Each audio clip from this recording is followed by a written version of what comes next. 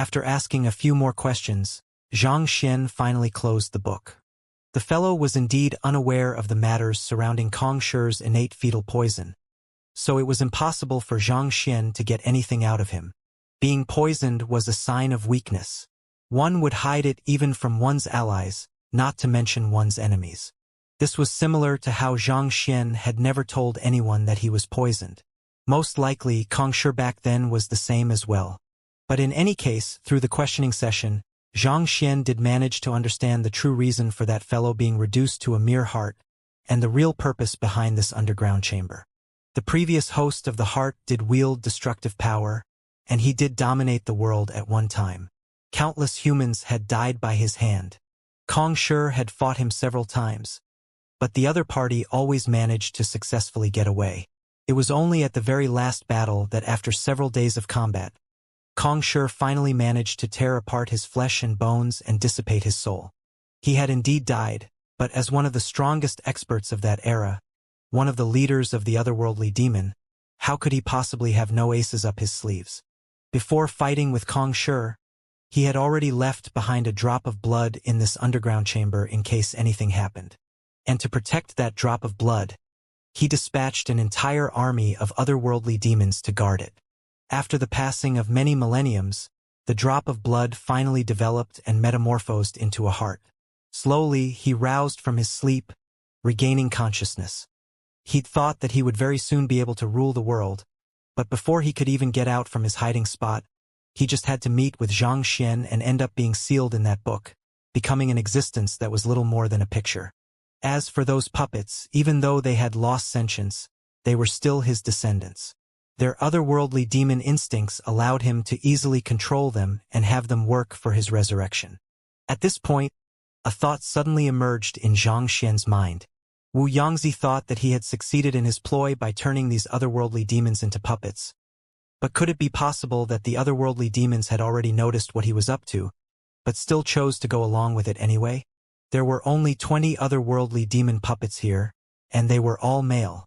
Clearly, it was impossible for them to reproduce anymore. Could they have intentionally allowed Yangzi to turn them into puppets so that they could guard Vicious? If so, they would be able to retain their cultivation while further tempering their defenses. More importantly, they would be able to continue carrying out Vicious' order and protect him. Perhaps they might even be revived once Vicious regained his strength. After all, as a race who had once dominated the entire master-teacher continent, how could none of them have noticed something at all? But, of course, this was just a theory on Xianxia's part, and it was impossible to verify his conjecture anymore. Yangzi died before the heart regained consciousness, and the otherworldly demons involved in the incident back then were either dead or turned into puppets. From his answers, Xianxia realized that even though Vicious had regained consciousness, his memory hadn't completely returned yet. Many of his memories were fragmented, making it impossible for him to go into detail regarding certain matters. This was especially so for cultivation techniques. After having sealed Vicious in the book, this was one of the first few thoughts that came to mind. However, it was a pity, but the other party only knew cultivation techniques that were exclusive to otherworldly demons. This made Xianxia extremely frustrated. He thought that he would be able to obtain quite a few cultivation techniques after capturing an ancient monster and level up swiftly. Who knew that the other party would turn out to be so useless? Xianxia had to punch the other party a few more times before he was able to quell his frustration. After asking all of the relevant questions, Xianxia noted that it would still take some time before the puppets would finish digging a passageway. Thus, he sat down on the floor and began to cultivate. Even though he had only cultivated the first incandescence of the quintuple incandescence golden body, the might of his physical body had increased from 2 million ding to 4 million ding. Adding in the 4 million ding from his Jinqi and 3,200,000 ding from his soul cultivation, his overall strength added up to 11,200,000 ding. That was comparable to a transcendent mortal 7-dan perfect harmonization realm pinnacle expert. Perfect harmonization realm primary stage 8 million ding, intermediate stage 9 million ding, advanced stage 10 million ding, and pinnacle 11 million ding. Despite being only at transcendent mortal 5-dan consonant spirit realm pinnacle, Xianxia actually wielded strength 2 realms beyond him. Even the most talented geniuses of the Master Teacher Academy were incapable of such a feat. As the remaining 4 incandescents were flawed and required some kind of artifact to cultivate, Xianxia could only put the thought of cultivating his physical body away from the moment. He continued to refine his Jinqi and accumulate more Jinqi in his dantian. It has been 5 days. Looking at the huge depression below her, Luo Qiqi shook her head with irrepressible gloom. 5 days had passed, and she had yet to sleep at all. She had been waiting here intently, hoping that Xianxia would produce another miracle and emerge from the ground. But it seemed like miracles wouldn't be miracles if they happened as and when one willed it. Even a transcendent mortal 8 Dan wouldn't be able to survive so long being buried underground. Yufei also looked a little dazed. When the other party was right by her side, she dearly wanted to charge forward to bite off the other party's flesh. And yet, at this moment, the very thought of the other party being dead felt like a sharp knife pressed against her heart. Even though the body of a transcendent mortal was far stronger than ordinary humans, buried several hundred meters underground, crushed by rocks and suffocated, 3 to 4 hours was likely the limit. To remain alive after several days was completely impossible. In other words, Xianxia was really dead this time. There was no doubt about it. Gritting her teeth, Yufei stood up slowly and said quietly, "I'll go to the Beast Hall to borrow an aerial spirit beast and return to Hongyuan City as soon as possible. I'll report this matter to my father and have him send some men over. Even though Xing Yuan and the others might be able to mobilize the experts of the academy, I fear that they won't put their all in to finding Xianxia. It wasn't a solution for them to continue waiting here. The only course of action they could take now was to find a Saint Realm expert to help them dig up the underground chamber. Regardless of whether Xianxia was dead or alive, they were determined to find him. The experts from the academy might come for the otherworldly demons and Wu Yangzi, but it would be nigh impossible to convince them to help look around for Xianxia. While Xianxia was a member of the academy in name, he hadn't passed the entrance examination nor reported to the academy yet. Thus, there was no reason for a busy Saint Realm expert to waste his time finding a nobody. Not to mention, the other party was very likely dead already. All right, Luo Qiqi nodded slowly. After waiting for 5 days, she also understood that it was unlikely for Xianxia to emerge alive anymore. As his student, the least she could do was unearth his body and bury him properly so that he could rest in peace. Yufei did a rough calculation before saying, "The Huanyu Empire Beast Hall is located not too far away from here. As long as we sprint with all our might, we should be able to reach it in around half a day." Half a day? There's no need for it. We are standing at a point where those traveling between the Beast Hall and Huanyu Capital have to pass through. We can try to hitch a ride here, Luo Qiqi said as she glanced at the sky. Even though they weren't too far away from the Beast Hall, they had to traverse across treacherous terrain, and it was highly likely they would meet spirit beasts lurking in the area as well.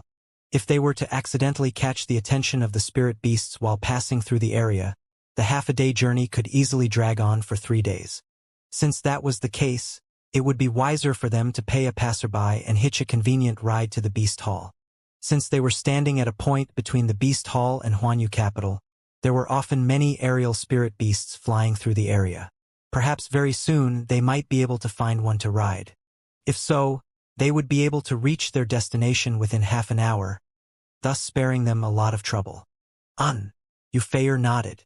Very coincidentally, the sound of something whizzing through the sky and the flapping of wings suddenly echoed in the sky. Raising her gaze, she saw a massive greenleaf-winged dragon beast flying toward them. Greenleaf-winged dragon beast? This is a consonant spirit realm spirit beast that possesses the dragon bloodline. It is one of the better spirit beasts even when comparing the entire Beast Hall. Let's take this then. After taking a closer look at the appearance of the spirit beast, Luo Qiqi immediately gathered her Jinqi in a dantian before shouting, "I am Master Teacher Luo Qiqi. My friend and I wish to hitch a ride on your spirit beast." The identity of a master teacher was prestigious, and it was more likely that the other party would be willing to help after she reported it. As expected, after hearing her words, the greenleaf-winged dragon beast circled the sky for a moment before descending to the ground, right before the duo. Instead of a usual lodging room on the back of the spirit beast, there was only a shabby rope. As soon as the green-leaf-winged dragon beast landed on the ground, a young man immediately leaped off its back. The young man looked to be in his 30s, and he was dressed extravagantly. His eyes had a sharpness within them that felt a little uncomfortable to look at. Just like Luo Qiqi and Yufeier, he was a Cosmos Bridge Realm expert as well. Beast Hall's Qin Zhong pays respect to Luo Shi, not expecting that the ones who wished to hitch a ride would be such beautiful ladies. Qin Zhong's eyes immediately lit up in agitation. Despite his identity, he had never met ladies as beautiful as this. The both of us wish to hitch a ride on your spirit beast to visit the Beast Hall. May I know if you're willing to do us this favor? Luo Qiqi asked. It's my pleasure to take the both of you with me, Qin Zhong said excitedly. Just that. There is no lodging room on my spirit beast, so this ride might be a little uncomfortable for you too. That isn't a problem. Luo Qiqi shook her head. Their current aim was to return to Hongyuan Empire as soon as possible so as to rally help to find Xianxia.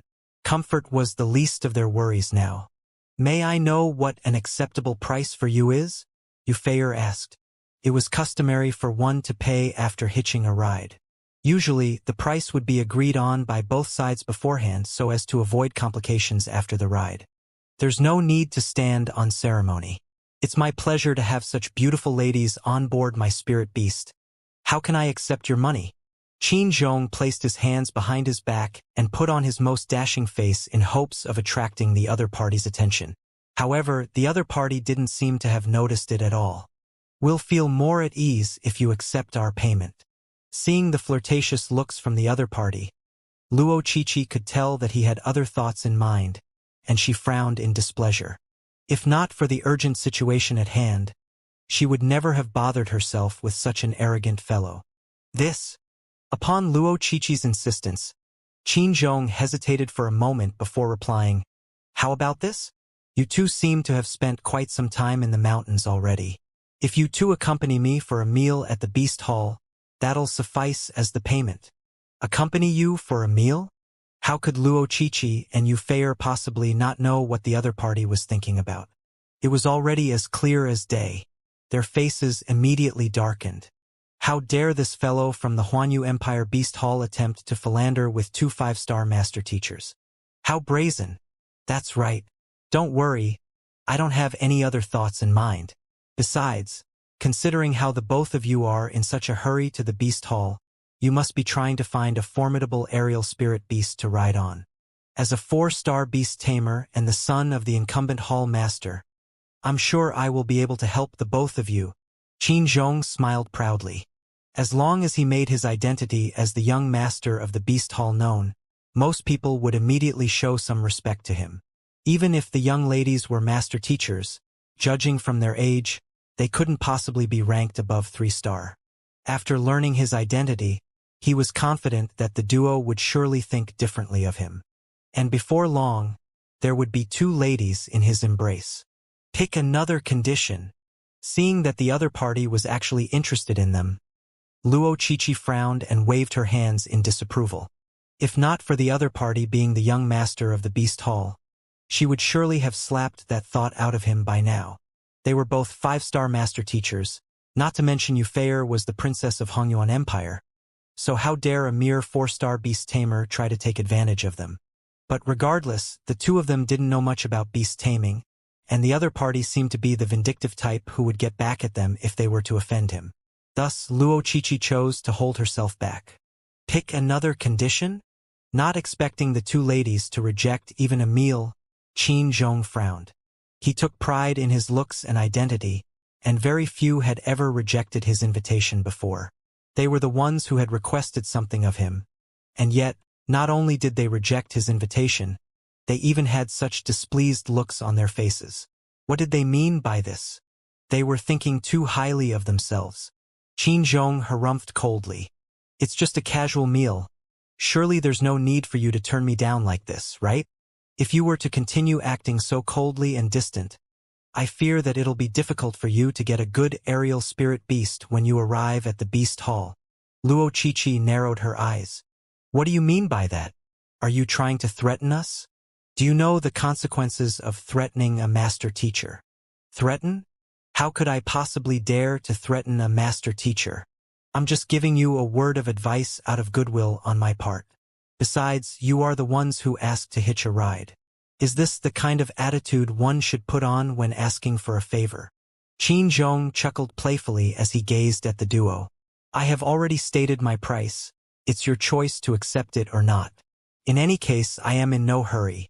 As long as I am here, I doubt anyone in the entire Beast Hall will be willing to offer you a ride.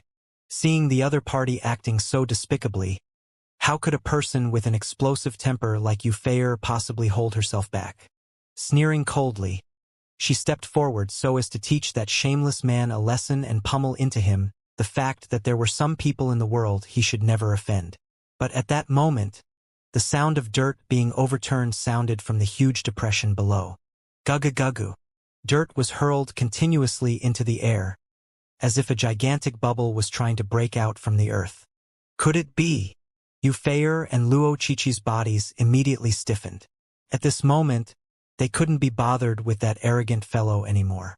Their eyes stared intently at the depression, willing for the person they were hoping for to appear.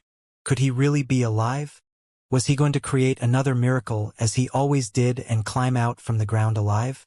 The duo's eyes turned crimson at that thought. They had spent 5 entire days here, and in this duration, the spark of hope they once held onto slowly withered into despair. And right when they were about to let go of the final sliver of hope, such an incident occurred. Gulong. Just as their hearts were hanging with anxiety, the dirt on the surface of the ground finally broke open, and a massive head emerged. Puppet! The bodies of the two ladies became tense, and their faces immediately flushed ghastly pale. They'd thought that it would be Xianxia, but who knew that it would be this puppet instead? Who? The puppet climbed out from the hole and stood up. Then, it scanned the surroundings warily, as though waiting for someone. Seeing that there wasn't the slightest injury on this puppet, Luo Qiqi and Euphraia felt as if a knife had torn through their hearts. Xianxia had sacrificed his own life so that the puppets would remain buried for all eternity to come, but it seemed like his sacrifice had ended in futility. On the other hand, Qin Zhong, who was waiting for the two beauties before him to submit, saw that the duo had ignored him and turned their attention to the depression instead. Frowning, he turned his gaze over as well, and his eyebrows shot up. What the heck was that fellow? Why would he suddenly appear from the ground? Even though Qin Zhong was a 4-star beast tamer, the matter regarding the otherworldly demonic tribe was one of the greatest secrets of the continent, so he didn't know too much about them. Not to mention, the otherworldly demon puppets did resemble humans in some respects, albeit being slightly larger. A normal otherworldly demon was only 2 meters tall. The only reason the otherworldly demon which Xianxia met in Myriad Kingdom City reached 3 meters and was less humanly was because it was a hybrid between the otherworldly demonic tribe and a spirit beast. Even though it was rare to meet someone 2 meters tall, it wasn't something to make a fuss over. Isn't he just a little taller than average? He looks rather weak. Do these two ladies prefer this type of man? Seeing how the two beautiful ladies before him had ignored him and were getting excited before that tall man, Qin Zhong's face reddened, and a glint flashed across his eyes. That fellow is just a little taller than average. Let me show you that height is nothing at all. With such thoughts in mind, Qin Zhong stepped forward, and with a proud gaze, he said, I am Qin Zhong, a 4-star beast tamer from the Beast Hall. My friend over there, may I know how to address you? Is it convenient for you to come up to have a chat? Just as Luo Qiqi and Euphraia were overwhelmed by grief and shock, they suddenly heard those words and froze. Was there something wrong with this fellow's head? Chat with an otherworldly demon? How could Qin Zhong be sure that he knew how to speak human language? Seeing the dumbfounded expression on the duo, Qin Zhong thought that he was on the right track, and his eyes lit up. Turning his gaze back to the tall fellow below, he realized that the latter wasn't even looking at him. Furious, he howled, What? Are you looking down on me? Fine. I'm interested to see what you are capable of anyway. After saying this, The green-leaf-winged dragon beast roared and flew into the sky. Qin Zhong leaped onto the back of his tamed beast, and the duo swooped downward to the tall fellow below. You chose that tall fellow over me? Fine. I'll beat him up right now and let you know how bad your eyes are. Halfway through the arc, Qin Zhong leaped off from the spirit beast. His robe fluttered along with the tug of the wind as he charged toward that tall fellow. He had used his strongest movement technique in this leap.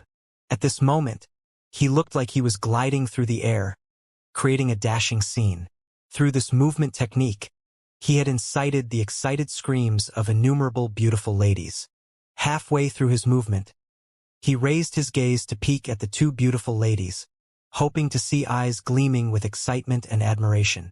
But who knew that those two ladies would actually shake their heads in pity and close their eyes? Closing your eyes? Is my performance insufficient to awe you? Just as Qin Zhong was perplexed by the bizarre situation, he had already arrived before the puppet. Before he could do anything, he suddenly saw a huge fist rapidly expanding before his eyes. Pong! A powerful force struck his body, and he suddenly felt a stifling sensation in his chest. Blood spurted profusely from his mouth, and his figure rapidly retreated through the air. Strength that exceeds transcendent mortal 8 Dan. Qin Zhong's vision turned dark, and he nearly went insane.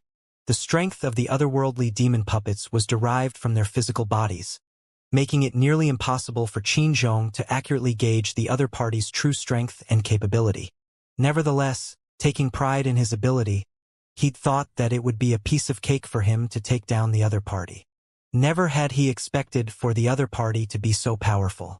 It felt like he was standing against the raging storms of a boundless ocean. Even his father, the Hall Master of the Beast Hall, a transcendent mortal 8 Dan pinnacle expert, didn't wield such prowess. But if that was the case, wouldn't that mean that the other party's strength had already exceeded transcendent mortal 8 Dan? How could that be? He had met all of the transcendent mortal 8 Dan experts of Huanyu Empire, but he didn't recall one of them being of such tall stature. Only after spurting several large mouthfuls of blood did he finally feel the stifling sensation in his chest alleviate slightly.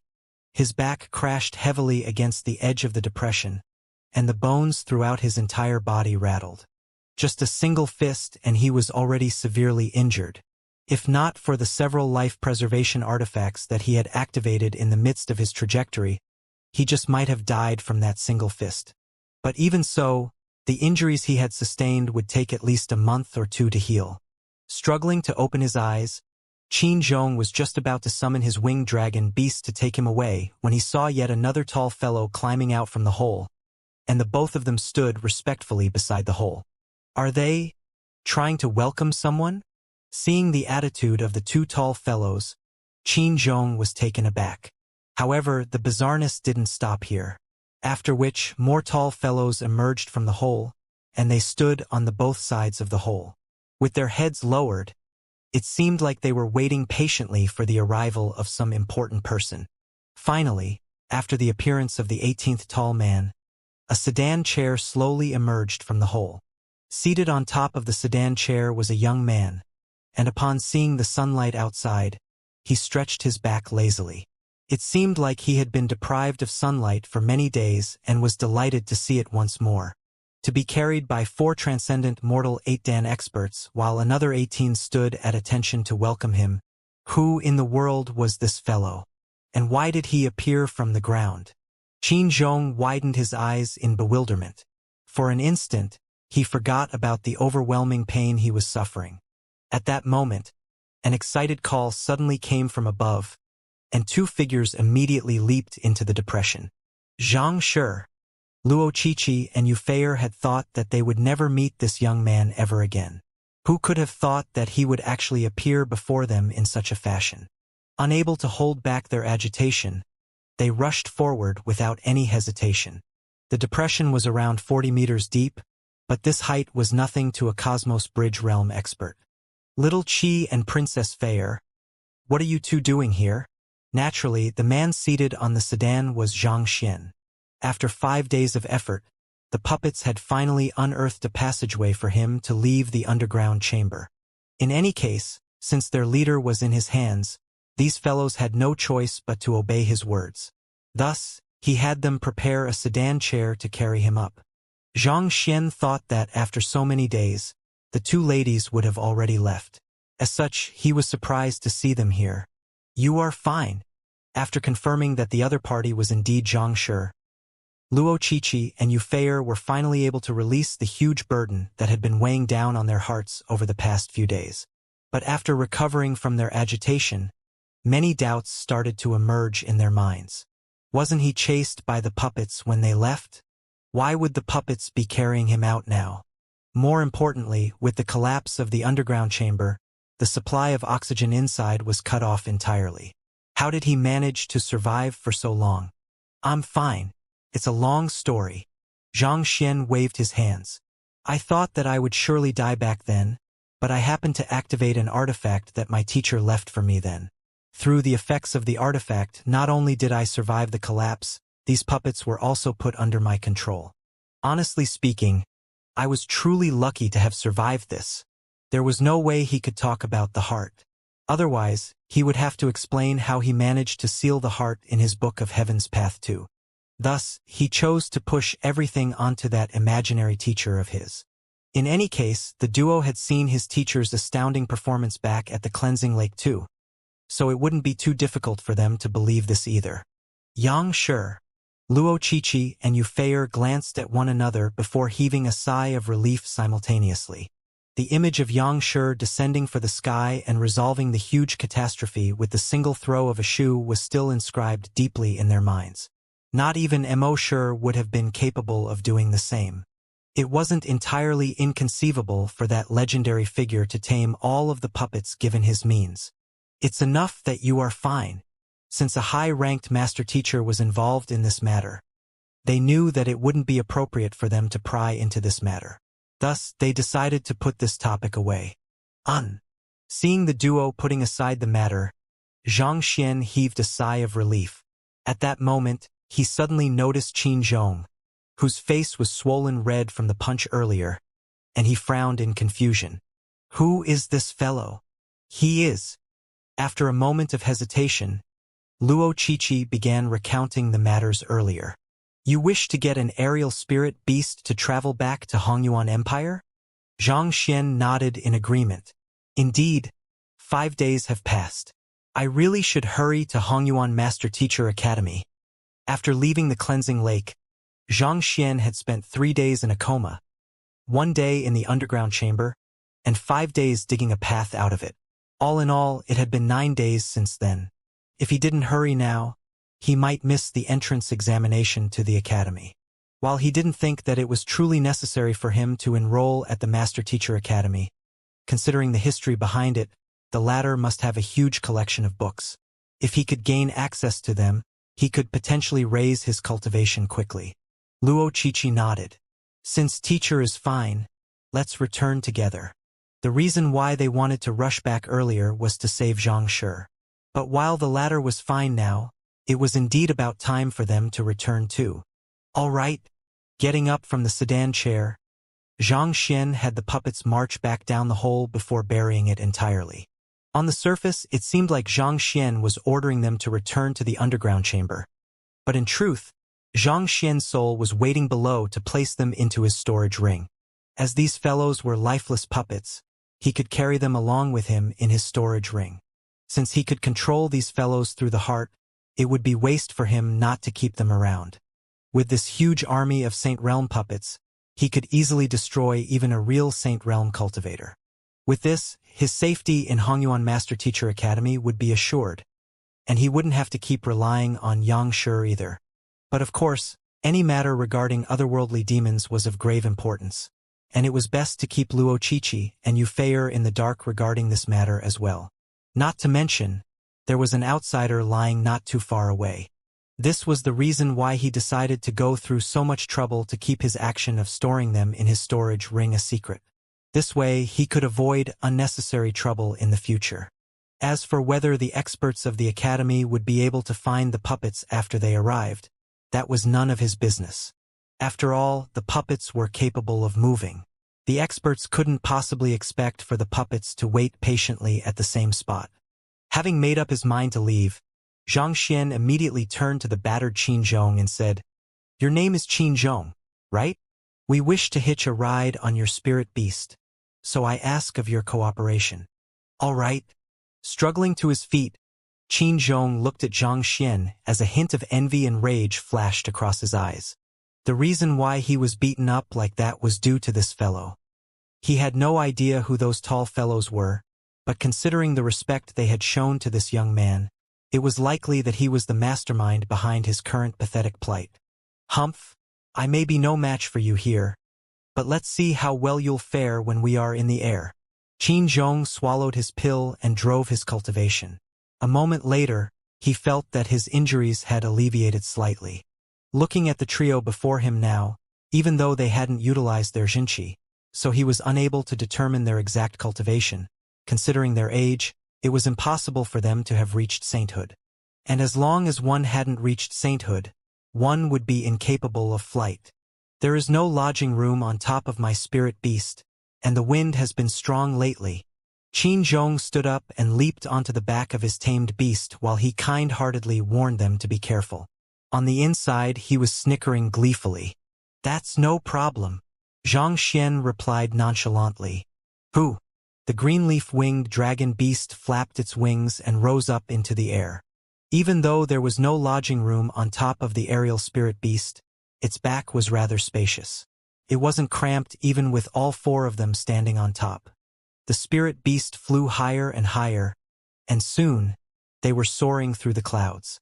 Due to the incredible speed of their flight, a cold gale pressed tightly against their skin.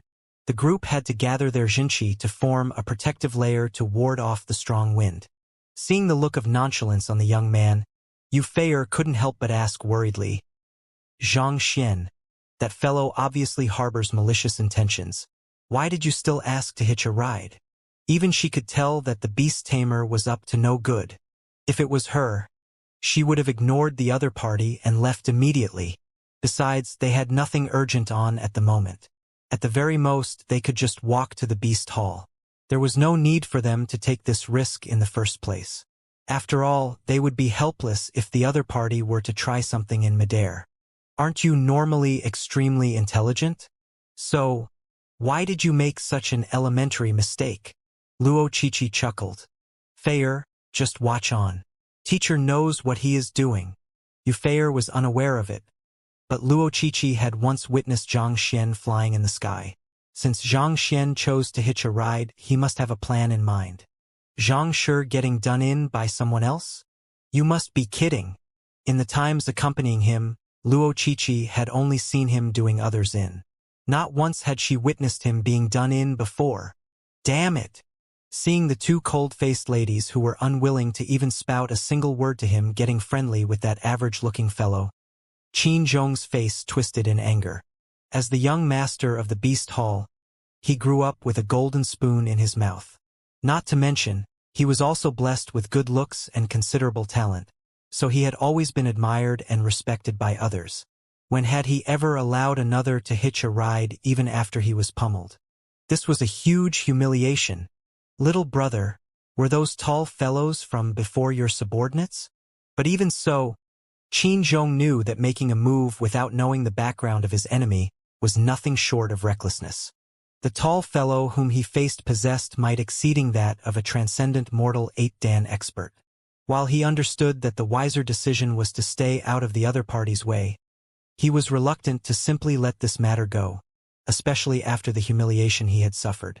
Thus, he decided to first attempt to understand the other party's background before deciding on what he should do. "No, he's just a friend who was sending me out," Xianxia replied nonchalantly. "A friend?" Qin Zhong frowned.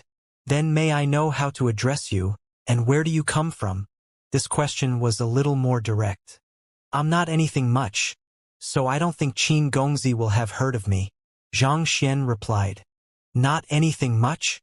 Qin Zhong sneered coldly. That was true as well. He had met nearly all of the renowned young geniuses of Huanyu Empire, but he had never met the young man before him. Thus, it was unlikely for him to be a formidable figure. Nevertheless, he should still tread carefully.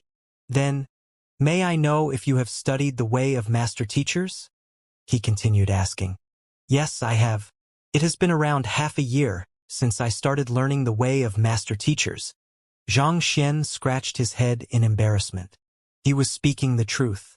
Less than a half a year had passed since he first took the master teacher examination in Tianwu Kingdom. Half a year? Considering how vast and profound the way of master teachers is, it is indeed difficult for you to learn anything substantial in half a year. Even so, you need not feel bad about yourself. Considering how the two beautiful ladies were master teachers, he thought that this young man would be a master teacher as well. However, after hearing that the latter had only been in the occupation for half a year, he couldn't help but sneer in derision inside. Every single occupation of the 9 paths had a whole heritage of knowledge that one had to devote one's entire life to studying before they could master it. This was especially so for master teachers, as the #1 occupation in the world. Half a year. Even at best, he could only be an apprentice now. Since the other party wasn't a master teacher, there would be no need for Qin Zhong to hold himself back then. Judging from how valiant little brother looks, could the reason you studied the way of master teachers so late is because you went to study other occupations? What about pill forging? Are you well versed in it? Qin Zhong continued asking. I have studied it for a few days, Xianxia replied. A few days? That's such a pity. Learning pill forging can to temper one's mind, allowing one to focus their concentration and cultivate better. You lost an opportunity to cultivate a good habit. Qin Zhong sighed before continuing. What about beast taming? I have dabbled in it a bit, Xianxia answered. Beast taming can allow one to come into contact with nature. Dabbling in it a bit won't be sufficient for you to learn anything significant. You lost an opportunity to become closer to nature. Qin Zhong shook his head. What about medicine, smithing, and formation? Soon, Qin Zhong went through all of the upper 9 paths. But it seemed like the other party wasn't well versed in any of them. Eventually, after confirming that the other party hadn't achieved anything substantial in any occupation, his confidence immediately burst through the roof. Most formidable experts would choose to take on several occupations and persevere in them. Yet, this fellow only learned each of them for a few days. Considering his lack of patience, it was certain that he wouldn't be able to achieve anything great. Since that was the case, what did he have to worry about? Chuckling lightly, Qin Zhong instructed, Ha ha ha, everyone make sure you have a stable footing. I'm going to speed up now. Following which, the green-leaf-winged dragon beast flapped its powerful wings and surged across the sky. Voila! The abrupt increase in speed along with the intense movements of the spirit beast caused Yufei and Luo Qiqi immediately lose their balance, and they nearly fell from the back of the spirit beast. To a beast tamer, dealing with the passengers riding on his aerial spirit beast was a walk in the park. Realizing what the other party was up to, Yufei's face turned scarlet, and she nearly exploded in rage. Just as she was about to bellow angrily, she suddenly felt a surge of Jinqi behind her that stabilized her footing. Turning around, she saw Xianxia's outstretched hand supporting her back. It seemed like the sudden vigorous movements of the winged dragon beast didn't have much of an effect on this young man. Qin Zhong thought that he could make that wastrel beg for forgiveness through shaking up the ride. But the other party maintained a nonchalant expression, seemingly not afraid at all. Qin Zhong's face immediately darkened once more. If he couldn't even make the other party scared, how could he exact his vengeance? Just as he was about to order the winged dragon beast to perform 2 360-degree turns, he suddenly heard the young man asking calmly, Brother Qin, there is a question I have been wanting to ask you all along. Do you know how to fly? Fly! Not expecting the other party to ask such a question, Qin Zhong was taken aback. Flight is an ability that only saints are capable of. How can I possibly be able to fly? Following which, the apologetic voice of the young man was heard once more. I see. I have neglected to tell you this, but I am able to fly. You are. Qin Zhong had no idea where the other party was going with this. However, at this very moment, a thunder-like boom sounded. Moo! Hoo! As soon as the sound reverberated in the air, Qin Zhong immediately felt the winged dragon beast beneath him stiffening, and it began to fall to the ground. Oh! Scared out of his wits, Qin Zhong screamed in fear. The aerial spirit beast beneath him was suddenly paralyzed, and he was incapable of flight. If he were to descend from an altitude of 1,000 meters, he would be immediately brought to death's door. Amidst his screams, he suddenly heard the young man's calm voice speaking by his ear. I don't know what kind of opportunities one have lost, but I do know that being incapable of flight has cost you your opportunity to live. Lifting his gaze, he saw the young man looking at him impassively. The other party was floating in the air with the two ladies from before standing quietly by his side, supported by his Xianxia. Flight? Never could he have expected for the young man who had only studied a few days in every single occupation to actually be capable of flight. What the heck was this? If he knew that the other party was capable of flight, he wouldn't have gone through all of that. Qin Zhong cried, "You can fly?" Seeing as the man and the beast fell through the sky, creating large mushroom-shaped clouds upon impact, Yufei turned to look at the young man beside her with widened eyes as if she had seen a ghost. Wasn't flight an ability exclusive to saints? As a consonant spirit realm cultivator, how was he doing this? Recalling Luo Qiqi's fearless demeanor previously, Yufei suddenly realized something and asked, "Qiqi, you knew of this in advance?" Back in the underground chamber, Zhang Laoshe used this technique to save me once, Luo Qiqi said.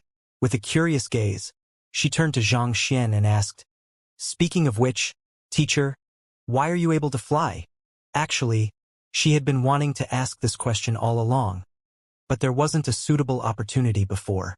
If it were to be known that someone beneath sainthood was capable of flight, it would surely leave the blood of many running wild in agitation. But at the same time, it could possibly spell trouble for Zhang Xian. It is an artifact that my teacher gave me. Actually, rather than flight, calling it a temporary tool for gliding would be more exact. Furthermore, it has its flaws as well. For one, it has a high Xianxia consumption, so I can't sustain it for too long. Since there was no way Zhang Xian could explain this well either, he decided to dump everything on to Yang Xian, as per usual. Artifact? Yang Shi is indeed amazing. Hearing that it was another one of Yang Shi's doing, the duo's eyes immediately lit up in excitement. Considering how many valuable artifacts Yang Shi had given Zhang Xian, it seemed like he truly valued the latter a lot. Seeing that he had managed to get the duo off his hook after bringing his teacher into the picture, Zhang Xian smiled in relief. This artifact is rather rare, so I ask you two not to tell others about it so as to avoid unnecessary trouble. Luo Qiqi and Yufei nodded in response. Don't worry. It was an unspoken rule for one to not speak of the affairs of a high-ranked master teacher unless a compelling situation warranted it. Besides, they also didn't wish to bring trouble to Zhang Shi either. As the trio spoke, they gradually landed on the ground. Zhang Xian exhaled a large mouthful of turbid air. With his current cultivation, he could easily maintain flight for over an hour. However, holding on to two people with his Xianxia in the midst of his flight was still rather tough on him. It was fortunate that he only had to bring them down and not proceed forward, or else he might just end up plummeting to the ground just like Qin Zhong. Is that fellow dead? Luo Qiqi asked. Not too far away from the trio, there was a huge pit with a man and a spirit beast lying inside. The beast was still able to retain its consciousness, but the man, as he was already inflicted with grievous wounds even before the fall, was unable to endure the impact and fainted immediately. No matter what, Qin Zhong is a Cosmos Bridge realm expert. It's just a distance of 1,000 meters. He won't die that easily. Zhang Xian shook his head. Back then, Feng Shi and his team also fell from an altitude of 1,000 meters, but they still survived the fall. Even if this fellow was severely injured by one of the puppets earlier on, considering the defensive artifacts he had in his possession as the young master of the Beast Hall, it was impossible for him to die from this. At worst, he would only be bedbound for a few months. After explaining the matter to the others, Zhang Xian turned to the greenleaf-winged dragon beast and commanded, "What are you waiting for? Hurry up and bring us to the Beast Hall." Even though this huge fellow was wounded as well, it was still conscious. Upon meeting Xianxia's gaze, it began to tremble in fear. Roar! Hearing those words, it immediately struggled to its feet and stepped forward. Possessing the dragon bloodline, it possessed an innate fear toward those capable of uttering the dragon language. Naturally, it could only obey Xianxia's commands obediently. Hoo! The trio leaped onto the back of the aerial spirit beast, and leaving the unconscious Qin Zhong behind, they advanced toward the beast hall. This lesson should serve well to teach that arrogant Qin Zhong to remain humble for the rest of his life. After flying for some time, the group finally arrived at the beast hall. The Huanyu Beast Hall was larger and more majestic than the beast halls Xianxia had seen in the past. Countless spirit beasts filled both the sky and the land, creating an extremely boisterous atmosphere that could be felt even from a distance away. Several hundred meters away from Beast Hall, Zhang Xian and Luo Qiqi alighted from the back of the spirit beast. This fellow was the tamed beast of the young master of the Beast Hall. If they were to arrive there on it, it could potentially cause a lot of trouble, and it would be troublesome to explain the matter. As for why they chose to ride the Greenleaf Winged Dragon beast to the Beast Hall instead of Hongyuan Master Teacher Academy directly, the answer was simple. Hongyuan Empire was more than 1,000,000 kilometers away from Huanyu Empire, and while the Greenleaf Winged Dragon beast was at the Consonant Spirit Realm, it would take at least 1.5 months for it to cover that distance. It was less than a month until the start of the school term, so Zhang Xian would be late for the entrance examination if he were to ride on its back. On the other hand, there should be higher-ranked spirit beasts in the Huanyu Empire Beast Hall for them to ride on. Thus, they decided to stop by here first. Upon stepping into the lounge of the Beast Hall, the trio was immediately stunned by the huge crowd. The territory of Huanyu Empire stretched across the horizon, and there were countless who visited the Beast Hall every day to travel around on the spirit beasts. There were around a dozen queues, and every queue had several hundred people lining up. Judging from the sight, some of them might have even been lining up since a month or two ago. The number of aerial spirit beasts, savage beasts, and beast tamers in the Beast Hall is limited. As such, it is normal to have to queue for days before getting a ride. Looking at the huge queue before her, Luo Qiqi smiled bitterly. Due to the limited number of beast tamers, aerial spirit beasts, and savage beasts, it was impossible to fulfill everyone's demands. As such, the Beast Hall would allocate queue numbers each day, and those whose numbers weren't called would have to wait till the second day, the third day, or even beyond that. In the Hongyuan Beast Hall, there are even a few who fail to get a ride after queuing for 2 months straight. Even though there are fewer people here, I fear that it will still take around 10 days or so before we can get a ride. Yufeier nodded. The number of experts and esteemed personnel far exceeded the number of spirit beasts and beast tamers available in the beast halls. Traveling had always been and was likely to remain a huge problem on the Master-Teacher continent. If only Yi Qian were here. He is well acquainted with the people here, so he may have been able to allow us to bypass the queue, Luo Qiqi said bitterly. If he were here, there would be no need for us to come all the way here. The royal family should have some spirit beasts as well, so we could have just asked him to bring some over, replied Yufeier. While most of the aerial spirit beasts were centered in the Beast Hall, the royal family of most empires and kingdoms would rear a few themselves. Back then, the flying ship that Hongshi and the others left on was powered by the aerial spirit beasts of the empire.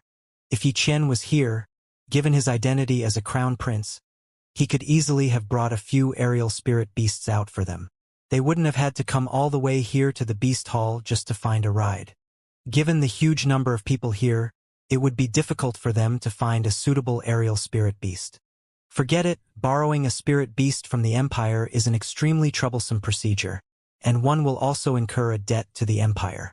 It will be much better to use the spirit beasts from the Beast Hall instead, Luo Qiqi said. Logically speaking, given Yufeier's identity, even if Yi Qian wasn't around, it wouldn't be too difficult for her to borrow a few spirit beasts from Yi Wentian. But her unique identity complicated the matter.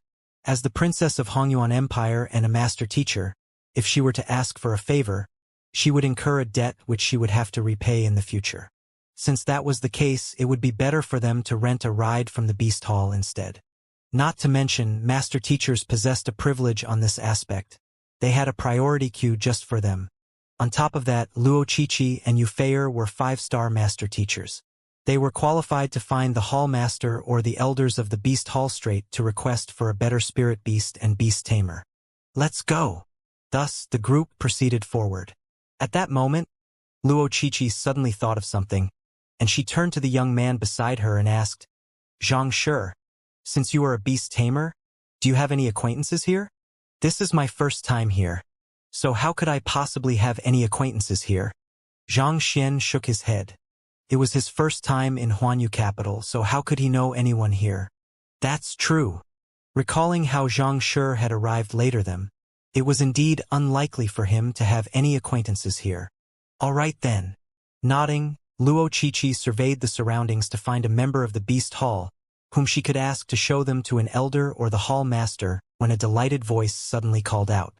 Zhang Shi, why are you here? Turning around, Zhang Xian saw an elder walking to him with an excited smile on his face. Hall Master Han? Upon seeing the elder, Zhang Xian was taken aback. The person was none other than the Hall Master whom he met at Coke's Ridge when he tamed the demon sink beast back then. Han Chong. Why was he here? Thanks to Zhang Shi's help, I managed to triumph over Luo Ming in the competition and gained the opportunity to study at Huanyu Empire. Han Chong smiled. He had once suffered a trauma which resulted in a sharp fall in his fighting prowess.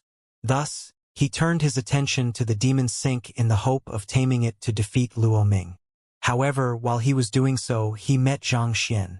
Not only did Zhang Xian save him when Demon Sink Beast went on a rampage, the latter even treated his trauma, allowing him to regain his former strength. Due to that, he gained the opportunity to enter a higher-ranked beast hall to further his knowledge of beast taming. Could be said that Zhang Xian was his benefactor. If not for Zhang Shi, he would already be dead by now.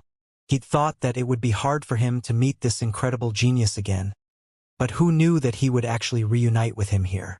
Hearing the explanation, Zhang Xian immediately understood what was going on. It is through your own capability that you obtained this opportunity. I only did what I should. He recalled how much Han Chong valued this opportunity. For it, he spent 3 entire years trying to tame Demon Sink Beast. Zhang Shi is too polite.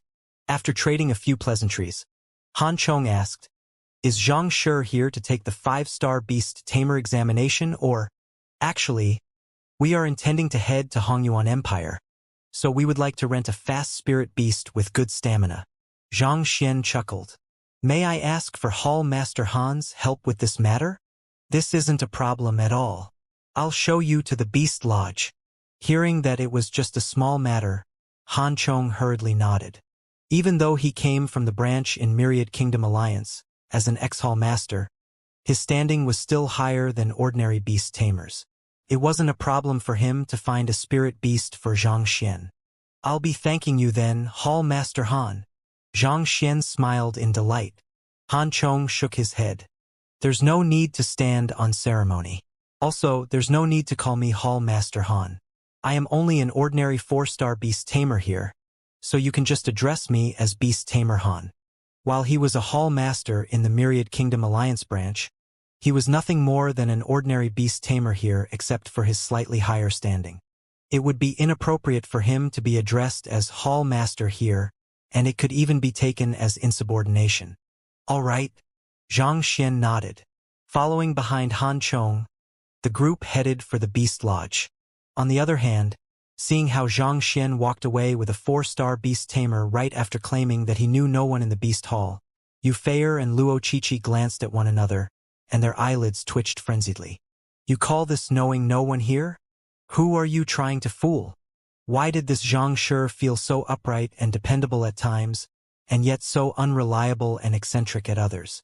The Huanyu Empire Beast Hall's Beast Lodge was established in the midst of the mountain forest. Countless spirit beasts lived leisurely in the area. Even though many of them were natural enemies of one another, they were still able to live harmoniously with one another after being tamed. While walking to their destination, Han Chong asked, Hongyuan Empire is more than 1,000,000 kilometers away from here. How much time do you have for your journey?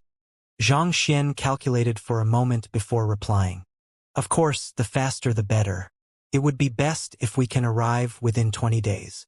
It had been 9 days since Hongshi and the others had departed. If they wanted to catch up, they would have to shorten the month's journey to about 20 days. 20 days. Han Chong suddenly stopped and frowned. If you wish to arrive at Hongyuan Empire within 20 days, you will require a transcendent mortal 7-dan spirit beast at the very least.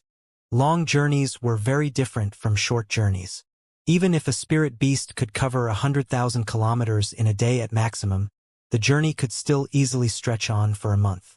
After all, it would be impossible for the spirit beast to maintain its full speed throughout the entire journey, and it would also need to rest and recuperate as well. Also, Cultivation realm didn't necessarily translate to speed either.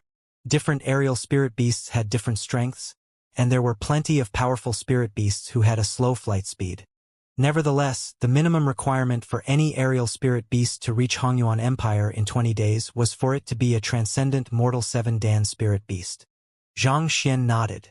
He was a beast tamer as well, and he had a deep understanding of spirit beasts. He could also roughly gauge the traveling times of different aerial spirit beasts. Only 5-star pinnacle beast tamers are able to tame such a spirit beast. All right, I'll bring you to the Elder Hall to take a look then. Han Chong frowned. If it was just a transcendent mortal 5-dan spirit beast, Han Chong would surely be able to rent it for Xianxia easily. However, as transcendent mortal 7-dan spirit beasts were extremely hard to tame, even for a 5-star beast tamer, their quantity was severely limited. As such, this matter would necessitate the approval of the Elder Hall. The Elder Hall? Will this be too troublesome? Xianxia asked. It's fine. My teacher happens to be a 5-star pinnacle beast tamer. If he learns that you are a 4-star beast tamer and a grandmaster physician at such a young age, he will surely be delighted to help you. Han Chong smiled. While they were speaking, they circled around the mountain forest and arrived at a log house. The entire residence was extremely simplistic in design, constructed using only wood and mud. It contrasted starkly to the extravagant infrastructures around the beast hall. Pushing open the door of the log house, they saw cages of all sizes placed all around the vast living room. Savage's beast and spirit beasts were housed in those cages, and they varied in terms of size and species. Making a quick estimation, there were around 80 cages in here. These are... Upon seeing all of these cages, Xianxia was bewildered. This should be the living quarters of the teacher whom Han Chong spoke of. However, most of the beasts in the cages possessed low cultivation, and there were even a few beneath Xianxia realm. A 5-star pinnacle beast tamer, a transcendent mortal 8-dan expert, could easily flick a savage beast of that tier to death, so there should be no reason for him to rear them. Oh, my teacher is... Realizing the doubts Xianxia was harboring, Han Chong was just about to explain when Jia, a spirited old man, suddenly walked into the room. The old man's hair and beard were both white, and he carried a book in his hands. Seemingly oblivious to the crowd in his log house, he continued walking forward while muttering something under his breath. His face slowly lit up with excitement along with his mutterings, as if he had deciphered a mystery. Teacher. Han Chong stepped forward and addressed him. Don't interrupt me. We'll talk after I'm done. Not even sparing a glance to Han Chong, the old man waved his hands and walked up to a cage. Inside the cage were 8 Jizuan realm scarlet-coated hamsters. These hamsters were small in size, but their ability to burrow was astonishing. There were even some who specially groomed them to have them dig out some space underground to construct an underground chamber. But of course, considering how the old man had them locked in a cage, that probably wasn't his motive. Seeing his teacher pay little regard to him, Han Chong turned to the trio in embarrassment. Teacher has always been like this. As long as he is in the midst of his research, he will ignore everything in his surroundings. No worries. Xianxia smiled.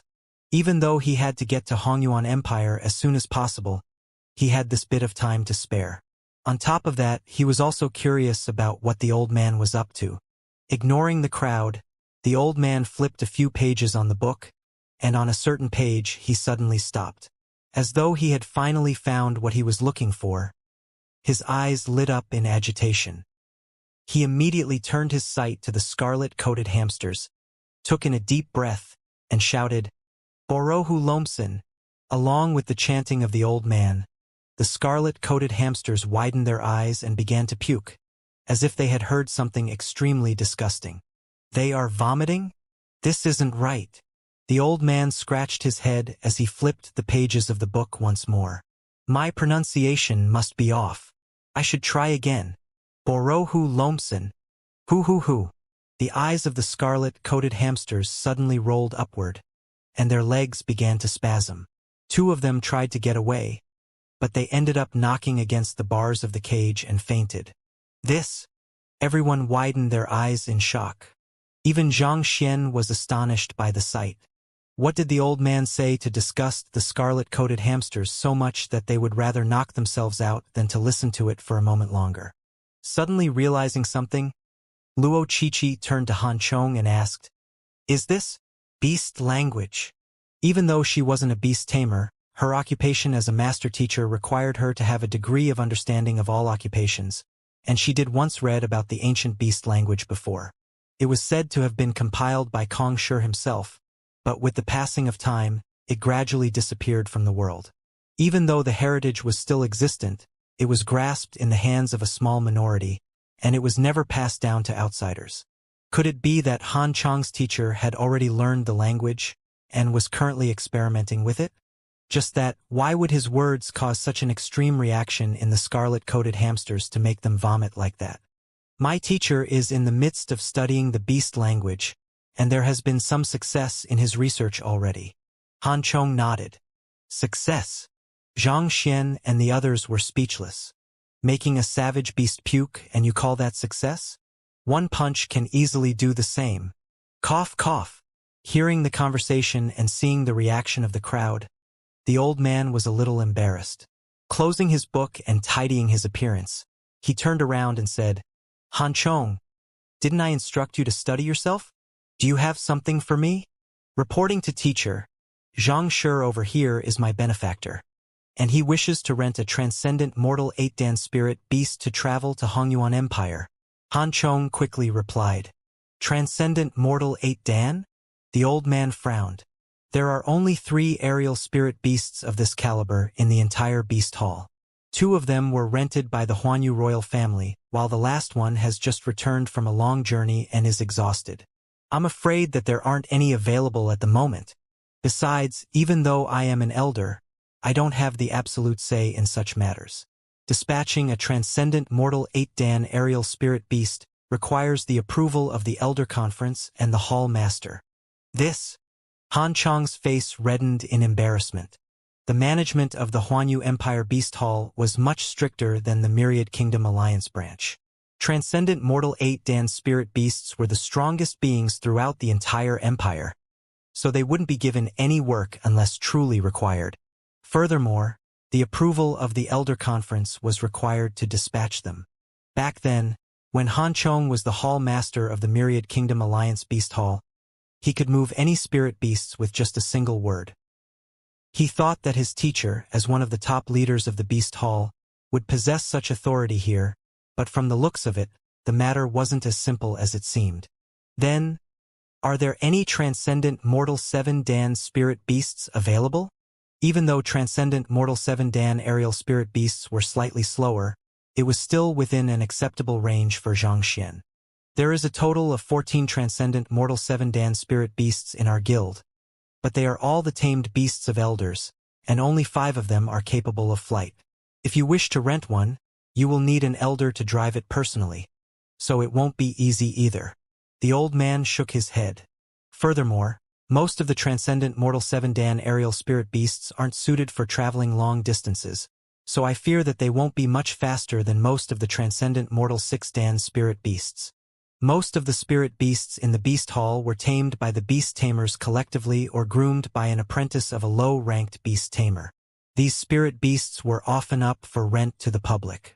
On the other hand, there were also private spirit beasts, which were the tamed beasts that accompanied their tamer's side. Most of them were more suited than battle, so while they could cover short distances swiftly, it was difficult for them to persevere for long distances. On top of that, most of the transcendent mortal 7-dan spirit beasts in the Beast Hall were landbound, and those capable of flight could only do it in short spurts. There were simply too few aerial spirit beasts who were capable of covering long distances such as that between Huanyu Empire and Hongyuan Empire. Is there no other solution? Han Chong asked anxiously. Xianxia had helped him a lot, and it wasn't easy for him to obtain a chance to repay the debt. He felt embarrassed that he had boasted earlier that it wouldn't be a problem only to let the other party down a few moments later. There is no other way around it. The old man shook his head firmly. At that moment, he suddenly recalled something and said, "Unless you manage to convince that spirit beast to help. If you can do it, you can probably reach Hongyuan Empire in less than 10 days. That spirit beast?" Han Chong seemed to understand which spirit beast the old man was referring to, and he shook his head with a bitter smile. But at this moment, he suddenly recalled the various miraculous feats the young man had achieved with the demon sink beast, and his eyes suddenly lit up. "That's right, teacher. Even though we might have been unable to persuade it, perhaps Xianxia might be able to succeed." Seeing his student getting so agitated, the old man frowned. He glanced at Zhang Xian doubtfully and asked, "Him?" He didn't mean to look down on Zhang Xian, but the latter seemed to only be in his early 20s. At this age, even if he was talented, he could only be a 2-star beast tamer at best. With such limited capability, what could he possibly achieve? After all, not even the hall master had been able to deal with that fellow. Even though Xianxia is young, he is a true 4-star beast tamer. He was the one who tamed the demon sink beast, which I failed to do even after 3 years of effort. Han Chong quickly explained. Furthermore, it seems that Xianxia knows a bit of beast language as well, and it seems to be more effective than teachers. Beast language? You are well versed in the ancient beast language. The old man was taken aback, and the doubt in his eyes deepened. The heritage of the ancient beast language had disappeared many millenniums before, and those who managed to lay their hands on it were all the top beast tamers on the continent. However, all of them viewed what they knew as their greatest treasure and were unwilling to share it with the public. So how could such a young fellow possibly know the ancient beast language? "I studied it for a while." Zhang Xian nodded. "Studied it for a while? I have been researching it for more than 50 years, and I barely managed to scratch the surface. What is the use in studying it for a while?"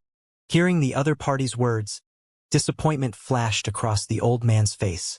Just as he was about to continue speaking, he suddenly saw the young man before him inhale deeply before opening his mouth. "Moo! Walla!" All of the spirit beasts and savage beasts in the room immediately crouched on the floor, trembling in fear. On the other hand, the old man also felt his entire body jolt upon hearing that sound. His vision went dark, and he fell onto the floor, convulsing ceaselessly. Even though Zhang Xian's dragon language was the most effective on those possessing the dragon bloodline, due to the low cultivation realm of the savage beasts and spirit beasts in the room, it was able to instill fear into them as well. Against the abrupt roar, it was already amazing that some of them were still able to retain their consciousness. Zhang Xian could understand why the spirit beasts and savage beasts would react like that to his roar, but, turning to the old man, he asked with a perplexed expression, "Elder, are you fine?" The reason why the spirit beasts and savage beasts lay down was due to their inborn instincts which instilled the fear of dragons into them. Why is a human like you behaving the same way as them? Not to mention, to be convulsing as if you have lost your soul, and that white foam flowing out from your mouth. Did my dragon language somehow disgust you? Teacher. Han Chong was also astonished. He hurriedly rushed forward to grab the other party's Renzhong acupoint and infused Jinqi into his body. Only then did the old man finally regain his consciousness. The language you just spoke, could it be the true voice of dragons? As soon as the old man came to, he hurriedly stood up and turned to look at Zhang Xian in agitation and disbelief. "I'm not too sure either," Those are just a few notes that I learned on a whim, Xianxia replied. In truth, he was not too sure what this language was, and all along, he'd thought that it was a part of the ancient beast language as well. Of the 3 notes he had learned back at the Shenyuan Kingdom Beast Hall, this one was the most useful. Thus, he always utilized this note whenever he needed to deal with spirit beasts. Somehow, it seemed to have a restraining effect on all those that possessed traces of the dragon bloodline. Learned on a whim? A human actually learned the true voice of dragons as well. The old man stared at Xianxia in disbelief. At that moment, he suddenly exclaimed, "Wait here for a moment," following which he ran out of the room. A moment later, he returned with an ancient book in his hands, and he flipped it open. "Take a look." Lowering his head, Xianxia realized that the note which he had just vocalized was written in the book as well. Grabbing the book, Xianxia casually flipped through a few pages and took a look at the cover as well. Noticing some similarities in the content of the ancient book he found in the Library of Heaven's Path back then, he couldn't help but ask, "This is called the True Voice of Dragons?" An ancient beast tamer compiled the knowledge known of the subject and wrote this book. According to it, the language you have just spoken is known as the True Voice of Dragons. True Voice of Dragons? Xianxia was taken aback. The old man nodded. Legend has it that due to the overwhelming strength of the dragon tribe, they were bound by the natural laws of heaven, preventing them from vocalizing most tones. As such, they were limited to utilizing only 8 tones to express their joy, anger, sorrow, reminiscence, and frustration. Nevertheless, you mustn't underestimate these 8 tones. Even with just 8 tones, the content of the dragon language is still far richer than human speech. Xianxia nodded. As a beast tamer, he had read innumerable records regarding beasts, and it was theorized that the heavens would take something away from beings that were too strong to maintain equity. Voice was one of them. Nevertheless, even with just 8 tones, the dragon tribe could easily express many different terms through a unique combination of tones. Under the long heritage of the dragons, their language had grown to be far richer than even the humans. The simplest things can sometimes prove to be the most powerful tools. There are simply too many combinations to the dragon language, so without interacting with a real dragon, it's impossible for anyone to fully understand the language.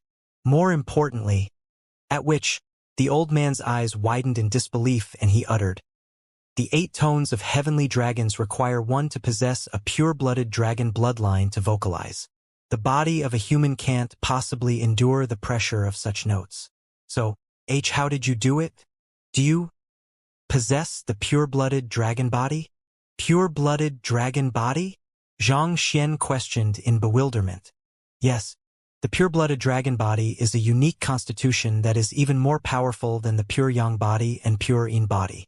Once the constitution is awakened, the dragon bloodline in one's body will become incomparably close to a pure-blooded dragon, and one's cultivation and fighting prowess will be boosted significantly, and the concept of cultivation bottlenecks will become non-existent.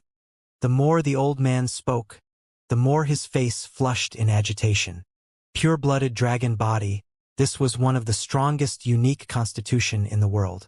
Given that the man before him was able to vocalize the dragon language that all humans should be incapable of, could he really possess such a constitution?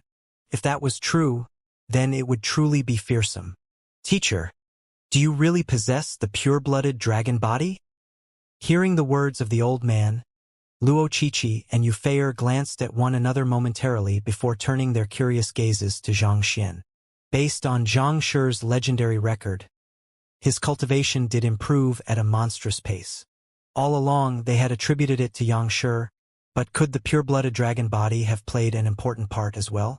If that was the case, many things that had bewildered them previously could be explained. Xianxia scratched his head. How could he possibly possess the pure-blooded dragon body? The only reason he was able to vocalize the dragon language was due to the Heaven's Path Xinqi and Heaven's Path Golden Body. But of course, he couldn't explain any of this either, so he could only change the subject. Does this book record all 8 of the tones? Record all 8 tones? Of course not. Seeing that the other party was unwilling to divulge much, the old man also chose to put the matter aside. Shaking his head, he continued, "The 8 tones of heavenly dragons is the language of the dragon tribe. Humans aren't qualified to learn and utilize it. In truth, this book only records the deductions on how those sounds came to be. The meaning of those words and the method to vocalizing them are unclear in it." "I see." Xianxia casually flipped through the book while he immersed his consciousness into the Library of Heaven's Path. He could read much faster in the Library of Heaven's Path, and its innate function also allowed him to discern the truth from the false. Who? Soon, Xianxia swept through the entire book and came to a realization. Just as the other party had said, the book mainly recorded the origin of the 8 tones of heavenly dragons and its relationship to the dragon tribe. As for the rest, it was extremely unclear. Of the 8 tones, the mu which he often used was also recorded in it. However, even though there were more than 30 pages depicting its vocalization, none of them were correct. As for the other 2 tones that he had learned previously, they weren't among the 8 tones, so they were probably not a part of the dragon language. This explained why those 2 notes were ineffective against the spirit beasts when he tried them out. It was also stated in the book that due to physiological differences, even if humans were to learn the proper way of vocalizing the sound, they would still be unable to imitate the dragons. As such, the 30-page depiction of its vocalization were just deductions on the author's part, and there was no evidence to back up his findings. One of the tones seems to be correct. Just as Xianxia was about to finish reading the book, his eyes suddenly lit up. Nearing the end, there was actually a correct depiction of one of the 8 tones. The second tone of the 8 tones of heavenly dragons. Mao! Memorizing the way to vocalize it, Xianxia made a mental note to try it when he got the chance. At this moment, he suddenly recalled the peculiarity that happened just a while ago, and his eyes fell upon the old man before him. It's written in the book that the 8 tones of heavenly dragons only has the effect of restraining life forms possessing the dragon bloodline, and this is known as the majesty of the pure-blooded dragon. But if that is the case, why did you fall to the ground previously as well? Xianxia wasn't the only one curious about this matter. Luo Qiqi, Han Chong, and Yu Feier also turned their gazes over as well. Even though Zhang Shi's voice was loud, that was all it was to them. They weren't influenced by the 8 tones of heavenly dragons, and they didn't feel any pressure from it either. So why would a transcendent mortal 8-dan pinnacle elder fall to the ground? Not to mention, the latter even convulsed ceaselessly and leak white foam. The old man didn't seem to be surprised by the question at all. After a long moment of silence, he finally sighed and said, "Follow me." After which, he walked to the backyard of the log house. "Teacher." Seeing his teacher beckoning them to the backyard, Han Chong was bewildered. It had been some time since he had come under his teacher's tutelage, but the latter had strictly warned him never to go to the backyard. There was one time that he sneaked in out of curiosity, but before he could get a good look, he was caught. He ended up being reprimanded and was given a stern warning against it. However, all of that only heightened his curiosity. Nevertheless, for fear of angering his teacher, he didn't dare to sneak in anymore. He didn't expect his teacher to actually bring them in of his own accord. Not knowing the history behind the backyard, Xianxia and the others followed the old man casually around the log house and to the backyard. There was a small mound in the backyard, and a tombstone was erected in front of the mound. Glancing at the tombstone, 6 words were written on it. The grave of draconic granite beast.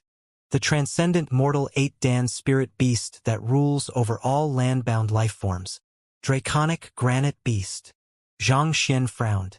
That's right. The old man nodded. Gazing at the tombstone with complex emotions, he said, "He is my tamed beast." Teacher's tamed beast? Han Chong was stunned. His eyes slowly widened as he asked, "Teacher's tamed beast is dead?" In truth, in the days he had been in the Huanyu Empire Beast Hall, he had never seen his teacher's tamed beast before. He thought that it might have been dispatched on a mission or something, but never had he imagined that it would actually be dead. Beast tamers could have more than one tamed beast, but they would have to do a lot to win their trust. Most beast tamers would choose to view their tamed beast as their closest friend or even their kin. As such, the death of a tamed beast could be a heavy blow to a beast tamer. There were quite a few who never recovered from the emotional trauma. Was the death of his tamed beast the reason why his teacher chose to live in such a remote location? My tamed beast is dead. Because of me. The old man shook his head. Because of you? I tamed this draconic granite beast when I was in the midst of my 5-star beast tamer examination. The old man sighed as he recounted the story. After taming the draconic granite beast and successfully advancing to become a 5-star beast tamer, he grew complacent and fearless. Eventually, when he was fighting against an enemy one day, he sustained a fatal injury. Back then, his severe injuries were threatening to claim his life at any moment. It was the draconic granite beast who infused its blood essence into him to save him. Not too long later, it died. He had always felt guilty about this matter, so he buried the other party here, erected a tombstone, and swore to accompany the other party until his death. Due to the presence of the blood essence of the draconic granite beast in me, I am also subjected to the pressure from the voice of true dragons, the elder said. Xianxia nodded. It was no wonder. Even though the draconic granite beast had a huge stature, its blood essence was limited. Furthermore, in order to save him, the blood essence had to be of a certain purity. As such, even though the old man didn't exactly possess the dragon bloodline, it was still affected by it. Is this related to the reason why you studied the ancient beast language and the 8 notes of heavenly dragons? Xianxia asked. Considering how the other party had put everything aside to immerse himself in the research of the ancient beast language, it was likely related to the experiences he had. Yes, back then, when I was severely injured, it was draconic granite beast who saved me. However, there was another spirit beast present there then. It was the spirit beast which I said that could reach Hongyuan Empire within just 10 days. Great violet wing beast. The old man clenched his fists tightly together. Before the draconic granite beast passed away, it said many words to me. However, as it was extremely weak then, it was unable to communicate telepathically to me, so I was unable to understand what it had said. All these years, I have been trying my best to study the ancient beast language so as to learn what it said with its dying breath, and what kind of regrets it had that it wanted me to fulfill. At this point, the old man's eyes turned red. A typical beast tamer would have to spend several years of selfless giving and intimate conversations to win the trust and loyalty of a savage beast. Not everyone was like Xianxia, where a single beating would suffice. As such, the relationships between beast tamers and their tamed beasts tended to be extremely strong. Furthermore, this tie was further strengthened when they engaged in collaborative cultivation and fused their bloodlines together. This draconic granite beast had spent many years accompanying this elder, and in the latter's heart, it had already become his closest kin. On top of that, it had even given up its life for him. Thus, no matter how much trouble it would take, he wanted to fulfill the latter's dying will. Has the beast hall tried taming the great violet-winged beast yet? Xianxia frowned. Even if a beast tamer couldn't comprehend the ancient beast language, they were still able to communicate with one another telepathically. The only reason the elder wasn't able to interpret the draconic granite beast's last words and ended up immersing himself in the research of the ancient beast language was because the latter was too weak to communicate telepathically then.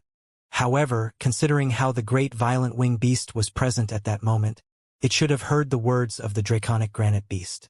If someone tamed it, they would be able to learn of the draconic granite beast's dying message, and the elder wouldn't have to go through so much trouble. The elder shook his head. Even though a mature great violet-winged beast tends to be at transcendent mortal 8 Dan, this one has reached the level of half 9 Dan. There's no one in the beast hall who is sufficiently capable to tame it. Half 9 Dan. Yes, even though it hasn't exactly reached 9 Dan yet, the advantages it derives from its superior physique and bloodline allows it to defeat most 9 Dan cultivators. Furthermore, the death of the draconic granite beast has made it hostile to humans, thus making it impossible to tame it. The elder said, "The great violet-winged beast was a good friend of the draconic granite beast?" Xianxia was perplexed. The elder hesitated for a moment before replying. "They were lovers." Lovers? Xianxia was stunned. There were plenty of powerful spirit beast species that were extremely limited in terms of their numbers.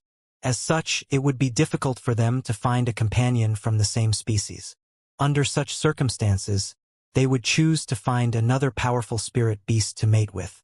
But of course, it was uncertain whether they would be able to procreate together or not. More often than not, they would regard the latter as their spiritual partner, a companion to fight and spend their days with.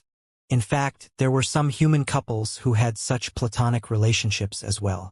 Upon reaching a certain level of cultivation, cultivators would begin to crave for spiritual intimacy rather than physical relationships. Procreation and physical pleasure would take the back seat instead. Since the great violet-winged beast and draconic granite beast were a couple, it was natural that they shared an intimate relationship. As such, it viewed the elder, who took the draconic granite beast away from it, in hostility. As such, how could it possibly be willing to inform the latter of the draconic granite beast's dying will? Thus, the elder was determined to study the ancient beast language so as to communicate and make peace with it. Upon hearing his teacher's words, Han Chong couldn't help but ask, "But teacher, since the great violet-winged beast was the companion of teacher's tamed beast, why does it still wreak havoc in the beast hall once every few days?" Wreak havoc? Luo Chichi turned her gaze over curiously.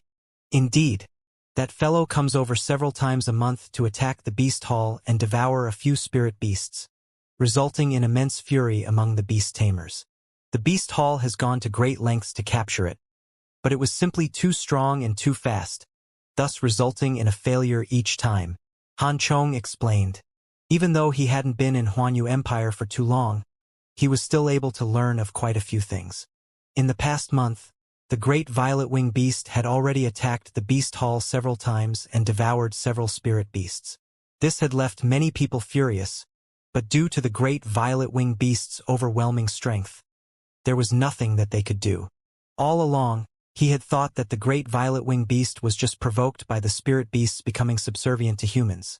There were plenty of spirit beasts who felt that humans weren't qualified to tame them, but from the looks of it now, it seemed like it was exacting vengeance for its companion. It is intentionally wreaking havoc in the beast hall because it is furious at the draconic granite beast's death.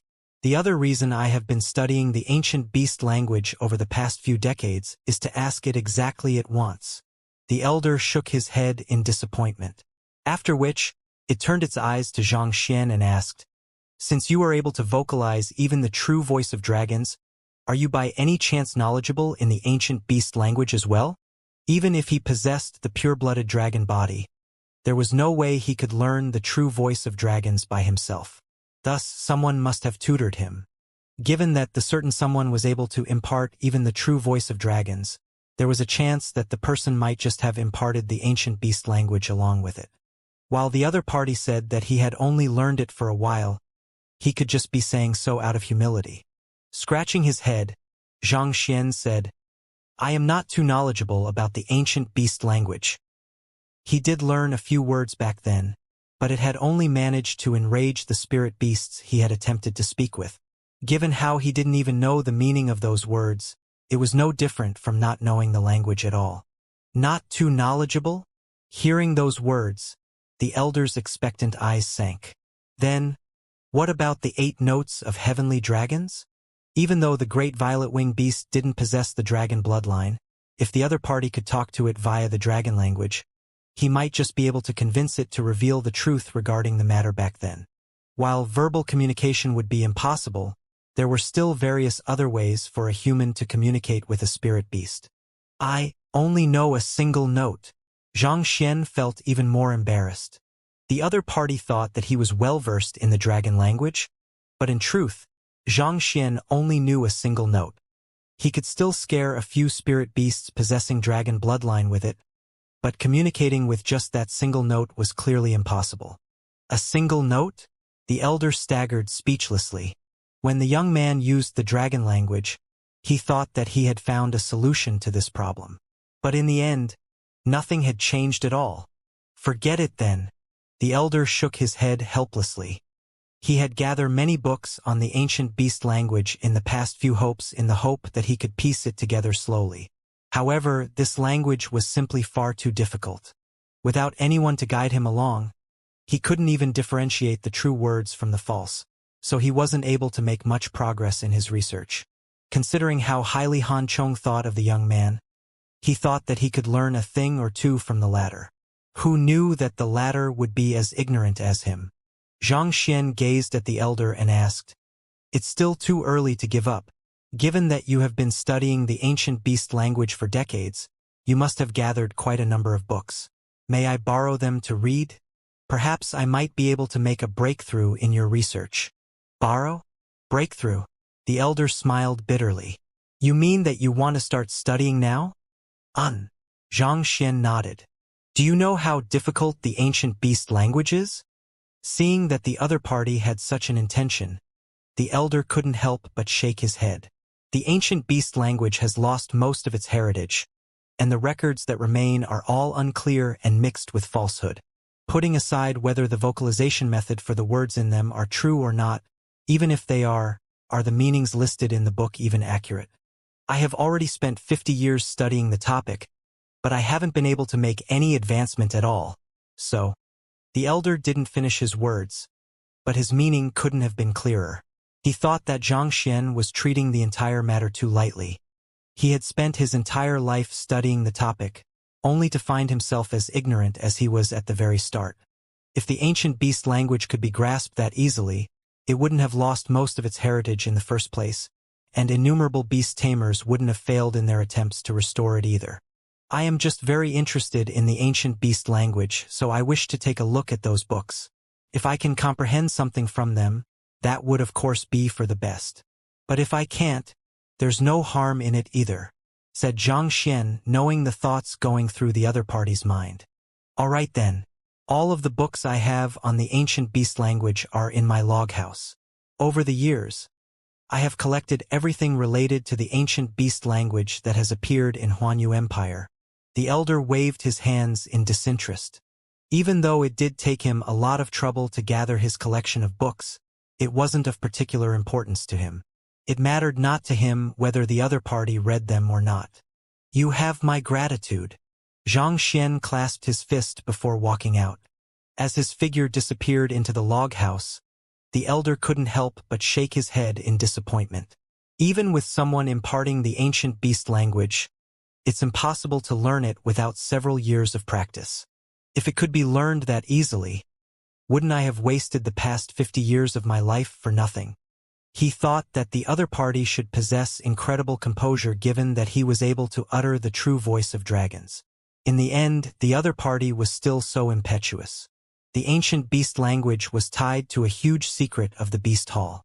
If it could be learned that easily, beast tamers like them wouldn't face so much difficulty trying to tame beasts. Hearing the doubt in the elder's voice, Luo Qiqi couldn't help but speak up for Xianxia. "Teacher has always been a reliable person. Since he's going to read the books, he must have an idea in mind.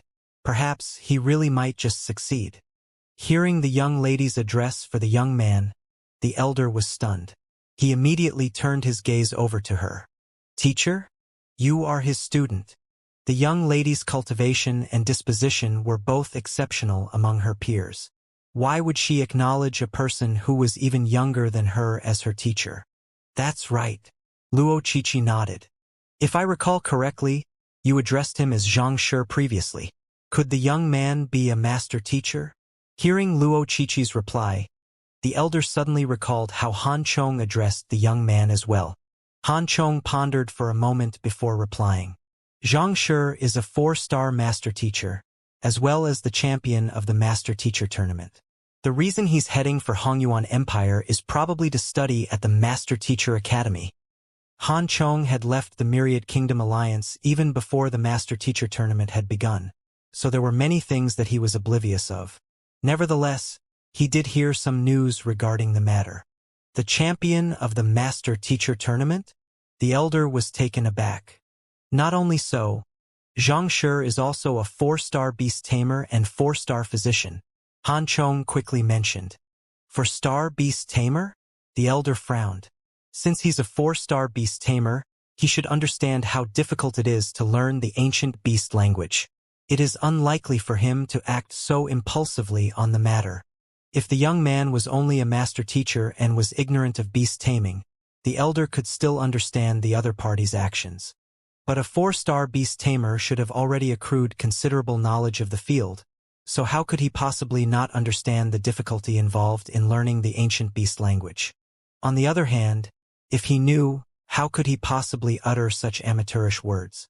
Shaking his head, the elder decided to put this matter behind him for now.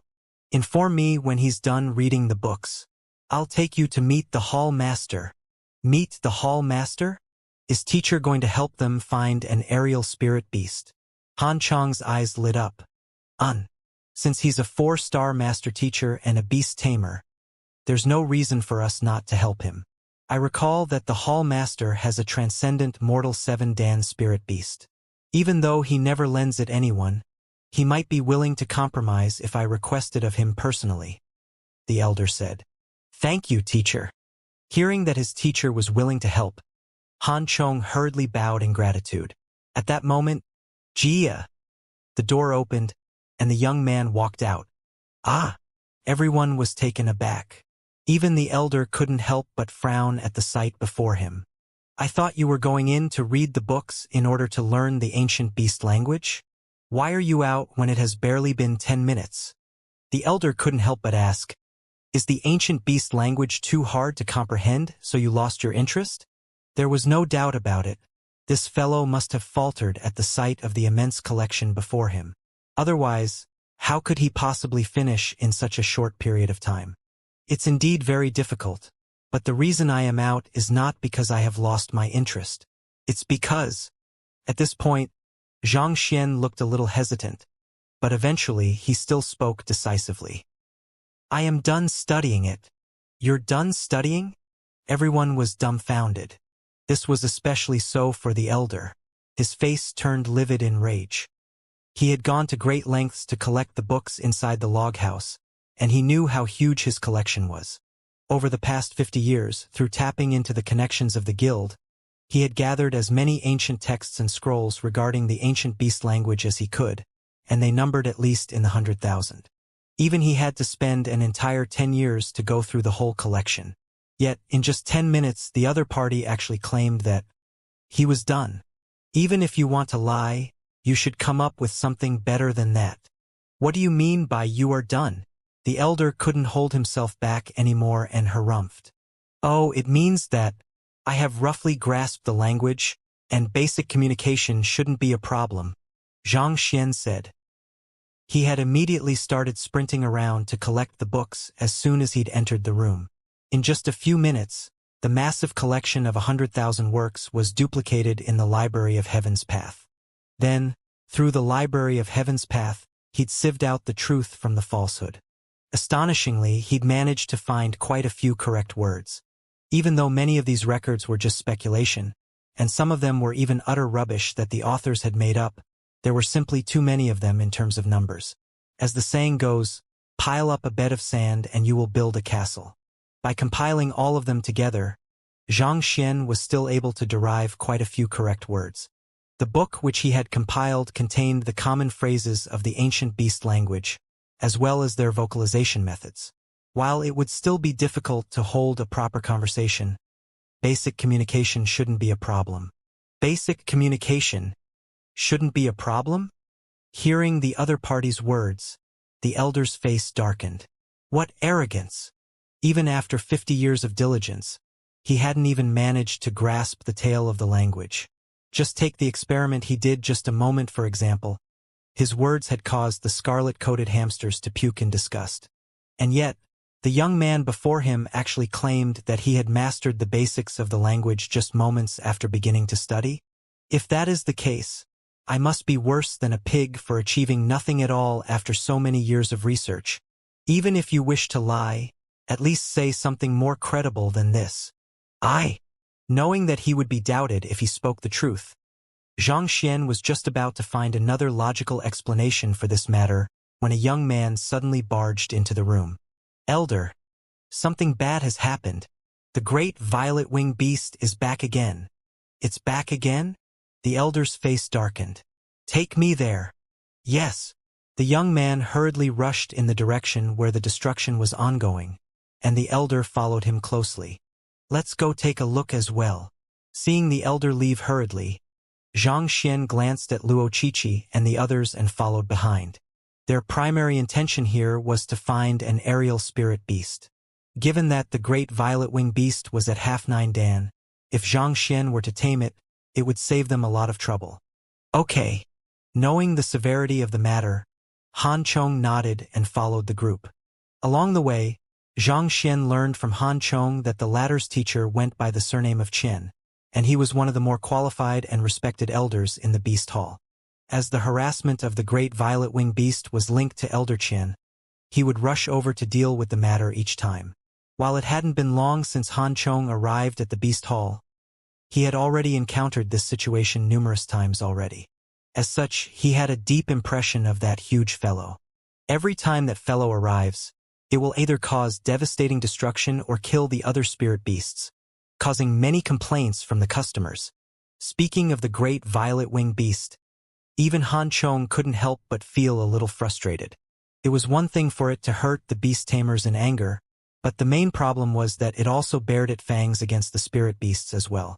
There were a few customers who, after queuing for numerous days, finally got to the end of the line, but due to the spirit beasts getting injured, their ride was delayed significantly.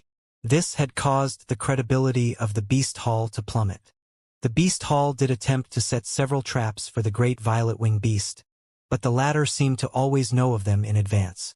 Furthermore, its overwhelming strength also allowed it to break out of any encirclement easily and exact its wrathful vengeance once it returned. The Beast Hall even reported this matter to the headquarters, and the Hongyuan Empire Beast Hall specially sent a 6-star beast tamer over to deal with it. However, seemingly having realized the lurking danger, it kept clear of the Beast Hall for several months straight. And as soon as the 6-star beast tamer left, it immediately rushed back to wreak havoc once more. After so many tries, the personnel of the Beast Hall found themselves incapable of dealing with it at all. Helpless, they could only invite Elder Qin over each time to deal with it. However, there was indeed something very bizarre about the matter. Every time Elder Qin arrived on the scene, no matter how ferocious the great violet-winged beast had been a moment before, it would immediately turn away and leave, unwilling to harm him at all. All along, Han Chong had been perplexed about this matter. He thought that it was due to his teacher's formidable beast-taming capability that made the great violet-winged beast hesitant to face the latter. But from the looks of it now, it was probably related to the draconic granite beast. Chances were that the great violet-winged beast had made a promise to the draconic granite beast. Thus, no matter how displeased the great violet-winged beast was with Elder Qin, it was unwilling to do anything that would hurt him. It's right in front. At that moment, Han Chong's eyebrow suddenly shot up, and he abruptly rushed forward. Xianxia and the others also swiftly followed suit. Soon, a massive violet spirit beast appeared before their eyes. With a transcendent mortal 3-Dan spirit beast in its talons, it circled the sky majestically. On the other hand, Elder Qin was standing beneath it with an anxious look. Not too far away from Elder Qin stood 8 white-bearded elders. Of them, the one standing in the middle bore striking resemblance with Qin Zhong. Most likely he was the famed Hall Master Qin. To think that fellow would be back so soon. Behind those white-bearded elders, Xianxia saw a familiar face. It was that fellow incapable of flight, Qin Zhong. Xianxia thought that he would take some time to return to the Beast Hall considering how his spirit beast had left him. It seems the green-leaf-winged dragon beast returned to fetch him, Luo Qiqi whispered to Xianxia. Xianxia nodded. They had let the green-leaf-winged dragon beast go right after they had arrived at the Beast Hall. Knowing that its master was still lying unconscious in a ditch, it immediately rushed off to save him as soon as it was released. The Beast Hall wasn't too far away from where they fell earlier, so it didn't take too long for it to return with Qin Zhong. At this moment, Qin Zhong's body was completely wrapped up like a mummy. Even though he was severely injured, he wasn't in a critical condition. His eyes were fixated on the great violet-winged beast above, unaware that his nemesis was nearby. Gazing at the great violet-winged beast above, Elder Qian clenched his fists tightly and said, "Let the spirit beast go. I hope you won't involve the beast hall in our grudge. Otherwise, our draconic granite beast would surely be unable to rest in peace if he were to see this sight." Roar! Upon hearing Elder Qian mention the draconic granite beast, the fellow above gritted its teeth in anger. Not only did it not release the spirit beast, it even tightened its grip. Under the humongous pressure, the spirit beast in its claws seemed to be on the verge of being crushed to death. "Elder Qian and Hall Master Qin, please save my spirit beast." Looking at the sight in the sky, a 4-star beast tamer pleaded anxiously. Clearly, the spirit beast held hostage in the great violet-winged beast's claws was his tamed beast. It had taken him a lot of effort to tame the spirit beast, and throughout the long taming process, he had also come to bear feelings for the latter. "Beast Tamer Li, don't worry. I'll surely save your tamed beast," Elder Qian assured. He understood very well the pain of having one's tamed beast killed. He didn't want anyone to go through the same pain he did. After consoling Beast Tamer Li, Elder Qian turned to the sky and bellowed, "Great violet-winged beast, as long as you free it, I'll give you anything as long as it is within my means, be it blood essence or spirit stones." Hearing those words, Hall Master Qin frowned. "Elder Qian, you mustn't promise it that. Throughout the years, you have already given away nearly your entire wealth. Your cultivation will really stagnate if you continue giving in to the great violet-winged beast like that." Considering Elder Qian's talent, he should have already long reached Transcendent Mortal 9 Dan. However, as he gave away nearly the entirety of his savings to the great violet-winged beast, he was deprived of his cultivation resources, resulting in a significant reduction in his cultivation speed. On the contrary, through frequent blackmailing, the great violet-winged beast had managed to use those resources to reach half 9 Dan first. If this were to continue on, the great violet-winged beast would only grow stronger and stronger, thus making it a greater threat to the beast hall. "This is what I owe to draconic granite beast." Elder Qian shook his head. "But..." Hall Master Qin's face turned livid. "There are no buts. If not for the draconic granite beast, I would have long been dead. It is already a huge mercy from the heavens that I've been able to live for so long. Putting aside my savings, if my death can bring great violet-winged beast solace, I'm willing to give my life up." With a resolute gaze, Elder Qian flicked his wrist and whipped out an entire bunch of beast essence, middle-tier spirit stones, and a few precious medicinal herbs. However, the amount wasn't large. It seemed like Elder Qian's wealth had really been swiped clean over the years. Just as Elder Qian was about to throw his remaining wealth over to the huge fellow in the sky, a nonchalant voice suddenly echoed through the surroundings. "You owe a debt to your draconic granite beast, not to great violet-winged beast. Elder Qian, you really don't have to do so." Upon hearing the voice, everyone immediately turned their attention to the source, and they saw a young man walking over toward him. "Father, he's the one who left me in such a tragic state. You mustn't let him off easily." Not expecting the fellow to actually stride up to them without fear, Qin Zhong's eyes immediately reddened in wrath. "Him?" Hall Master Qin's face darkened. Turning to Elder Qian, he asked, "Elder Qian, do you recognize this young man? He's Han Chong's benefactor, a 4-star master teacher and beast tamer." Following which, he turned to the young man with a frown and waved his hands. "This is none of your business, don't get involved in it. If you wish to borrow a spirit beast from the beast hall, I'll have to ask you to step aside." Of course, the young man who was walking over was none other than Xianxia. Unable to tolerate how Elder Qian kept giving in to the great violet-winged beast, he decided to step forward and intervene. However, the other party didn't seem to welcome his interference at all. Just as Xianxia was about to reply to the other party's words, a young lady behind him abruptly spoke up. "What if we refuse?" "Refuse? Then don't even dream about renting a spirit beast from the beast hall." Elder Qian flung his sleeves angrily and harumphed. However, at that moment, he suddenly noticed Hall Master Qin's face turning pale, and his lips were quivering uncontrollably as well. At the same time, the latter also kept shooting him some looks, seemingly trying to hint something to him. Cough cough, Elder Qian. Calm down. That's not how we should treat our guests. What's wrong? Seeing the bizarre attitude from the hall master, Elder Qian was perplexed. However, before he received a response, the young lady standing behind Xianxia suddenly stepped forward. She glanced at Hall Master Qin and smiled with a face devoid of any warmth. If my memory doesn't fail me, you're Qin Zhao, right? You're the Hall Master here. With a pale face, Hall Master Qin hurriedly clasped his fist. Qin Zhao pays respect to Princess Feier. So, you recognize me? With her hands behind her back, Yu Feier exuded a powerful, authoritative aura befitting that of a princess from a Tier 1 empire. I once accompanied my teacher to the royal palace, and I had the pleasure of meeting your highness. Qin Zhao quickly bowed deeply. However, before he could finish his words, his severely wounded son suddenly howled furiously.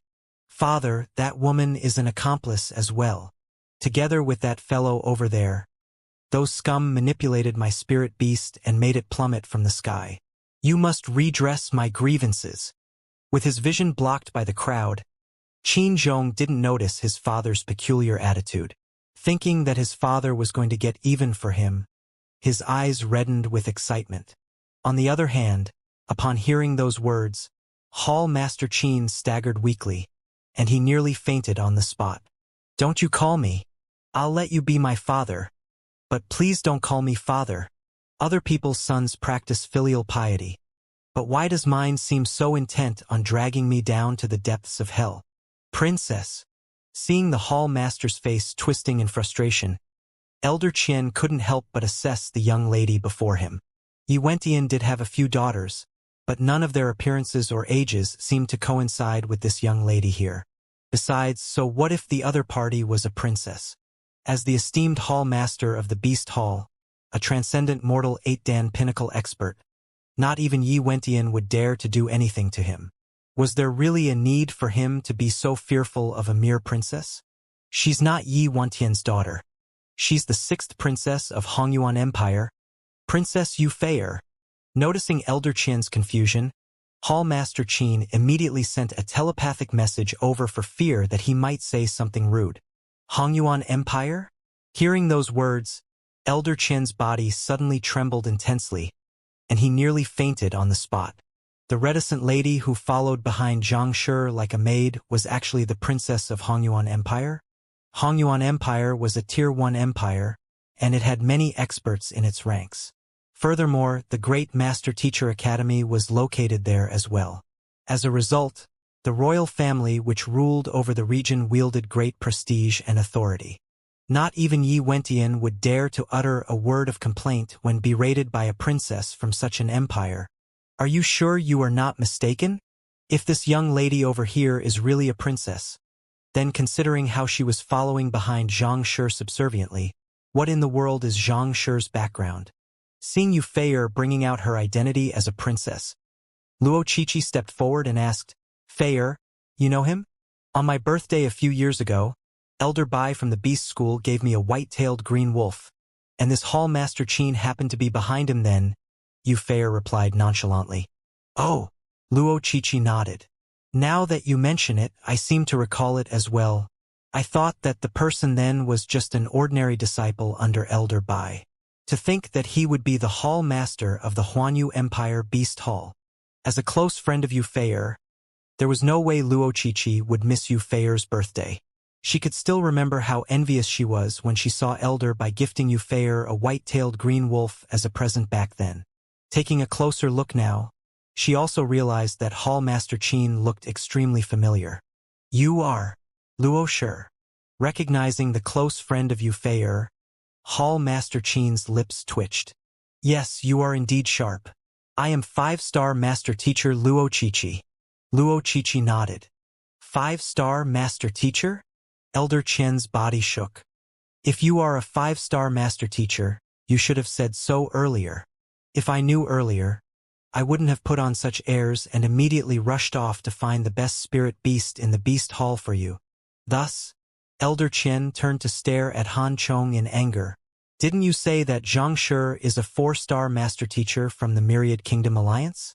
If that is really true, how can a 5-star master teacher possibly be his student? Han Chong also stared at Zhang Xian indignantly.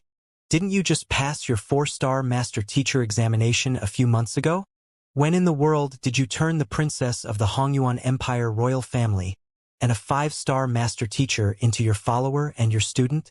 They weren't the only ones who were feeling frenzied by the turn of events.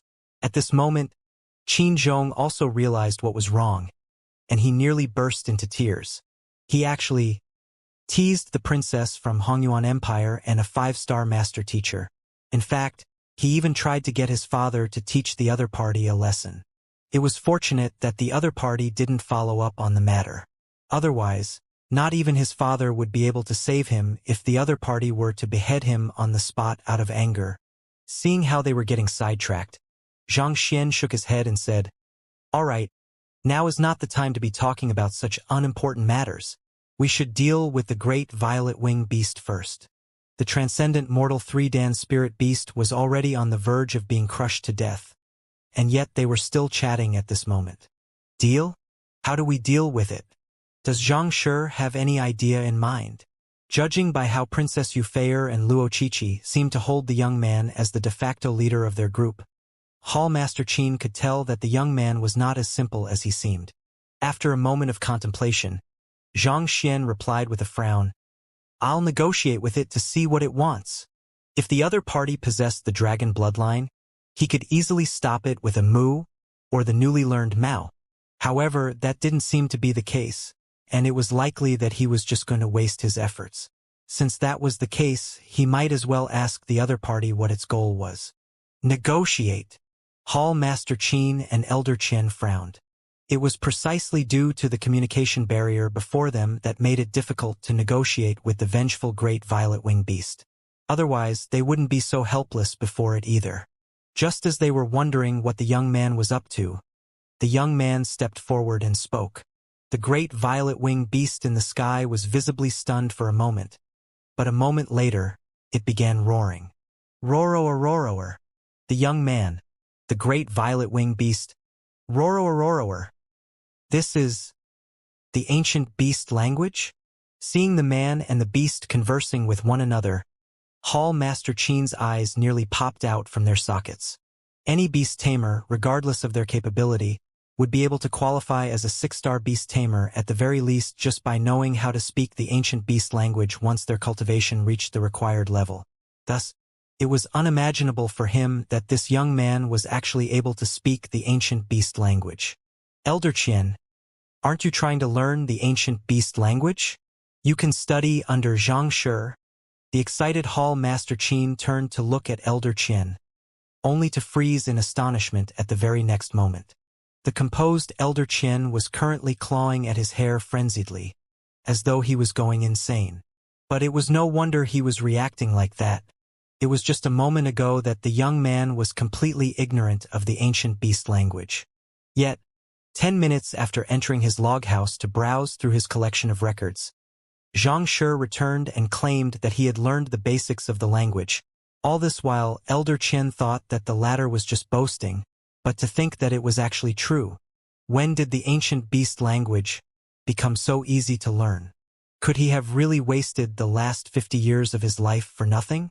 Otherwise, how could the results from his 50 years be unable to match up to 10 minutes of the other party's efforts? Just as he was on the verge of a breakdown, he saw the young man and the great violet wing beast in the sky wrapping up their negotiation. Following which, the young man returned with a peculiar expression on his face. "How did it go?" Putting everything aside, Elder Qian quickly turned to look at Zhang Xian and asked anxiously, "What did it say to you?" Throughout these years, he had been dying to know what the draconic granite beast had said before his death, as well as to understand why the great violet wing beast had kept pestering the beast hall over the years. This was the reason why he was able to persevere in his study of the ancient beast language for 50 years. "The great violet wing beast says that," at which Zhang Xian scratched his head. "It wants you to die." "I knew it. After all, I was the one who caused the death of our draconic granite beast." as the culprit who resulted in the death of its lover. It is natural that it would harbor such deep hatred for me. Elder Qian suddenly looked as though he had aged 10 years. If not for his obstinacy and complacency back then, he wouldn't have been severely injured, and the draconic granite beast wouldn't have sacrificed itself for him either. As the draconic granite beast's companion, it was no wonder the great violet-winged beast wanted him dead. Cough, cough. That's not it. Seeing Elder Qian falling into an endless spiral of self-reproach, Xianxia hurriedly pulled him back. That's not it? Then what is the reason? Elder Qian was taken aback. It's because of what the draconic granite beast said before his death. Xianxia replied. What the draconic granite beast said before his death. The great violet-winged beast told you his dying message? Elder Qian was so agitated that his entire body began trembling. Over the past few decades, he had been dying to know the dying will of the draconic granite beast. But it was a pity that the great violet-winged beast refused to say anything at all. Or perhaps, he was simply unable to comprehend the latter's words, and that only amplified his guilt. Seeing how Xianxia uttered these words after conversing with the great violet-winged beast, could it be that the great violet-winged beast had revealed the draconic granite beast's dying message? That's right. The peculiar expression on Xianxia's face intensified. What did he say? Did he tell me to live well in his stead? Recalling the bits and pieces that he and his loyal tamed beast had gone through together, Elder Qian's eyes turned red. Tears began flowing uncontrollably from his eyes. The draconic granite beast said. Conflicted, Xianxia hesitated for a long moment before finally spitting it out. He said that, I am not dead. Not dead. Elder Qian's body swayed weakly, and he spurted a mouthful of fresh blood. But I buried him. Elder Qian had always thought the last words of the draconic granite beast were entrusting its hopes and wishes to him. Who would have thought that its words would be, I am not dead? The heck! I have even felt his body. Stiff and frigid. How could he possibly still be alive? Furthermore, even if he wasn't dead then, having been buried underground for 50 years, he couldn't still be alive now. Not only was Elder Qian frenzied, even Luo Qiqi and Yufei also widened their eyes, and they nearly fainted from shock. They had shed a tear earlier on after hearing the touching story of how the loyal draconic granite beast died for its master. Who could have known that? It would actually be a horror story instead. To be buried alive. After 50 years, it should have long suffocated to death. Hall Master Qin and the elders also found their bodies trembling in shock at the revelation. For you, your tamed beast went to the extent of even offering its own blood essence, and yet you buried it alive. Given your doings, it would be a wonder if its companion was willing to let you off. Honestly speaking, it was already being very magnanimous by only wreaking havoc in the beast hall all these years. Xianxia and the others also shared the same thoughts as well. But in the end, Elder Qian was also an innocent party too. How could he have known that the draconic granite beast was still alive then? Furthermore, he had also been tortured with guilt throughout these years as well. Thus, Xianxia turned to him and asked, Did you cremate the draconic granite beast? That, I didn't. Elder Qian shook his head. In truth, he did intend to cremate it back then, but the great violet-winged beast came to wreak havoc. Thinking that the great violet-winged beast was unwilling to see its companion being reduced to ash, he decided to simply bury it in the mountain forest and accompany it for life. It's good that you didn't. Based on what the great violet-winged beast said, the draconic granite beast is just in a state of pseudo-death. After a period of rest and nourishment, he should be able to be revived. Even though you've buried him, it's fortunate that you didn't cremate him. There might still be a chance. Xianxia said. The great violet-winged beast had explained the matter thoroughly to him just now. The draconic granite beast possessed the dragon bloodline and a tough exterior reminiscent of granite, thus the origin of the name. After losing its blood essence, its body would become cold and rigid like a rock, similar to a corpse. Its breathing and heartbeat would also come to a temporary halt. However, this wasn't death in the truest sense. As long as it was well nourished in the time to come, it should be possible to awaken it very quickly. As the draconic granite beasts had always been a rare species, and there had never been a case where one voluntarily gave away a huge amount of its blood essence. Such a phenomenon wasn't recorded in the books. As such, not even a 5-star beast tamer like Elder Qian was aware of this ability of the draconic granite beast. Considering how the draconic granite beast had stopped its breathing and heartbeat, even if it was buried, as long as it wasn't cremated and hadn't decomposed yet, there should still be a chance of survival. No matter what, that was a powerful transcendent mortal 8-dan spirit beast harnessing the dragon bloodline within it. There was no way it could die that easily. There is still a chance? Elder Qian's eyes lit up for a moment before dimming again in sorrow. But he has been buried for 50 years already. If it had just been a few months or even a year, there might still be a chance. But 50 years had passed, and there wasn't the slightest sign of recovery for the draconic granite beast. This period of time was more than sufficient for a pseudo-death to become real. Calm down. Let's go over and take a look first.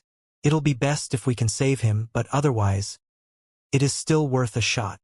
Xianxia sighed deeply. Who asked you to bury your tamed beast alive?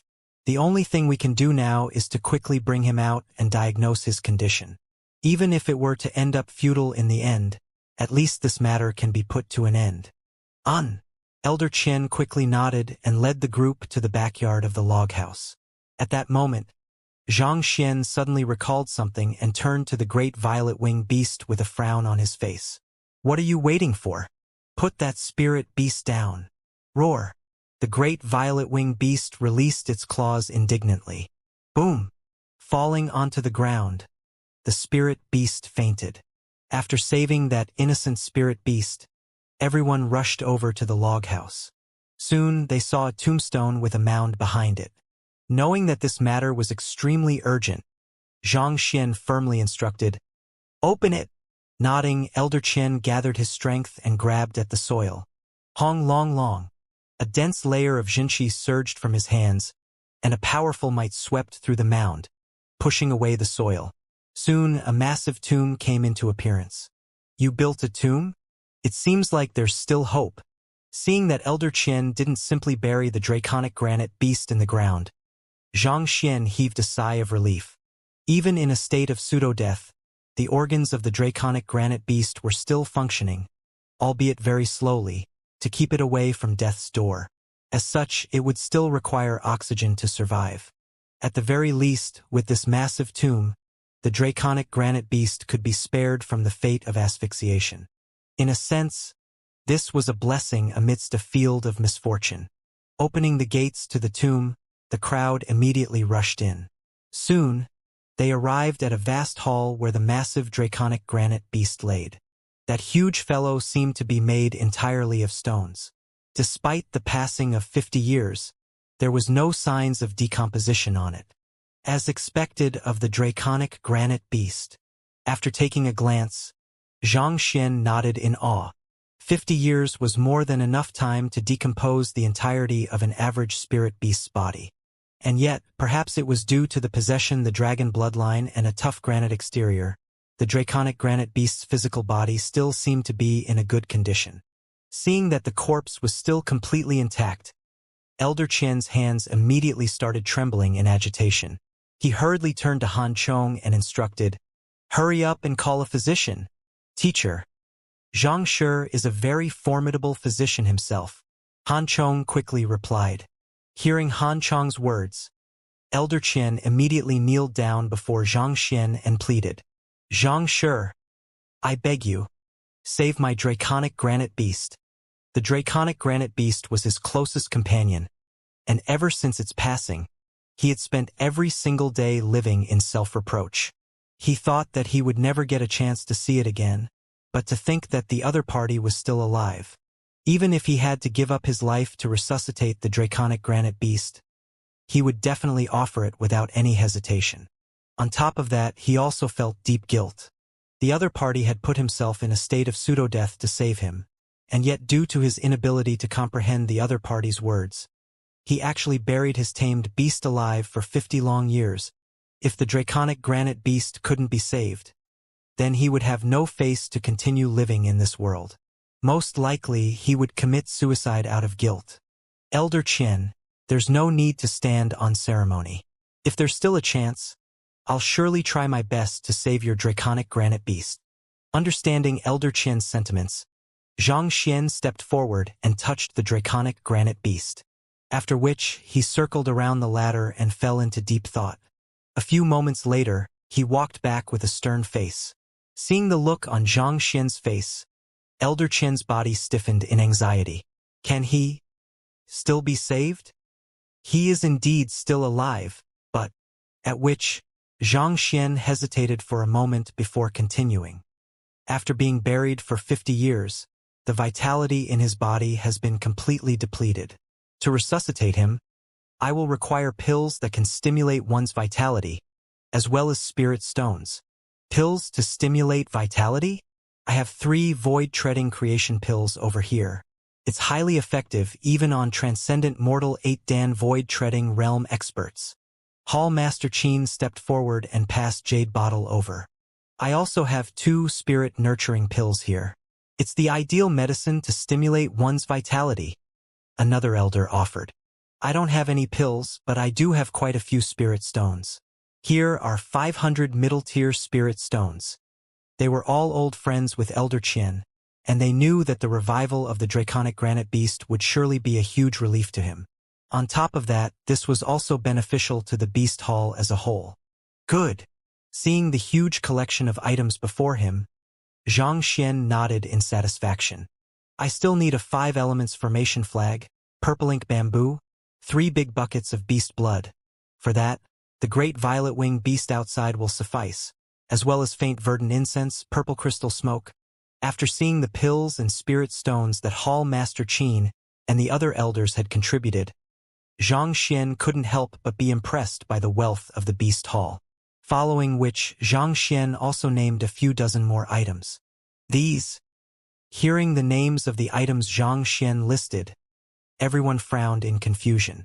They could understand why the treatment of the draconic granite beast would require vitality pills and spirit stones. After all, those could help nourish one's body. But what use would the faint verdant incense and purple crystal smoke be to the treatment? An elder suddenly recalled something and spoke. I've heard of faint verdant incense. It has the ability of stabilizing one's soul. It is said that it was often used by the soul oracles in the past. Everyone was taken aback. Soul oracles?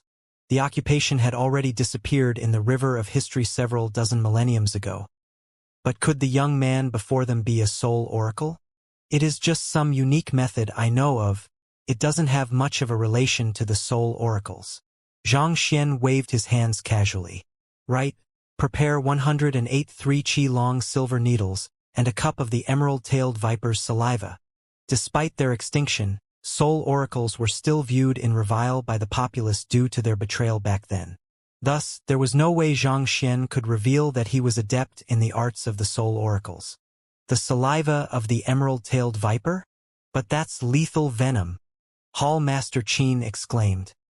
He might not have known the uses of the faint verdant incense and purple crystal smoke, but he knew of the properties of the emerald-tailed viper well.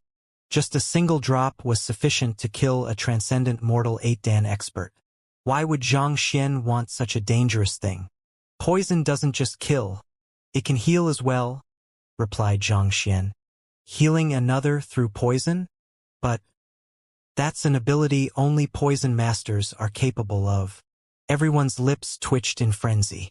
Even though poison was indeed capable of healing, poison was still poison in the end. Use it incorrectly and it could cost someone's life.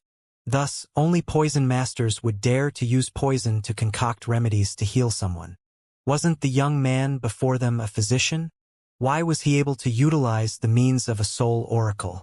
Why was he able to concoct poison like a poison master? Not to mention, he was also a master teacher and a beast tamer capable of speaking the ancient beast language. Was he incapable of anything? All right, I'll need this stuff. Hurry up and prepare it all. After listing down the items he required, Xianxia gestured for them to hurry. All right, I'll have my men prepare it now.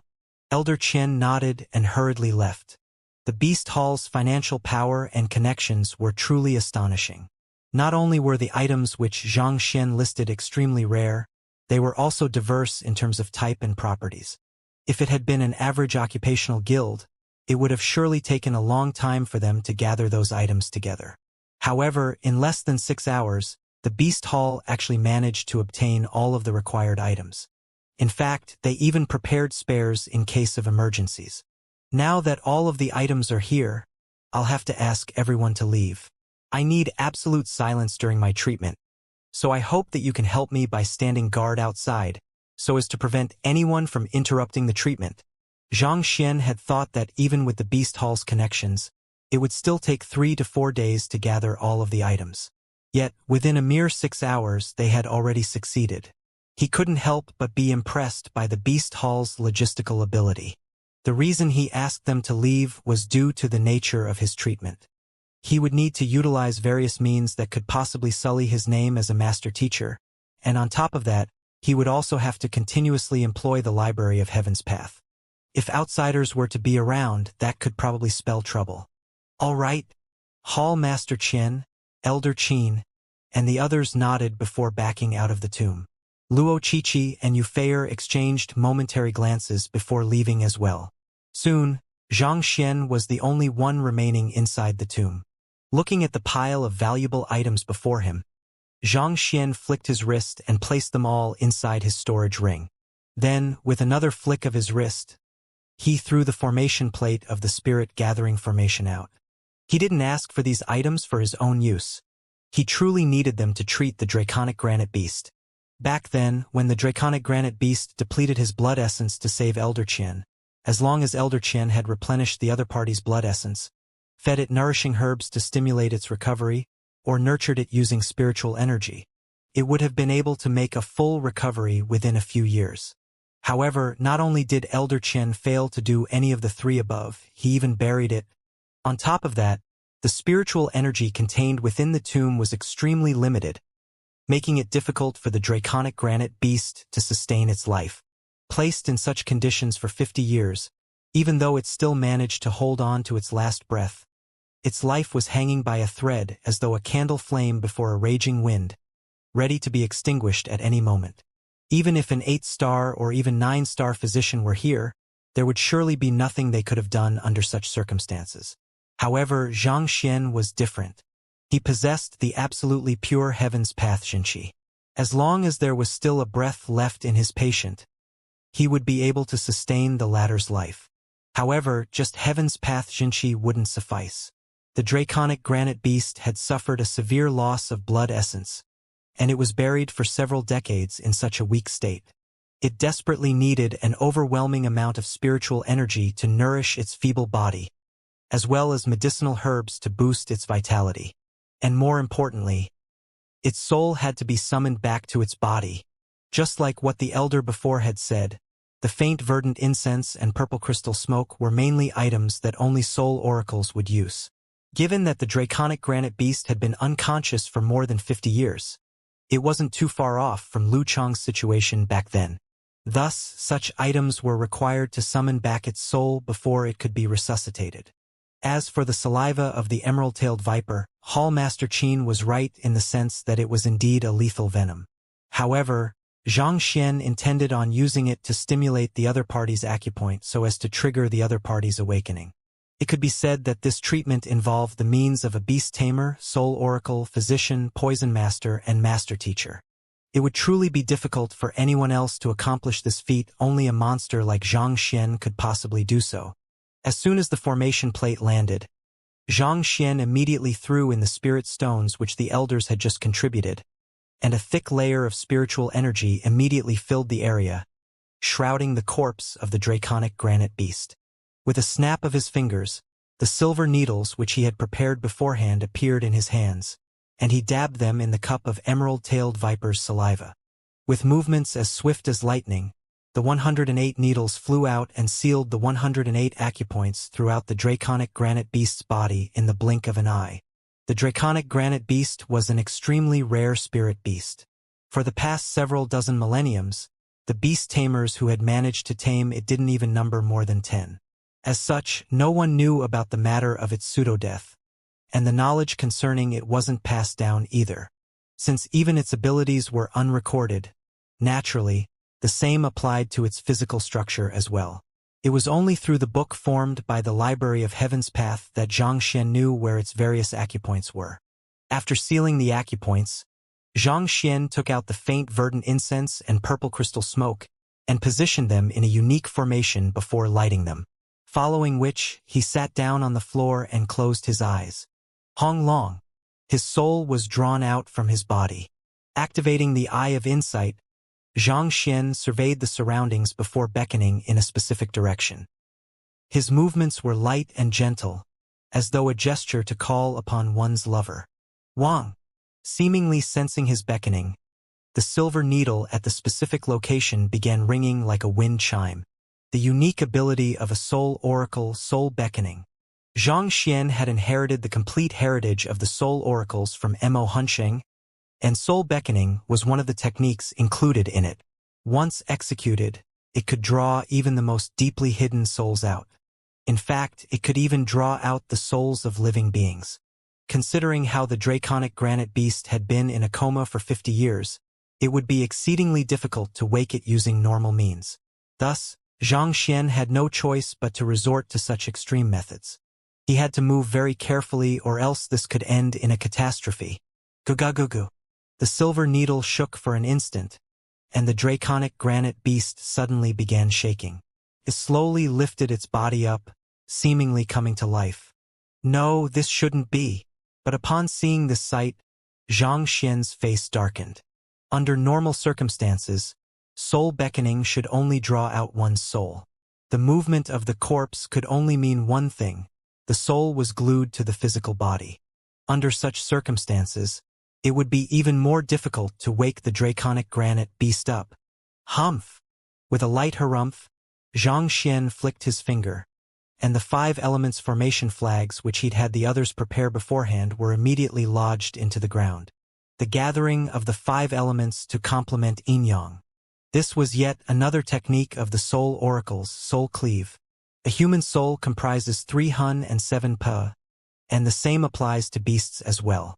Due to the long dormant state of the draconic granite beast, a portion of his hun and pa had been fully integrated into his body over time, making it difficult to extract his soul.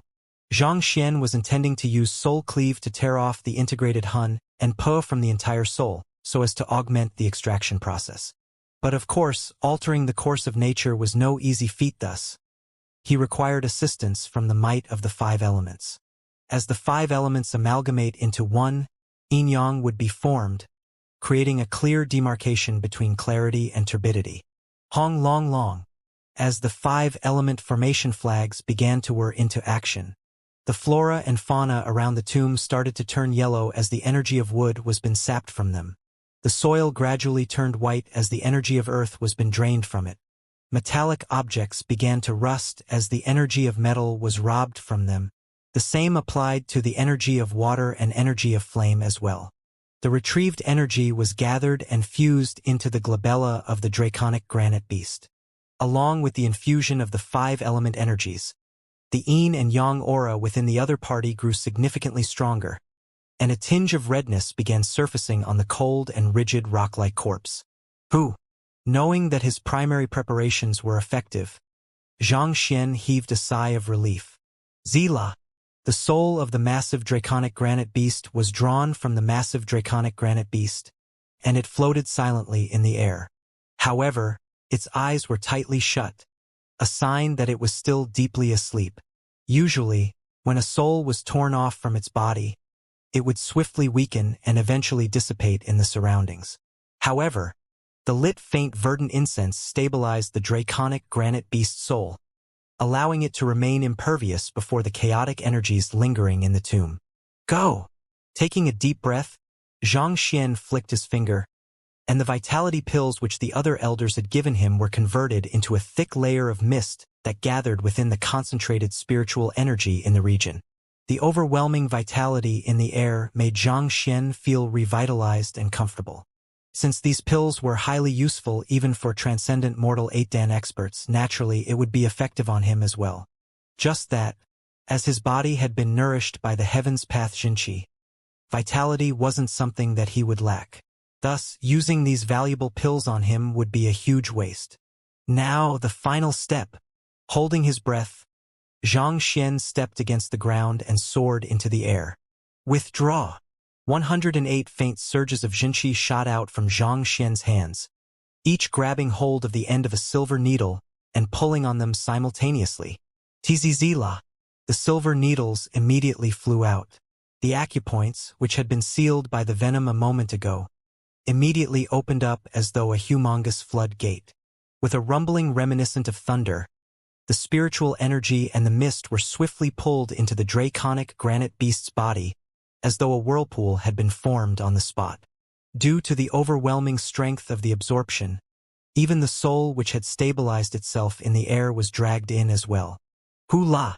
As the vitality medicine, spiritual energy, and soul were dragged into the draconic granite beast's body, Xianxia flicked his hand, and 3 pails of beast blood immediately appeared above the draconic granite beast. It flowed down in a steady stream, seeping into the latter's body. Slowly, the rock-like body of the draconic granite beast began to turn crimson, and several mystical inscriptions abruptly appeared on it. Eventually, the sounds of breathing and a heart beating gradually returned. It seemed the unconscious fellow would wake up at any moment. I have succeeded.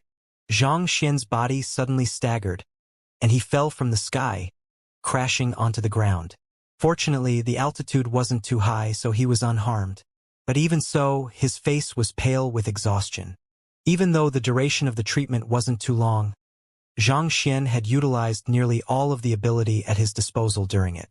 This had resulted in significant depletion in his Xianxia, psyche, soul energy, and stamina. Sitting on the ground, Xianxia flicked his wrist and took out a spirit stone. It was only after absorbing around 20 middle-tier spirit stones did Xianxia finally recover fully from his depletion. I have made a loss. Looking at the powdery fragments of the middle-tier spirit stones before him, Xianxia frowned in frustration.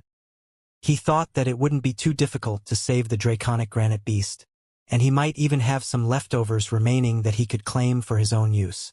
But contrary to his expectations, not only were there no leftovers, he even had to use more than 20 of his own middle-tier spirit stones to recuperate from his exhaustion. But at the very least, he didn't let down the expectations of those standing outside and soil his own name.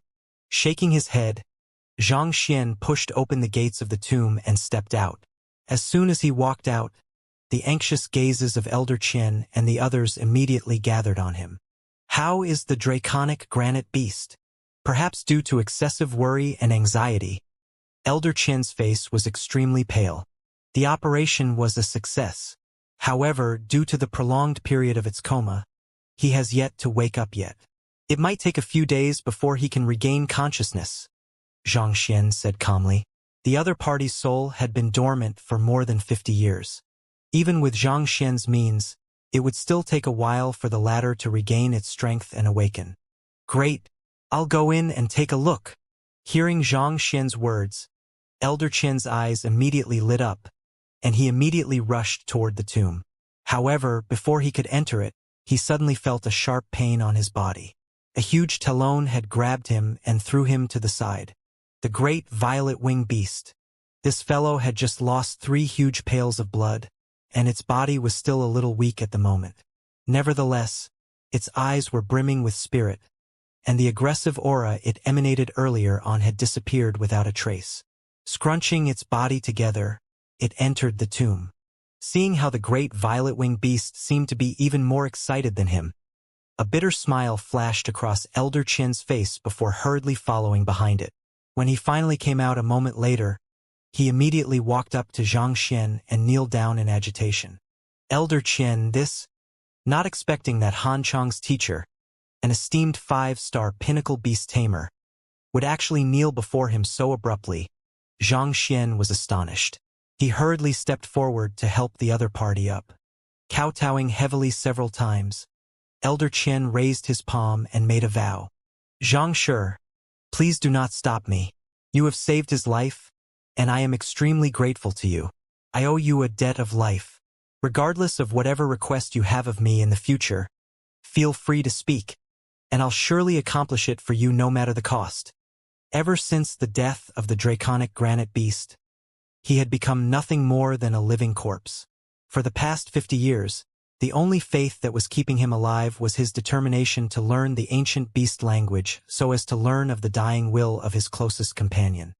Who could have known that not only would the young man be able to decipher the words of the great violet-winged beast, he would even undo the mistake he had made and bring his tamed beast back. The gratitude he was feeling at the moment was indescribable through words. Even if Xianxia were to order him to march off to his death now, he would do so without any hesitation. Seeing the determination in the elder Qian's eyes, Xianxia knew that there was nothing he could do that could sway his decision. Thus, he shook his head and said, "All right, I don't need your life. It'll suffice as long as you find me a transcendent mortal 8-dan aerial spirit beast so that I can get to Hongyuan Empire." The main reason he came to the Beast Hall was so that he could find an aerial spirit beast to ride on. With Elder Qian's help, he should have no trouble finding one. "Leave this to me." Elder Qian nodded. But halfway through his words, "Jia," the gates to the tomb opened once more, and the great violet-winged beast walked out. Just like Elder Qian, it immediately walked up to Xianxia and bowed down, and it began nudging Xianxia with its head. This is a gesture of submission? Seeing the great violet-winged beast's response, everyone was astonished. Even Hall Master Qin was dumbfounded. The Beast Hall had suffered greatly under the tyranny of the great violet-winged beast. Nothing they did and no one they sought help from could stop it, and they were completely helpless before it. They thought that considering its obstinate and domineering personality, it would be impossible for anyone to tame it. But who could have guessed that it would actually voluntarily submit to Xianxia, whom it had only met 8 hours ago? This fellow is even more sentimental than humans. It is out of gratitude to Xianxia saving draconic granite beast that it chose to voluntarily submit to him, Luo Qiqi exclaimed. Yufei nodded. Indeed, sometimes, beasts can turn out to be even more sentimental than humans. Despite the fact that it had been 50 years since the draconic granite beast had been buried, the great violet-winged beast had still been unable to let the matter go. The only way it could alleviate its raging emotions was to exact vengeance for its companion. Through this, it could be shown how deep its feelings for the latter were. Upon seeing its lover come to life, an overwhelming feeling of indebtedness compelled it to acknowledge Xianxia as its master and serve as his tamed beast. Such deep sentiments weren't necessarily seen in all humans. Xianxia also came to realize what was going on. He turned to face the great violet-winged beast and asked the latter seriously, "Do you wish to become my tamed beast?" It just happened that he needed a spirit beast to travel to Hongyuan Empire, and it would be for the best if the great violet-winged beast was willing to become his tamed beast. Roar! The great violet-winged beast nodded its massive head. Good! With a flick of Xianxia's finger, a droplet of his blood flew to the great violet-winged beast, thus sealing the contract. All right, you should get some rest and recover. Once the draconic granite beast comes to, we'll immediately set off for Hongyuan Empire, Xianxia said. To save the draconic granite beast, the great violet-winged beast had lost 3 huge pails of fresh blood, and it was currently in an extremely weak state. Even if it was still capable of flight in its current condition, it would surely be unable to maintain it for too long. Since that was the case, it would be much better for it to get a good rest and recover from its frailty first. Furthermore, there were many nourishing medicines in the Beast Hall that could hasten the great violet-winged beast's recovery. With Elder Qian taking care of it, it wouldn't take too long for it to recover. And most importantly of all, the great violet-winged beast had been waiting for the draconic granite beast for an entire 50 years now. It would be cruel to separate them before the draconic granite beast awakened. In any case, the great violet-winged beast was a half 9-dan spirit beast, so Xianxia had a few days to spare. Learning that Xianxia and the others would be staying there for some time, Elder Qian immediately had someone prepare some rooms for them.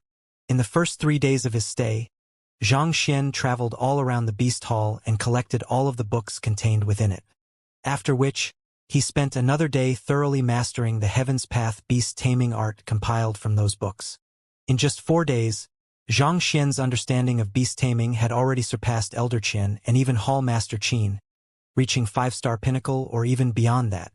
Even though Xianxia had successfully tamed the great violet-winged beast, due to his limited cultivation as a transcendent mortal 5-dan consonant spirit realm pinnacle, he only received a half 5-star beast tamer emblem.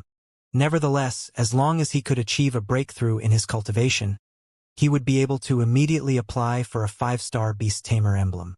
On the 8th day, the draconic granite beast woke up, and the great violet-winged beast and Elder Qin were delighted. At the same time, their awe for Xianxia's capability also deepened.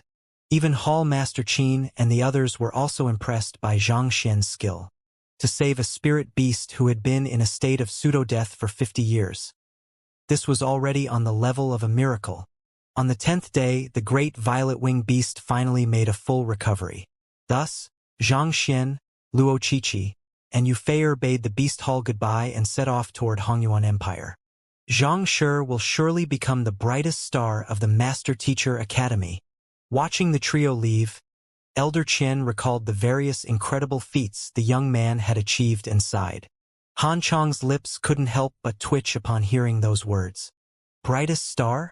I only fear that the Master Teacher Academy will find itself in the abyss of misfortune. Han Chong had heard a little of the various trouble Xianxia had stirred up in Myriad Kingdom City and Huanyu Empire. Like a tornado, he left nothing but ruination in his wake. It was hard to tell whether it would be a fortune or misfortune for the Master Teacher Academy to have a student like him. Han Chong couldn't help but solemnly pray for the long-established institution in his mind. High above the clouds, great violet-winged beast glided across the sky. It was dragging something that resembled a 7 to 8 meters ship behind it. The ship consisted of 3 rooms, and Xianxia, Luo Qiqi, and Yu Feier took one each. A flying ship. The beast hall had crafted this for Xianxia in gratitude to him for freeing them from the tyranny of great violet-winged beast. This magnificent flying ship had an elegant design, and all kinds of amenities were present on it. It was said that this flying ship had cost the beast hall several thousand middle-tier spirit stones, and only after hearing this piece of news did Xianxia feel a little more balanced inside. After all, in order to save Draconic Granite Beast, he even had to use his own middle-tier spirit stones. At the very least, he should obtain something in return. If those from the Beast Hall were to learn of his thoughts, they would surely spurt blood. Xianxia had tamed the strongest spirit beast in their region and was gifted such a valuable flying ship, and yet he only felt that it was a fair exchange at this point. Wasn't he being a little too greedy? Would he only be happy after he robbed the Beast Hall of its entire wealth? While Xianxia didn't have any intention of cleaning out the Beast Hall, he did secretly wish to receive 1 or 2 high-tier spirit stones in exchange for his effort. However, it was a pity that all of Elder Qin's wealth had gone to the great violet-winged beast throughout the years, so even producing 100 middle-tier spirit stones was impossible for him. On the deck of the flying ship, Luo Qiqi walked up to Xianxia. "Teacher." Xianxia turned to her and asked, "You came at a good time. I recall you saying that there is the apothecary school and blacksmith school in the Master Teacher Academy. Can you tell me more about it?" Since he was about to enroll in the Master Teacher Academy, he should at least gather some basic knowledge regarding it. It is a fundamental prerequisite for a Master Teacher to have sufficient supporting occupations before they can be promoted to a higher rank. As such, on top of imparting the various ways of a Master Teacher, the Master Teacher Academy also provides supporting occupation classes for its students to take on, Luo Qiqi explained. After many years of development, the Master Teacher Academy has grown to consist of 10 schools. They are namely the Apothecary School, Blacksmith School, Celestial Designer School, Formation Master School, Painter School, Martial Arts School, Beast Tamer School, Physician School, Demonic Tunis School, and Terpsichorean School. The Apothecary School is a place where one studies the art of pill forging, and it is from there that I learned my pill forging skills. On the other hand, the Blacksmith School is a place where one learns how to smith weapons. Given my previous mastery of smithing, I wasn't able to rank amidst the top 100 there.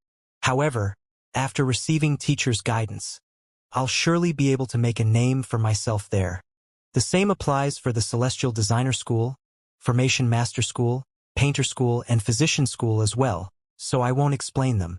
I'll talk about the Martial Arts School, Demonic Tunis School, and Terpsichorean School instead.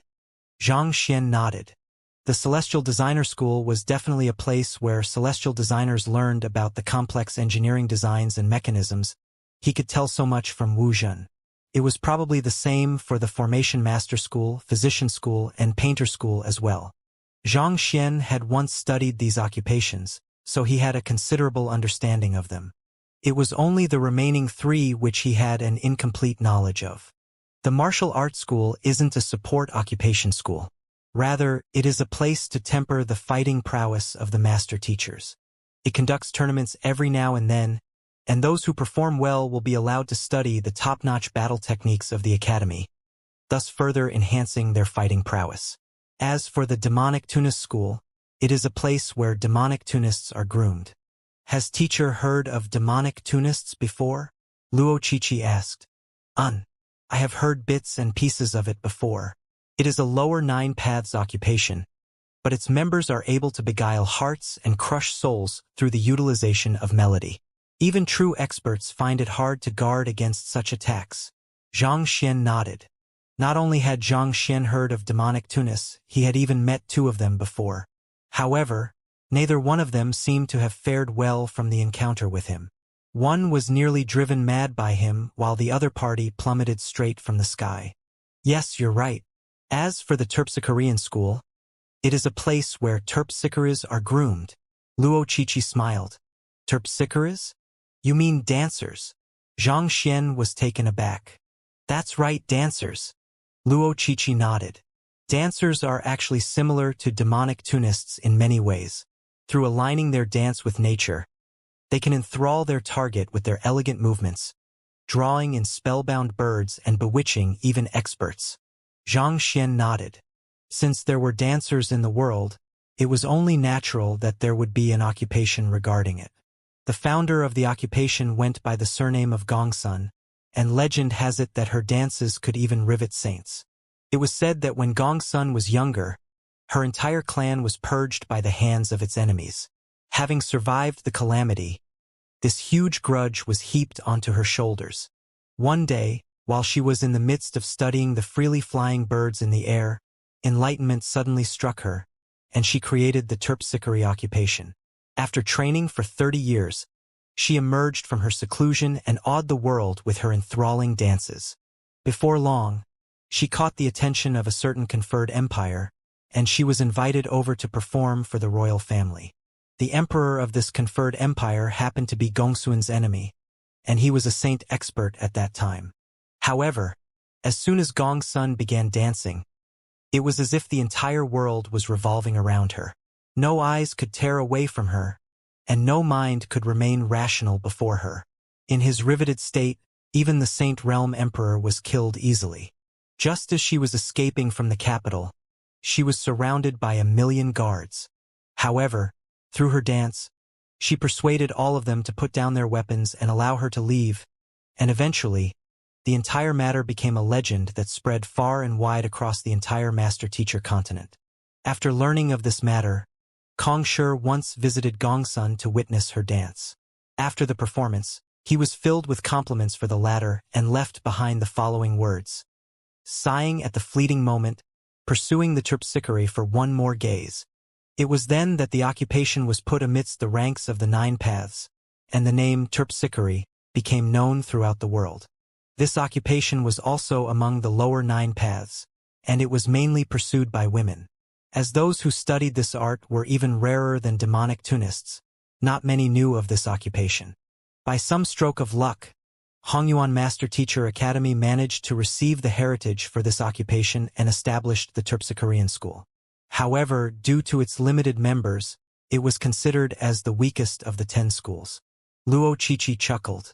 Yu Feier has been studying the art ever since she was young, and just recently, she passed the 5-star Terpsichore examination.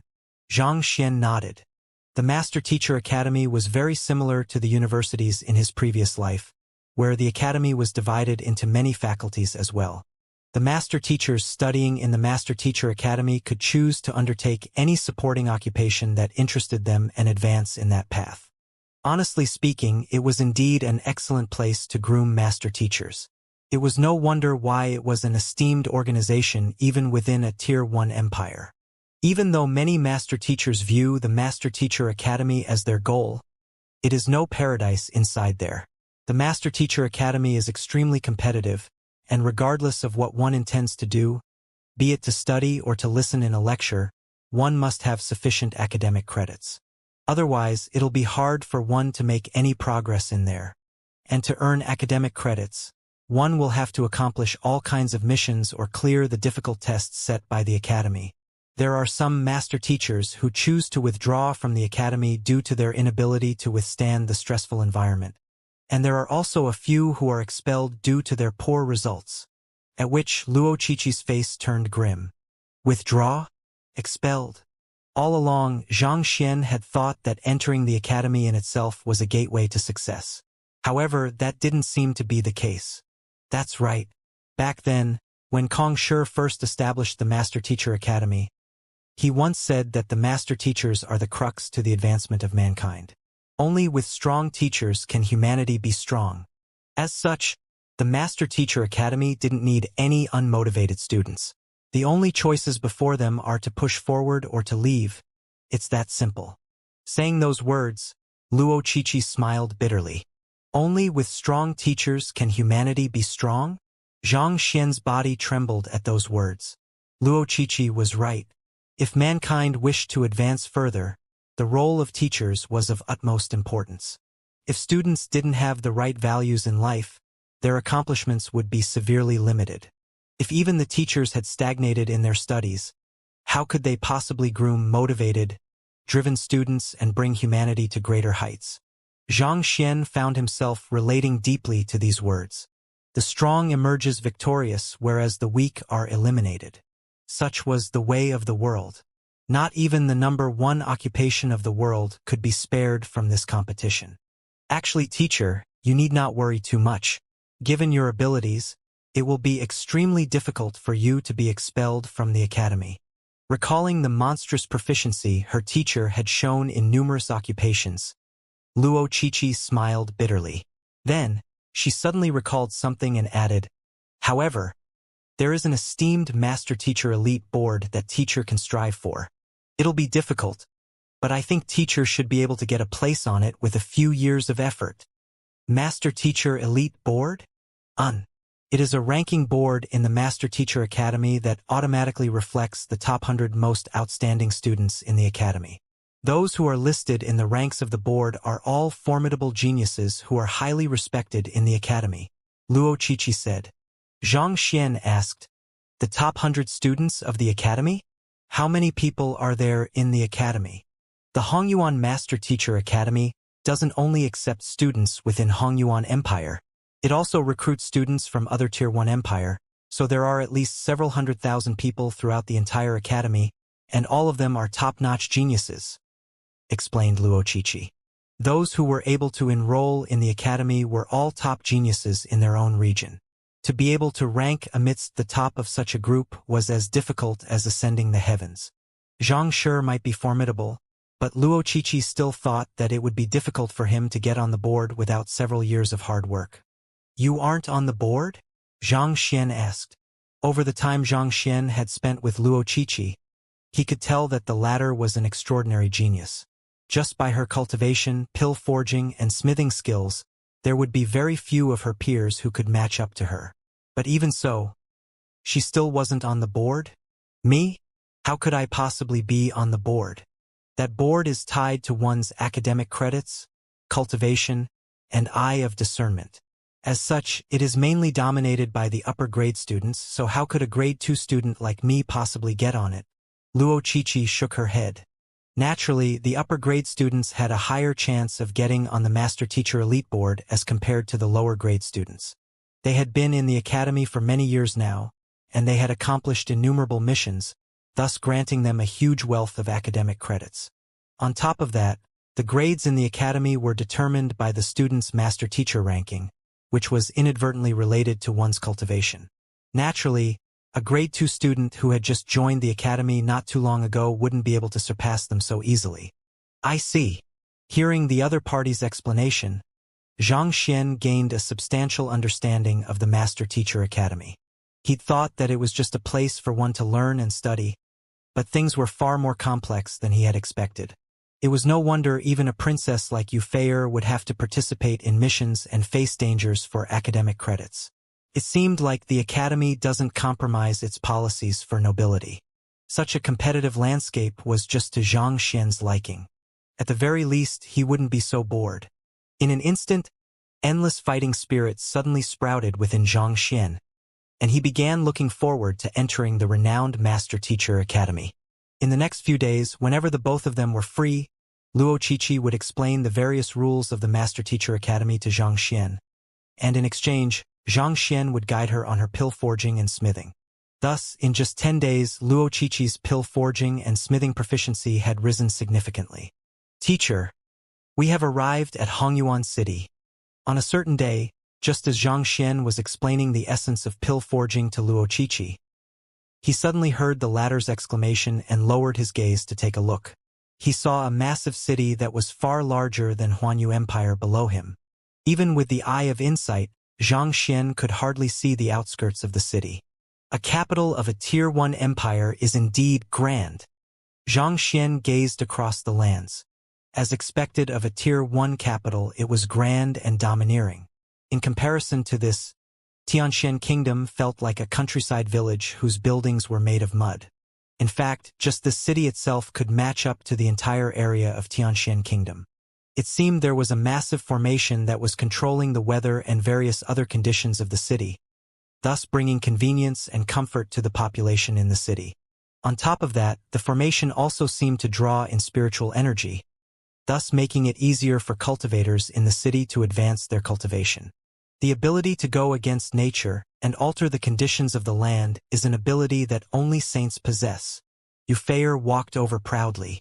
In this period of time, before the other party's formidable prowess, she felt nothing more like a countryside bumpkin.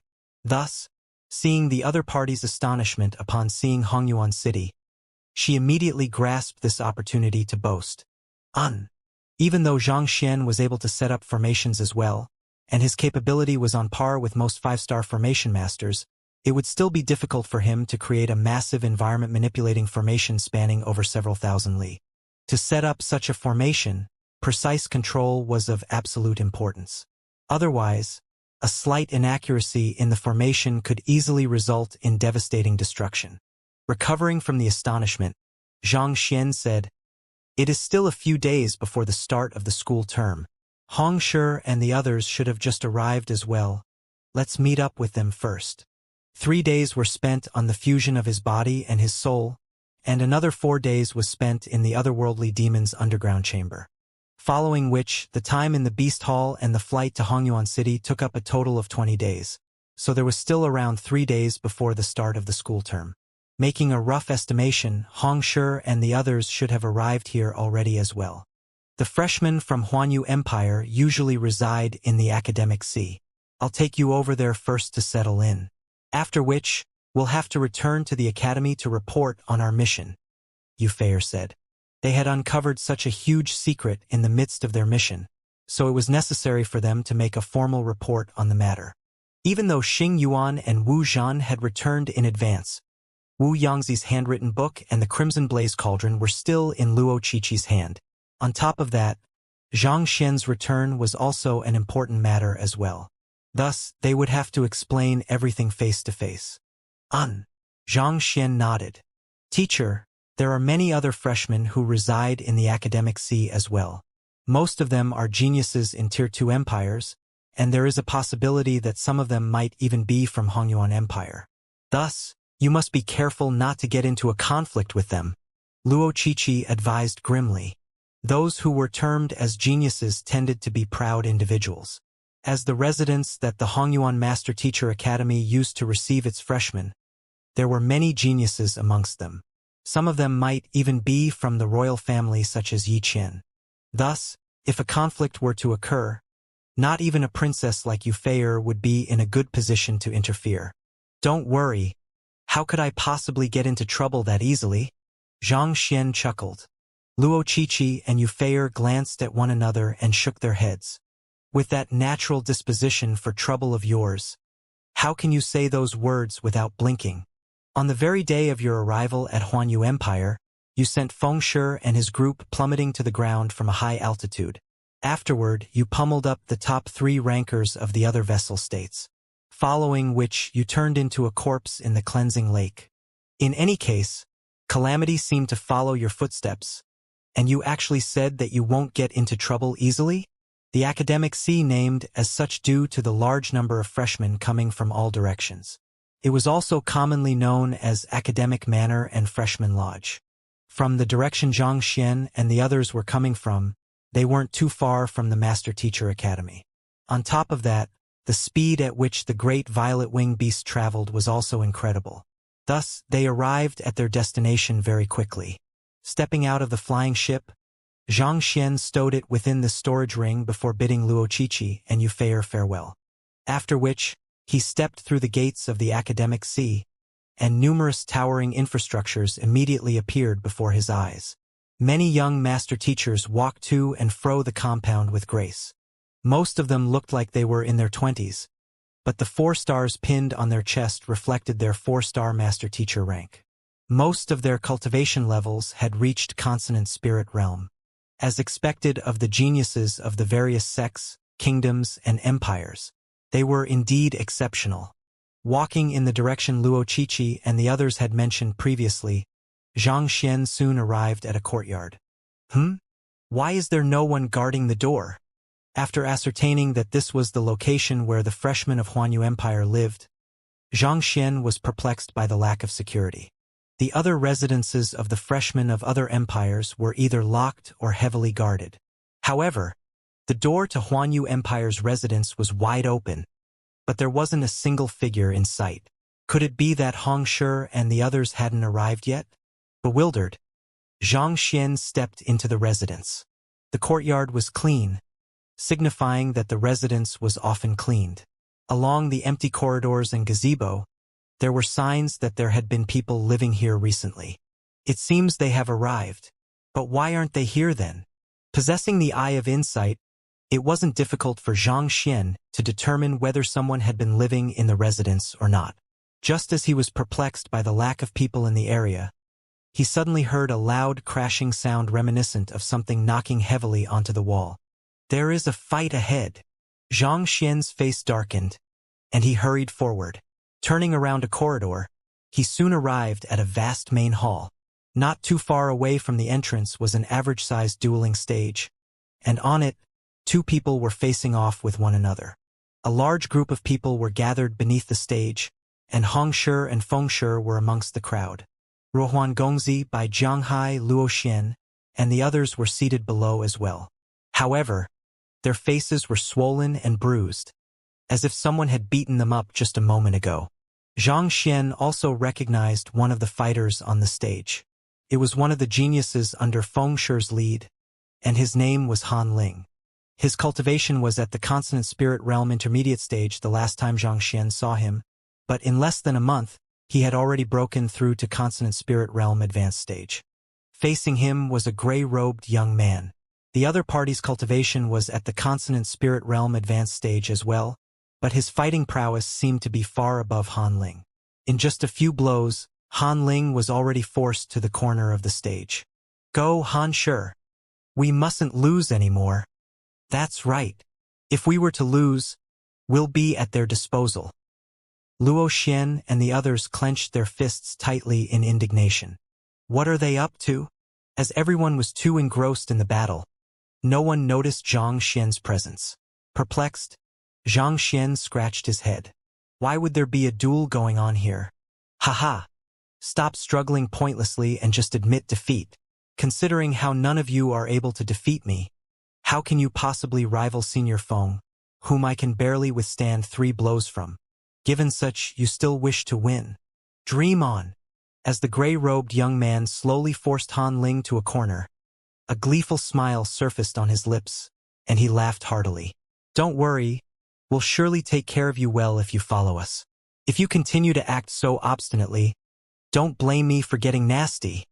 As the gray-robed young man spoke those words, his powerful blows continued raining down on Han Ling. Han Ling was using all of his might to withstand those attacks, but his face turned a shade paler with each strike. With just a momentary glance, Xianxia could tell that Han Ling would fall in just a few more blows. Thus, he walked over to Hong Shi and asked, "Hong Shi, what is going on?" "Ah, Xianxia, you're fine? This is wonderful." Upon seeing Xianxia, Hong Shi nearly leaped from his seat in excitement. The others beneath the stage, including Luo Xian and the others, also noticed Xianxia's presence, and their faces immediately flushed red in excitement. Even Shilian Gongzi, who had been beaten to pulp by him at Huanyu Empire earlier, gazed at him with eyes reddened in agitation, as though Xianxia was his long-lost kin. "What's wrong?" Seeing everyone's responses, Xianxia was bewildered. They'd only been apart for a month. Was there any need for them to react so intensely to his presence? "It's the freshman examination." Seeing the confused look on Xianxia's face, Hong Shi hurriedly explained, "The examination topic has been decided. It will be hunting in the Hongyuan mountain range." Soon, Hong Shi explained the entire matter to Xianxia. After hearing the explanation, Xianxia finally got a grasp of the situation. In truth, getting into the top 10 of the Master Teacher Tournament didn't signify a straight pass into the Master Teacher Academy. Rather, it would be more apt to consider it as an opportunity to take on the entrance examinations, and if they were to clear it, they would be allowed to enter the academy. The topic of the entrance examination would change each year. It had been an obstacle course in some years, formation deciphering in others, and even an academic examination was within the list of possibilities as well. And for this year, it was hunting.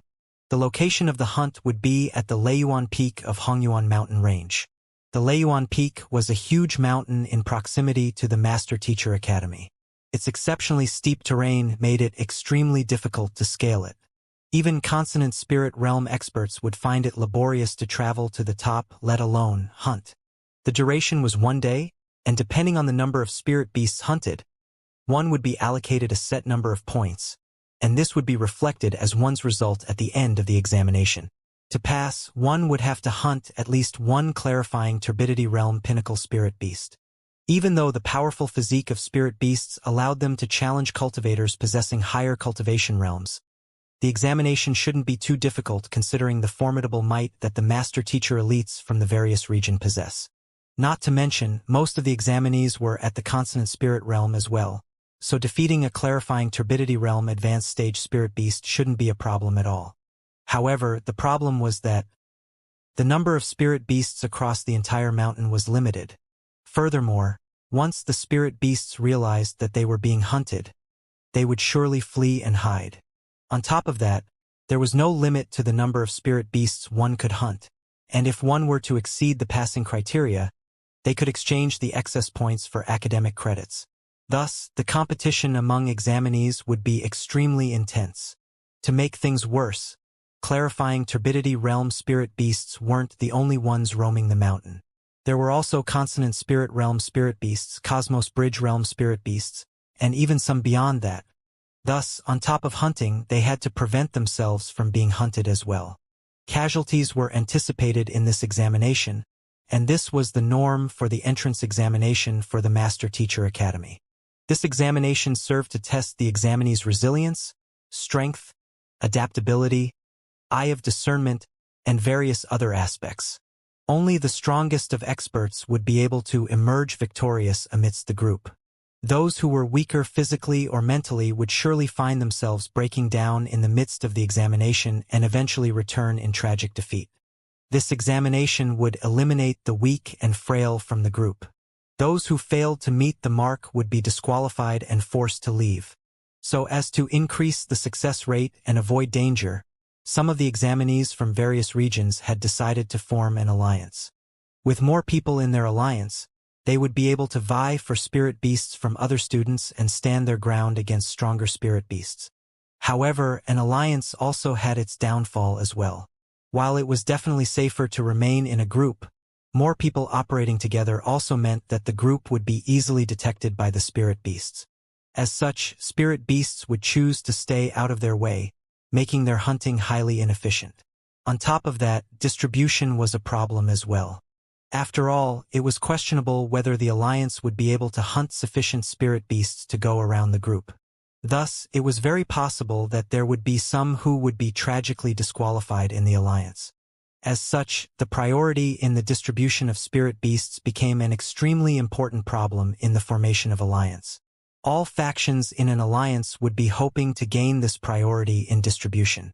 The group from Huanyu Empire was the same as well.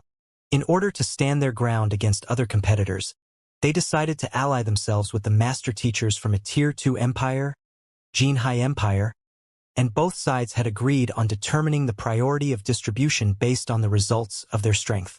After hearing the explanation, Xianxia immediately understood the situation, and he hurriedly asked, "How many more duels are there?" If they were only halfway through the battle, he might still be able to salvage the situation.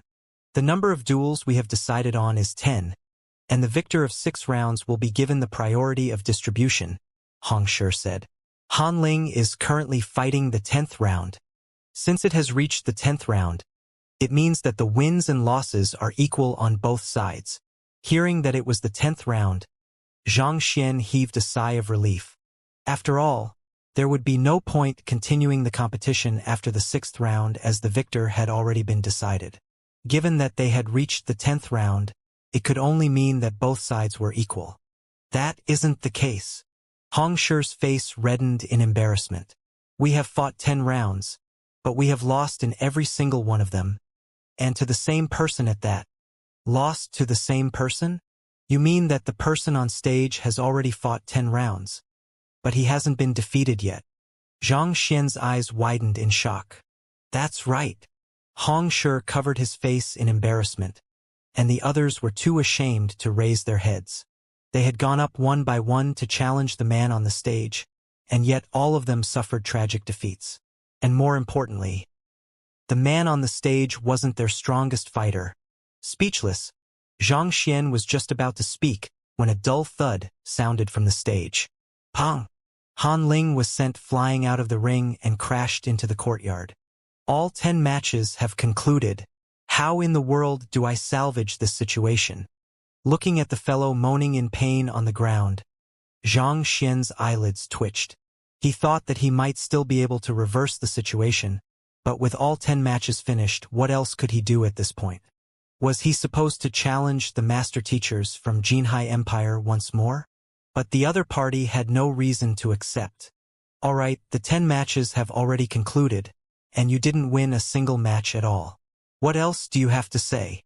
After sending Han Ling flying, the man on the stage gazed down at the group below with a smirk on his face.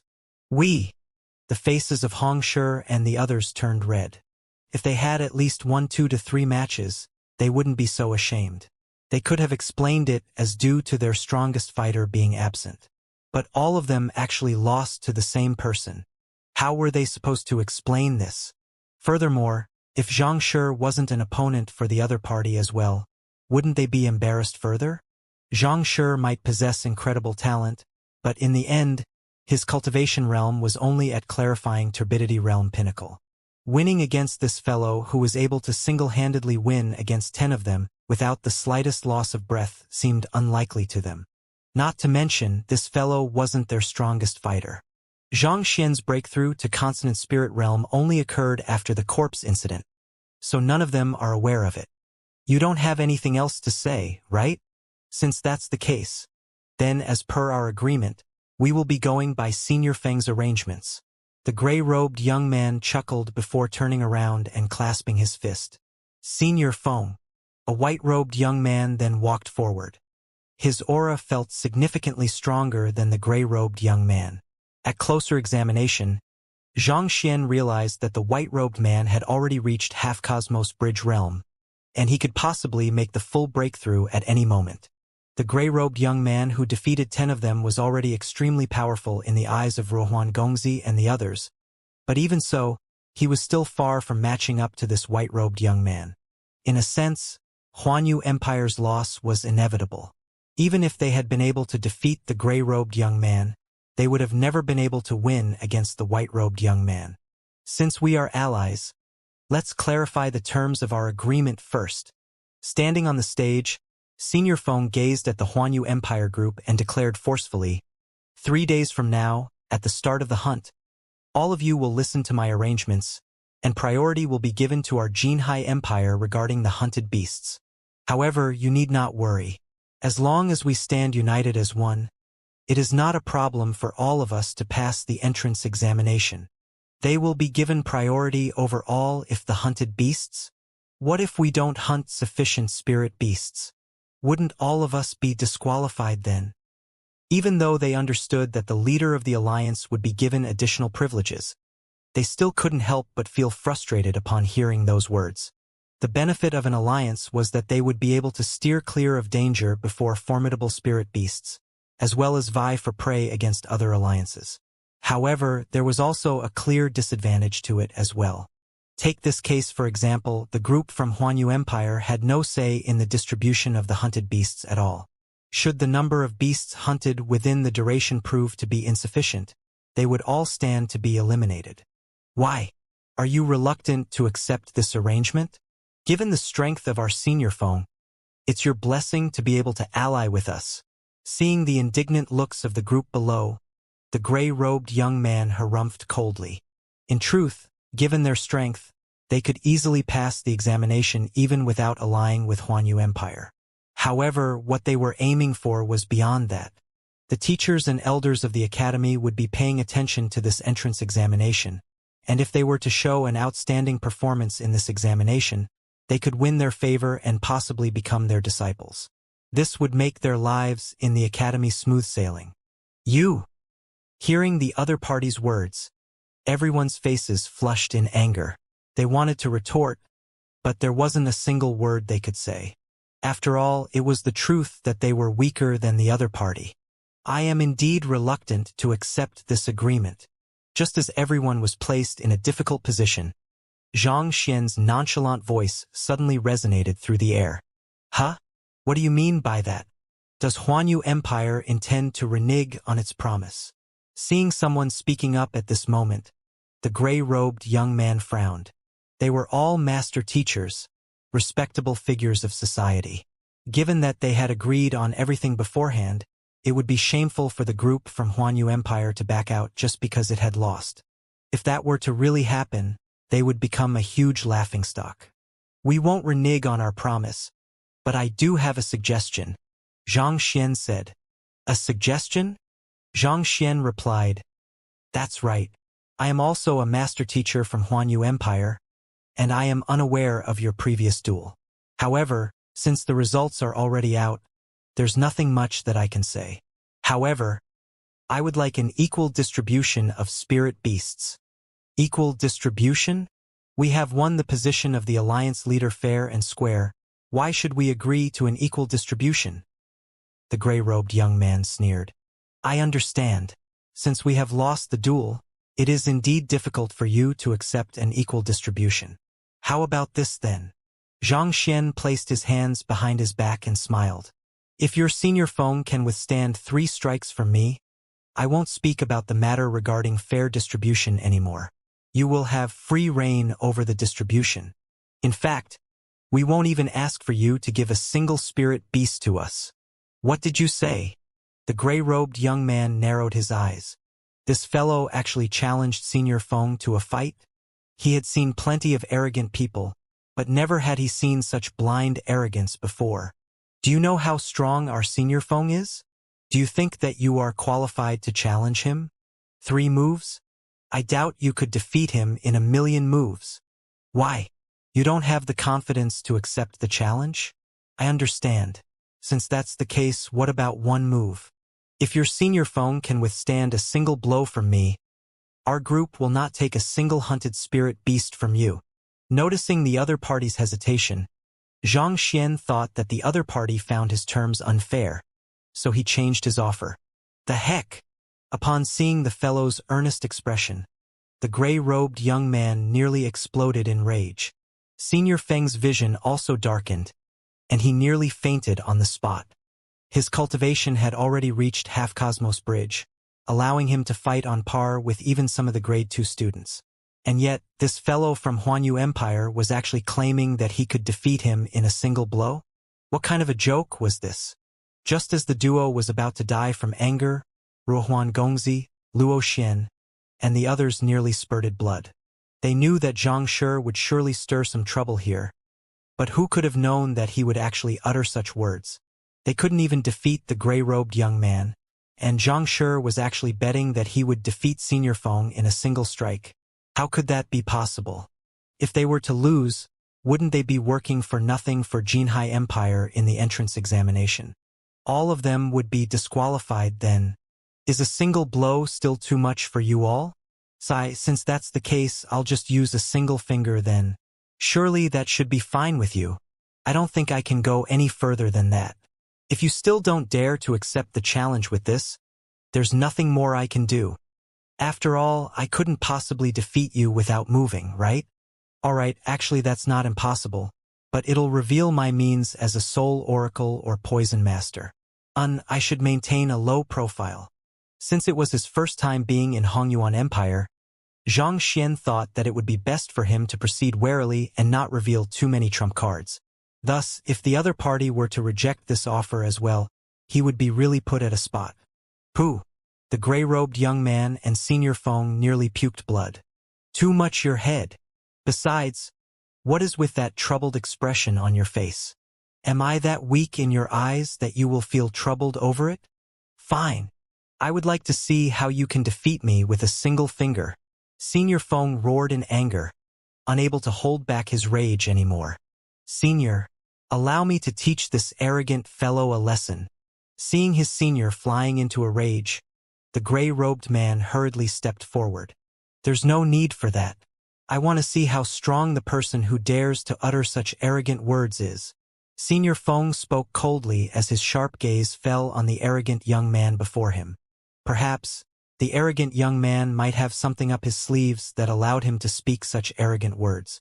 Thus, Senior Feng was interested to see whether the other party was simply uttering rubbish or really possessed the capability to do so.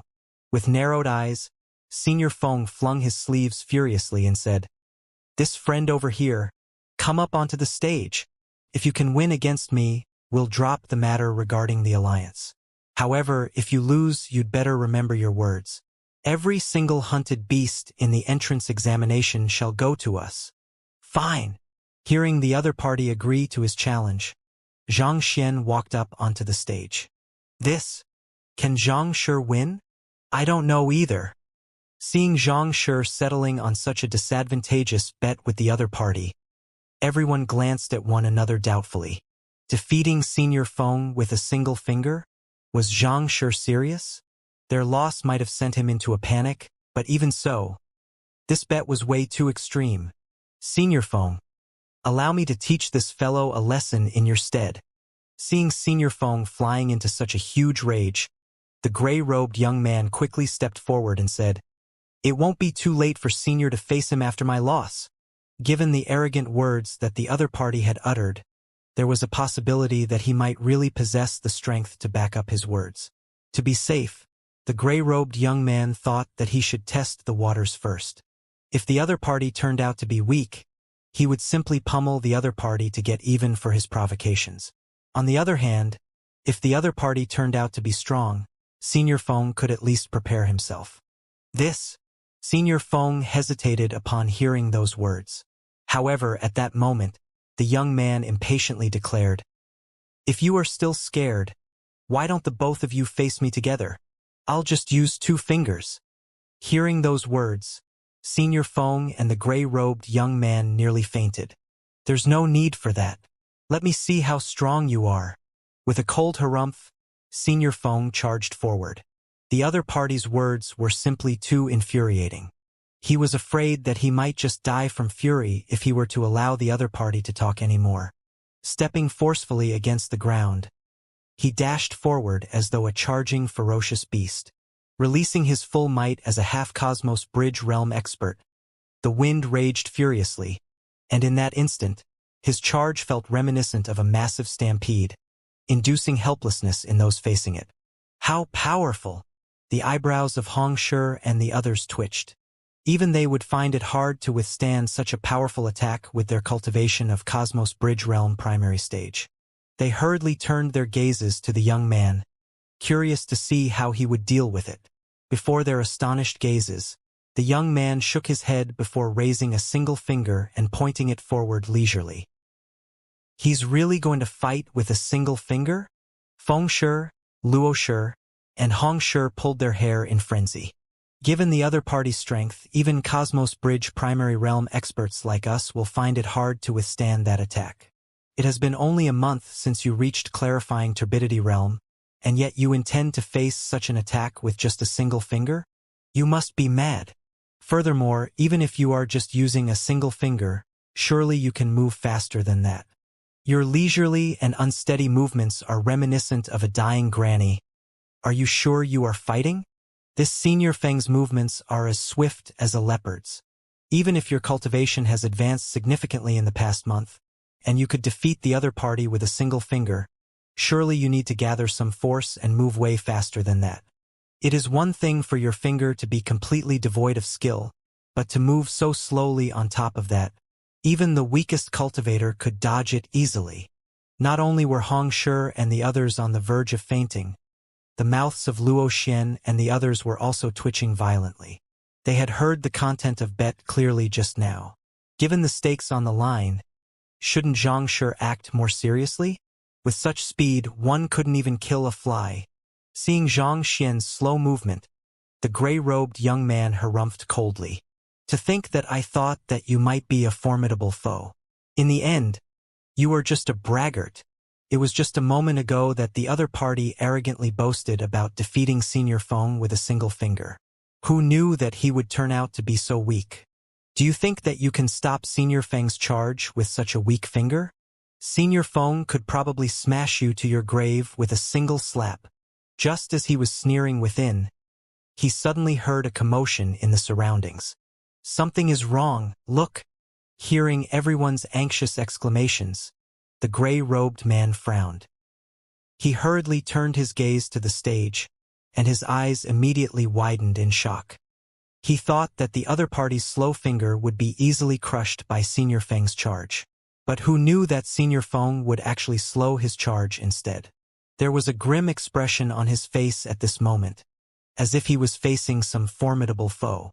He tried swerving to the side, seemingly trying to avoid the finger. However, right after taking half a step, the trembling finger turned toward him, and his eyebrows immediately shot up in alarm. Thus, he tried leaping to the left. But before he could make the movement, the finger pointed straight toward the direction of his intended movement. Upon seeing the direction of the finger, Senior Feng's face paled as if he had seen a ghost. Cold sweat flowed from his forehead, and he hurriedly tried to dodge to another direction. However, the same sight only happened again. It felt like Senior Feng was leaping to the commands of the finger, as though he was being controlled remotely. The sight of the scene was extraordinarily bizarre. Did that Senior Feng suffer a stroke?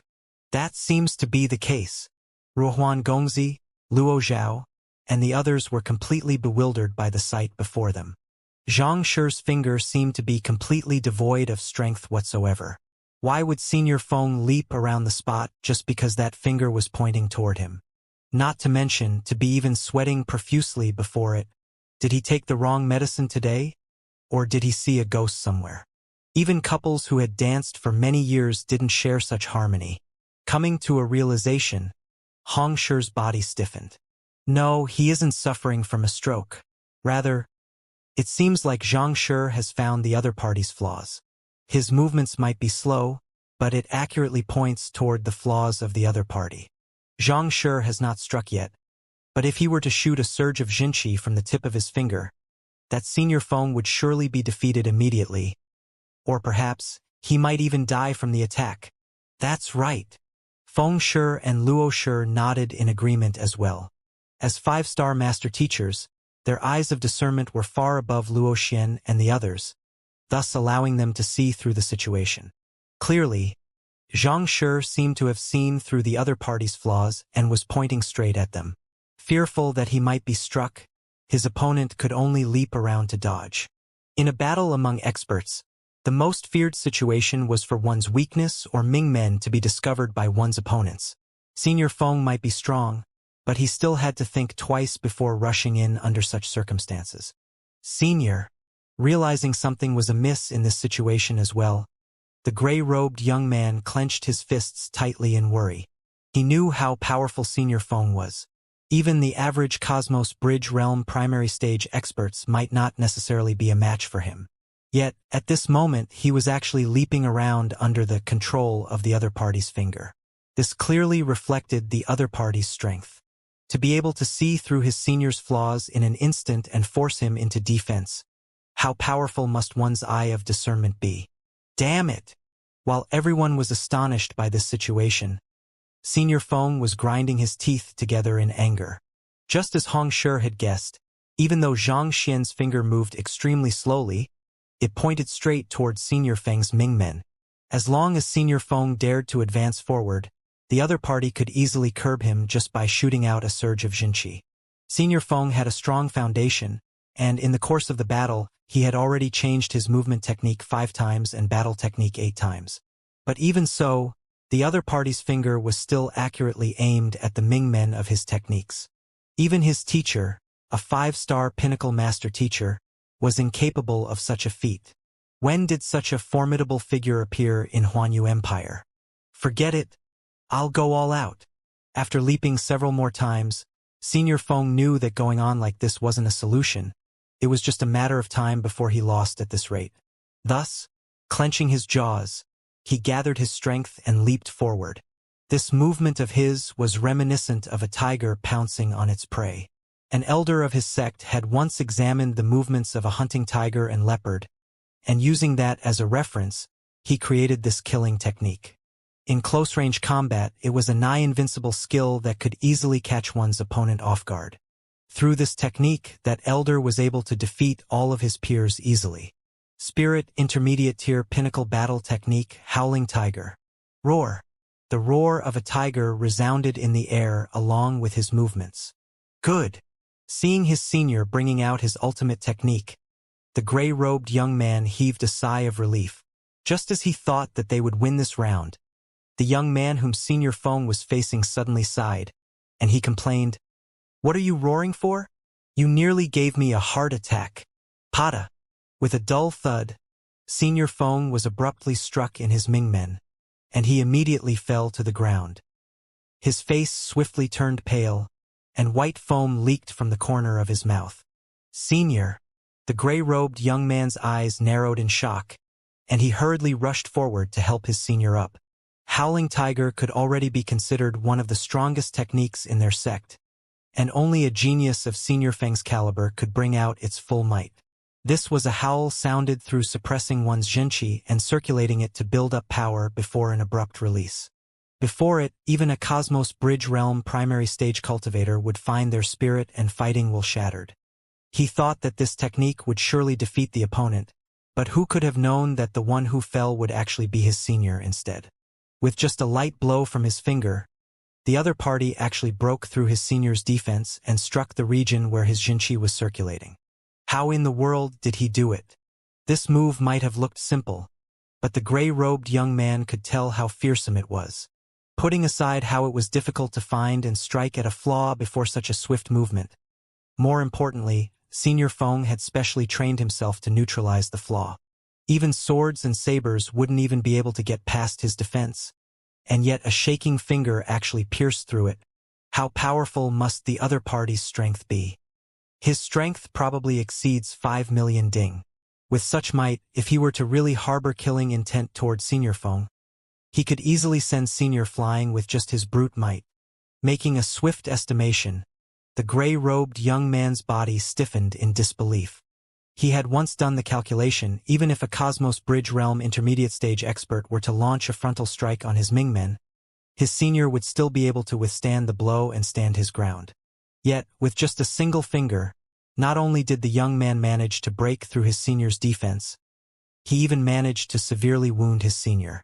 Just by this itself, it could be deduced that the young man's strength was beyond a Cosmos Bridge Realm Intermediate Stage cultivator. At Cosmos Bridge Realm Intermediate Stage, one could harness a might of 4,800,000 ding. Beyond that, one would wield a might of 5 million ding at the minimum. With such strength, there was no need for the young man to search for flaws at all. There was no one here who could withstand a single slap from him. It seemed the other party was going easy on them when he said that he would only use a single finger. Otherwise, if the other party were to utilize his fist, Senior Feng could very possibly have died on the spot. "Thank you for your magnanimity."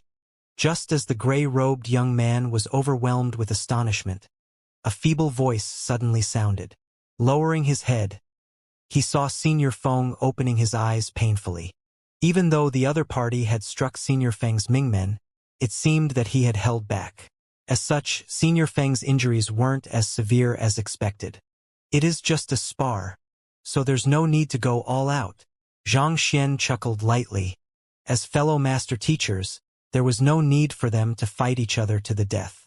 It would suffice to just defeat the other party. Actually, just as the gray-robed young man was thinking, if Xianxia truly had intended to deal with Senior Feng, given his immense might of 10 million ding, he could easily slay the other party with just a flick of his finger. There was no need for him to go through so much trouble at all. "Since I have lost, we'll call off the alliance." Gritting his teeth, Senior Feng struggled to his feet and walked out of the main hall. To think that he, the #1 genius of Jinhai Empire, would be unable to match a single finger of the other party. He would only embarrass himself by staying here. Since that was the case, he decided to leave that instant. We won. That formidable-looking Senior Feng was actually unable to match a single finger from Xianxia? Seeing the group from Jinhai Empire depart, a huge commotion broke out amidst the group from Huanyu Empire. Luo Xian and Bai Zhonghai glanced at one another, and bitter smiles surfaced on their lips. It seemed like their gap with the other party had grown much larger than before. Back in Myriad Kingdom City, while they might not be a match for Xianxia, they were still able to cross some blows with him. But now, if they were to rush at Xianxia with all their might, they would probably meet the same fate as Senior Feng. Defeated by a mere finger. Consonant Spirit Realm Pinnacle? Xianxia, you have reached Consonant Spirit Realm Pinnacle? Xia's eyes lit up in agitation. Even though Xia's attack ended in an instant, he still received a clear glimpse of the other party's strength. Consonant Spirit Realm Pinnacle. Back in Myriad Kingdom Alliance, Xianxia had made a breakthrough to Consonant Spirit Realm. It had only been around 2 months since then, and not only had Xianxia successfully made the breakthrough to Consonant Spirit Realm, he had even reached the pinnacle of the realm. His rate of improvement was too astonishing. The hurdle to Consonant Spirit Realm had trapped innumerable cultivators. But not only did Xianxia manage to cross the hurdle in just 2 months, he even raised his cultivation by 1 entire realm. How in the world did he cultivate to achieve such an astounding growth rate? Consonant Spirit Realm Pinnacle? In truth, most of them had intended to get even with Xianxia once he returned to the party. After all, back at Huanyu Empire, many of them had suffered greatly under Xianxia's hands. However, upon hearing those words, a strong feeling of helplessness loomed over them. How could they possibly rival this monster? Even if they were to guzzle down pills, they still couldn't keep up with the other party's pace. Most likely, the gap between them would only grow greater and greater in the future, and one day, the other party's back would disappear completely from their sight. It's just a stroke of good luck. Xianxia chuckled. Xianxia, didn't my students come here along with you? Where are they? Since the group from Huanyu Empire have arrived here, Zhangyang, Wang Ying, and the others were meant to be there as well. They! Hearing those words, Xianxia subconsciously glanced at Feng Shi and the others and hesitated. Seeing Xia's response, Xianxia frowned, and his face darkened. What happened to them? Zhangyang and the others were his direct disciples, and they had accompanied him all the way here from Tianxian Kingdom. They had braved many life-threatening situations together, and Xianxia already viewed them as his closest kin. If anything were to happen to them, He didn't mind wiping the entire Hongyuan Empire off the face of the world. If he needed to, he would even punch a gaping hole through the heavens. Anyone who meant them harm would have to suffer his wrath. Xianxia, don't worry. They are safe. Seeing the latter's awful expression, Hongshi immediately realized that his hesitation had caused a huge misunderstanding. Thus, he hurriedly explained, however, they were taken away by the men of the King Hui Manor yesterday, and we dare not stop them. Xianxia had entrusted his direct disciples to his care, only to find them missing upon his return. Anyone would be angry when faced with such a situation. It was already incredible that Xianxia could still retain his rationality in this situation. King Hui Manor? Zhang Xian frowned. He had never heard of this name before. Why would the other party take his direct disciples away? I am not too sure about what's going on either, Hongshi said, and then hesitated for a brief moment before further explaining. King Hui Yulongxian is the blood-related uncle of the incumbent emperor of Hongyuan Empire, thus making him the imperial uncle of the current era. Given his esteemed position, there's only a single man throughout the entire Hongyuan Empire who stands above him, the emperor himself. Even Princess Yufei, whom we met before, would have to address him as Grandpa Xian. The men from the King Hui Manor came over yesterday, and they insisted on taking them over to their manor to stay for a few days. Considering their respectful attitude and their esteemed standing in Hongyuan Empire, it didn't seem like they were harboring any malicious intentions, so I didn't stop them. Stay for a few days? Zhang Xian was perplexed. He was certain that he had no ties with King Hui Yulongxian. As for his students, Zhang Yang, Wang Ying, Yuan Tao, and Lu Yang, only Wang Ying came from a distinguished background. However, it could only be considered as a distinguished clan in Tianxian Kingdom. Yuan Tao was an orphan, and he had been roaming the streets ever since he was young. Unable to find a proper cultivation technique manual, he could only fumble his way through his cultivation.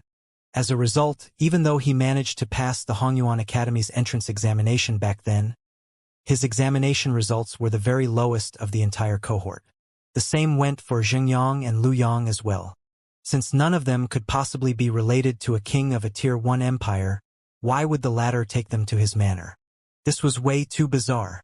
A thought suddenly surfaced in Zhang Xian's mind, and he immediately asked worriedly, "When did you all arrive? Did they cause any trouble?" His students and his butler were true troublemakers, and this was especially so for the latter. With Yang Shi serving as his backing, he put on a brazen attitude regardless of whom he was standing before. Could they have offended the King Hui Manor somehow, thus resulting in the latter finding an excuse to take them to the manor? We only arrived yesterday afternoon. As soon as we arrived, we immediately headed toward this residence, so there is no way they could have caused any trouble. Hongshi frowned as he went through his memory to see if he might have missed out something. But they did. Did you forget what the plump student of Xianxia did before arriving at this residence? Fengshi suddenly interjected. Under Fengshi's prompt, Hongshi also recalled the matter and quickly explained it. Plump student? Oh, Yuan Tao did fight with someone yesterday, but that was a small matter. Besides, the other party was an ordinary person who had no ties with the King Hui Manor. Hearing that Yuan Tao had caused some kind of trouble, Zhang Xian immediately asked with a livid expression, "What happened?" Actually, Yuan Tao is not to be blamed for this matter. Right after we arrived, an itinerant cultivator came to provoke us into dueling with him. Thus, Yuan Tao stood forward to teach that person a lesson. Due to this matter, Yuan Tao sustained some injuries and shed some blood. However, after Yuan Tao defeated the itinerant cultivator, the latter gave him some recovery pills in compensation for the matter. Judging from that person's dress-up, it seemed like he is a merchant. Could the both matters be related? Hongshi frowned as he recalled the happenings yesterday. The person who fought against Yuan Tao was an ordinary merchant, and his cultivation was also SOSO. It was unlikely for him to be related to King Hui Manor, so Hongshi didn't think too much into the matter. However, the frown on Zhang Xian's forehead deepened after hearing of the matter. Duel? And Yuan Tao was injured at that. Yuan Tao, Zhang Yang, and the others might be brazen, but they still knew better than to get into conflict with someone in a foreign land, especially when their teacher was not around. Furthermore, with the awakening of Yuan Tao's unique constitution, his defense had reached an absurd level. Making him bleed was no easy task at all. Could this matter really be related to King Huai Manor? Otherwise, there was no other plausible explanation as to why the other party would take his students away. Unable to come to a conclusion, the frown on Zhang Xian's forehead tightened. Eventually, he turned to Hong Shi and asked, "Where is King Huai Manor?" "Zhang Shi intends to head to King Huai Manor to find your students?" Hong Shi was taken aback.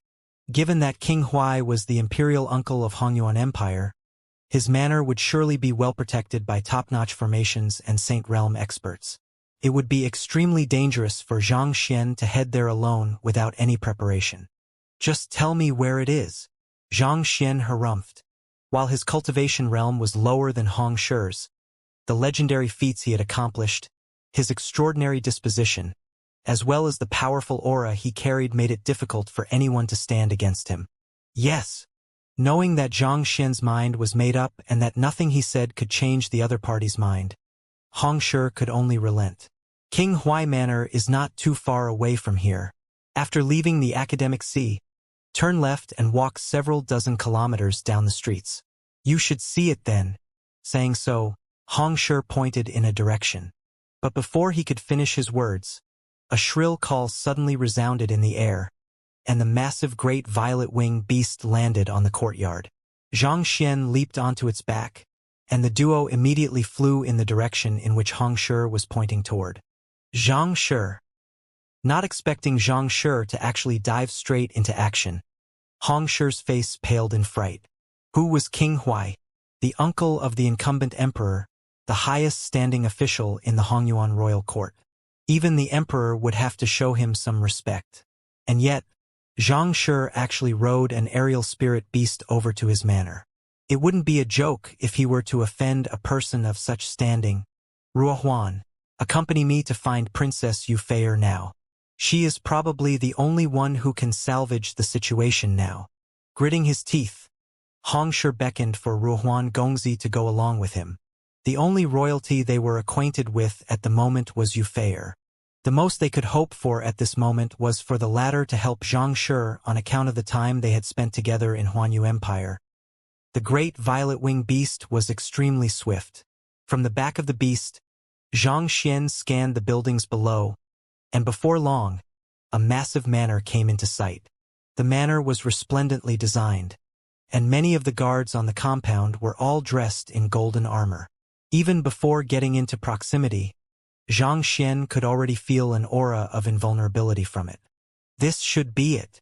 After circling around the area to further assess the situation, Zhang Xian instructed the great violet-winged beast to land on the ground.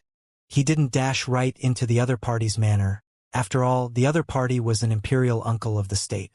Without ascertaining the situation of Wang Ying and the others, it was best not to offend the other party first.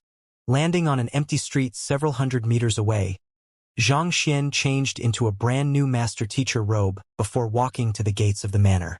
At the entrance, he saw a huge plaque with 3 grand words, "King Huai Manor," written in gold. The words seemed to be dancing around, as though they would break free of the surface of the plaque and soar into the greater world any moment now. This is probably the work of a 6-star painter, Zhang Xian assessed. Considering the incredible skill and astounding disposition behind those words, the painter of it had to be at least at 6-star. There were 4 guards standing at the entrance. Each of them was dressed in steel armor, and their presence exuded a strong pressure on one's soul.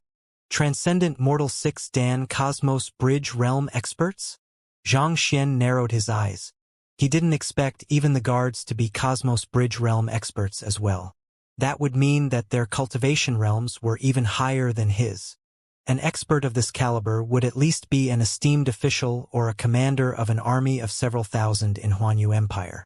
Yet, in Hongyuan Empire, they were only an ordinary entrance guard. Huaiwang Manor was indeed powerful. It was no wonder Hong Shi was worried. Entering this place was no different from venturing into a lion's den. But so what if that was the case? If the other party had malicious intentions toward Yuan Tao, Zhang Yang, and the others, even if he was a member of the royal family, Zhang Xian was determined to cause a huge uproar. If it came down to it, he could also bring out his otherworldly demon puppets to wreak havoc. With 20 Saint Realm experts with nigh invincible defense and no lack of stamina along with the unfathomable vicious, he was confident that he could easily destroy the entire King Huai Manor. Taking in a deep breath, Zhang Xian walked up to the gate. Seeing Zhang Xian walk over, a guard raised his spear and harumphed. Our King Huai Manor forbids the approach of any unrelated personnel. I am Master Teacher Zhang Xian, and I am here to pay respect to King Huai. I hope that you can relay the message. Zhang Xian took out an identity scroll and passed it over. Before confirming the other party's intentions, it was best not to offend them first. Master Teacher? The guard assessed Zhang Xian doubtfully before grabbing the identity scroll. There were only 4 words written on the identity scroll, Master Teacher Zhang Xian. There was nothing on his rank at all. For Star Master Teacher might be the strongest existence in Myriad Kingdom Alliance, but in a Tier 1 empire, it would be insufficient for him to meet someone of King Huai's caliber. If Zhang Xian were to write it down, it was highly likely that he would be denied entry immediately. The guards wouldn't even bother showing his identity scroll to their boss. The guard passed the identity scroll to the other guards to see as well, and they were all perplexed when they saw the content as well. One of them spoke up hesitantly. May I know what Zhang Shi's Master Teacher rank is? Are you an acquaintance of our old master? Have you made an appointment with him? Since there was nothing written on it, they could only ask the person in question. Naturally, a person of their master's standing wouldn't meet a person just because the other party had provided an identity scroll. I have never met King Huai before, but I am a close buddy of Princess Yufei. Oh, Pavilion Master Mo Gaoyuan is also an old friend of mine. Zhang Xian chuckled. If he were to say that he was a 4-star master teacher, he would immediately be chased away. Thus, he could respond to the other party's questions in a roundabout manner, hoping that the other party wouldn't pursue the matter. But in any case, what he was saying was the truth as well. He had gone through a life-and-death situation with Yufei, so it wouldn't be going too far to address her as a close buddy. On the other hand, he had met Mo Gaoyuan, and the latter had expressed goodwill toward him. Thus, it wasn't exactly wrong to call them old friends as well. Mo Shi's friend? As expected, upon hearing those words, the faces of the guards immediately turned grim. Mo Gaoyuan was the pavilion master of the Hongyuan Empire Master Teacher Pavilion, a 6-star pinnacle master teacher. Only another 6-star master teacher would dare to address him as a friend. Just that, was it even possible for a 6-star master teacher to be so young? Zhang Shi, this way please. We will report your arrival to our old master. Even though the guards were doubtful, they didn't dare take any chances. Thus, they quickly invited Zhang Xian into the residence. The means of a master teacher should never be underestimated. While the fellow before them might look young, it might not necessarily an accurate indicator of his age. Furthermore, regardless of whether the other party was truly a 6-star master teacher or not, just the fact that he was a master teacher would have to make them think twice before offending him. Thank you. Seeing that the guards were going to report his presence to their old master, Zhang Xian heaved a sigh of relief. With a nod, he followed the guards into the manor. King Huai Manor was so huge that it was impossible to see the end of it with a single glance. Many powerful guards dressed in golden armor patrolled the soundings of the majestic buildings rising throughout the entire estate. It felt like even an army wouldn't be able to take down this manor easily. It was no wonder Hong Shi was so worried when Zhang Xian said that he would come here. This was indeed the den of a ferocious tiger. The movements of these guards seemed to be aligned with some kind of formation. They will be difficult opponents. As a formation master, Zhang Xian could easily tell that despite the seemingly random movement of the guards, their movements were actually aligned with something to form a powerful offensive formation. If anyone were to attempt to intrude into the manor, they would be able to immediately bring forth a destructive assault upon him. Wang Ying and the others should be fine. If the men from King Huai Manor really intended to mean them harm, no one from the Huanyu Empire Party would be able to stop them. There is no reason for them to go through so much trouble. Upon seeing the astounding might of the manor, Xianxia heaved a sigh of relief instead. Considering how the other party could easily overcome the entire group from Huanyu Empire just by dispatching a few guards, there was absolutely no need to go through the trouble of inviting Wang Ying and the others to the manor. Possessing absolute power, there was no need for the other party to hide his actions at all. Xianxia, please wait here. We'll report your arrival to our old master. Soon they arrived at an elegant gazebo. The guard invited Xianxia to take a seat before taking his leave. Understanding the rules around here, Xianxia sipped on the fragrant tea that a maid served while waiting patiently. It must be said that the etiquette of King Huai Manor toward guests was truly impeccable. Even the tea leaves used were freshly picked, and the fragrance drifting from it left one feeling deeply revitalized. While sipping on the tea, Xianxia took this opportunity to activate his eye of insight to examine the area. After taking a brief look, he couldn't help but shake his head in disappointment. Even though the security in the manor seemed tight, he could still see many openings under the scrutiny of the eye of insight. Xianxia was confident that with his current cultivation, he could easily enter and leave the residence without being discovered. Xianxia. Just as Xianxia was scanning his surroundings, the guard from before suddenly rushed back and announced, "The old master invites you to the main hall." Retracting his curious gaze, impassiveness returned to Xianxia's face. Standing up, he followed the lead of the guard. After strolling through a maze of corridors, they soon arrived at a vast main hall with a high ceiling. "Old master, Xianxia has arrived." Upon reaching the main hall, the guard immediately rushed forward and reported their arrival with clasped fists before backing out of the room. Following which, Xianxia stepped into the main hall. At the center of the massive room sat an austere middle-aged man who exuded a strong authoritative disposition. On the guest seat by the side was a white-haired elder, and a young man was standing behind him. These were the three people in the room.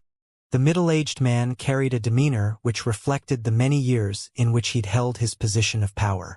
The chances were that he was King Huai. As for the white-hair elder, his very presence felt unfathomable, making it extremely difficult to assess him. On the other hand, the young man behind him unreservedly exerted his aura, revealing his cultivation as a transcendent mortal 8-dan primary stage expert. A transcendent mortal 8-dan expert in his 20s.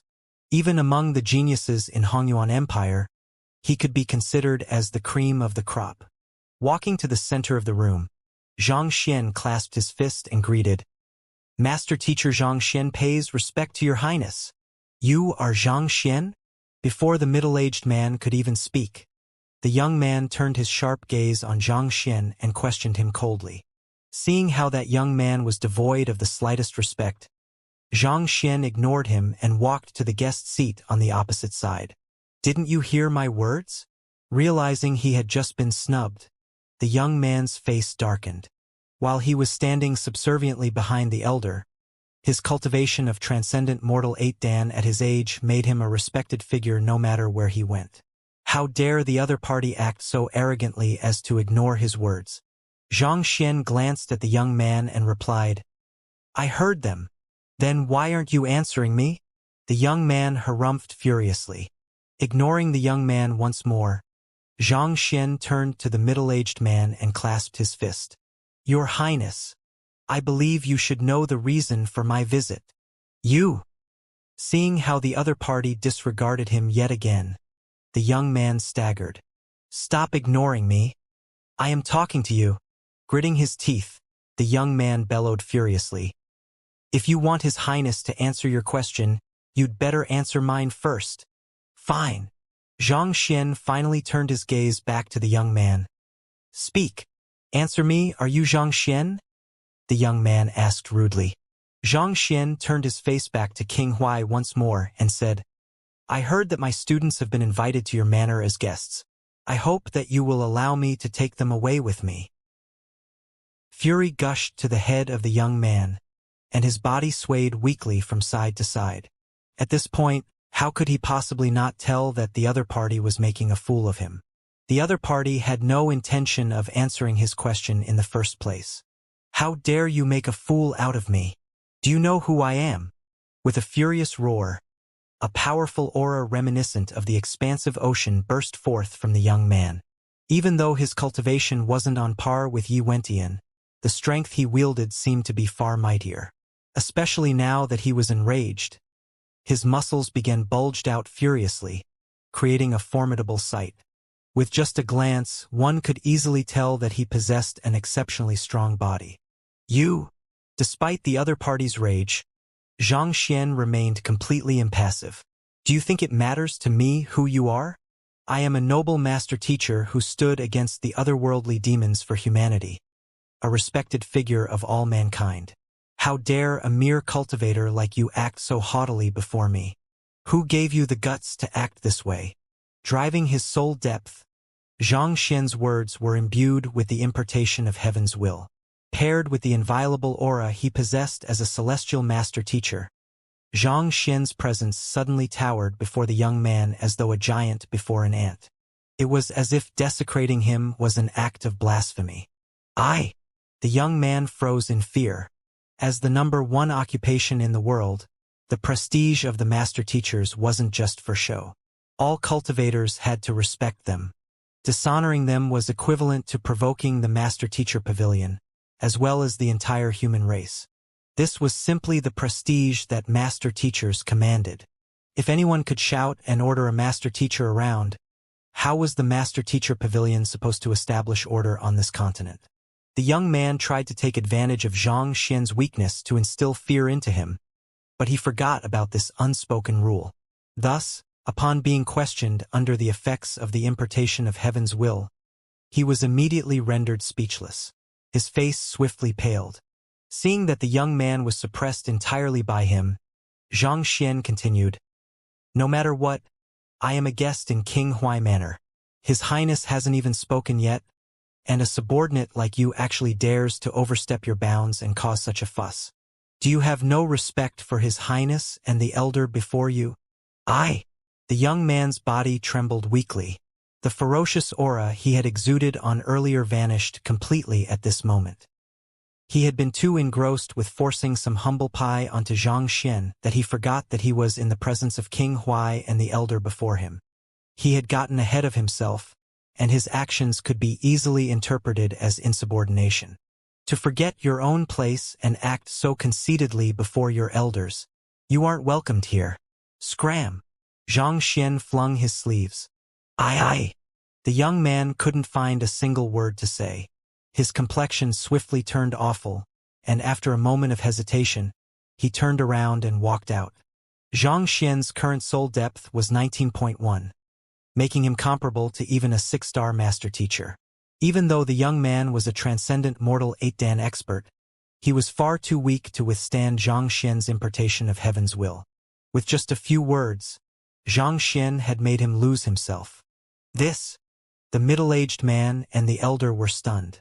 They didn't expect Xianxia to be able to beguile the young man into leaving just like that, and they glanced at one another in astonishment. Wasn't Xianxia supposed to be a 4-star master teacher? How could his words be effective even on a transcendent mortal 8-dan expert? In the end, the elder shook his head and uttered, "Enough!" Boom! That voice wasn't loud, but it resounded clearly in one's ears as though a clap of thunder. The departing young man suddenly froze. The elder's words had shaken him out of the effects of Xianxia's impartation of heaven's will, and he immediately turned around to glare at Xianxia in animosity. He was on the verge of going insane. To think that he, a transcendent mortal 8-dan expert, would actually be beguiled into leaving the room while trying to teach the other party a lesson. The immense humiliation induced a furious blaze within him. "I will kill you!" Howling angrily, the young man stepped against the ground and charged forward. However, at that very moment, the elder's voice rang in his ears. "Enough! Don't you think you have embarrassed yourself enough today?" "Yes." Hearing the displeasure in the elder's tone, the young man shuddered and hurriedly retracted his aura. He swiftly returned back to his place behind the elder and fell quiet. Even so, his vengeful eyes were still fixated on Xianxia, seemingly trying to tear him apart. However, Xianxia couldn't care less. While he wasn't a match for the other party, there was no need for him to fear the other party either. After all, the Saint Realm puppets he had on him weren't just for show. Ignoring the young man, Xianxia turned to look at the elder instead. Xianxia knew how strong his impartation of heaven's will was. Those whom he had beguiled couldn't be awakened that easily by external force. Yet, with just a single word, the elder actually managed to return the young man's rationality. Without a doubt, the elder was a formidable expert. In fact, even Mo Gaoyuan didn't seem to wield such capability either. Xianxia students are indeed guests in my manor. I'll have my men invite them over. Noticing the peculiar atmosphere drifting in the air, the middle-aged man chuckled awkwardly and hurriedly issued some instructions to a servant. The servant swiftly left the room. I'll be thanking His Highness in advance then. Hearing that his students were indeed just guests of the manor, the heavy stone weighing down Xianxia's heart was finally released. But even so, he still had some doubts in mind and said, "My students are mischievous, so I beg your Highness's pardon if they have troubled you in any way." Troubled me? How can that be? Xianxia's students possess astonishing talent. If anything, I am impressed by them. Knowing that it would be impossible for him to hide the truth from the master teacher before him, King Huai shook his head and explained, "To tell you the truth, it was by Elder Yuan's request that I invited Xianxia's students to the manor." Elder Yuan? Xianxia was perplexed. Elder Yuan? He didn't recall ever meeting such a figure. Why would the other party invite his students to King Huai's manor? The elder before the young man stroked his beard and said, "I am Yuan Chang, the elder of Boundless Empire's Yuan clan." Boundless Empire? Yuan clan. Xianxia was taken aback.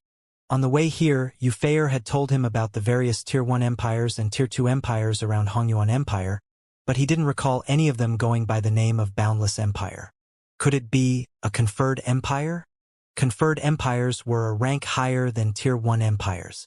7-star master teachers stood at the core of the empire, ensuring the prosperity of the nation. Considering how King Huai didn't fly into a rage despite the rudeness of the young man, intervening to mediate the situation even, it was likely that the elder and the young man possessed extraordinary standing. If they were truly from a conferred empire, everything would make sense. After all, when Yufeier and Xing Yuan visited Huanyu Empire, Yi Wentian had to act prudently around them, not daring to offend them at all. That's right. The elder chuckled. Xianxia is incredible. To think that you would possess a soul depth superior to most 6-star master teachers at such a young age. Your talent is incredible even among the multitude of geniuses I have seen.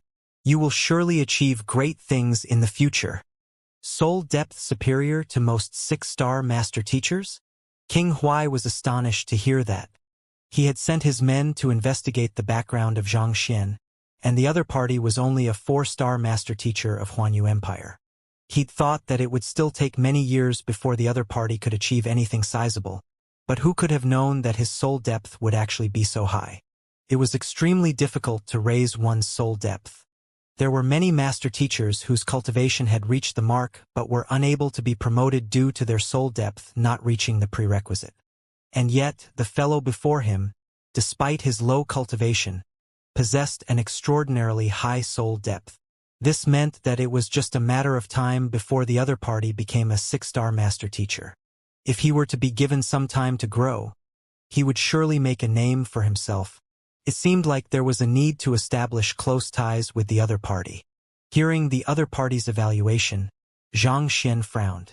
Without using a stone of insight, not even a 6-star master teacher was able to gauge his soul depth accurately. And yet, the other party was actually able to evaluate it accurately. Clearly, the other party's eye of discernment and cultivation had truly reached a fearsome level. With a grim expression, Xianxia clasped his fist and said, "Elder Yuan is being too generous.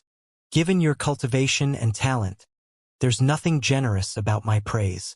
Since Xianxia's surname is Zhang, may I know if you are related to the sage ancestry Zhang clan?" Elder Yuan asked doubtfully.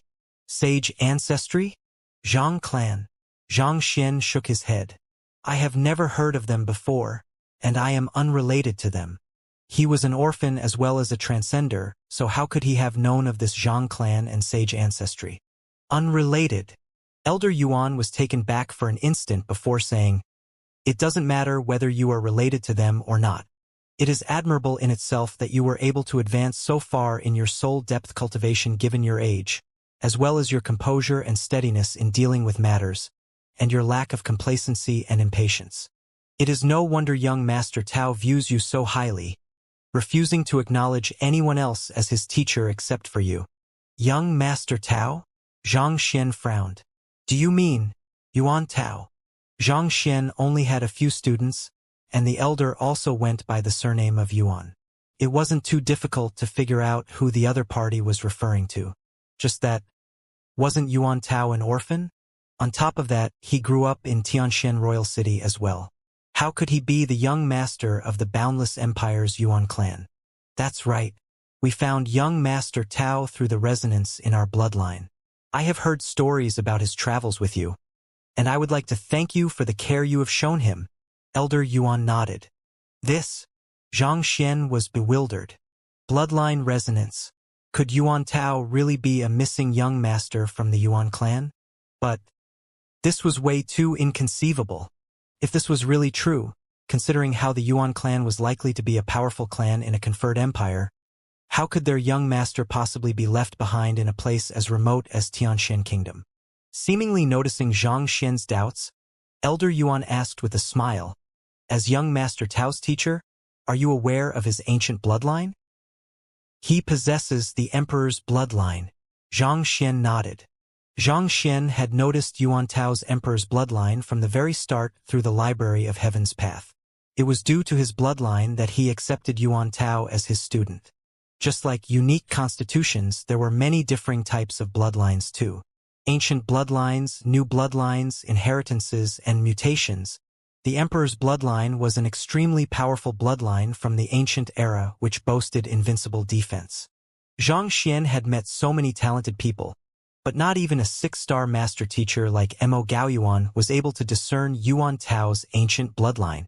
As such, it was unlikely that the elder was lying. Xianxia indeed has keen eyes. Elder Yuan nodded.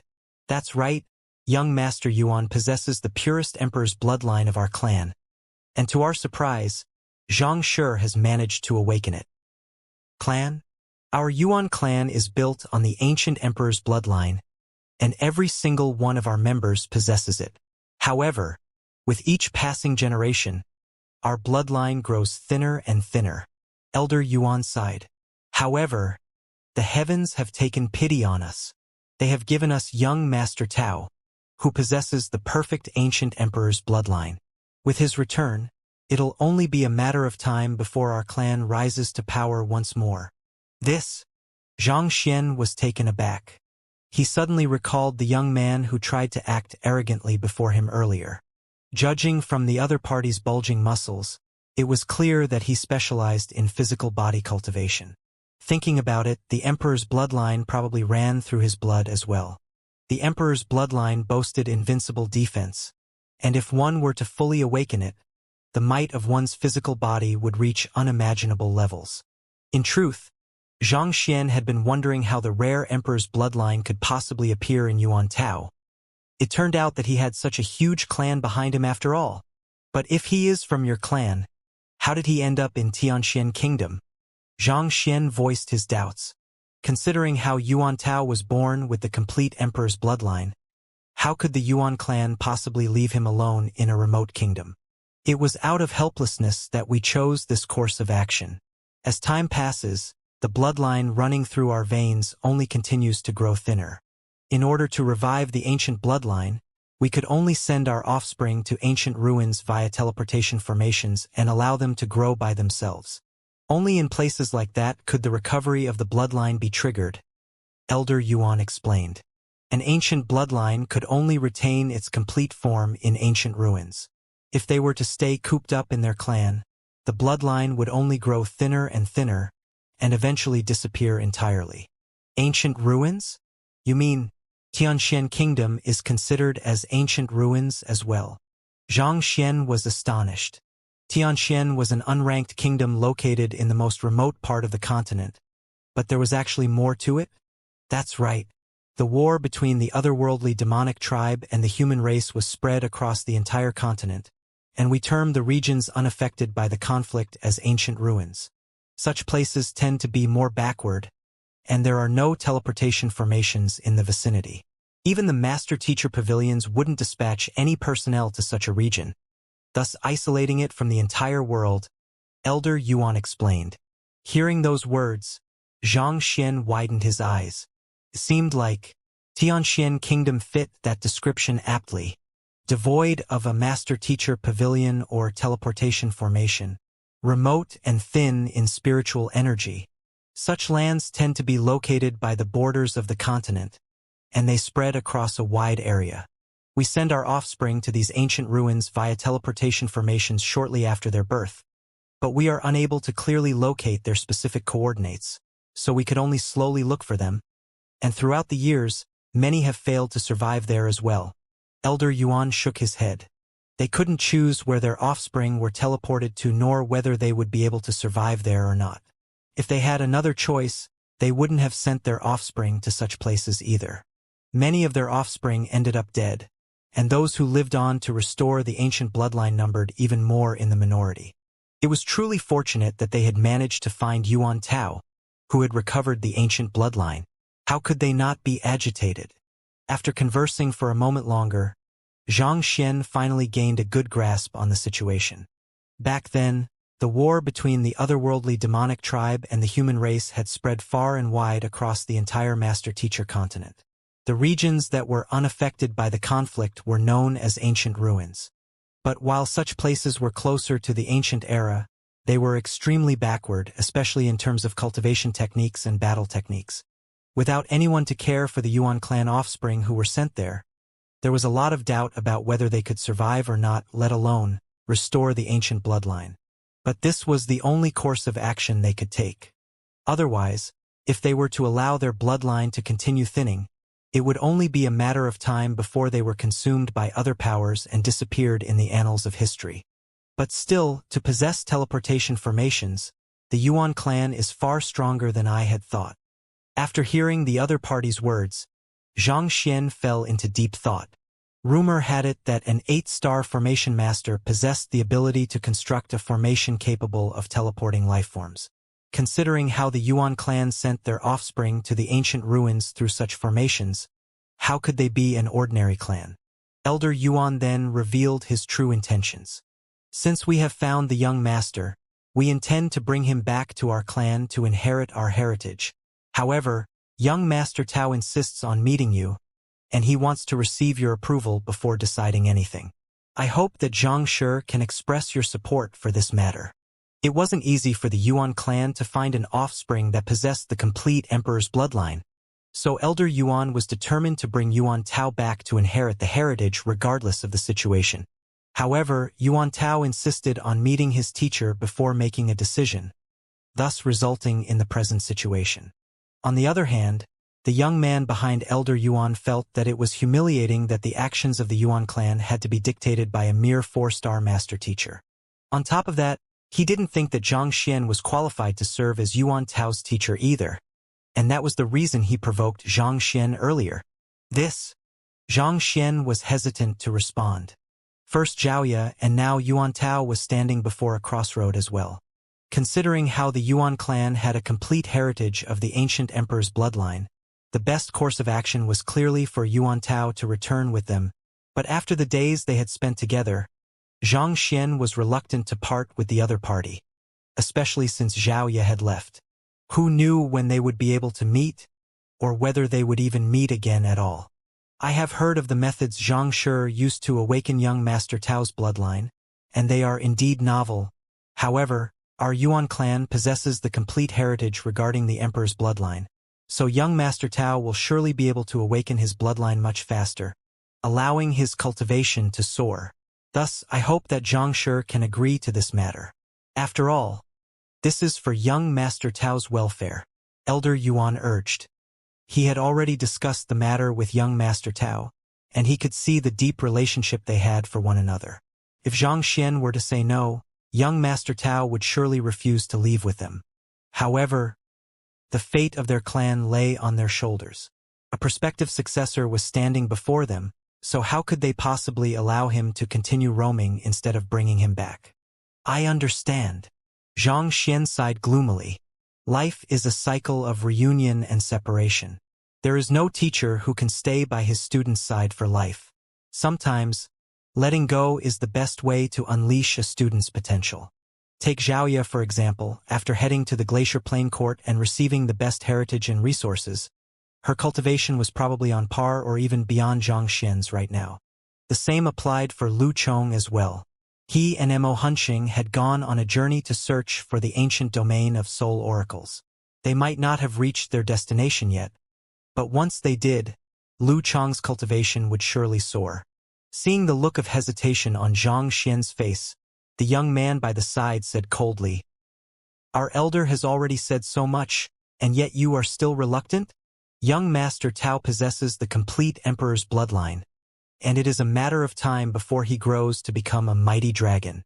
You might be a master teacher and your talent is not bad, but in terms of physical body cultivation, you are far from a match for us. You aren't qualified to be the young master's teacher at all. You'd better learn your place. It is only out of politeness that we are discussing this matter with you." Zhangxian's face darkened. "Did you just say that I am unqualified to be Yuan Tao's teacher?" "That's right." The young man sneered in disdain. "If you think that I am speaking nonsense, why don't we verify it through a physical fight? If you lose, you'd better hand young Master Tao obediently to us and admit that you are unqualified to be his teacher. On the other hand, if you win, I can even acknowledge you as my teacher." The young man roared. "How is it? Do you dare to take on the challenge?" Zhangxian narrowed his eyes. The other party was a transcendent mortal 8-dan expert. Even without the use of the Library of Heaven's Path or Eye of Insight, Zhangxian could still easily tell that the other party possessed tremendous physical strength and resilience. Even if Zhangxian were to gather the entirety of his 10 million ding strength, he couldn't be sure whether he could break the other party's defenses or not. Not to mention, his physical strength only amounted to 4 million ding. But if Zhangxian couldn't defeat the other party, what right did he have to be young Master Tao's teacher? While it might look as if the other party was acting recklessly by challenging Zhangxian to a battle all of the sudden, the truth was that he had grasped Zhangxian's weakness accurately and placed him in check. Furthermore, if it was just a battle involving only their physical strength, the other party would be able to avoid Zhangxian's impartation of heaven's will too. His move was indeed ingenious. Placing his hands behind his back, the young man taunted derisively, "That's right. Do you dare to accept the challenge?" "Humph." Seeing how the other party arrogantly attempted to push him to a corner, Zhangxian flung his sleeves and harumphed. But at that moment, an excited voice suddenly sounded, "Teacher." Turning around, Zhangxian saw Yuan Tao, Zhang Yang, Wang Ying, and the others walking over with eyes brimming with agitation. Over the past month, his students seemed to have made significant advancements in their cultivation.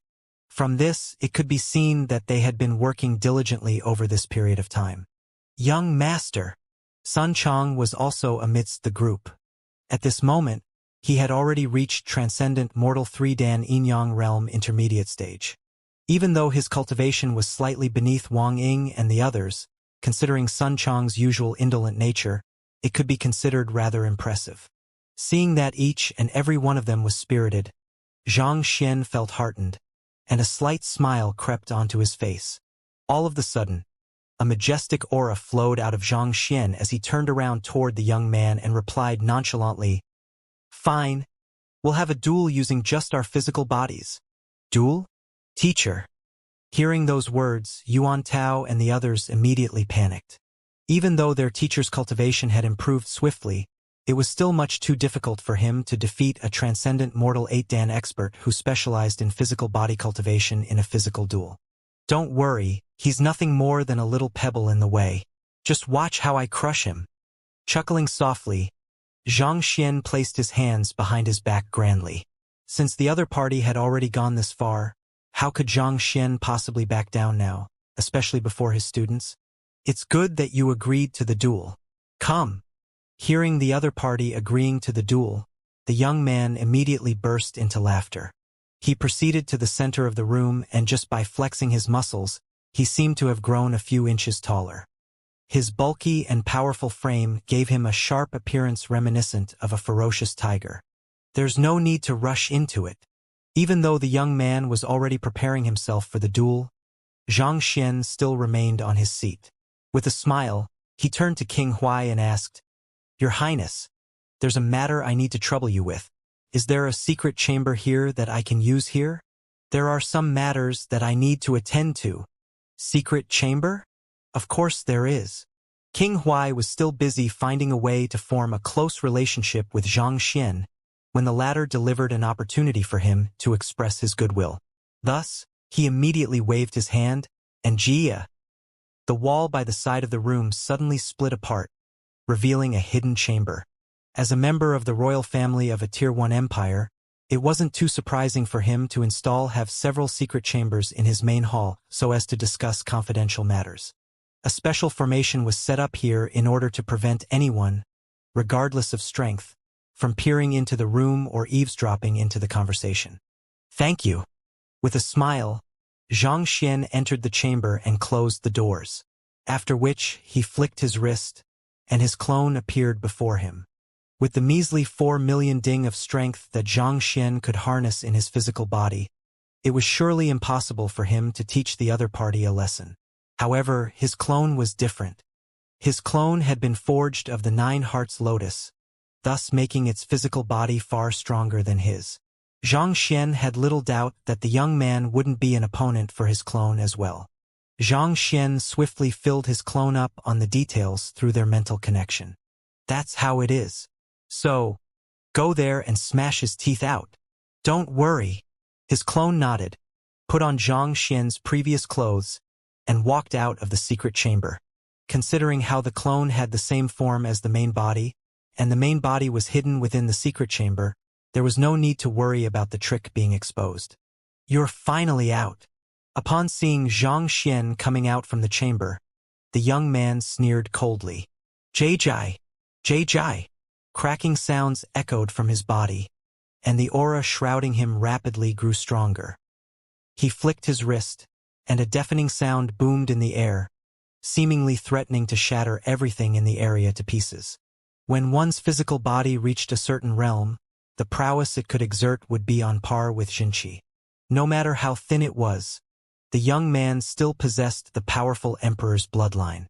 On top of that, the long heritage of his clan meant that he had access to the best physical body cultivation techniques, thus resulting in the might of his physical body to exceed even his Xianxia cultivation of transcendent mortal 8 Dan. Xianxia chuckled lightly as he walked to the center of the room as well. Humph! Seeing how a consonant spirit realm brat actually dared to pit his physical body against him, the young man's face twisted in savageness. Kicking against the ground, he dashed forward. Boom! Due to the absurd speed he was traveling at, a deep rumbling reminiscent of thunder boomed along with his movements. Even before he reached Xianxia, the air in the surroundings had already been torn apart, forming a huge vacuum around Xianxia. Teacher. Seeing how the young man executed his strongest technique from the very start, Yuan Tao clenched his fists tightly. Even though the young man could be considered his fellow clan member, the relationship between him and his teacher ran far deeper than that. Wang Ying and the others were anxious as well. They were well aware of the strength their teacher wielded. Just a month ago, their teacher was only at the clarifying turbidity realm, so even if he had made a breakthrough in the past month, he would only be at consonant spirit realm at the moment. A consonant spirit realm against a transcendent mortal 8 Dan. The gap was simply too huge. Could be said that both parties weren't even on the same level. How could Xianxia triumph against him? Don't worry. Since the young master agreed to the duel, he won't lose, Sun Chang said by the side. Before his students, the young master always put on an austere face to uphold his prestige. It was not that Wang Ying and the others didn't believe in Xianxia, but the gap between the two was simply too huge. At the same time, considering the upright personality of their teacher, He wouldn't do anything despicable just to achieve victory. However, Sun Chong had a differing opinion. After living with the young master for a period of time, he had gained a good grasp of the latter's personality. Had the young master ever done anything he was unconfident at? Since the young master agreed to the other party's challenge, there was no doubt that he must have found a way to pummel the other party. Besides, it was suspicious how the young master asked to use the secret chamber before the duel. Won't lose. Wang Ying and the others were a little doubtful upon hearing Sun Chong's words. Who? Before the young man's ferocious attack, their teacher didn't bother to dodge. Instead, he raised his right arm and sent a fist over. A frontal attack? Upon seeing Xianxia's reaction, everyone's eyebrows shot up. Even Elder Yuan also frowned in confusion. Elder Yuan knew very well how strong the young man was. Even transcendent mortal 8-dan intermediate stage experts would find it hard to breach his defenses. A consonant spirit realm small fry like you actually dares to face him head on. Aren't you courting death? Pong! In just the blink of an eye, the two fists clashed with one another, and a frenzied wind burst into the surroundings. The ground beneath the duo's feet immediately cracked from the tremendous impact of the clash. Upon the collision of fists, the young man's excited face slowly turned in astonishment. He felt as if he had struck a steel plate, and an intense pain assaulted his knuckle. Kacha! Kacha! In just a brief moment, the bones in his fist were shattered, following which an immense force traveled through his arm, seemingly trying to suppress him altogether. Who? The young man was sent flying backward. Due to the limitations of his cultivation, it was impossible for the clone's strength to match up to the other party. However, a unique property of a physical body crafted by the Nine Hearts Lotus was its incredible toughness that was on par with any other god artifact. To make an analogy, it was equivalent to an ordinary man striking a wall with his full strength, not to mention that the young man's strength was beyond ordinary. When the immense force of his attack rebounded back on him, how could he possibly withstand the impact? On top of that, the qualitative difference in the bodies of the duo was also way too great. If the young man's body was iron, the clone's body would be diamond.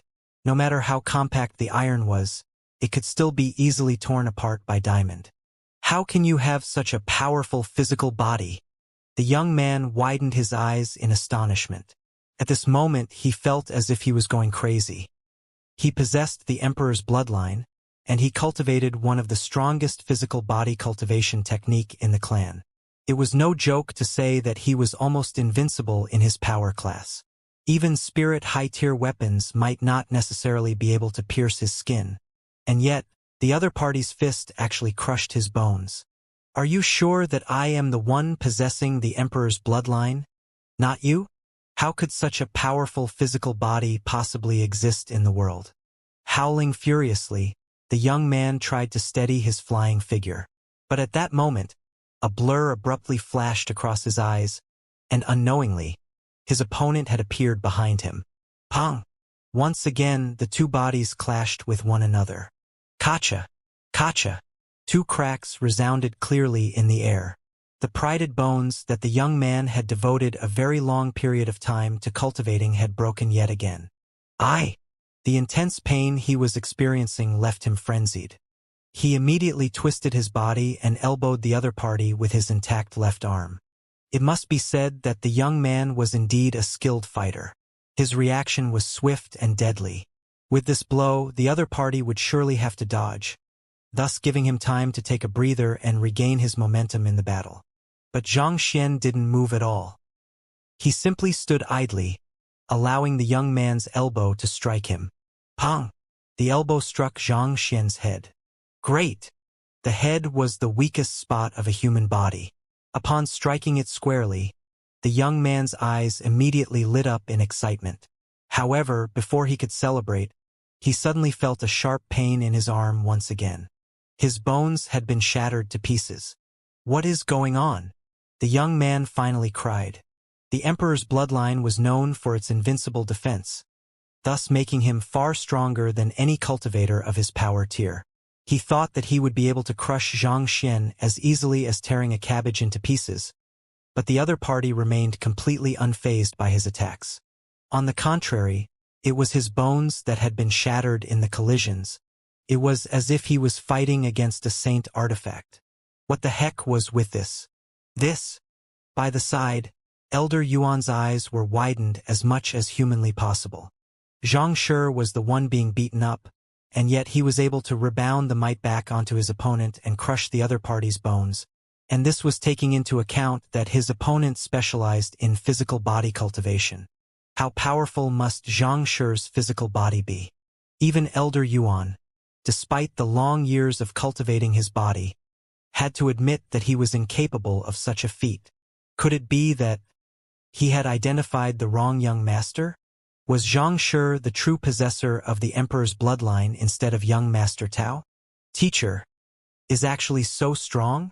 Wang Ying, Yuan Tao, and the others stared at one another in astonishment. They'd thought that their growth rate in the past month was already incredible, but it seemed their teacher had improved far more than them.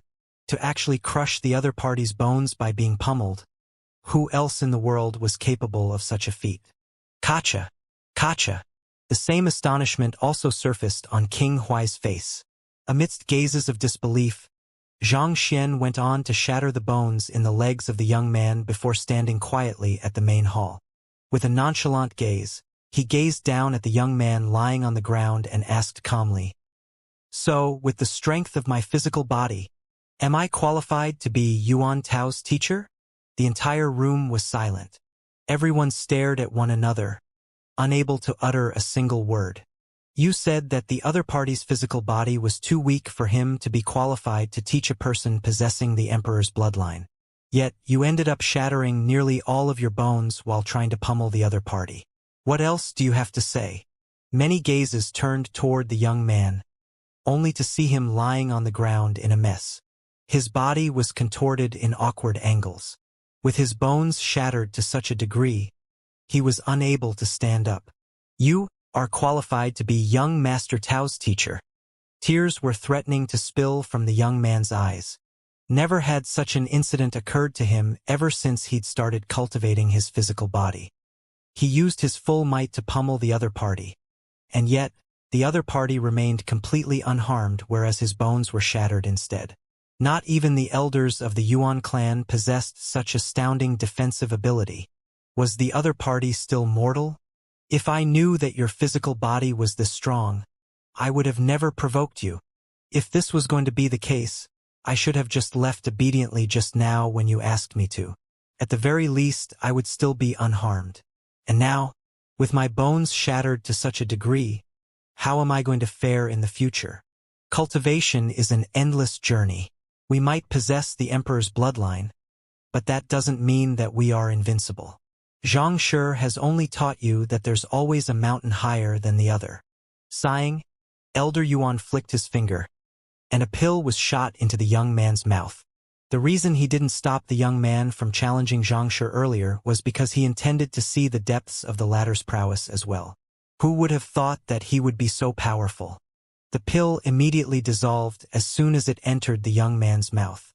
A moment later, the young man finally recovered slightly, and he struggled to his feet strenuously. Seeing the young man's state, Elder Yuan sighed in lamentation. Given the degree of damage to your bones, it'll be hard for you to recover to how you were. You won't be able to cultivate your physical body anymore in the future. The greatest taboo for physical body cultivators was the breaking of their bones. If it was just a bone or two, it could still be healed via consuming pills. However, considering how the young man's bones were shattered into near smithereens, there was no way he could get back to how he was before.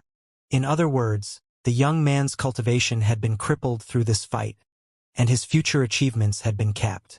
While there were saint recovery pills within the clan which was capable of healing even such grievous injuries. Given that the young man didn't belong to the main family and that his bloodline wasn't pure either, he wasn't qualified to use such precious resources. Yes, the young man nodded with a desolate expression. His cultivation wasn't outstanding in the clan in the first place, and he had been despised due to that. Now that he had lost his cultivation, it wasn't hard to imagine how tragic his plight would be in the future. All right, Only with setbacks will one grow wiser, so don't be too harsh on yourself. After which, Elder Yuan turned to Xianxia, and awe gleamed in his eyes. To be able to cultivate your physical body to such an astounding degree despite your young age, Xianxia is indeed worthy of awe. May I know if you're interested in coming to our Yuan clan? Given your age and your physical body prowess, as long as you persevere, it is just a matter of time before you become an honorary elder there. An invitation to the Yuan clan?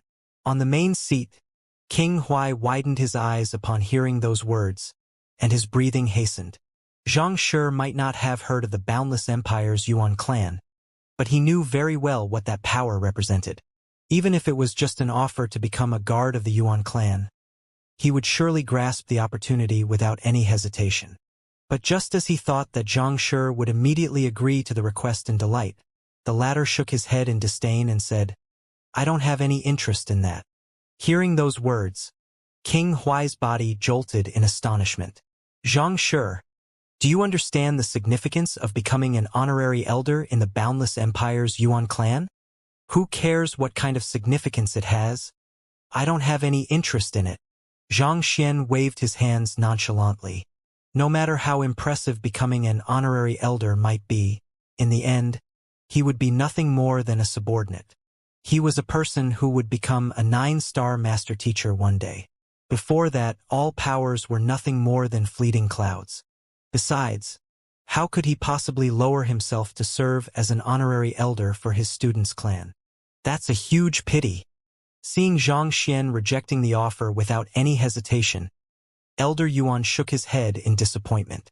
Sighing, he raised his head once more and asked, "Xianxia, about our young master."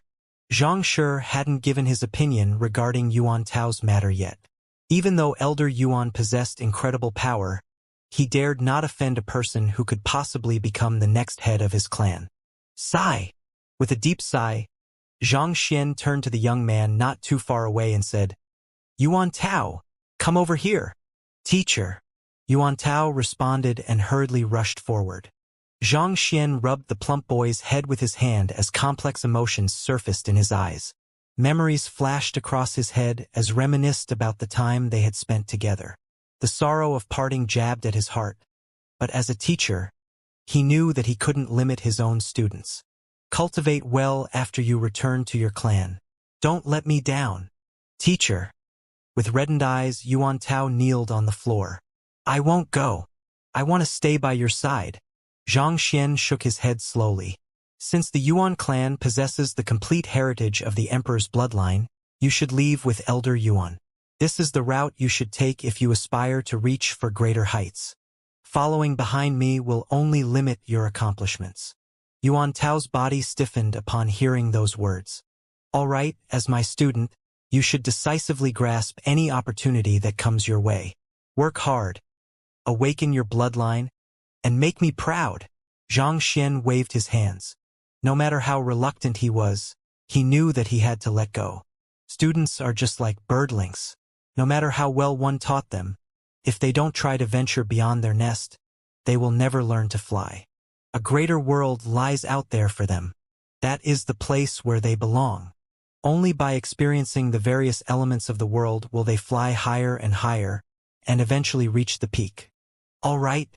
Seeing that his teacher had made up his mind, Yuan Tao clenched his jaws and nodded. After convincing Yuan Tao, Xianxia turned to Elder Yuan and said, "Elder Yuan, my student is a troublemaker, so I'll be depending on you to take care of him in the future. Of course, you can count on me for that." Elder Yuan froze for a moment upon seeing that sight, and admiration slowly gleamed through his face. He could tell the deep concern Xianxia harbored for Yuan Tao, and it would surely be difficult for him to part with the latter. Nevertheless, upon realizing that his student had a much better path before him, he still decisively chose to send the latter there. There were very few master teachers who could do the same. As long as he could survive amidst the harsh world, Xianxia would surely achieve great things in the future. Yuan Tao is my direct disciple. If I hear that he has been subjected to some grievances or unfair treatment, have no doubt that I will come knocking on the gates of the Yuan clan. Xianxia warned with a grim expression. He might be weak at the moment, but he was growing stronger rapidly. If the Yuan clan dared to torment Yuan Tao, he wouldn't mind trampling them into the ground. Don't worry. Young Master Tao possesses the complete Emperor's bloodline, making him the future hope of our clan. How could he possibly subject him to grievances or unfair treatment? Elder Yuan hurriedly reassured. It had been more than a dozen millenniums since a complete Emperor's bloodline had appeared in the Yuan clan. Yuan Tao played a pivotal role to the revival of the Yuan clan. So how could the Yuan clan possibly treat him unfairly? That would be for the best. Xianxia nodded, following which, he grabbed a wine cup from a table a distance away and smiled. Allow me to propose a toast to Elder Yuan. This, Xianxia's action of grabbing the wine cup may seem normal, but Elder Yuan's eyes narrowed upon seeing that sight. Xianxia was around 1.5 meters away from the table, and yet, he was still able to grab the wine cup without the utilization of Jinqi. In other words, Xianxia's arm had instantaneously extended by a length of 0.5 meter. To extend one's arm abruptly without the use of Jinqi. Elder Yuan's body stiffened as the thought flashed across his mind. Could he have cultivated his bones and muscles to the undying realm? Legend had it that upon reaching a certain level of cultivation in one's physical body, not only would one's physical body become extremely tough, their body would also become incredibly flexible. Upon reaching that realm, their bones and muscles would be able to extend in a way that defied common sense. At the same time, the enhanced elasticity also allowed their bodies to revert back to its original form even when squashed like a pancake. As such, this was known as the undying realm. Even though it wasn't invulnerability in the strictest sense, the ability to extend one's limbs freely and recover from lethal force were already exceptionally valuable capabilities, especially in battle. Even in their clan, only the legendary old ancestor had achieved such a feat. Considering how the young man before him was able to extend his arm 0.5 meter without tapping into his Jinqi. Even if he hadn't truly reached the undying realm, he was surely not too far from it. To actually train one's physical body to the limits and reach undying realm at 20. Was this even possible? Was the fellow before him some kind of monster in human skin? It was no wonder his junior lost so tragically. Even he himself hadn't advanced this far in his physical body cultivation. If it was before, he would have taken the other party's threat to be a joke. However, such thoughts had vanished completely from his mind. No matter how weak the other party's cultivation was at the moment, given how his physical body had already reached or was extremely near to the undying realm, his future achievements would surely be immeasurable. Even despite the dozens of millenniums of history behind the Yuan clan, a day might come when the entire Yuan clan would have to bow before him. Caught up in his astonishment, when Elder Yuan finally recovered, he realized that the young man had already gulped down the wine in his cup and returned back to the secret chamber. A moment later, he returned with an impassive expression. Let's leave. Xianxia beckoned for his students before striding out of the main hall. We'll be leaving now.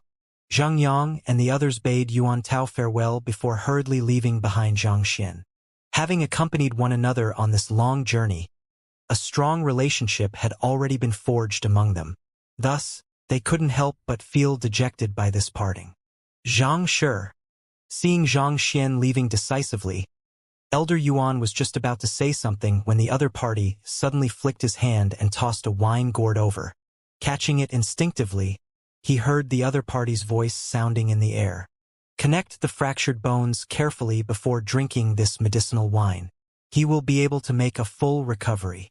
This, Elder Yuan was stunned for a moment after hearing those words. Following which, he swiftly passed the medicinal wine to his junior to drink. The young man had already reconnected his bones using his Jinqi earlier on. Upon learning that the medicinal wine could possibly heal his injuries, he gulped it down without any hesitation. Gugagugu. As the medicinal wine rushed down his throat, a warm surge of energy abruptly burst from his stomach and gushed through his entire body. He felt a numbing sensation in the broken bones throughout his body as the warm surge washed over them. In just a few breaths, he could already stand up even without relying on Jinqi to balance himself. All of the injuries he had sustained vanished into thin air, as if he hadn't been injured in the first place. The young man narrowed his eyes, and his body began trembling in agitation. He thought that he was doomed for life, but this turnaround came so abruptly. Elder Yuan's body stiffened as well. Saint, recovery medicine? This kind of medicine was invaluable even in their clan. Yet, the other party actually tossed it to them as though it were nothing at all. This was truly a huge favor to them. Xianxia, thank you. Understanding the value of the medicine, the young man immediately dropped to the floor and kowtowed in gratitude. He had provoked the other party intentionally with a sharp tone earlier on, intending to harm him even. Yet, not only did the other party not harbor a grudge against him for that, he even gave him such a valuable medicine. How magnanimous he must be to repay malice with such great benevolence. So this is a master teacher. It was no wonder young Master Tao would be willing to turn down even the heritage from the Yuan clan to pursue him. The other party's character was indeed worthy of respect. While the young man was kowtowing in gratitude, Yuan Tao's clenched fists were trembling with overwhelming emotions. Looking at his teachers departing back, tears streamed freely down his face. It was Zhang Laoshi who didn't scorn him for being the last place in Hongtian Academy and accepted him as his student. It was Zhang Laoshi who turned him from an ignorant and reckless weakling into a transcendent mortal ream expert. It was Zhang Laoshi who went to great lengths to search for medicinal herbs to awaken his unique constitution. It was Zhang Laoshi who stayed up at night to modify his cultivation technique for him. Teacher, rest assured. I will surely work hard after returning to my clan, so as to not let down your expectations. Yuan Tao vowed with great determination. After leaving King Hui Manor, Zhang Xian turned to Sun Chong and instructed, Sun Chong, find suitable living quarters with a good atmosphere and proximity to the academy within the next 2 days. As a student of the Master Teacher Academy, he was allowed to stay at the academic C. However, going by the rules, Zhang Yang and the others weren't qualified to live there. This was also part of the reason Hongshi and the others allowed them to leave with King Hui without much protest. While it wasn't a problem for them to stay in the academic C for a few days, complaints from the other students would arise soon enough if their stay stretched on. Rather than having to deal with the mess then, they might as well find suitable lodgings now. This way it would be more convenient for Zhang Xian to conduct lessons for them, and Zheng Yang and the others need not be so restrained as well. Yes, Sun Chong nodded. As the butler, he was in charge of the miscellaneous affairs of the group. The others only needed to focus on their cultivation. Teacher, I think I am on the verge of a breakthrough.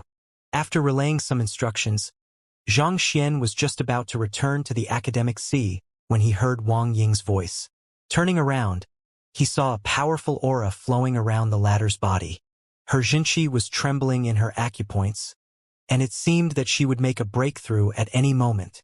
She was currently at Yinyang Realm Pinnacle, so with this breakthrough, she would reach Transcendent Mortal 4-Dan Clarifying Turbidity Realm. She had been working hard over the past month, and she had long reached the peak of Yinyang Realm, but the impetus for a breakthrough just didn't seem to come somehow. However, the intense emotion from the parting with Yuan Tao had resonated with her cultivation, thus allowing her to take this final step forward. Great Violet Wing Beast. Knowing that opportunities for achieving a breakthrough didn't come easily, Zhang Xian immediately beckoned his tamed beast telepathically. Then, with a sweep of his Jinqi, the group soared into the air and landed on the back of the great violet wing beast. Several dozen breaths later, they finally returned back to the academic C. After arranging for Zhang Yang and the others to stay at his room for the time being, Zhang Xian took Wang Ying to a silent chamber and stood guard for her as she attempted the breakthrough. In clarifying turbidity realm, one's soul and physical body would be clearly divided into two. Even though Wang Ying possessed a simplified version of the Heaven's Path divine art, so making the breakthrough shouldn't be a problem at all, it would still be difficult for her to maintain the consonance between her body and soul while preventing their merging. Nevertheless, she would only benefit the greatest from this breakthrough if she were to achieve a breakthrough while enduring this pressure. Thus, Zhang Xian didn't intend to interfere at all. Gugagugu. Her acupoints furiously devoured spiritual energy from the surroundings as Xianxia rushed through her body. With a harumph, a surge of Xianxia rushed up her Baihui acupoint and gushed out. Boom! The division of clarity and turbidity, transcendent mortal 4-dan clarifying turbidity realm reached. At this moment, Wang Ying exuded an overwhelmingly powerful aura reminiscent of a sword. This is a breakthrough in her will of mind? Zhang Xian's eyelids twitched furiously. Just like master teachers, cultivators could also achieve breakthroughs in their will of mind as well. The only difference was that the former was more sided toward the analytical aspect, whereas the latter was more sided toward practicality in combat. Even though a breakthrough to clarifying turbidity realm would boost one's cultivation significantly, it still wasn't possible for one to exude such a sharp aura. Clearly, Wang Ying had reached a higher realm in her will of mind. Scarlet Heart Realm. This is truly a fortuitous encounter. Zhang Xian's eyes lit up. In the fighter realm, the cultivation of one's physical body and Xianxia took priority, but beyond clarifying turbidity realm, the importance of will of mind would start to shine through. After all, this was intricately tied to the purity of one's soul. If one could temper their will of mind, their cultivation would be much smoother and faster in the future. Humans are beings possessing sentience, and thus they are vulnerable to the disturbances around them. This made it nigh impossible for them to focus all of their attention to the task they had at hand. However, the Crimson Heart realm allowed one to toss aside their miscellaneous thoughts to focus their efforts on cultivating. In such a state, one's cultivation would be several times more effective than usual. It could be said that upon reaching the realm, Wang Ying's cultivation would only grow faster and faster, and she would eventually far surpass Zhang Yang and the others. Even though this lass is reticent, it seems like she possesses great determination. Zhang Xian shook his head with a bitter smile. Wang Ying's talent was not on par with Zhao Ye. Her resilience was not on par with Lu Chong. Her flexibility was not on par with Zhang Yang. Her cunningness was not on par with Yuan Tao, and her worldliness was not on par with Lu Yang. But even so, she still managed to stand her own ground and shine among them. And now, she had even comprehended the Crimson Heart realm. It seemed like meticulousness and composure were the strongest factors influencing the advancement of one's cultivation. Given her rate of cultivation, it won't be long before she requires a consonant spirit realm cultivation technique. However, I don't have one at the moment. Since Wang Ying was already past the crucial period, there was no need for Zhang Xian to stand guard anymore. While he was heartened by Wang Ying's breakthrough, another new problem cropped up, and he pinched his glabella. While Zhang Xian had reached consonant spirit realm pinnacle, he had only managed to do so due to the assistance of the white-robed lady and the means of a soul oracle. He still didn't have a consonant spirit realm Heaven's Path divine art manual in the library of Heaven's Path yet. He had to quickly search for it, or else Wang Ying might find her cultivation stagnating very soon. Thus, after leaving the secret chamber, he immediately headed toward Hong Shi's room. Upon finding the other party, Zhang Xian asked, "Hong Shi, do you know where I can find Consonant Spirit Realm and Cosmos Bridge Realm Cultivation Technique Manuals?" "Cultivation Technique Manuals? I can find a few for you, but how many do you need?" Hong Shi was slightly startled by Hong Shi's request. "The more the better," Zhang Xian replied. "Give me a moment. I'll take a look." Saying so, Hong Shi walked out of the room. Not too long later, he returned with several dozen books. "I was able to find 40 Consonant Spirit Realm Cultivation Technique Manuals, but I could only find 3 for Cosmos Bridge Realm." Not knowing what the other party intended to use the secret manuals for, Hong Shi tried to gather as many books as he could. The 50 geniuses from Huanyu Empire were all Consonant Spirit Realm cultivators. Thus, it wasn't too difficult to gather some cultivation technique manuals from them. However, gathering Cosmos Bridge Realm cultivation technique manuals would be tricky. Only Feng Shi and Luo Shi had some in their possession.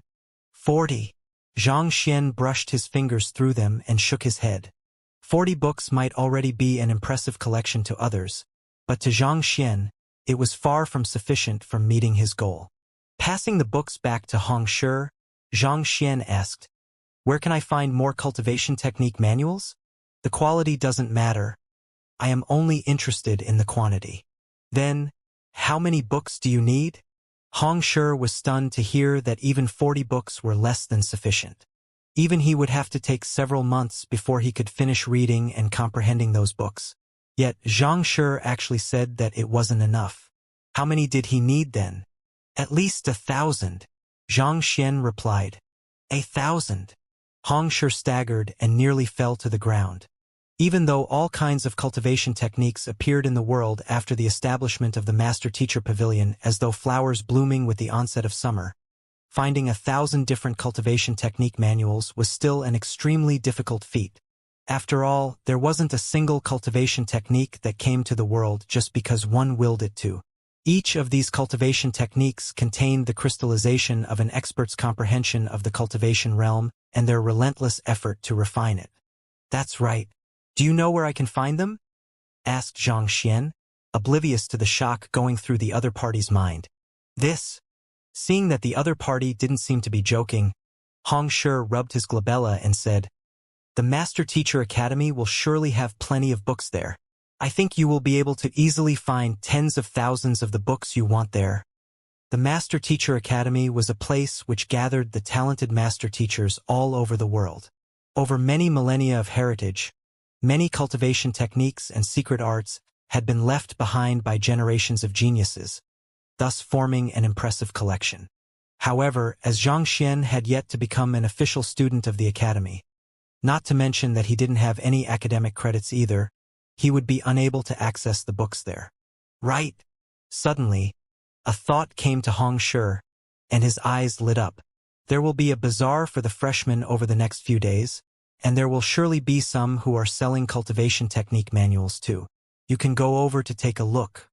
Given how many freshmen there are in the academic sea, it shouldn't be a problem for you to find 1,000 books. Bazaar. Zhang Xian was taken aback.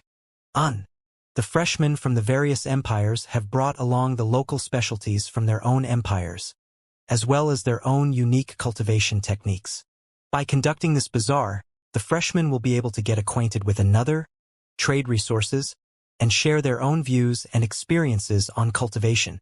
This way, everyone will be able to raise their fighting prowess to some extent, thus increasing the overall chances of clearing the entrance examination. Hong Shi said, "All right, where is this bazaar conducted? I'll go and take a look."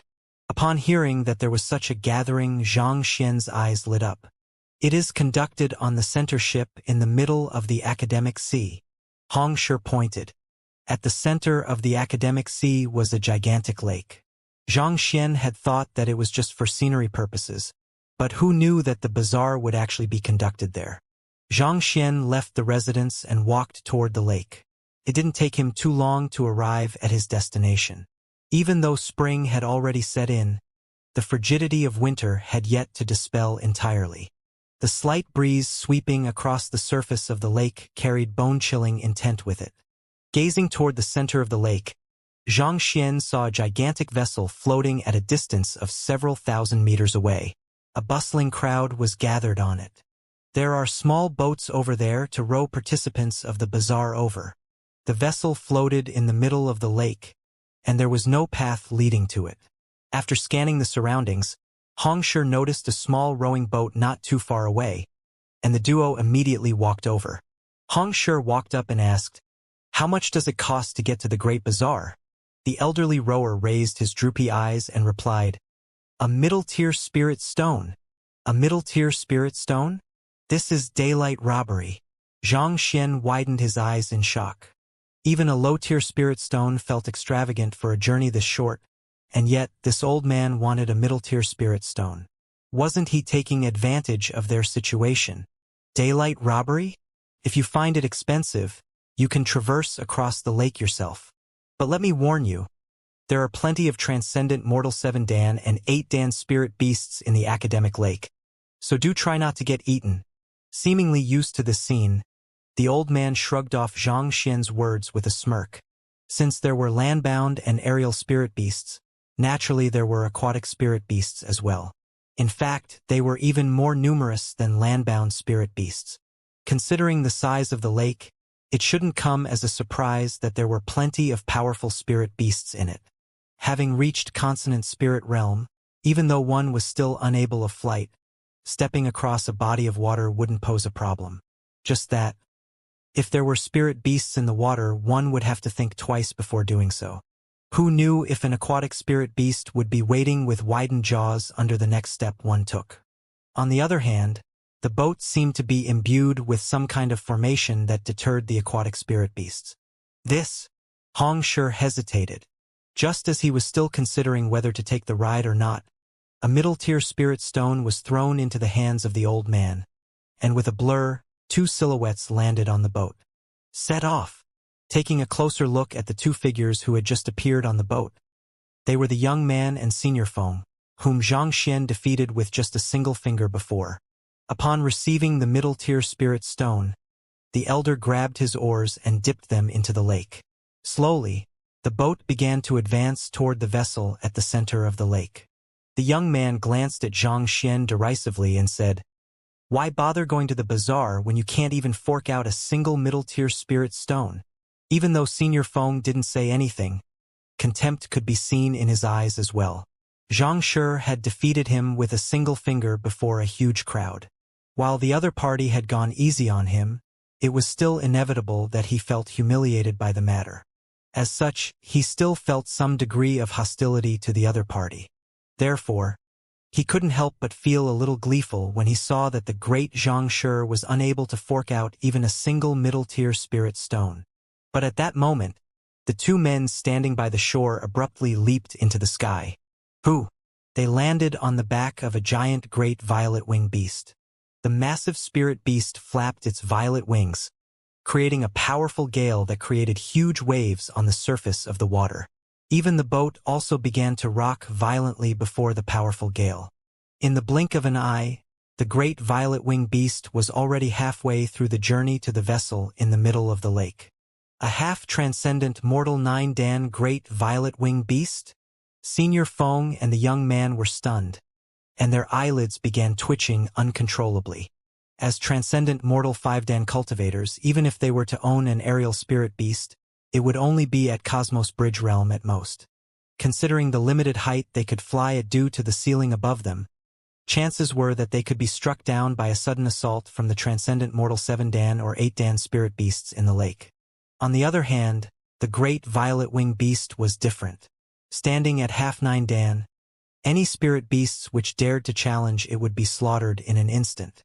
And as expected, just as this thought was lingering in their mind, a transcendent mortal 8-dan fish abruptly leaped from the surface of the water with a gaping mouth filled with sharp teeth, wanting to swallow Xianxia and Xianxia whole.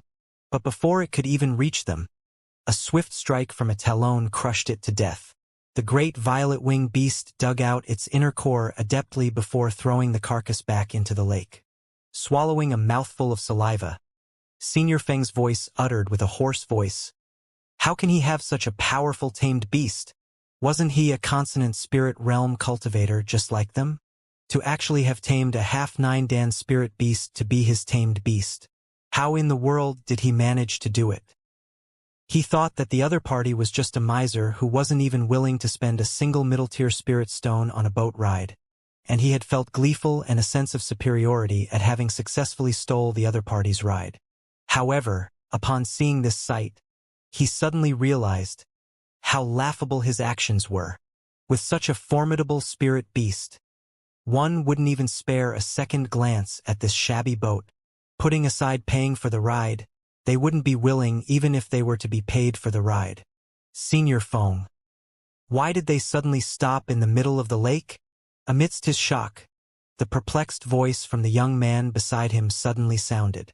Lifting his gaze, he saw the great violet-winged beast pausing in midair, not in a hurry to head to the bazaar at all. Didn't he ride on his aerial spirit beast so that he could arrive at the bazaar faster? Why would he be stopping in the middle of the lake then? While he was still bewildered by the issue, the great violet-winged beast suddenly flapped its wings once more and glided down to the surface of the water. Its talons reached deep into the water and clamped down on something. Hoo-la! Another transcendent mortal 8-dan aquatic spirit beast resembling a prawn was crushed to death by its talons, and its inner core was swiftly retrieved from its body. After this, the great violet-winged beast returned to the air. A moment later, it swooped down to another part of the lake once more. "They are hunting?" The duo, along with the rower, glanced at one another in astonishment. To others, this lake was no different from a dangerous landmine. They would never traverse through it without sufficient preparation. Yet, that fellow actually regarded this place as a treasure trove and began fishing for prey. How can the great violet-winged beast capture the spirit beasts in the water? What came along with their astonishment was disbelief. The great violet-winged beast was indeed formidable. There was little to argue about that. But no matter how strong it was, its field of expertise lay in the air. The aquatic spirit beasts should have been able to avoid it easily in their own home ground even if they were no match for it. So how could the great violet-winged beast hunt them down so accurately? It was as if it could predict where the aquatic spirit beasts would swim to. Every strike it made was bound to end in a kill. But how was this possible? Indeed, more importantly, no matter how powerful the great violet-winged beast is, it shouldn't be that easy for it to kill a transcendent mortal 8-dan spirit beast either. Even if a half-9 dan was stronger than an 8 dan, the gap wasn't so huge as for the great violet-winged beast to kill them in a single strike. This was particularly so for spirit beasts, which possessed superior defense to human cultivators. But the great violet-winged beast seemed to be able to discern the weaknesses of the spirit beasts in the water accurately and strike them down precisely. This was way too formidable. While those on the boat were completely dumbstruck by the sight before them, Xianxia was currently staring at the inner cores with his hand with a satisfied smile. To trade at the bazaar, he would require some capital, but he didn't have a penny to his name at the moment. Since there were so many spirit beasts that were rushing forward to fill his pockets, it was only right for him to accept their offerings gratuitously. The inner core of a transcendent mortal 8-dan spirit beast could serve as a medicinal herb, the foundation of a formation, or even be complemented with one's cultivation technique to enhance one's cultivation. As such, it was an invaluable cultivation resource that could easily fetch a hefty price. As for how the great violet-winged beast managed to grasp the aquatic spirit beast accurately, as long as the aquatic spirit beasts attempted to launch an attack, it wasn't too difficult to discern their flaws and track down their locations through the Library of Heaven's path. Just like that, in less than an hour, they had managed to kill 19 transcendent mortal 8-dan spirit beasts and 25 transcendent mortal 7-dan spirit beasts, and a bucket of inner cores was gleaming in Xianxia's storage ring. There don't seem to be too many transcendent mortal 8-dan spirit beasts left in the lake. Let's head to the bazaar. Eventually, the group circled the lake for a few rounds but were unable to find any prey. Thus, they could only end the hunt regretfully. While there were many aquatic spirit beasts in the lake, those that had reached transcendent mortal 7-dan and 8-dan were still in the minority. Besides, considering the huge massacre that had just happened, those remaining would surely be laying low so as to avoid the great violet-winged beast now.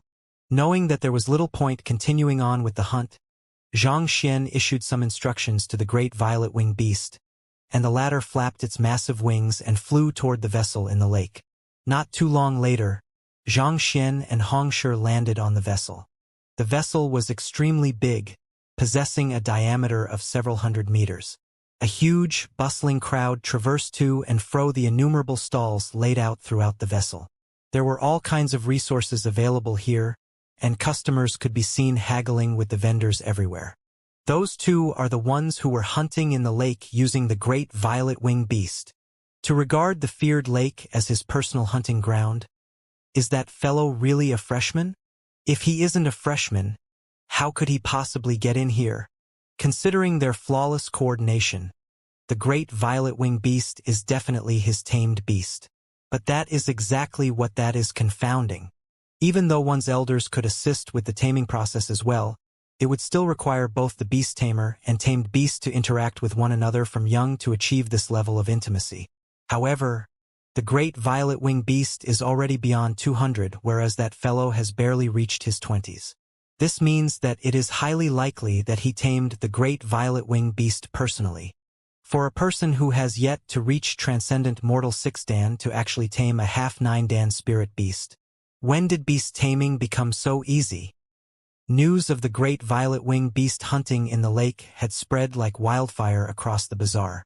Thus, upon seeing Xianxia and Hong Shi, the crowd couldn't help but assess them in bewilderment. Those who came to the bazaar were the most talented of master teachers from the various regions, and they possessed keen eyes. As such, they could tell that the great violet-winged beast was Xianxia's tamed beast. But, for a consonant spirit lad to tame a half-9 Dan spirit beast, this was contrary to common sense in itself. They were unable to make sense of the situation despite racking their brains frenziedly. There was simply too huge of a gap between them, and they found it too difficult to accept it. This was as if an ant had tamed a divine dragon. It was simply inconceivable. After a moment of chatter, an explanation suddenly emerged. Most probably, the great violet-winged beast might have gotten injured, and he managed to win the other party's goodwill by saving it. That's possible. It wasn't entirely impossible for a weaker beast tamer to tame a stronger spirit beast, but luck played a vital role in such situations. Humph! So he has just lucked out. Upon realizing this, their astonishment slowly vanished. In the end, luck was nothing more than an external and uncontrollable factor. The winds of fortune couldn't possibly blow one's way all the time. In the end, one would still have to rely on one's own capability in the academy. Xianxia, what should we do? Not expecting to stir up such a huge commotion, Hong Shi couldn't help but feel a little nervous with so many eyes centered on them. Don't worry. With a chuckle, Xianxia flicked his wrist and took out an inner core. Sweeping his gaze through the crowd, he shouted, I am trading this transcendent mortal 7 Dan spirit beast inner core for a suitable consonant spirit realm cultivation technique. As long as it is suitable, I'll exchange it for the book. A book for an inner core? Xianxia. Hong Shi's body swayed weakly from side to side, and he nearly fainted. Wasn't this way too cheap? They had only obtained a few dozen inner cores from the hunting earlier on, and if they were to exchange a single inner core for one book, putting aside how they would make a huge loss, they would only be able to gather a few of books like that. Are you serious? As long as it is a consonant spirit realm cultivation technique manual, you are willing to exchange the inner core for it? Hearing those words, the eyes of the crowd immediately lit up even though they were still a little skeptical about the situation. Ever since the establishment of the Master Teacher Pavilion, many cultivation techniques had surfaced in the world. Throughout the years, there had been many noble experts and master teachers who had contributed their own cultivation techniques to the public for the advancement of humanity. While these manuals weren't accessible to everyone, it wasn't too difficult for them as master teachers to access these books. In fact, many of the master teachers had studied these cultivation techniques and extracted their strengths to create their own unique skills. Thus, even though these cultivation techniques might be valuable to the populace, they didn't mean much to master teachers. It was definitely in their favor if they could trade a single cultivation technique manual for a transcendent mortal 7 Dan inner core. I vow on my honor as a master teacher that I mean my words. As for Cosmos Bridge Realm cultivation technique manuals, I am willing to trade for them with a transcendent mortal 8 Dan spirit beast inner core. Xianxia replied. However, the prerequisite is that it has to be suitable for me. If it is not suitable, I won't make the trade. However, you need not worry. I can tell whether the manual is suitable for me just by touching it, and I definitely will not open the book if it is not suited for me. Thus, you need not worry about exposing your cultivation techniques for free. In fact, even if it is suitable, I will return the manual right after flipping through it. I won't need the original copy, and I won't make any copies either. If it is unsuitable, you will not open the book to look at it? Even if it is suitable, you won't take the manual? You will give away a transcendent mortal 7 Dan or 8 Dan inner core just to flip through it. This is truly a wonderful deal. Upon hearing Xianxia's words, everyone's eyes immediately gleamed in agitation. Initially, there were many who were hesitant because they were fearful of exposing their cultivation techniques to the world. However, the promises that Xianxia made had alleviated their fears. I have a total of 22 consonant spirit realm cultivation techniques over here. You can take a look to see if there's anything suited in there. At that moment, a master teacher suddenly walked up, flicked his wrist, and passed a pile of books over to Xianxia. Xianxia brushed his finger over the books before eventually shaking his head. My apologies, but none of your books are suited for me. None of them are suited?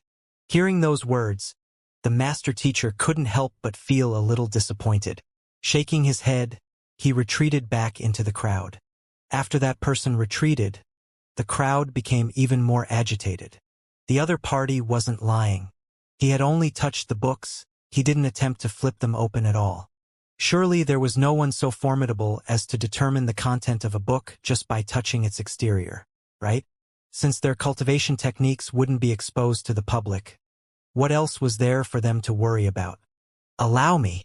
The allure of the transcendent mortal 7-dan and 8-dan inner cores was simply irresistible. The crowd hurriedly whipped out their secret manuals and rushed forward.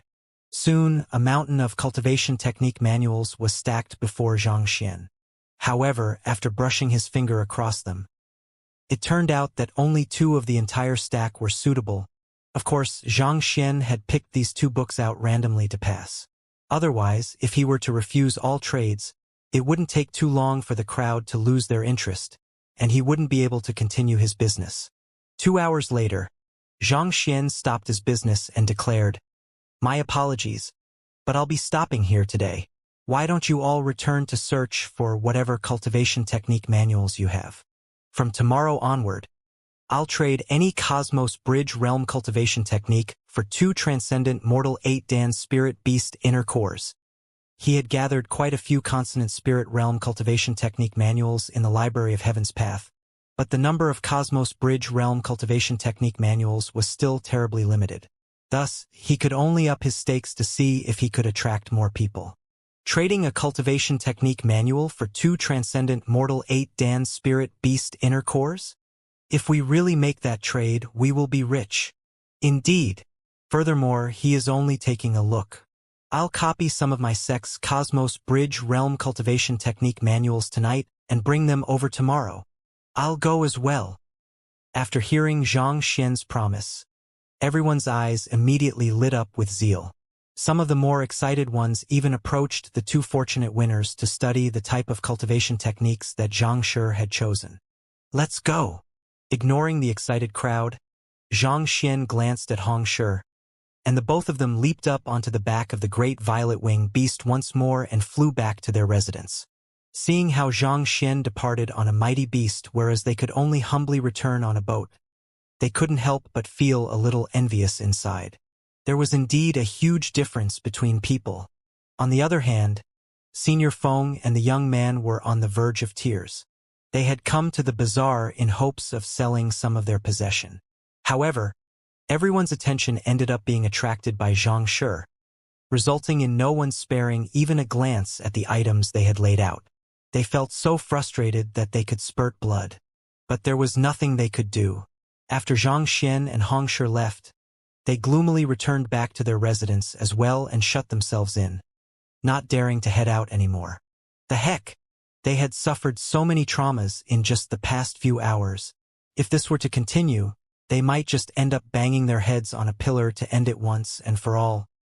Returning back to his room, Xianxia compiled the consonant spirit realm's Heaven's Path divine art and cultivated it.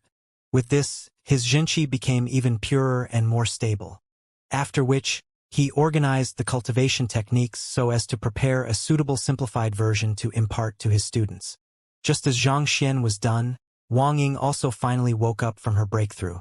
With a clear demarcation between the clarity and the turbidity in her body now, she was overflowing with strength.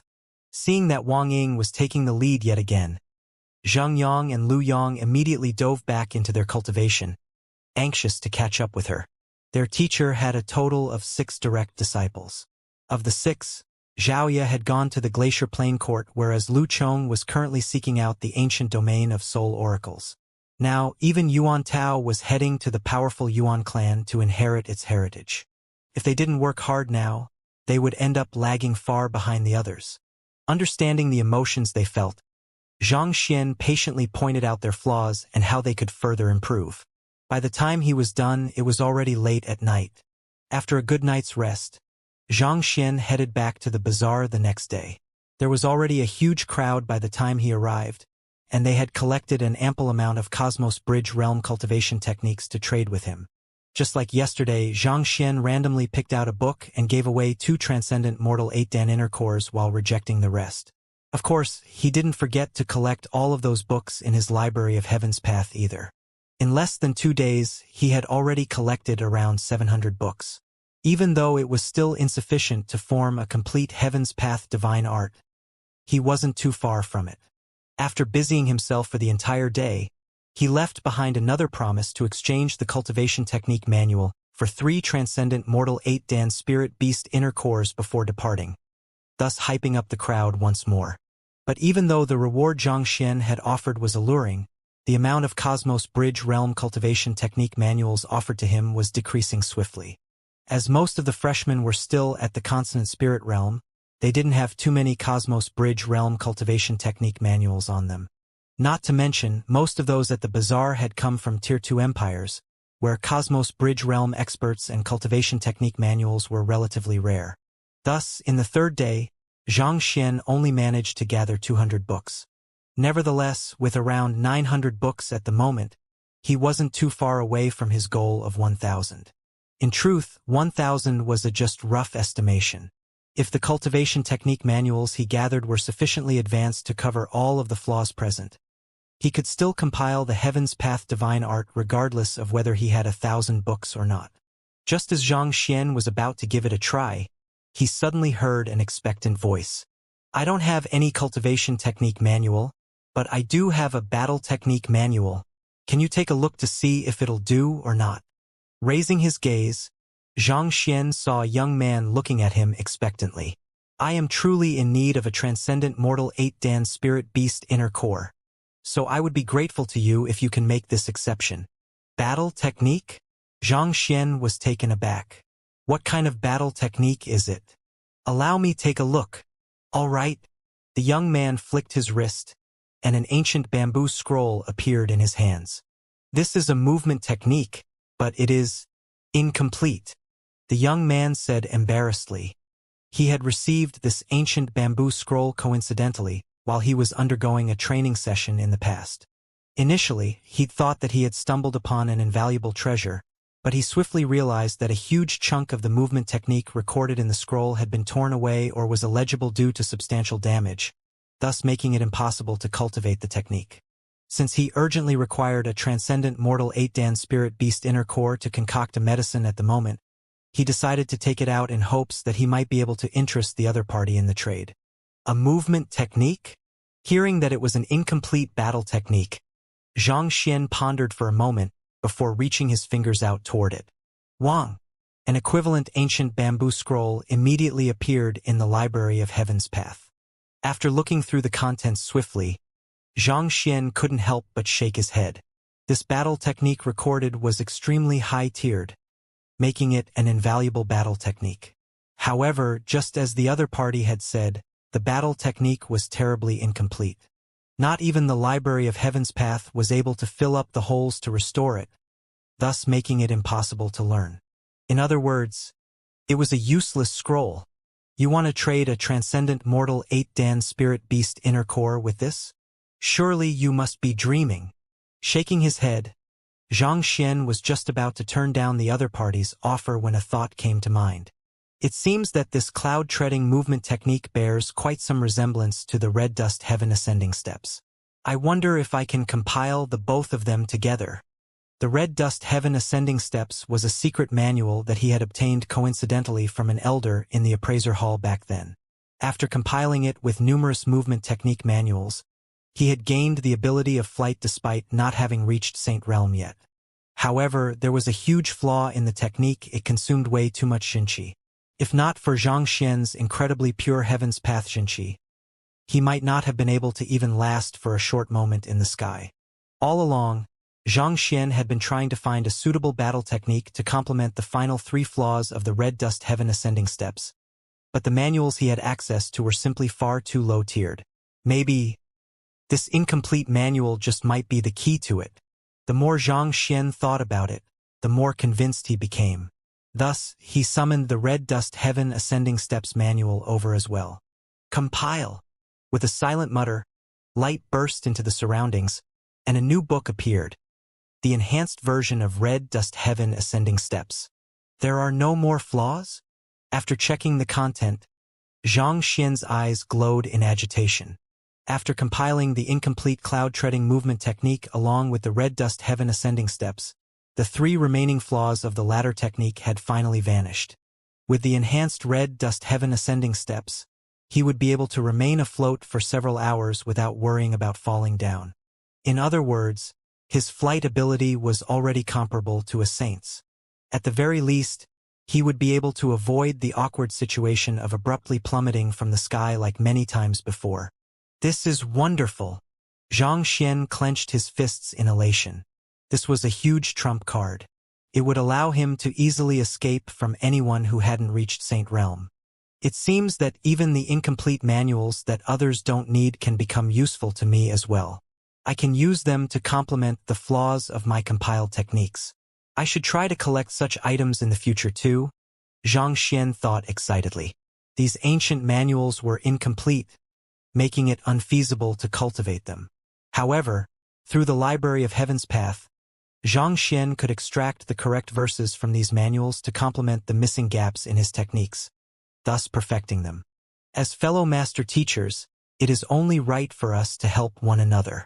Your book might be useless to me, but since you urgently require a transcendent mortal 8-Dan spirit beast inner core, I will give one to you. In a good mood, Xianxia placed the ancient bamboo scroll in his storage ring and passed a transcendent mortal 8-Dan spirit beast inner core over in exchange. Just the fact that this ancient bamboo scroll could make up the flaws of the parallel heaven scroll of the Red Dust Heaven Ascending Steps meant that it was well worth an inner core. Thank you. In truth, the young man didn't harbor great expectation in this matter, and he was just trying his luck. After all, he knew that the ancient bamboo scroll was incomplete and useless. Thus, upon hearing Xianxia's words, his face immediately flushed agitatedly. Incomplete manuals work as well? I have 2 of them here. I have an incomplete cultivation technique manual here. Seeing that Xianxia was accepting even incomplete scrolls at a hefty price, a wave of enthusiasm washed through the crowd once more. With many years of heritage, every single power possessed numerous incomplete cultivation technique and battle technique manuals. As these items were of no use to normal cultivators, they were often left untouched. To think that this fellow would actually trade inner cores for them. Wasn't he a little too dumb? In an instant, a mountain of incomplete manuals was stacked up before Xianxia. Xianxia swiftly brushed his fingers through them, and a moment later, he shook his head. While incomplete scrolls could indeed complement the missing gaps in the Heaven's Path divine art, it had to have some substance to it first. If the manual only contained superficial content, then it would be useless no matter how many of such manuals he collected. A moment later, after gathering a few more cultivation technique manuals, Xianxia realized that he wasn't much progress, so he decided to call it a day. Heading toward a private chamber prepared in the residence, he instructed for others not to interrupt him before going into seclusion. I wonder if I can form the Cosmos Bridge Realm Heaven's Path divine art, Xianxia thought as he sat down in the chamber. He had gathered nearly 1,000 Cosmos Bridge Realm cultivation technique manuals already, and he had obtained quite a few incomplete manuals on top of that. Perhaps, he might be able to form a complete transcendent mortal 6-Dan Heaven's Path divine art. Thus, diving into the Library of Heaven's Path, he muttered, "Compile!" And a moment later, a book was floating in front of him. The Cosmos Bridge Realm Heaven's Path divine art is flawless. Swiftly flipping through the book, Xianxia burst out laughing from joy. He'd thought that he would have to spend some time earning academic credits in the academy before he could compile a complete version of the Cosmos Bridge Realm Heaven's Path divine art. But the bazaar allowed him to accomplish this in advance.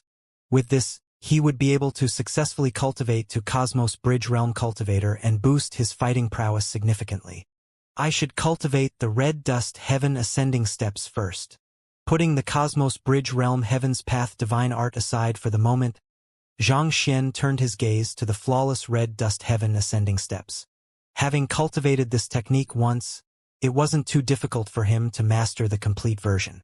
As Xianxia circulated his jinqi through his meridians, he felt his body grow significantly lighter and freer. Boom! After a period of time, as if a shackle tying down his body previously had been blasted open, Xianxia felt his body becoming as light as a feather. Hoo! The cross-legged Xianxia slowly floated in the air, and he began drifting all around the room. As expected of the flawless red dust heaven ascending steps, the jinqi consumption is indeed much lower than before. Sensing the jinqi consumption from the utilization of the technique, Xianxia's eyes gleamed in excitement. In the past, jinqi would gush out of Xianxia's body as if a burst dam as soon as he utilized this technique. Despite possessing the incredibly pure Heaven's Path jinqi, the jinqi consumption from the execution of this technique was still extremely frightening to him. But at this moment, Xianxia's jinqi was flowing slowly as though a small stream by a village. At the current rate of consumption, he could easily maintain his flight for several hours. Not only so, the speed of his flight had increased considerably as well. Even though he was still far from a match for the great violet-winged beast, he had the confidence to catch up to transcendent mortal 6-dan aerial spirit beasts. And more importantly, the flight speed would continue to increase along with the rise in his cultivation. Just as Xianxia was slowly returning to the ground to rest, an idea abruptly surfaced in his mind. I wonder if I can fuse the Heaven's Path movement art together with the red dust heaven ascending steps. Since both the Heaven's Path movement art and red dust heaven ascending steps were both movement techniques, could they be fused together? And if they could, what would be the result of it? Curious, Xianxia decided to give it a try. Immersing his concentration in the library of Heaven's Path, Xianxia placed the two books side by side. Compile! A new book appeared before Xianxia's eyes. Taking a look at the contents, Xianxia's eyes widened in astonishment. However, the content of the book was completely nonsensical. Each line didn't follow from the previous line, making it impossible to comprehend at all. Just the sight of it left Xianxia's eyes spinning. It seems like I am underestimating the difficulty of this matter. Swiftly flipping through the book, Xianxia shook his head helplessly and tossed it to the ground. These two books were perfect on their own, and while it was possible to combine the books together, it only ended up introducing many flaws into the technique, making it impossible to cultivate at all. To make an analogy, it was like mashing abalone, durian, loquat, watermelon, milk, chicken, salmon, and many other ingredients together. They were delicacies on their own, but when mixed together, the only logical decision one could make was to toss the entire pot away. It seems that while the Library of Heaven's Path can compile battle techniques to form a perfected manual, it is incapable of fusing perfected manuals together. Xianxia shook his head in disappointment. A moment later, a thought suddenly appeared in his mind, and determination surfaced in his gaze. But while the Library of Heaven's Path isn't able to fuse the two manuals together, it should be possible for me to attempt it manually. The Library of Heaven's Path could sieve out the correct portion of a manual and combine them with many others to form a perfect manual, similar to how a cook sieves a bucket of flour to whip up the best noodles. Putting two perfected manuals together would be no different from mixing two different types of flour together. Given the differing nature of the flours, if one didn't have anything to bridge the differences, it was inevitable that the quality of the noodles would drop. It was the same in the case of Heaven's Path movement art and red dust heaven ascending steps. One was a flight movement technique, whereas the other one was a land movement technique. With a fundamental difference between them, the result of the compilation of the two was bound to be plagued with problems. But, while the Library of Heaven's Path was incapable of bridging the difference, it didn't mean that Xianxia was unable to do so. Despite the differences, they were still movement techniques. If Xianxia were to succeed in compiling the two together, he would be able to enhance his flight speed significantly. With such a thought in mind, Xianxia's eyes lit up in excitement. I should try executing the Heaven's Path movement art in midair. A surge of hot blood gushed to Xianxia's head, and without any hesitation, He took in a deep breath and leaped to the sky. While floating in the sky, he attempted to execute the Heaven's Path movement art to advance forward. Put on. But before he could execute the Heaven's Path movement art, the red dust heaven ascending step which was holding him up in midair suddenly stopped operating, and his body suddenly plummeted down. With a dull thud, he crashed back onto Earth, creating a huge depression in the ground upon impact. This isn't right. With a face cloaked with dust, Xianxia's complexion darkened. He'd thought that this should be a simple feat, but reality couldn't be any further from his expectations. Given the might of his soul, multitasking wasn't a problem for him anymore. However, both techniques required one's Xianxia to pass through the same meridians, and attempting to execute both simultaneously would result in a clash of Xianxia, thus canceling one another out. And the result? A tragic fall from the sky. It seemed like fusing battle techniques together was not as easy as he'd thought. But thinking about it, if it was that easy to fuse battle techniques together, there wouldn't be a need for such thorough classifications within every class of battle technique. Or maybe I should try executing the red dust heaven ascending steps in the midst of Heaven's Path movement art instead. Xianxia didn't give up right after that failure. Instead, he contemplated for a moment before trying it once more. Previously, he had executed the Heaven's Path movement art in the midst of his red dust heaven ascending steps. Perhaps, if he were to swap the order, he might be able to succeed. While Xianxia was busy trying to put both his battle techniques together, outside the room, Sun Chong walked up to Zheng Yang, who was in the midst of practicing his spear art, and asked, "Where's the young master? Teacher is currently in the midst of cultivating in seclusion, and he doesn't want anyone to interrupt him." Retracting spear, Zheng Yang exhaled deeply, and a breath of white air drifted from his mouth. In this period of time, while he had been trying to advance his cultivation, he hadn't slacked off on his battle technique training either. Under Zhang Shi's guidance, his comprehension of spearmanship had deepened significantly, and the might of his spear art had also become much more formidable. In terms of cultivation, he might not be a match for Wang Ying. However, in a true fight, he would surely be able to stand his ground against the latter. Seclusion. Sun Chong scratched his head. All right, if young master comes out of seclusion, tell him that I have already found appropriate living quarters, and we can move in any time. You have already found new living quarters? Retracting his spear, Zheng Yang's eyes lit up. The academic sea was filled with master teachers, and even though Hong Shi and the others hadn't said anything, they didn't feel comfortable living here. Yes, but it's not easy to find available residences in the vicinity of the Master Teacher Academy. I have found one with a small courtyard and a few rooms for the time being. I'm afraid that it'll be hard to find anything bigger than that.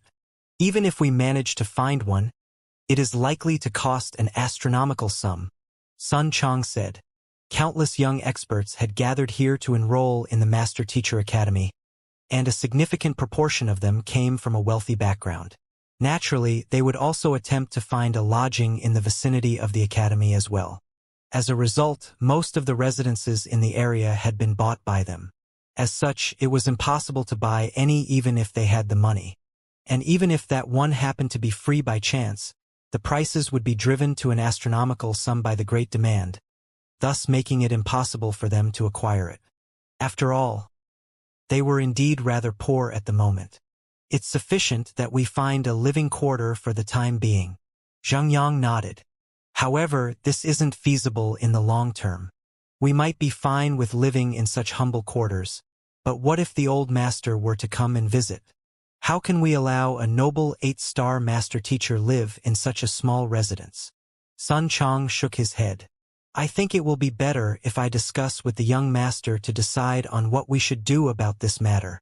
Sighing, Sun Chong was just about to speak when a loud crashing sound echoed from the room ahead of them. It seemed like something had fallen heavily to the ground. Didn't you say that the young master is currently cultivating in seclusion? What is that sound then? Taken aback, Sun Chong was just about to push the door open to find out what was going on when another dull thud sounded. The wall before them shook, and a head popped out from the wall. Teacher! Young master! Upon recognizing the face on said head, The duo was taken aback. However, before they could comprehend what was going on, the figure disappeared from their sight. Their respected young master and teacher suddenly flew backward abruptly and crashed into the opposite wall, creating a huge hole. Pung pung pung pung. Xianxia went crashing all around like a rubber ball. Under the massive impact of his rapid movements, the fortified room suddenly collapsed inward. Upon seeing this sight, Sun Chong and Zheng Yang glanced at one another, and their lips twitched violently.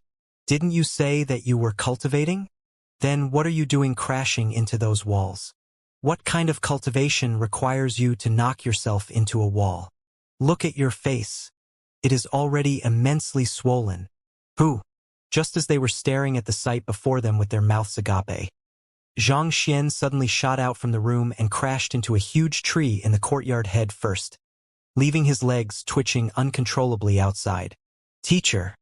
Finally recovering from the shock, Zhang Yang hurried over to pull Xianxia out from the tree, only to see the latter's face livid with frustration. Teacher. Young master, we are just poor. There's no need to lose hope in life over a money issue. Sun Chong also ran up to talk some sense into Xianxia out of goodwill. Cough, cough. Hearing those words, Xianxia's face darkened further. He hurriedly waved his hands and said, I'll be going out for a moment. Sun Chong, go and look for Hong Shi to pay for the damaged properties. Ignoring the bewildered duo, Xianxia leaped into the sky, and the great violet-winged beast immediately flew over. Soaring through the night sky, they headed to the city walls. Given the size of his room in the academic sea, if he were to continue training there, the entire place could possibly be destroyed before he could successfully put the two techniques together. Thus, he decided to venture out to find a larger area where he could train. Not too long later, they arrived at a hill some distance away from Hongyuan City. A bright moon hung in the sky, and a night breeze blew lightly. Birds and insects warbled harmoniously in the surroundings, creating a tranquil atmosphere. This is it. Crossing his legs, Xianxia first recovered the jinqi he had expended before turning his attention back to compiling his movement techniques. Pung pung pung pung.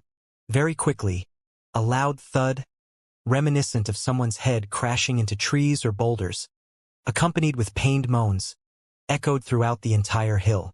The incident would eventually grow to become a horror legend among the populace, as well as a tool for parents to warn children against venturing in the wilderness at night.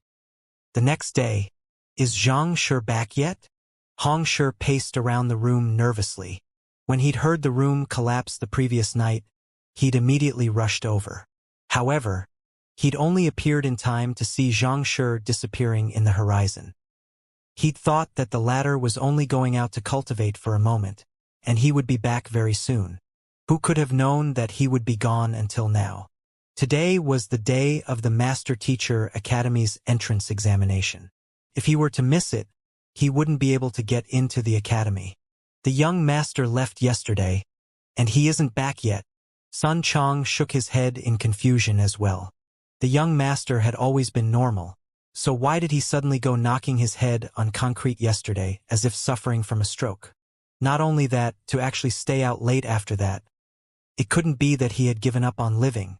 Unable to stand it any longer, he turned to Zheng Yang and the others and asked, Did any of you agitate young master last night?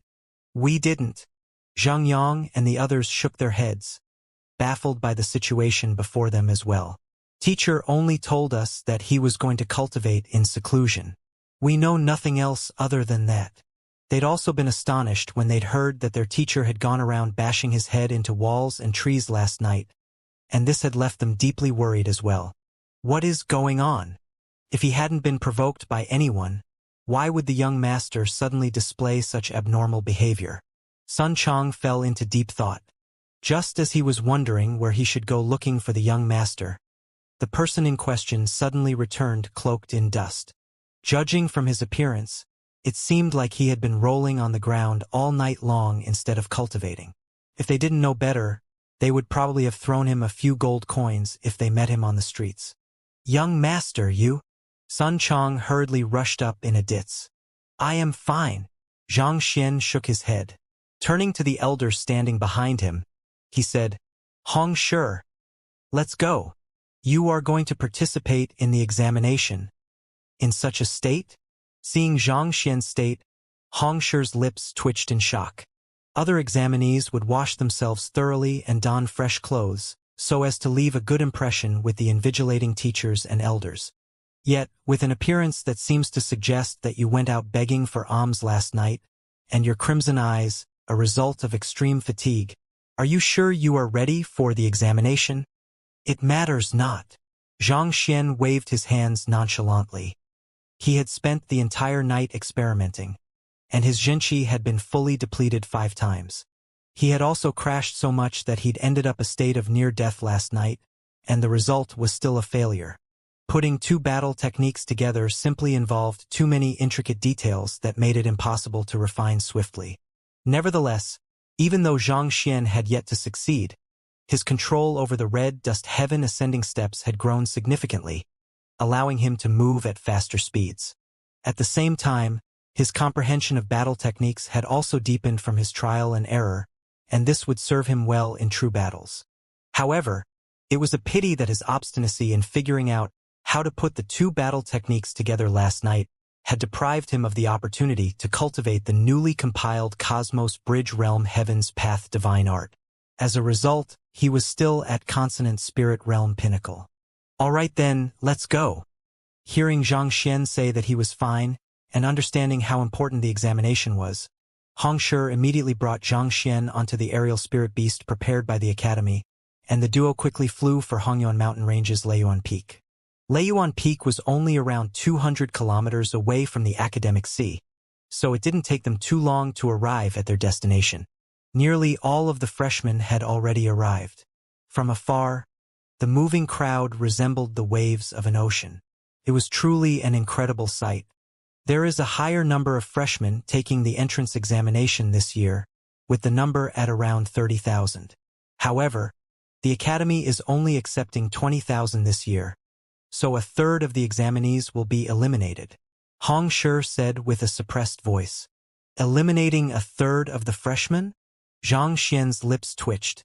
Considering that each of those present were the top elites of their respective regions, eliminating a third of them was truly fearsome. As expected of the Master Teacher Academy of a Tier 1 empire. The first time Xianxia had seen so many Master Teachers was back when he was in Myriad Kingdom City. But even so, the number was only around 1,000 or so. Yet, just the entrance examination of the Master Teacher Academy itself already involved 30,000 4-star Pinnacle and half 5-star Master Teachers. Just the thought of it was scary in itself. But nevertheless, considering the circumstances surrounding Hongyuan Master Teacher Academy, this was understandable.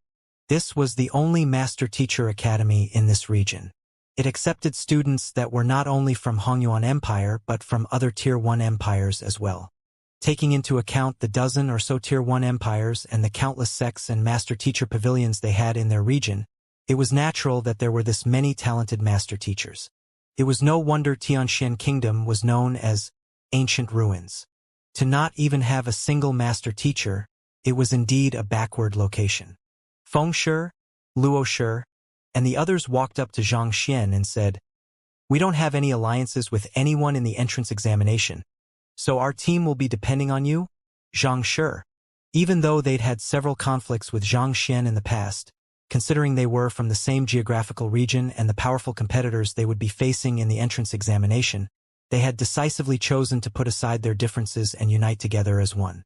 This was the greatest hope they had in passing the entrance examination. "Don't worry." Looking at the Huanyu Empire freshmen around him, Xianxia nodded in assurance. There was a total of 50 Master Teachers from Huanyu Empire that would be taking the entrance examination. Putting aside the top 3 from each vassal state, the others were mainly 4-star Pinnacle Master Teachers possessing a cultivation of clarifying turbidity realm. With such cultivation, they were indeed considered mediocre within the group. Thus, for them to triumph over the competitors and pass the examination as a whole was, honestly speaking, very difficult. This was precisely the reason they chose to ally with Tier 2 Jinhai Empire. Considering they were from a Tier 2 empire as well, They'd thought that the strength of both teams would be roughly equal, so they should at least have been able to vie for an equal distribution at the very worst. Who knew that they would be completely defeated by the other party, and nearly turned into meat shields? It was fortunate that Xianxia arrived at that crucial period and saved them from that tragic fate. But while they did manage to prevent the worst from happening, the crux of the problem still existed, their lack of strength. It was already too late to do anything else, so they could only put all of their hope in Xianxia and pray that he would be able to lead the group successfully through the entrance examination. You have our gratitude. Feng Shi, Luo Shi, and the others clasped their fists gratefully. Thinking back on what they'd done to the other party, they felt extremely ashamed of themselves. Putting themselves into Xiangxi's shoes, if someone had treated him the way they did back at Huanyu capital, they would surely have exacted vengeance during the entrance examination and made things difficult for the examinees from the other vassal states. However, Xianxia harbored no such vindictive thoughts at all. In terms of magnanimity, they were truly nowhere near the other party. There's no need to stand on ceremony. Seeing the expressions on their faces, Zhang Xian chuckled light-heartedly, indicating that the past was the past. At that moment, a voice suddenly sounded from not too far away. Is this the man who defeated you? Turning around, Zhang Xian saw a dark-skinned young man walking over with the defeated senior Feng from Jinhai Empire following behind him. The one who spoke was the dark-skinned young man in front. He had a tall stature, and his arms and legs were unusually long. His gaze was sharp and cold, as if a dagger was hidden in the depths of his eyes. Cosmos Bridge Realm? Zhang Xian's eyebrows shot up. The other party didn't conceal his aura at all. The might of a Cosmos Bridge Realm cultivator lingered around him as if the searing heat of a sun, exerting an immense pressure on the group. At the Cosmos Bridge Realm, a connection would be forged between one's consciousness and the world, granting one enhanced intimacy with nature. Even though a consonant spirit realm cultivator wasn't weak, it could hardly compare up to a Cosmos Bridge Realm expert. But while the young man had reached the Cosmos Bridge Realm, the emblem pinned on his chest only had 4 stars. Reaching the Cosmos Bridge Realm was just one of several prerequisites to becoming a 5-star master teacher. One had to have 5 5-star supporting occupations as well as a soul depth of 15.0. Often there were a couple of grade 1 students who already possessed a cultivation realm beyond their current master teacher ranking, but due to their various other aspects being unable to catch up, they weren't qualified to be promoted to the next rank. Clearly, the young man before him was such a case. Nevertheless, he would still be a fearsome adversary. To acquire such strength before 30 when he had yet to enter the Master Teacher Academy, he could be said to be ranked amongst the top even within the 30,000 freshmen this year. Yes, Senior Feng nodded. This. Hearing the other party's confirmation, the young man frowned. He had been acquainted with Senior Feng for some time already, and knowing the latter's strength, he thought that a person who could defeat the latter should be at least a formidable Cosmos Bridge Realm expert, but this? What the heck? Dirty as if he hadn't bathed for many days, exhausted to the point that his eyes were bloodshot, countless swelling marks on his face. The other party had clearly suffered a tragic beating not too long ago. More importantly, even though the other party was at consonant spirit realm pinnacle, he didn't feel exceptionally powerful either. With the other party's disposition and appearance, he wouldn't have spared the other party a second glance anywhere else. Was this really the man who smacked the confidence out of his good friend, leaving him in a slump? Fearing that the other party wouldn't believe his words, Senior Feng hurriedly explained, "Brother, you don't underestimate Zhang Shi. He possesses extraordinary capabilities. He was able to defeat me with just a single finger." However, the more he spoke, the more uncertain he became. Looking at Zhang Xian's current state, he couldn't help but wonder if this was really the man who wounded him. Why did it seem as if he had lost to a poor beggar? A single finger? Brother Yu shook his head. Turning to Zhang Xian, he asked, "You are Zhang Xian, Zhang Shi? Since you defeated Feng Wu, may I challenge you to a match?" A match? Zhang Xian was just about to turn the other party away by claiming that he was busy when an idea suddenly struck him. With glowing eyes, he measured the other party from head to toe and asked, What are you going to bet on the match? It just so happened that he was a little short on cash at the moment. Even renting a residence was difficult for him with his current finances. If he could earn some pocket change from a duel to tide him over this period, that would be for the best. Sun Chong hadn't had the time to clear away the artifacts he had obtained from the mystical treasure hall before coming here, and there weren't any familiar faces in Hongyuan City that they could approach to fetch good prices for their items. As such, their funds were running extremely low at the moment. Bet? Brother Yu was surprised by Zhang Xian's words. That's right. What is the point of having a match if there is nothing on the line? Zhang Xian shrugged. He wasn't interested in wasting his effort for nothing. If there were no material gains to be earned from having a match, why should he waste his time? Brother Yu's face darkened, and his eyebrows shot up in displeasure. You, do you know what I want compete against you in? No matter what, they were all master teachers, respectable members of the society. To place a bet on a respectable contest between fellow peers was really a little too cheap. You are just a mere consonant spirit realm cultivator. It is one thing that you aren't afraid of me, but you don't even know what we are contesting in, and yet there you are talking about bets. Are you just that certain that you will be able to win? How far can your arrogance go? Presumptuous. His initial impression of this fellow already wasn't good, but at this moment, it had dropped to rock bottom. Ignoring the other party's disdain, Zhang Xian waved his hands nonchalantly. As long as you can offer something that interests me, I'm fine with anything you propose. Since you're that confident, I'll fulfill your wish then. Harumphing coldly, Brother Yu flicked his wrist, and a bunch of spirit stones appeared before him. I have 1,000 middle-tier spirit stones here. As long as you can defeat me, feel free to take them away. 1,000 middle-tier spirit stones? Zhang Xian glanced at the pile of gleaming spirit stones. That's right. You have never seen so many spirit stones in your life, right? But you need not worry. I don't expect you to repay me should you lose. All of you have to do is to apologize to me before all of the freshmen here for your disrespect. Brother Yu said with an air of superiority with his hands behind his back, emulating the disposition of a transcendental expert.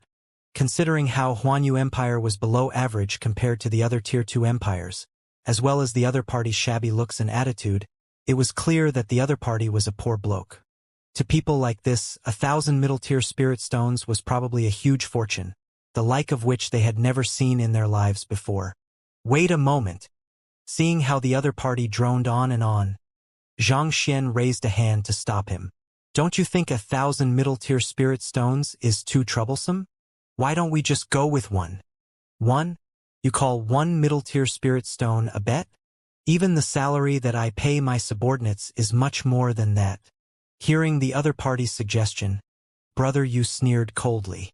But at that moment, he suddenly felt Senior Feng nudging him and pointing to Zhang Shi's hand. Perplexed, he turned his gaze over, and his eyeballs nearly popped out from his eyes. There was a spirit stone in the other party's hand that was emanating a blinding radiance. High-tier spirit stone? Brother Yu's lips trembled, and his body shook weakly. Indeed, one high-tier spirit stone, Zhang Xian replied calmly. Brother Yu's vision darkened, and he nearly keeled over. Even for someone as rich as him, he only possessed middle-tier spirit stones. High-tier spirit stones were objects that only saints were qualified to trade. To actually use a high-tier spirit stone as a bet. Are you sure that you are a consonant spirit realm cultivator from Huanyu Empire? Given how shabby the other party looked, he thought that the other party would surely be a poor bloke, who knew that he would suddenly whip out a high-tier spirit stone. What was with this huge contrast? Why? You don't have any high-tier spirit stone? If you don't even have the capital to make a bet, why are you bothering me? Go and play by the side. I don't have the time to be playing with you. Seeing the other party's frenzied expression, Zhang Xian tooted in disdain. Why are you pretending to be wealthy when you don't even have a single high-tier spirit stone? Seeing the contempt on Zhang Xian's face, Brother Yu and Senior Feng's faces darkened. What the heck was this? They were here to humiliate the other party. How did they end up being the ones humiliated instead? This was especially so with the other party's expression. It was as if he was snubbing them for being poor. Fine. Let's bet on a high-tier spirit stone then. Brother Yu flung his sleeves furiously and harumphed. Sure, where is your high-tier spirit stone then? Show me. Otherwise, what am I supposed to do when you don't have the money to pay up? There are simply too many scammers nowadays. Xianxia said. You. Brother Yu clenched his fists tightly in anger. Thus, he turned to Senior Feng and said, Take out your aerial strike amulet. Brother Yu, that item. Hearing the other party's request, Senior Feng's eyebrows immediately twitched. He quickly tried to turn the other party down. Don't worry. Do you think he can defeat me? Brother Yu placed his hands behind his back confidently. All right then. Recalling Brother Yu's identity, as well as the content of the examination, Senior Feng hesitated for a moment before eventually nodding in agreement. He flicked his wrist, and a jade token immediately appeared in his hands. Brother Yu took the jade token and showed it to Xianxia. This aerial strike amulet is an artifact forged by a saint. It allows one to withstand a single attack from a saint without sustaining any damage. Its value is definitely equivalent to a single high-tier spirit stone. Aerial strike amulet? Xianxia's finger reached out to touch the amulet before nodding in satisfaction. This object is indeed worth a single high-tier spirit stone. Fine. I'll accept your bet. Seeing the other party agree to the bet, the edges of Brother Yu's lips crept up. Good. The winner of the bet shall be determined by the results of the entrance examination.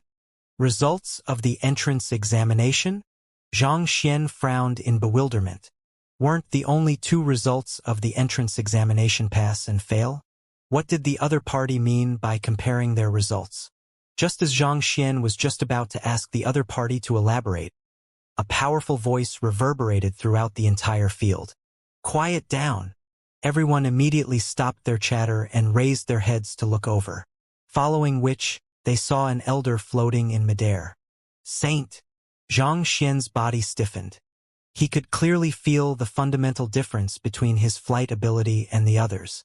The other party's flight ability was based on the world's recognition instead of a forceful levitation through the skillful utilization of Jinqi.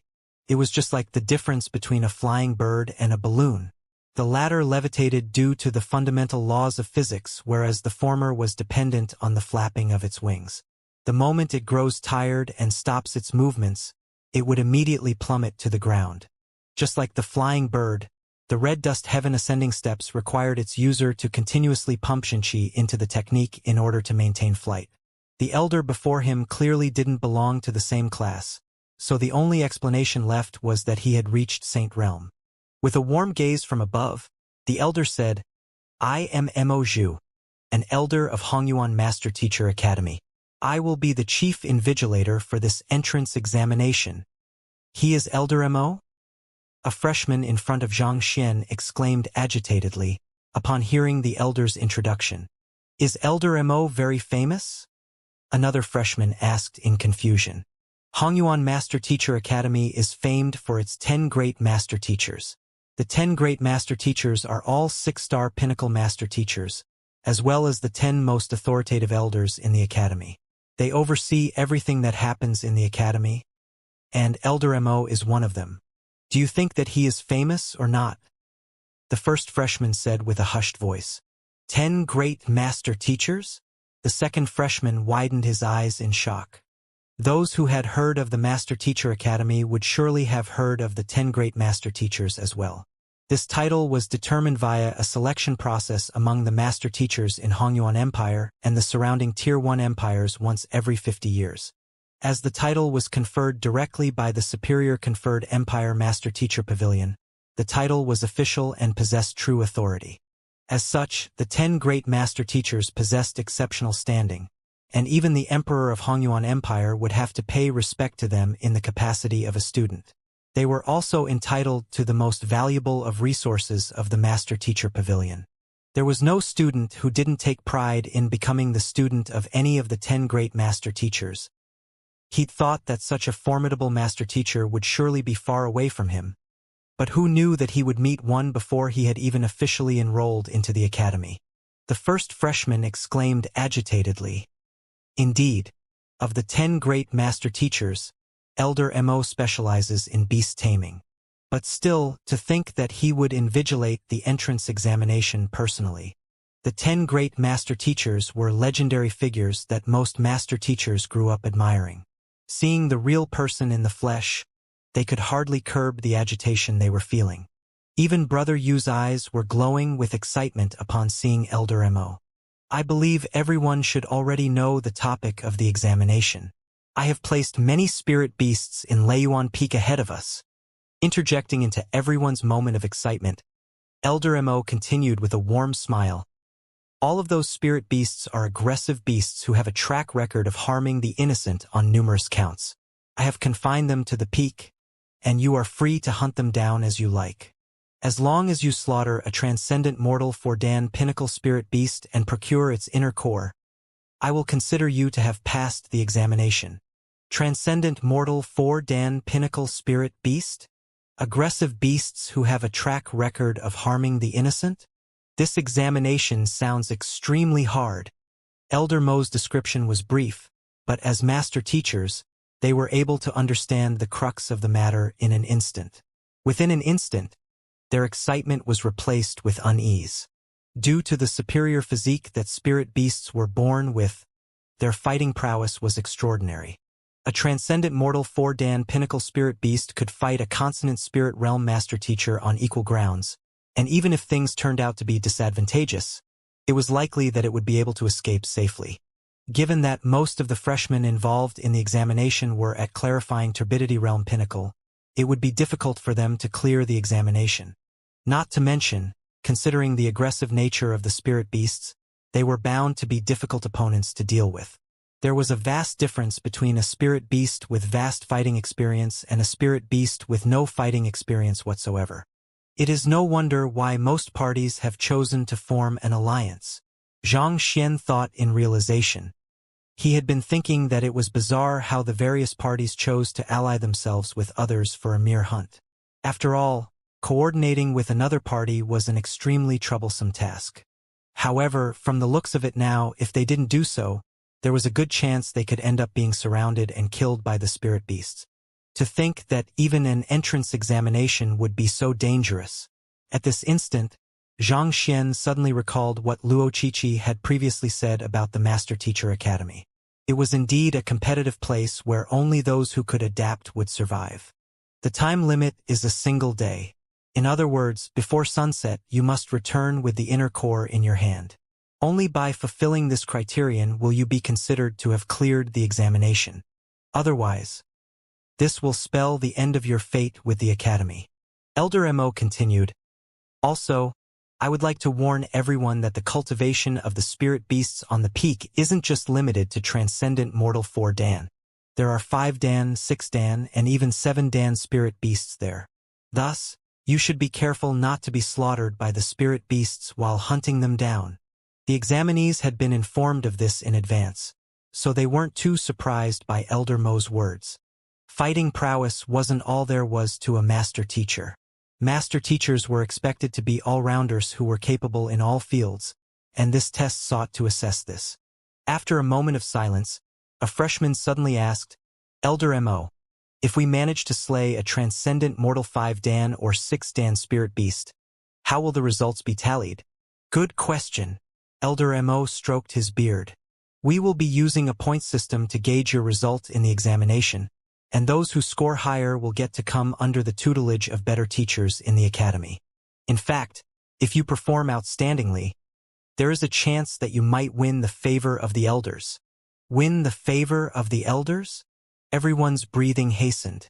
To be an elder in the Master Teacher Academy, one had to be a 6-star master teacher at minimum. Under the guidance of such a teacher, one's capability would surely soar. At the same time, one would also be entitled to the best resources and highest standing. As for how points will be allocated, that's simple as well. It's a cumulative scoring system, Elder Mo said. Cumulative scoring system? Everyone was slightly confused. That's right. You will be scored based on the tier of the spirit beasts you kill. A clarifying turbidity realm pinnacle spirit beast will award you with 1 point. A consonant spirit realm primary stage spirit beast will award you with 10 points, intermediate stage 20 points, advanced stage 30 points, and pinnacle 40 points. As for Cosmos Bridge Realm Spirit Beasts, a primary stage Spirit Beast will award you 100 points, intermediate stage 200 points, so on and so forth.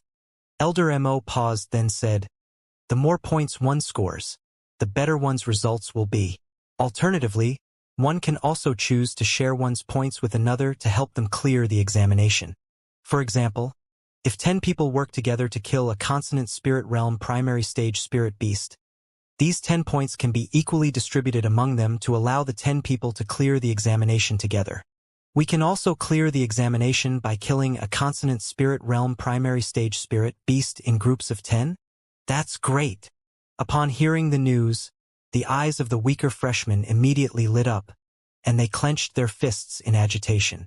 With their current strength, killing a transcendent mortal 4-dan pinnacle spirit beast was extremely difficult for them. However, if they could coordinate with other master teachers and share the points earned, that would be a different story. It is for the purpose of driving away the otherworldly demonic tribe that master teachers were born. To fulfill the responsibility we bear, not only must we be strong, we must also stand united and trust one another, working together to overcome all odds. This is crucial for the prosperity of mankind. Elder Mo explained, knowing everyone's thoughts. Hearing those words, the crowd couldn't help but nod in agreement. Master teacher didn't refer to an individual but an entirety. Only through teamwork and mutual trust would master teachers be able to bring out greater might. All right, I shall move on to the rules of the examination now. With a stern expression that seemed to be warning the freshmen against trying their luck, he said, in this examination, you are not to attack other examinees and steal their inner cores. In other words, you cannot lay your hands on other master teachers for the purpose of obtaining even more points. Once caught, you will be stripped of your enrollment qualification, and you will never be accepted into the academy for life. As Elder Mo spoke of his punishment, his voice suddenly grew so heavy that it felt as if the sky itself was pressing down on them, and the air felt so viscous that even breathing was a difficulty. A saint raged. The world shattered. Just the slightest expression of his displeasure was sufficient to deprive all transcendent mortal realm cultivators of their will to defy him. We aren't able to attack other examinees and steal their inner cores? Wasn't that allowed in the past? It seems they removed that section from the examination due to the potential acrimony it could induce among peers. I was still thinking of stealing other people's inner cores to obtain a better result, but from the looks of it now, that is out of question. Spirit beasts were intelligent creatures. With so many people marching up the mountain to eliminate them, they would surely have hidden themselves well. As such, how could they be found easily? Thus, quite a few of the stronger examinees had intended to prey on the weaker examinees to steal the fruits of their labor. Upon hearing that such behavior was not allowed, disappointment immediately surfaced on their faces. However, an even larger proportion of the examinees heaved a sigh of relief. Defeating a spirit beast was no easy feat. There was a good chance they might be severely injured in the midst of doing so. If the product of their hard work was stolen by others, they would surely burst into tears. Elder Mo, I would like to ask if master teachers can use their tamed beasts to hunt down the spirit beasts? This time it was Senior Feng who asked the question. Upon hearing Senior Feng's words, everyone's eyes immediately fell upon Xianxia. After numerous days of trading cultivation techniques for spirit beast inner cores in the bazaar, he had become known by a large portion of the freshmen. Most of them were aware that he had tamed a half-9-dan great violet wing beast. If that fellow were to use the great violet wing beast to hunt, who would be a match for him? Overwhelming strength paired with the capability of flight, there would be no one who could compete with him. A tamed beast can be considered as part of the strength of a master teacher as well. However, examinees will only be allowed to use their tamed beast once throughout the competition. Other than the first inner core hunted by a tamed beast, Any subsequent inner cores procured through such a method will not contribute to the examinee's score. Being able to tame a spirit beast could be considered as a person's own strength as well. Nevertheless, if one were to rely completely on their tamed beast, that would be contrary to the purpose of the examination. Only once? That's good. Hearing those words, Senior Feng heaved a sigh of relief. If Xianxia could only use his tamed beast once, it would be impossible for him to win against Brother Yu. After explaining the issue regarding the tamed beast, Elder Mo surveyed the surroundings and said, "All right, are there any other questions? Do raise them so as to avoid infringing on the rules and losing your qualification." "Elder, what about grade 5 formation plates?" another freshman asked. "The same rule applies for anything that is beyond one's cultivation realm. Just like tamed beasts, it can only be used once," Elder Mo said. Several more questions were asked, and Elder Mo answered each of them patiently. Hearing the various rules and regulations of the examination, it was clear that the Academy had put a lot of effort into planning the examination in order to accurately assess the strength of each examinee. Seeing that there were no more questions, Elder Mo gestured to Leiyuan Peak and said, "All right, if there aren't any more questions, the examination starts now. You can proceed up the mountain now." "Yes." Hearing the instructions, the 30,000 participating freshmen immediately charged up to Leiyuan Peak. The earlier they arrived, the higher the chance they would be able to successfully find and hunt a spirit beast. Thus, none of the examinees were willing lag behind the others. "Xianxia, don't forget our bet. Whoever who obtains the most points will be the victor." Seeing the crowd rush up the mountain, Brother Yu turned to Xianxia and sneered before rushing up the mountain alongside Senior Feng. Seeing the crowd rush along, Xianxia glanced at Luo Xian, Rohuan Gongzi, and the others and said, "Let's head on up as well." Only the examinees were allowed to be on the examination field, so the escorting members such as Hong Shi weren't allowed to enter. They had to watch from outside the area. Thus, the examinees could only depend on themselves. Luo Xian and the others nodded. "Let's head in that direction." Knowing that he was the leader of the group, Xianxia scanned the surroundings, and his gaze eventually fell on a narrow valley. Pointing in that direction, he took the lead. The other master teachers from Huanyu Empire followed closely behind. Leiyuan Peak was actually relatively large in size. Putting aside the sharp cliffs, there was actually a lot of space to maneuver around. It was filled with innumerable gorges, boulders, and trees. Even an army of 30,000 seemed insignificant against the entire peak. The route which Xianxia had chosen was one with very few people.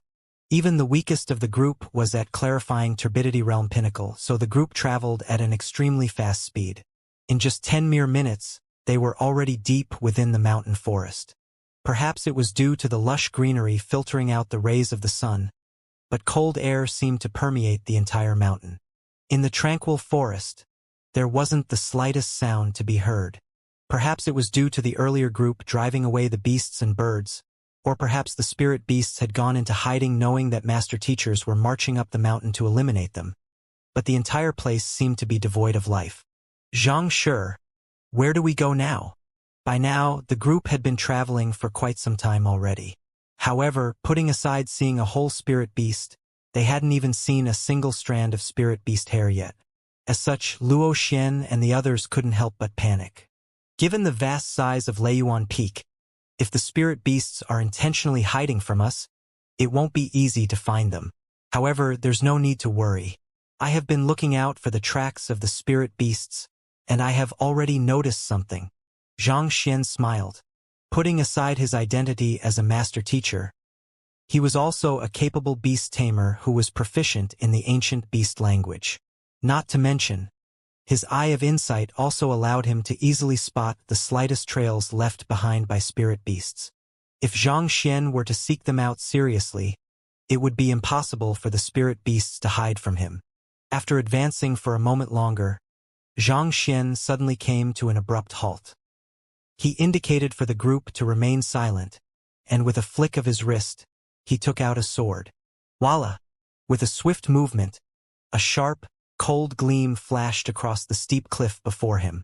Just as the group was bewildered as to what Xianxia was attempting to do, a deafening explosion suddenly sounded, and the boulder before them shattered, following which a gray figure suddenly dashed out. Transcendent mortal 4-Dan pinnacle spirit beast, Gale Wolf. To think that this fellow would actually be hiding inside a boulder. I'll hand it over to you all. I'll check out the situation in front. Knowing that Luoxian and the others shouldn't have any problems with a spirit beast of this tier, Xianxia chose to proceed ahead to scout around first. The route ahead was tilted upward.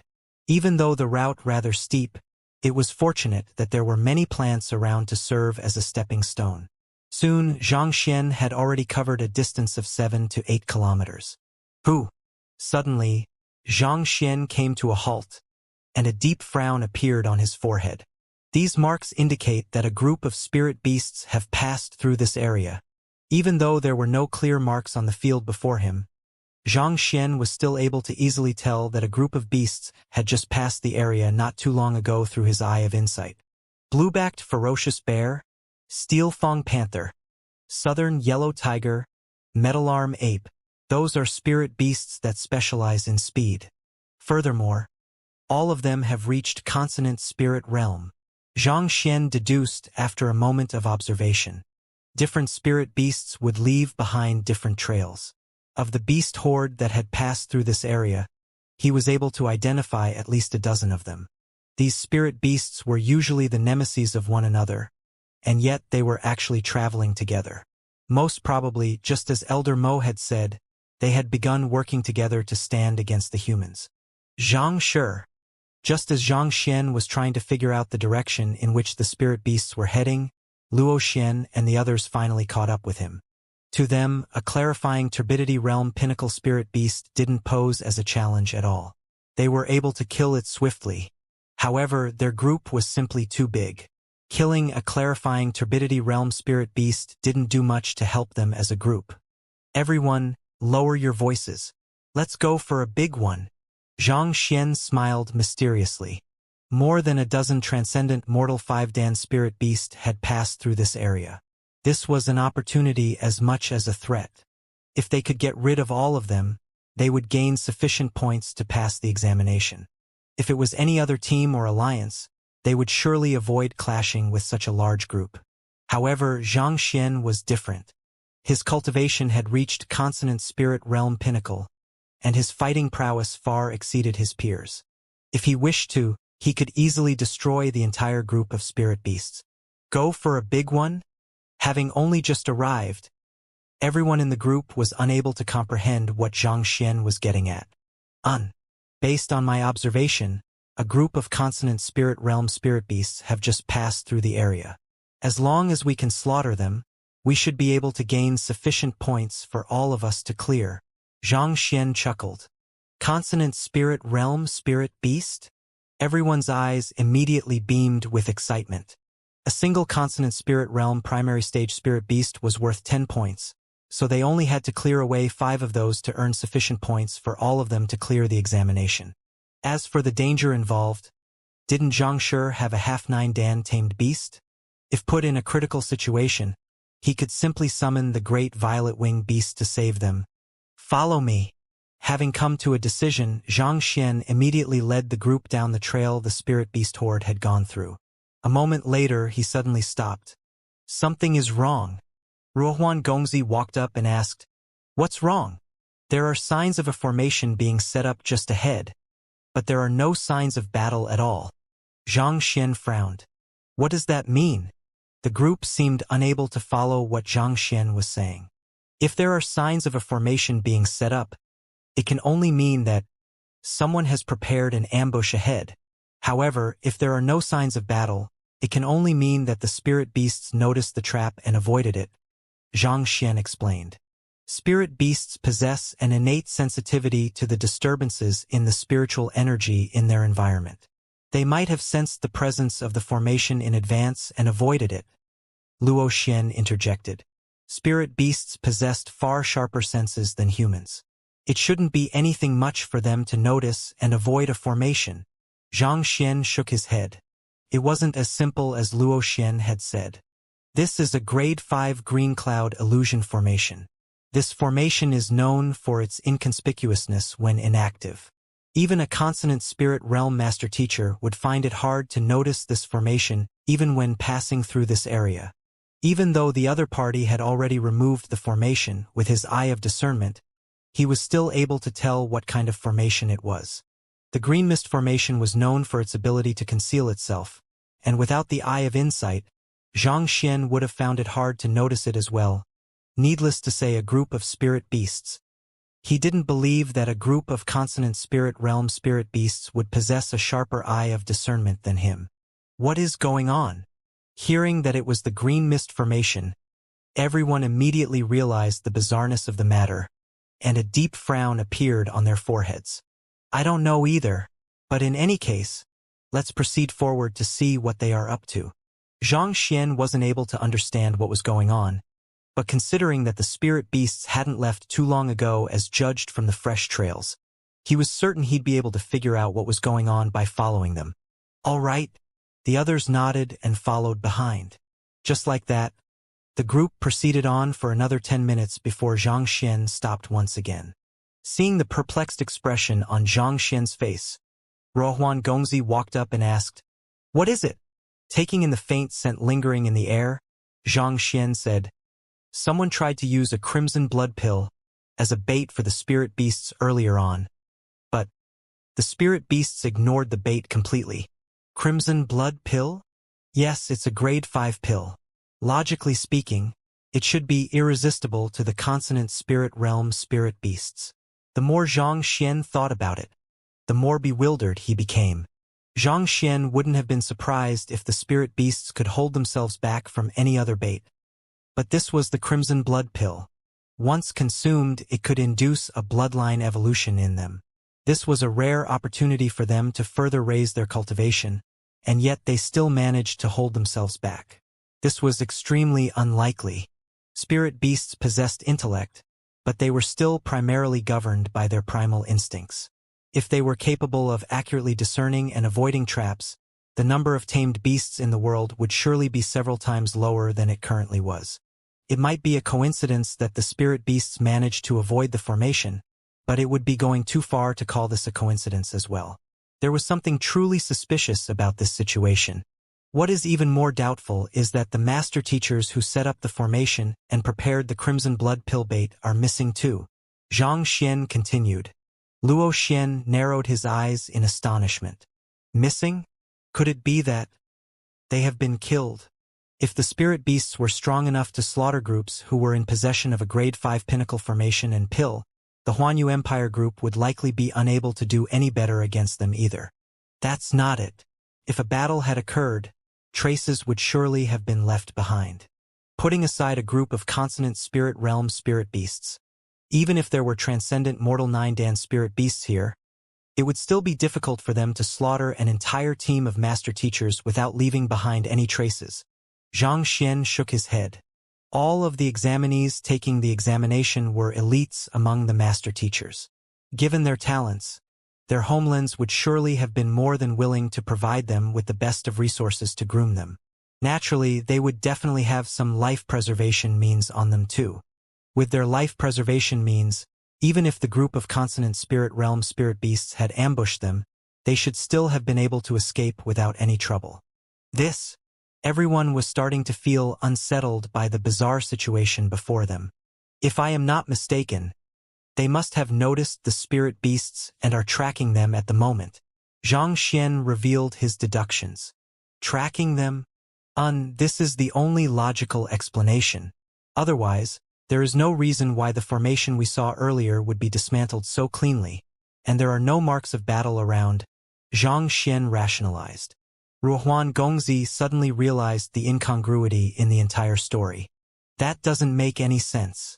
If the spirit beasts did notice the traps in advance and steered clear of them, they definitely would have left quietly so as to avoid alarming the master teachers. Furthermore, given that they were aware of the presence of master teachers in the area, how could they remain unaware if a group were to follow them? That is precisely what that left me baffled. Xianxia nodded. Once the spirit beasts noticed the formations, for their own safety, They would surely leave silently so as to avoid alarming the master teachers. It was already surprising that one group would actually notice them, but now there were two. It was as if the spirit beasts were intentionally revealing their tracks so that the master teachers could find them. The entire situation reeked of a scheme. We should continue following them to take a look.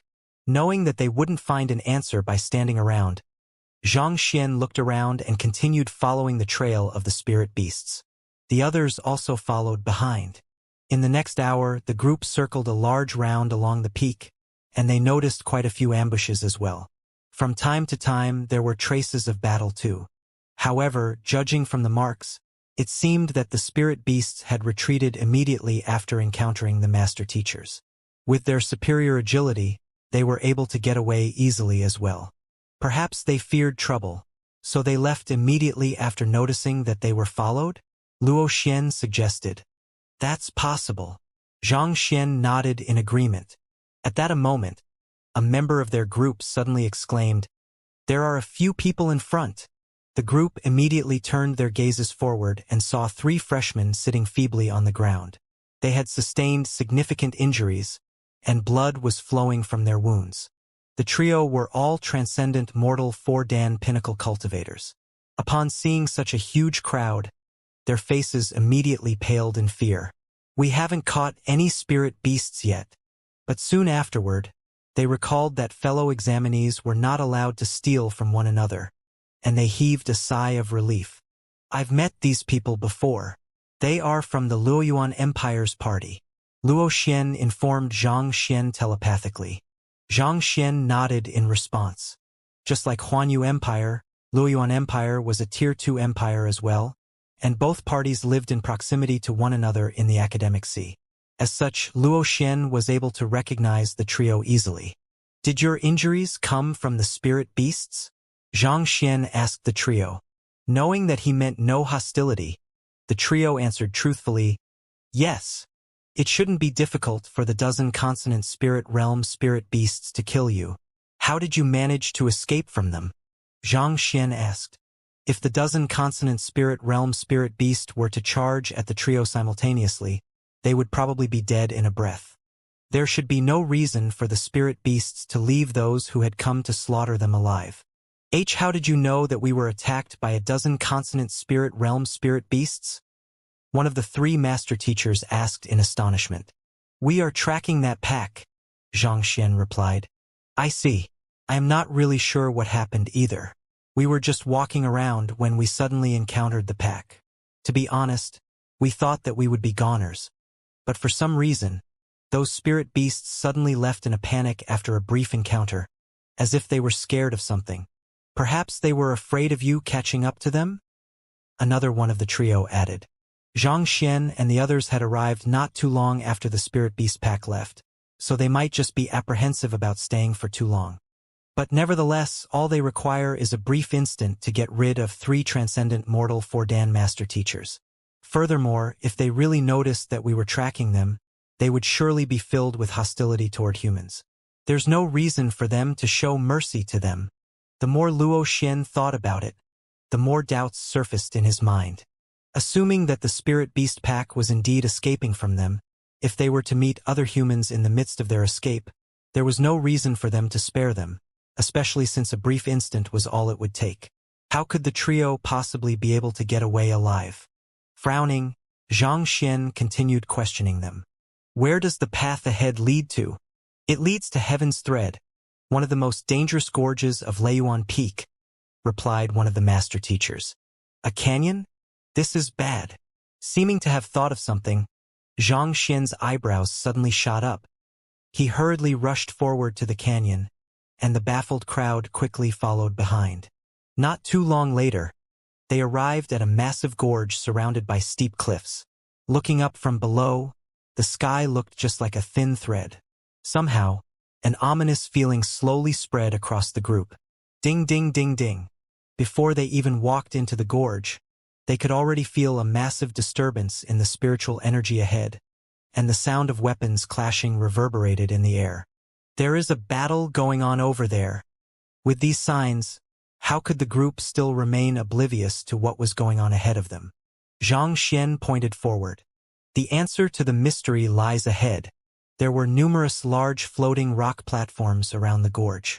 Climbing to a high altitude, the group caught a clear glimpse of the battle ahead, and their faces were immediately drained of color. 200 master teachers were tightly encircled by several hundred spirit beasts. The cultivation of these spirit beasts ranged from the consonant spirit realm to the cosmos bridge realm, and every single one of them was incomparably powerful. Even though the surrounded master teachers weren't weak, their opponents were simply too powerful, and they were outnumbered at that.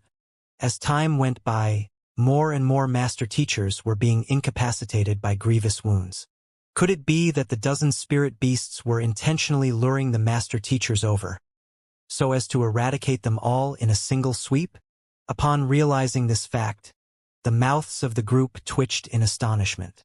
Even if the entire Huanyu Empire party were to head down to offer their support, they wouldn't be able to turn the tides of the battle.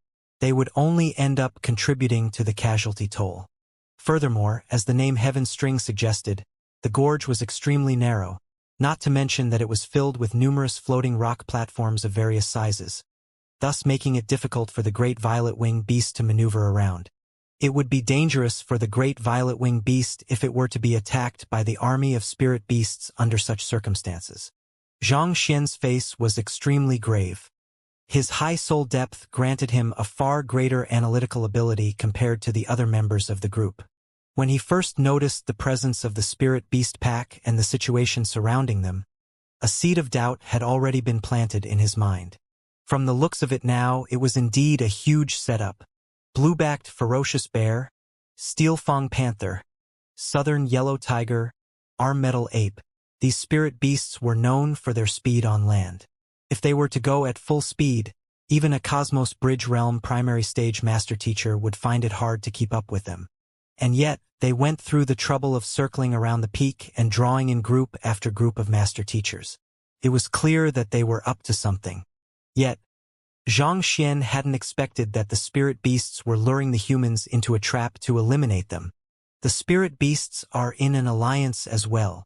The master teachers had been thinking of allying with one another to hunt the spirit beasts, but little did they know that the spirit beasts were doing the same as well. They had organized themselves orderly with a clear role for each spirit beast in the team. Some would serve as bait while others would lie in ambush to receive the prey. With this, they intended to wipe out a large group of master teachers in a single move. Fearsome.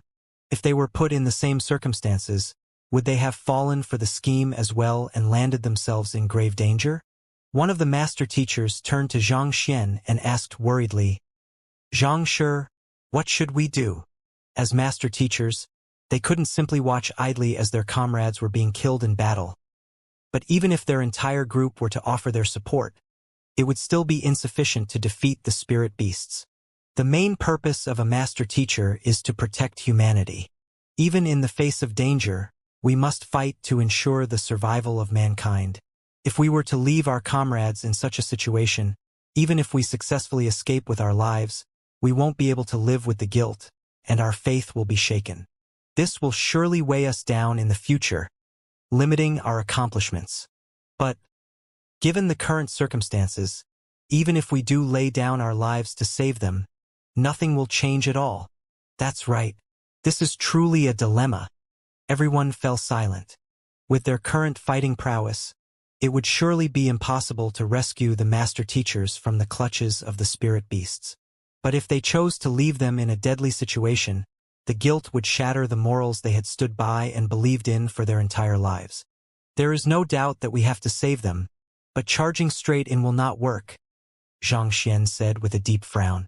Tapping on his thigh with his finger, he fumbled through his head to search for a solution to the crisis.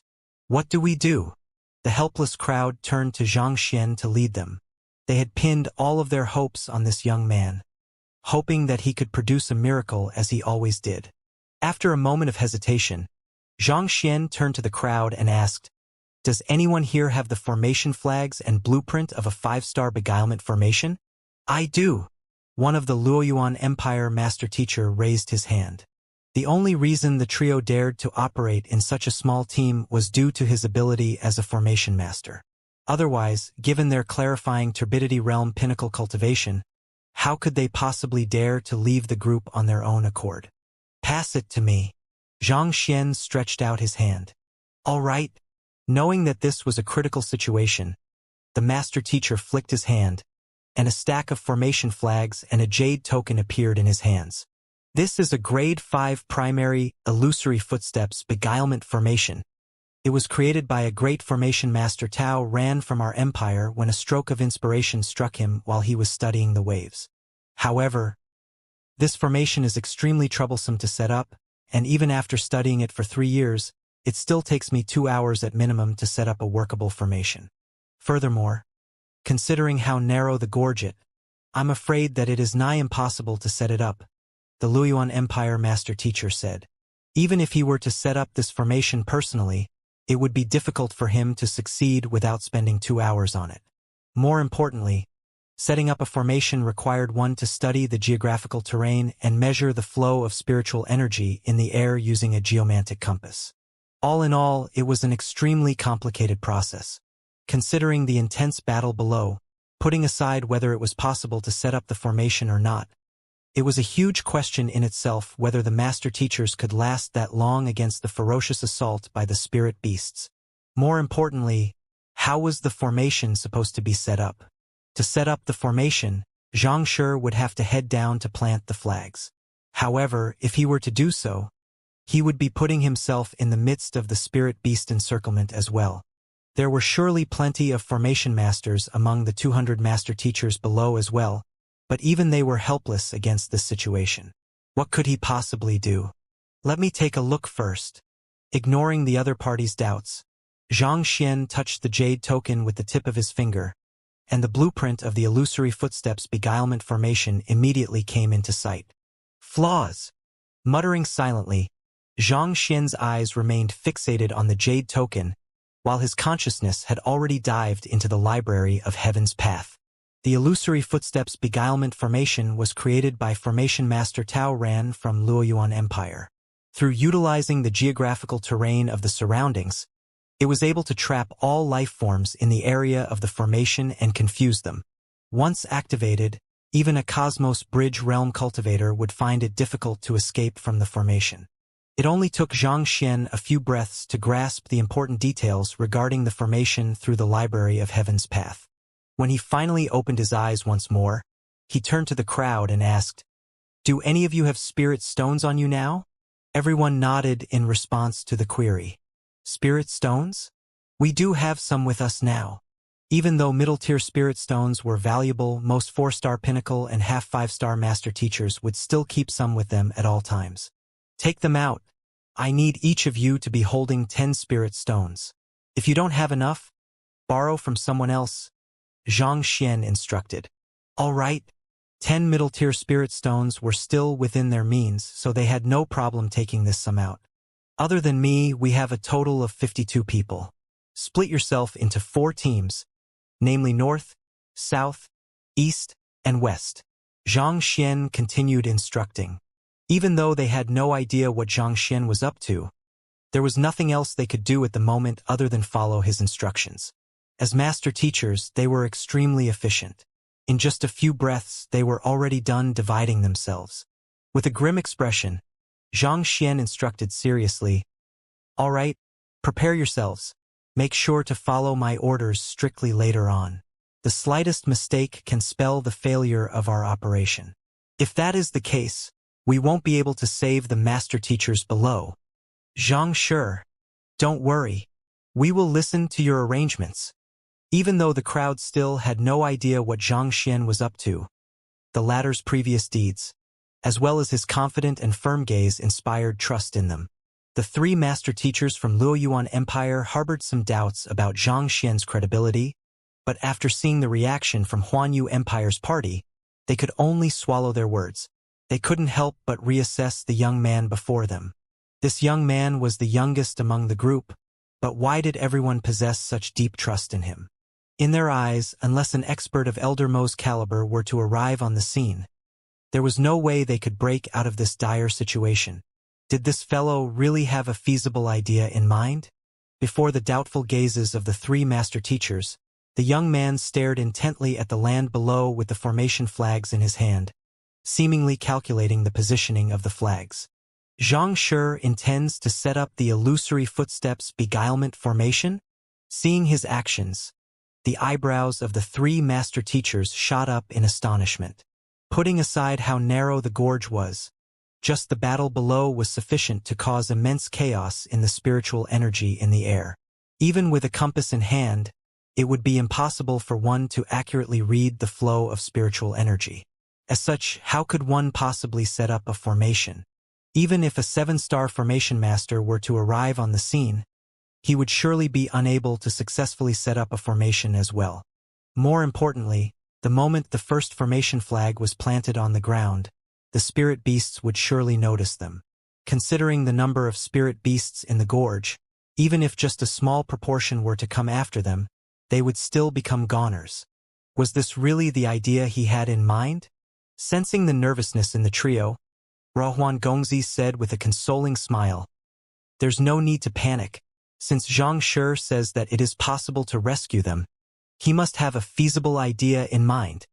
Of the entire group, he had known Xianxia the longest, and he also boasted the greatest understanding of the latter.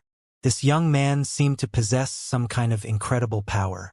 So many times, what he viewed to be impossible had been easily accomplished by the other party. Taking the otherworldly demon in the Master-Teacher tournament as an example, he actually managed to talk it into committing suicide. This was a feat that many could not even imagine, but he actually achieved it. In fact, the very reason he could be here despite his lacking capability was due to the young man's help. Thus, even though the situation before them might look hopeless, it didn't hinder him from believing in the young man's ability to turn the tables. "Let's just hope so." The trio could only reply with bitter smiles. While they were talking, Xianxia had already finished examining the geographical terrain. Taking a deep breath, he suddenly sent a telepathic message to everyone. "Prepare yourselves." Hearing those words, everyone immediately gathered their attention as they waited for Xianxia's further instructions with the middle-tier spirit stones in their hands. Just as they were wondering what the young man would do, they suddenly saw the other party leaping down from the platform, headed toward the battlefield between the spirit beasts and the master teachers. Alarmed by Xianxia's actions, everyone narrowed their eyes in shock. Hundreds of powerful spirit beasts were prowling ferociously below. To charge in like that, are you sure you aren't attempting to commit suicide instead? Roar! Roar! Roar! As expected, upon noticing Xianxia's presence, the spirit beasts immediately howled furiously, following which, a ferocious string of attacks rained down on him like a frenzied storm. These attacks harnessed an immense force which could threaten even a transcendent mortal 7-dan expert. Just as the crowd thought that Xianxia was done for, the young man's path of trajectory suddenly mysteriously shifted 3 qi, 10 centimeters, to the right. A mere 3 qi, but it caused all of the attacks to fly past him. Roar! The unsuccessful primary assault seemed to have provoked even more spirit beasts. With another wave of deafening battle cries, dozens of attacks suddenly came from all directions. It was slightly different this time around. In the first assault, the spirit beasts had harnessed their full might to crush the defenses of their opponent. On the other hand, this wave of attacks was scattered in all directions to seal their opponent's escape route. These attacks aren't sufficient to deal any grievous injuries to Xianxia, but their force is sufficient to push him to the ground. Once Xianxia falls to the ground, he will immediately fall into the encirclement of the spirit beasts. By then, it will be difficult for him to escape with his life, let alone rescue the others. Many master teachers clenched their fists tightly in agitation.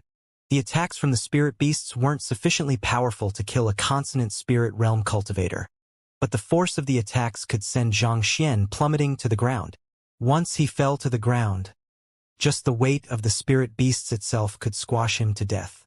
"Look!" Just as everyone was worried, someone suddenly shouted, and the crowd turned their gazes over. With a single look, they were all dumbfounded. Through stepping on the floating rock platforms, Xianxia was able to alter his movements in air. For some reason, it was as if he could predict where the attacks would come from. At each crucial moment, he would move ever so slightly, and the attacks would pass him by. It was an incomparably dangerous situation each time, but he would always escape completely unharmed. This fearsome calculation ability, and this frightening eye of discernment, the crowd above narrowed their eyes. As master teachers, they clearly understood how difficult this feat was. One had to be familiar with each of the spirit beast's habits, attacking patterns, movement speeds, strengths. Only with a thorough and accurate understanding of each and every aspect of the spirit beasts could one make such precise predictions.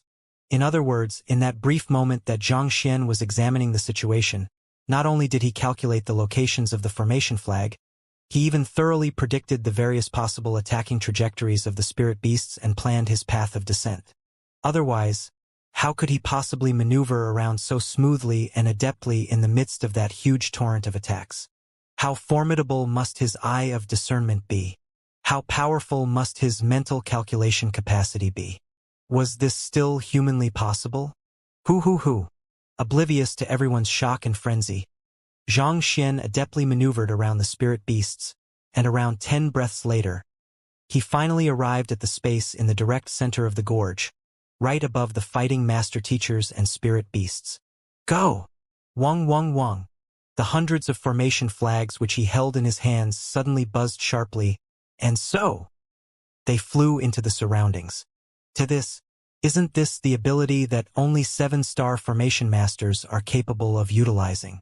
100 flags of void ceiling? The master teacher who passed the formation flags and jade token to Xianxia earlier on turned pale, and he nearly fell from the floating platform from fright. 100 flags of void ceiling? What is that? However, most of the master teachers present were unaware of what it represented. After all, this was technical jargon used only by formation masters, so most of those who hadn't learned this occupation were unaware of it. Rumor has it that the psyche of a 7-star master teacher is so powerful that even without a compass, they can accurately determine the spiritual energy intersection points where each flag should be placed. Thus, by throwing the flags to their respective positions simultaneously, they can set up a formation instantaneously. But how can he possibly do it as well? The lips of the master teacher were trembling uncontrollably. To set up a formation master would have to do all kinds of calculations to align their formation with the geographical terrain so as to better bring out its might. Even for 7-star formation masters, executing the 100 flags of void ceiling was no easy feat. They would usually only use this technique to set up lower-grade formations, such as grade 4 or grade 5. However, the young man before him was only at the consonant spirit realm, so setting up a grade 5 formation should already be an extremely difficult task for him. And yet, he was still able to use such a profound skill. Is this for real? Are my eyes playing tricks on me? Boom! Amidst the shocked gazes of the crowd, the formation flags flew to their respective positions with the sharp whistle of the wind. Some of them fell in between the fighting master teachers and spirit beasts while some lodged themselves into the cliffs of the forge. It should have been possible to activate the formation as soon as the formation flags fell in place. But after seeing that there was no response after some time, a master teacher suddenly thought of something, and his face distorted in horror. This is bad. The spiritual energy in this land is far too chaotic for the formation to tap into. Without external spiritual energy to support the formation cannot be activated. The reason he was able to set up a grade 5 primary formation despite having yet to reach Cosmos Bridge Realm wasn't due to his superior talent, but because those flags had been imbued with the Jinchi of his teacher. The imbued Jinchi would help the formation flags gather sufficient spiritual energy to bring out the might of the grade 5 formation. However, this could only be done in an environment where the flow of spiritual energy was stable. But the huge battle in the gorge had resulted in a massive turbulence in the spiritual energy in the surroundings. Even if the formation flags were put in position, Xianxia would still be unable to tap into the Jinchi imbued in the formation flags to activate the formation, just as the group was at a complete loss before the dire situation. The anxious voice of the young man before boomed in their ears. Prepare yourselves. East. Throw your spirit stones 2 steps to your left. West. Throw your spirit stones 4 steps to the right. Yes. They had no idea what the other party was up to, but they didn't have time to think so much about it anymore. The master teachers in the 4 teams, North, South, East, and West, gathered their Xianxia and tossed the spirit stones in their hands out. Woo woo woo. 52 people threw out a total of 520 middle-tier spirit stones simultaneously into the battlefield. Roar. Upon seeing the huge rain of spirit stones, the spirit beasts were taken aback. Sensing danger, they pounced into the air and attacked the spirit stones. Voila! As if a storm, the powerful torrent of attacks swept the spirit stones away from their original trajectory. It's over. The group stared at the sight in trepidation. Xianxia had most probably calculated the trajectory of the spirit stone's descent accurately before issuing precise instructions. However, with the trajectories messed up by the attacks of the spirit stones, their plan was going to fail. Neg wung wung wung. Just when they thought that this operation was a failure, the spirit stones which had their trajectories altered struck the ground beneath Xianxia at the very same instant. Boom! As soon as they came contact with the ground, a powerful surge of spiritual energy suddenly burst into the surroundings, sweeping across the formation flags. This, Xianxia, actually predicted the attacks from the spirit beasts as well? Innumerable pupils dilated upon that sight. The sight before them was within Xianxia's calculations as well. In other words, he knew that the spirit beasts would attack the spirit stones upon seeing them. Taking that into account, he made the precise calculations for the spirit stones to clash with one another beneath his feet before issuing specific instructions to each group as to how they should toss their spirit stones. The situation was so inconceivable that it felt like some supernatural power was at work. Just as everyone's face was pale with shock, Xianxia coldly bellowed, "Activate!" And with a furious stomp, a surge of Xianxia shot out. Wang! Taking in the concentrated spiritual energy in the air, the formation flags began to buzz, and a thick layer of mist cloaked the master teachers and spirit beasts in the gorge instantly. Illusory footsteps beguilement formation activated. Through the burst of spiritual energy caused by the collision of spirit stones, order was re-established in the flow of spiritual energy in the surroundings for a brief instant, allowing the formation to be activated. How deep must one's understanding of formations be to do this? Even Grandmaster Tao Ran, who created this illusory footsteps beguilement formation, would surely be incapable of such a feat. The 3 master teachers from Luoyuan Empire were completely dumbstruck by the sight before them. It had only been a few short breaths since Xianxia had leaped down from the floating rock platform. But the heck had it been frightening. One after another, the impossible had been realized easily by that young man's hand. With the activation of the formation, all of the spirit beasts and master teachers are trapped. As long as we move carefully now, we should be able to save all of the master teachers. Seeing the activation of the formation, Luo Xian, Ruohuan Gongzi, and the others heaved a sigh of relief. With the beguilement formation veiling their sight and confounding their senses, it was impossible for the spirit beasts and master teachers to continue battling. At least, until the formation was inactivated, the master teachers were safe. Indeed, as expected of Xianxia, to be able to think of and carry out such a plan, the crowd nodded. Hong Long.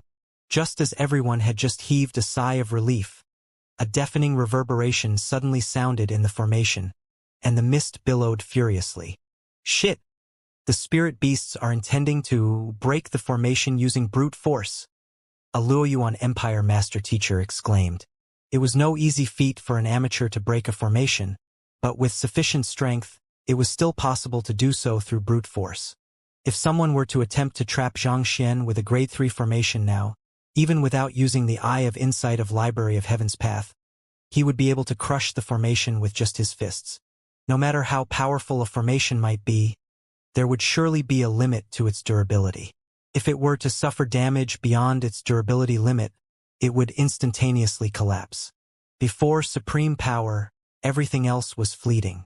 The illusory footsteps beguilement formation that the Luoyuan Empire master teacher had provided was a grade 5 primary formation. While it could trap Cosmos Bridge Realm cultivators, it would be hard for it to do the same to stronger opponents. The strongest of these spirit beasts were only at the Cosmos Bridge Realm, but there were too many of them. Put their prowess together, and even a transcendent mortal 7-Dan perfect harmonization realm expert would have to retreat in fear. With this force directed toward the formation, it was unlikely that the formation would be able to hold on for too long. Break the formation using brute force? Hearing those words, the faces of the crowd turned pale. It was just a moment ago that they'd thought that they would be able to save everyone in the gorge. But in the next moment, the formation was already on the verge of breaking. What should they do now? Were they to watch by from the sidelines as the formation was torn apart, and the master teachers were plunged into danger once more? After everything they had done, Luo Xian turned to the master teacher from Luoyuan Empire and asked, "You possess the deepest understanding of this formation. Is there any way to salvage the situation?" The gazes of the others also hurriedly shot over. The formation flags and blueprint were provided by him, so perhaps he might have a way to sustain the formation. Salvage the situation? With a bitter smile, the Luoyuan Empire master teacher shook his head and said, "There is indeed a way, but it's impossible to succeed." Impossible to succeed? What is it? With so many of us here, we might just be able to find a way to accomplish it, Luo Xian urged. They had 52 master teachers here, and a handful of them were formation masters as well. As long as the other party could point out a direction for them, they just might be able to accomplish it somehow. At this moment, our numbers don't mean anything, the Luoyuan Empire master teacher sighed. The illusory steps beguilement formation is a grade 5 primary formation, but if reinforced by a 5-star formation master, it could display the strength of a grade 5 intermediate or even advanced formation. By then, it would be impossible for these spirit beasts to break out of the formation using brute force.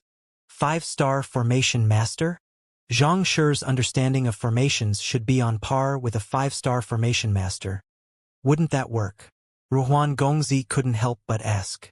Since Xianxia was able to set up even a grade 5 formation so easily, surely reinforcing a formation wouldn't pose any trouble at all.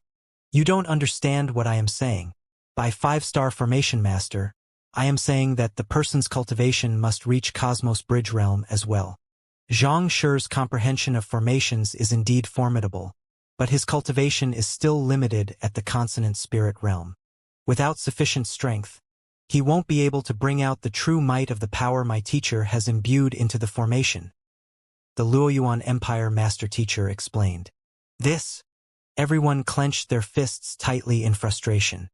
With their collective strength, they would have been able to help with anything else but the Cosmos Bridge Realm.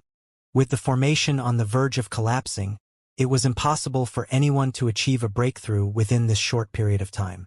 In other words, it was impossible for them to reinforce the formation. That brother you from before has reached the Cosmos Bridge Realm, but it's too late to look for him now. Luo Xian clenched his jaws in frustration. Among the freshmen, the only one he knew to have reached Cosmos Bridge Realm was the brother Yu whom he had met just before the entrance examination. However, the other party was nowhere to be seen at the moment. Besides, considering the conflict between Xianxia and him, it would be nigh impossible to gain his assistance. After a moment of hesitation, one master teacher suggested, "Since it has come down to this, why don't we leave the gorge to try and get the help of other examinees in the area? Otherwise, once the formation collapses and the spirit beasts break loose, we will all be doomed." However, halfway through his words, he suddenly noticed the bizarre silence amidst the group. Looking up, he saw each and every one of them staring at the battlefield below with a frenzied look on their faces. What happened? Frowning, he shifted his gaze downward, and his mouth slowly widened. In the midst of the wavering formation, Xianxia stood on a floating rock platform, and his aura was rising steadily. Hong Long Long.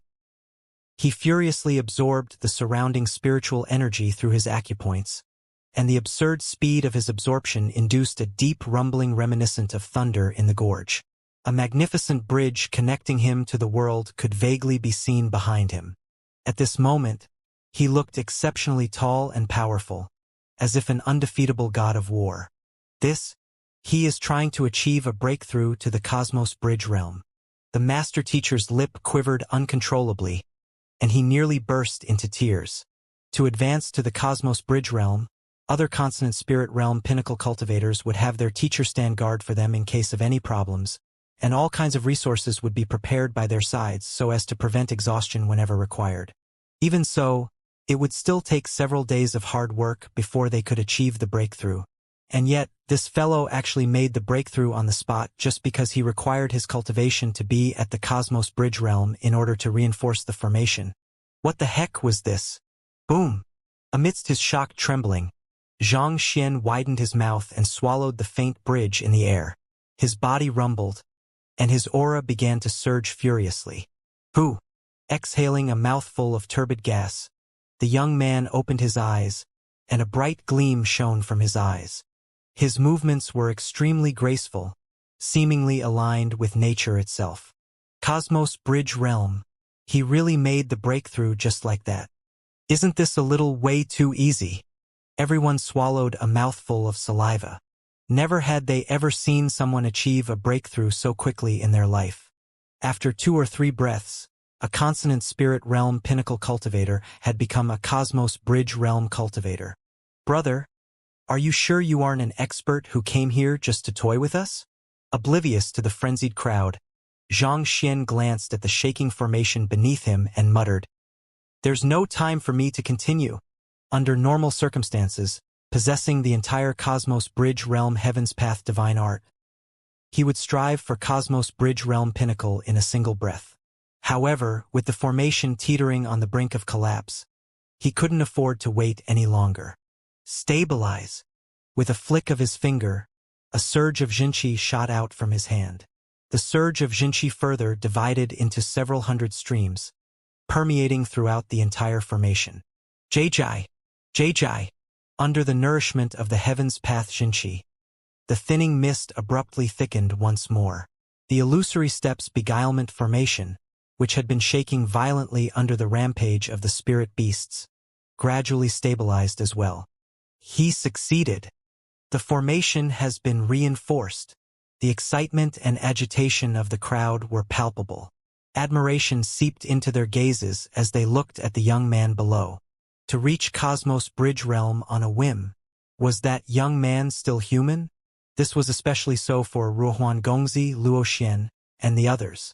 Swallowing a mouthful of saliva, they were on the verge of fainting from shock. They had seen the other party making the breakthrough for Yinyang realm to clarifying turbidity realm during the Master-Teacher tournament in Myriad Kingdom City with their own eyes. Barely a month had passed and he was already a Cosmos Bridge realm expert. They were still thinking of competing with him after reaching the Master-Teacher Academy, but they could no longer muster the confidence to do so. Heaving a sigh of relief, Xianxia climbed back up and instructed, "All right, since the beguilement formation has stabilized, let's hurry up and save the master teachers inside." "You're right. However, given that spirit beasts are roaming inside the formation as well, how can we ensure that we will be able to stay out of their path?" A master teacher within the crowd asked. The activation of the beguilement formation had halted the battle momentarily and trapped the spirit beasts, thus providing an opportunity to save the master teachers. However, things weren't as simple as they seemed. The spirit beasts weren't dead yet. It was still possible to encounter them in the beguilement formation, and the chances of that were indeed relatively high considering the number of spirit beasts trapped inside the formation. Furthermore, the beguilement formation didn't discriminate against friend and foe. In other words, the master teachers inside were also affected by it. Of course, the master teachers could try leaping up onto the floating platforms and attempt to escape from the beguilement formation. However, under the circumstances where even their sense of direction was confounded, it would be difficult for them to differentiate between up and down. On top of that, to truly escape from the formation, they would have to find the life gate first. The illusory steps beguilement formation wouldn't be called a grade 5 formation if it were so easy to escape from. In the end, the beguilement formation was just a means to buy some time for those inside. Xianxia glanced at the beguilement formation and replied, "I see. Wait here then. I'll head in to save them." "Zhang, sure, you mustn't. Even though you are a formation master, your senses will still be confounded in the beguilement formation. It'll be a disaster if you were to be trapped with the spirit beasts inside. Everyone was horrified by Xianxia's words. Even though Xianxia had reached Cosmos Bridge Realm, there were plenty of Cosmos Bridge Realm spirit beasts inside the formation as well. There was no way he could stand against so many powerful spirit beasts. Trapped? Xianxia shook his head before instructing.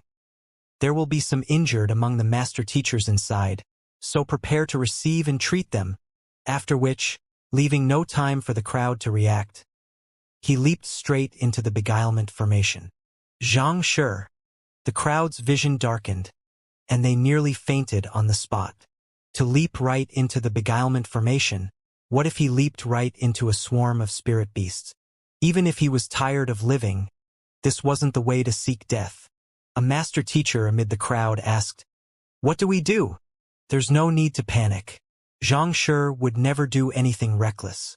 Since he dared to leap into the formation, he must have his own plan, Ruhuan Gongzi assured. Others might not know Xianxia well, but he knew that the other party would never do anything he was unconfident of. Considering how the other party jumped in without any hesitation, he must have a plan in mind. Indeed, didn't Xianxia tell us to prepare to receive the casualties? Since he said those words, he must have found a way to save the master teachers inside. Luo Xian added. A plan in mind? What plan could he come up with? Even if he has a thorough understanding of formations, he still can't possibly stand against so many spirit beasts alone. That is unless he finds a way to circumvent the spirit beasts to save the others. Since Xianxia was able to set up a grade 5 formation and achieve a breakthrough to the Cosmos Bridge Realm so easily, he might just really accomplish this impossible feat. After a momentary discussion, the crowd turned their gazes back to the battlefield. Xianxia had already disappeared amidst the thick layer of mist. It was impossible for him to fight against so many spirit beasts single-handedly. The only possible solution was for him to circumvent the spirit beasts and guide the master teachers out. However, there were several hundred spirit beasts in the beguilement formation. Even if Xianxia knew how to navigate around the formation, was it really possible to circumvent all of them? Roar! Roar! Roar! While everyone was tense, ferocious roars abruptly sounded from the midst. It seemed like Xianxia had encountered with some of the spirit beasts. Did Xianxia encounter the spirit beasts? If that was really it, he would be in grave danger. What do we do? Anxious, everyone was tempted to rush in to help him. However, before they could even move, another wave of roars sounded. However, it wasn't a ferocious roar this time. Rather, it seemed like the spirit beasts had encountered something sinister and terrifying. It was tinged with fear and apprehension. Roar, roar, roar, following which, screams of agony reverberated throughout the gorge, threatening to burst one's eardrum. Rather than Xianxia, it seemed like it was the spirit beasts who were in danger. What is going on? Everyone stared at one another bewilderedly. Within the mist, Xianxia slowly advanced. Before his eye of insight, a grade 5 beguilement formation meant nothing to him at all. The spirit beasts and master teachers in the formation might be unable to see him, but he could see every single movement they were making as clear as day. With a swift motion, he silently snuck up to a spirit beast and struck it with his palm. Pudong! The spirit beast immediately collapsed to the ground. Having reached the Cosmos Bridge Realm, his Jinchi strength had reached 5,500,000 ding, a might comparable to a Cosmos Bridge Realm advanced stage expert. Even though the spirit beasts weren't weak, how could they stand against such powerful might? Cosmos Bridge Realm primary stage 4 million ding, intermediate stage 4,800,000 ding, advanced stage 5,600,000 ding, pinnacle 6,200,000 ding. The spirit beast tried to struggle to its feet in order to fight its assailant, but at that moment, a voice sounded by its ear. Submit or die. These words were spoken in the ancient beast language. Roar. Given that the master teachers had come to the mountain to hunt them, it thought that the only option it had was to fight to its death. Thus, when Xianxia presented an offer to the spirit beast, it hesitated. It could choose to fight its assailant to the death, but having experienced the immense might of the other party, it knew that its chances of victory were extremely slim. After a short moment of contemplation, it gritted its teeth and kneeled down. As soon as it submitted, it felt a warm surge of energy flowing into its body. In an instant, not only did it recover from its injuries, its bloodline also became purer under the nourishment of the energy. Roar! The spirit beast's eyes reddened in agitation. It knew that this was a hard-to-come-by opportunity for it to raise its cultivation, so it immediately bowed earnestly to express its submission. Following which, Xianxia instructed the spirit beast to stay put before advancing ahead. Even though Elder Mo had said that these spirit beasts had hurt many innocent civilians, a life was still a life. If there was an option, he would rather tame them than kill them. Of course, if the spirit beasts refused to submit, he wouldn't hesitate to kill them either. On a battlefield, showing mercy to one's enemy was foolish. As he proceeded deeper into the mist, the screams of agony from the spirit beasts continued to echo ceaselessly in the gorge. As time passed, the number of tamed spirit beasts increased, and the casualties from the obstinate faction piled up as well. As Xianxia headed from spirit beast to spirit beast in the formation, he also made use of this opportunity to absorb the spiritual energy in the air to advance and reinforce his cultivation. A whirlpool of spiritual energy had formed in the beguilement formation due to the burst of spiritual energy from the 520 middle-tier spirit stones. Since he could save some spirit stones, it would be a waste if he didn't make full use of this opportunity. 2 hours later, he successfully reached Cosmos Bridge Realm Pinnacle. At the same time, he had also finished dealing with the several hundred spirit beasts in the area. The only ones remaining in the area were those who chose to submit to him. Having reached Cosmos Bridge Realm Pinnacle, his strength had increased to 8 million ding, a might comparable to perfect harmonization realm primary stage cultivators. Taking into account the 4 million ding from his physical body and 3,200,000 ding from his soul cultivation, he could match up to even a transcendent mortal 8 Dan primary stage expert. If he were to encounter that young man from the Yuan clan once more, he would be able to defeat the latter easily even without using his clone. I am done dealing with the spirit beasts. It should be fine to deactivate the formation now. After scanning the area once more with his eye of insight, Xianxia verified that he had finished dealing with all of the spirit beasts. With a chuckle, he stomped his feet. Hoo! The formation came to a halt. The thick mist in the gorge abruptly vanished, and the battlefield came into sight once more. At the very center of the gorge, 200 master teachers were sitting on the floor. Some were treating their own injuries while others were attempting to recover their Xinqi. They had followed the spirit beasts in hope of hunting them down, but who knew that it was actually a scheme, and they would end up being the prey instead. Nearly every single one of them had sustained significant injuries. If not for the beguilement formation the young man had set up, they might have all died by now. A pale-faced master teacher who was still recuperating from his injuries exclaimed, "I know that man. He is Zhangxi from Huanyu Empire. He possesses a half-9 Dan great violet-winged beast. I had the honor of meeting him at the bazaar previously." Even though he had only caught a glimpse of Xianxia amidst the crowd back in the bazaar, he was still able to recognize the latter. This fellow had offered transcendent mortal 8 Dan inner cores in exchange for Cosmos Bridge Realm cultivation technique manuals, and this matter had caused a huge storm in the bazaar. There were none who were present in the bazaar then who would be unfamiliar with his name. Just that, as only a small proportion of the 30,000 freshmen had visited the bazaar, there were also many freshmen who were unaware of Xianxia's identity. Half-9 Dan tamed beast? Does that mean that there's hope for us? A master teacher clenched his fists expectantly. It's not that simple. Another slightly older master teacher shook his head.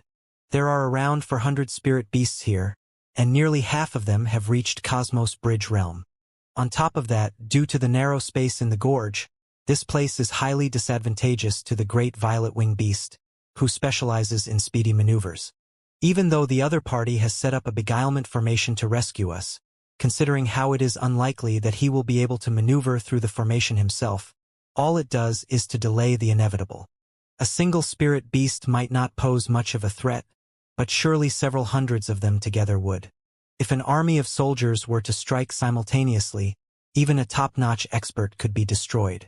This was precisely how each royal family was able to maintain firm control over their nation. Such was the sight before them as well. The fact that 400 spirit beasts were lying in wait to ambush them here meant that they had already formed an alliance. In this narrow gorge, an aerial spirit beast would find it hard to avoid all of the attacks from the spirit beast alliance. It would just be a matter of time before it was worn down and defeated. Then, are we to just wait for death? The master teacher's complexion looked extremely awful. There's no point thinking about it. Let's just recuperate for the time being and face whatever comes our way. Our only hope is for Elder Mo to notice the dire situation we are in and come over to save us. There's nothing else we can do. The older master teacher sighed deeply. He was partially at fault for putting everyone into this crisis. It was his greed that had led them into this trap. Wait, something is amiss. Ding Shi. Why do I hear screams of agony from the spirit beasts? Is it possible that Xianxia is maneuvering around the formation to deal with them one by one? Another master teacher asked. Quite a few desolate screams from the spirit beasts had sounded since the activation of the beguilement formation. Could someone be dealing with the spirit beasts? You are too naive. Ding Shi shook his head. The spirit beasts are clearly exploiting the lack of visibility to lure us in. Even if that isn't the case, the sound is likely just an effect of the beguilement formation. Lure us in. As a 4-star beast tamer, I can discern the emotions behind the voices of spirit beasts.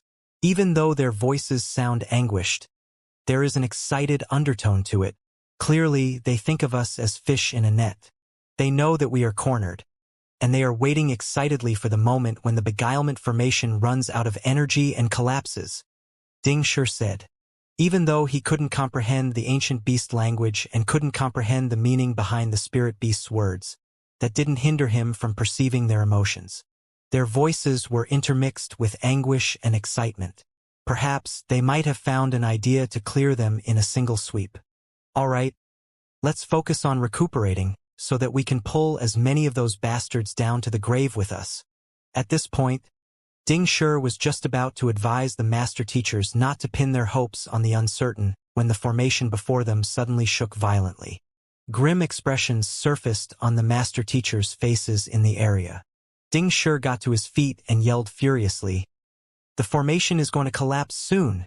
Grab your weapons and prepare for battle." Wang. But before he could finish his words, the thick mist concealing their sight vanished completely, following which they saw a young man slowly walking up to them. Everyone was dumbfounded. "All right, you are saved," the young man said calmly. Saved. Astounded by those words, everyone hurriedly turned to look at the surroundings, only to see the spirit beasts which had bared their fangs at them just a few hours ago kneeling on the floor respectfully. And walking through the kneeling spirit beasts, the young man resembled an indomitable conqueror. They are all tamed? Taming 400 spirit beasts in just 2 hours? Soon, everyone realized what was going on. However, coming to understand the reality of the situation only deepened their shock. Other beast tamers had to offer all kinds of artifacts and fawn on a spirit beast in order to persuade it to submit to them. Yet, just by setting up a beguilement formation, this young man had actually managed to tame so many spirit beasts within 2 hours. Was this for real? They weren't the only shocked ones. Upon seeing the formation disappear, Ruohuan Gongzi and the others also thought that they would be in for a difficult battle. However, upon seeing this sight, they nearly fainted from astonishment. How powerful must one be to tame 400 spirit beasts in 2 hours? Brother, is there anything that can contain you in this universe? Amidst the shock, someone suddenly shouted, "Wait, something isn't quite right. Take a look at Xianxia's cultivation." Hearing those words, everyone's gazes fell on Xianxia. That single glance made their bodies tremor uncontrollably, and they nearly fell from the stone platform. It was just a moment ago that Xianxia had just reached the Cosmos Bridge realm. But currently, his strength felt perpetual, reminiscent of an unrelenting river. Somehow, it reminded them of the sight of myriad tributaries converging into an ocean. Convergence of myriad tributaries. This is a sign of one being on the verge of reaching perfect harmonization realm. He has reached Cosmos Bridge realm pinnacle. Didn't he just reach Cosmos Bridge realm a moment ago? Rubbing their eyes forcefully, everyone felt as though they were going mad.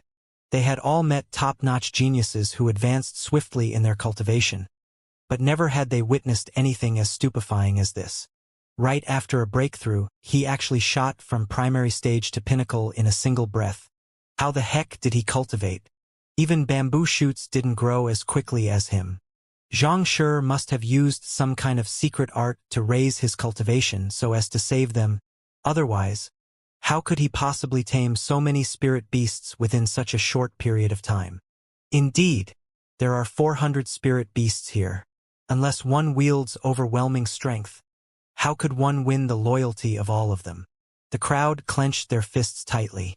As master teachers, they knew how difficult cultivating was, so they immediately discounted the possibility that Xianxia had achieved a breakthrough. Instead, they thought that he had paid a heavy price using some secret art to temporarily raise his cultivation. Given that half of the spirit beasts present here possessed the strength of Cosmos Bridge realm, the only way to tame them quickly was to overpower them. His self-sacrificial spirit to save his fellow peers was indeed worthy of respect.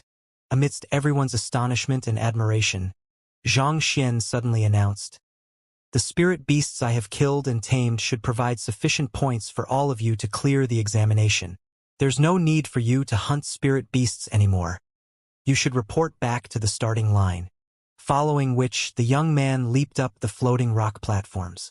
Sufficient points for us to clear the examination? Xianxia means that he wants us to take these spirit beasts and inner cores back to clear the examination? But these are the spirit beasts he tamed and killed personally. Is he giving them to us? This? Staring at the figure disappearing from the gorge, the crowd clenched their fists tightly, and their eyes reddened. To selflessly act with the welfare of humanity in mind. This was a true master teacher. After a moment of silence, Dingshi glanced at the master teachers in the surroundings and asked, "Even though Xianxia cares not for these spirit beasts, can we really shamelessly claim these spirit beasts for ourselves?" As master teachers, they had their pride and moral compass. If not for Xianxia, we might have died by now. If we were to claim his hard work for ourselves after all that, we would be worse than beasts. They already owed a debt of gratitude to Xianxia for saving them.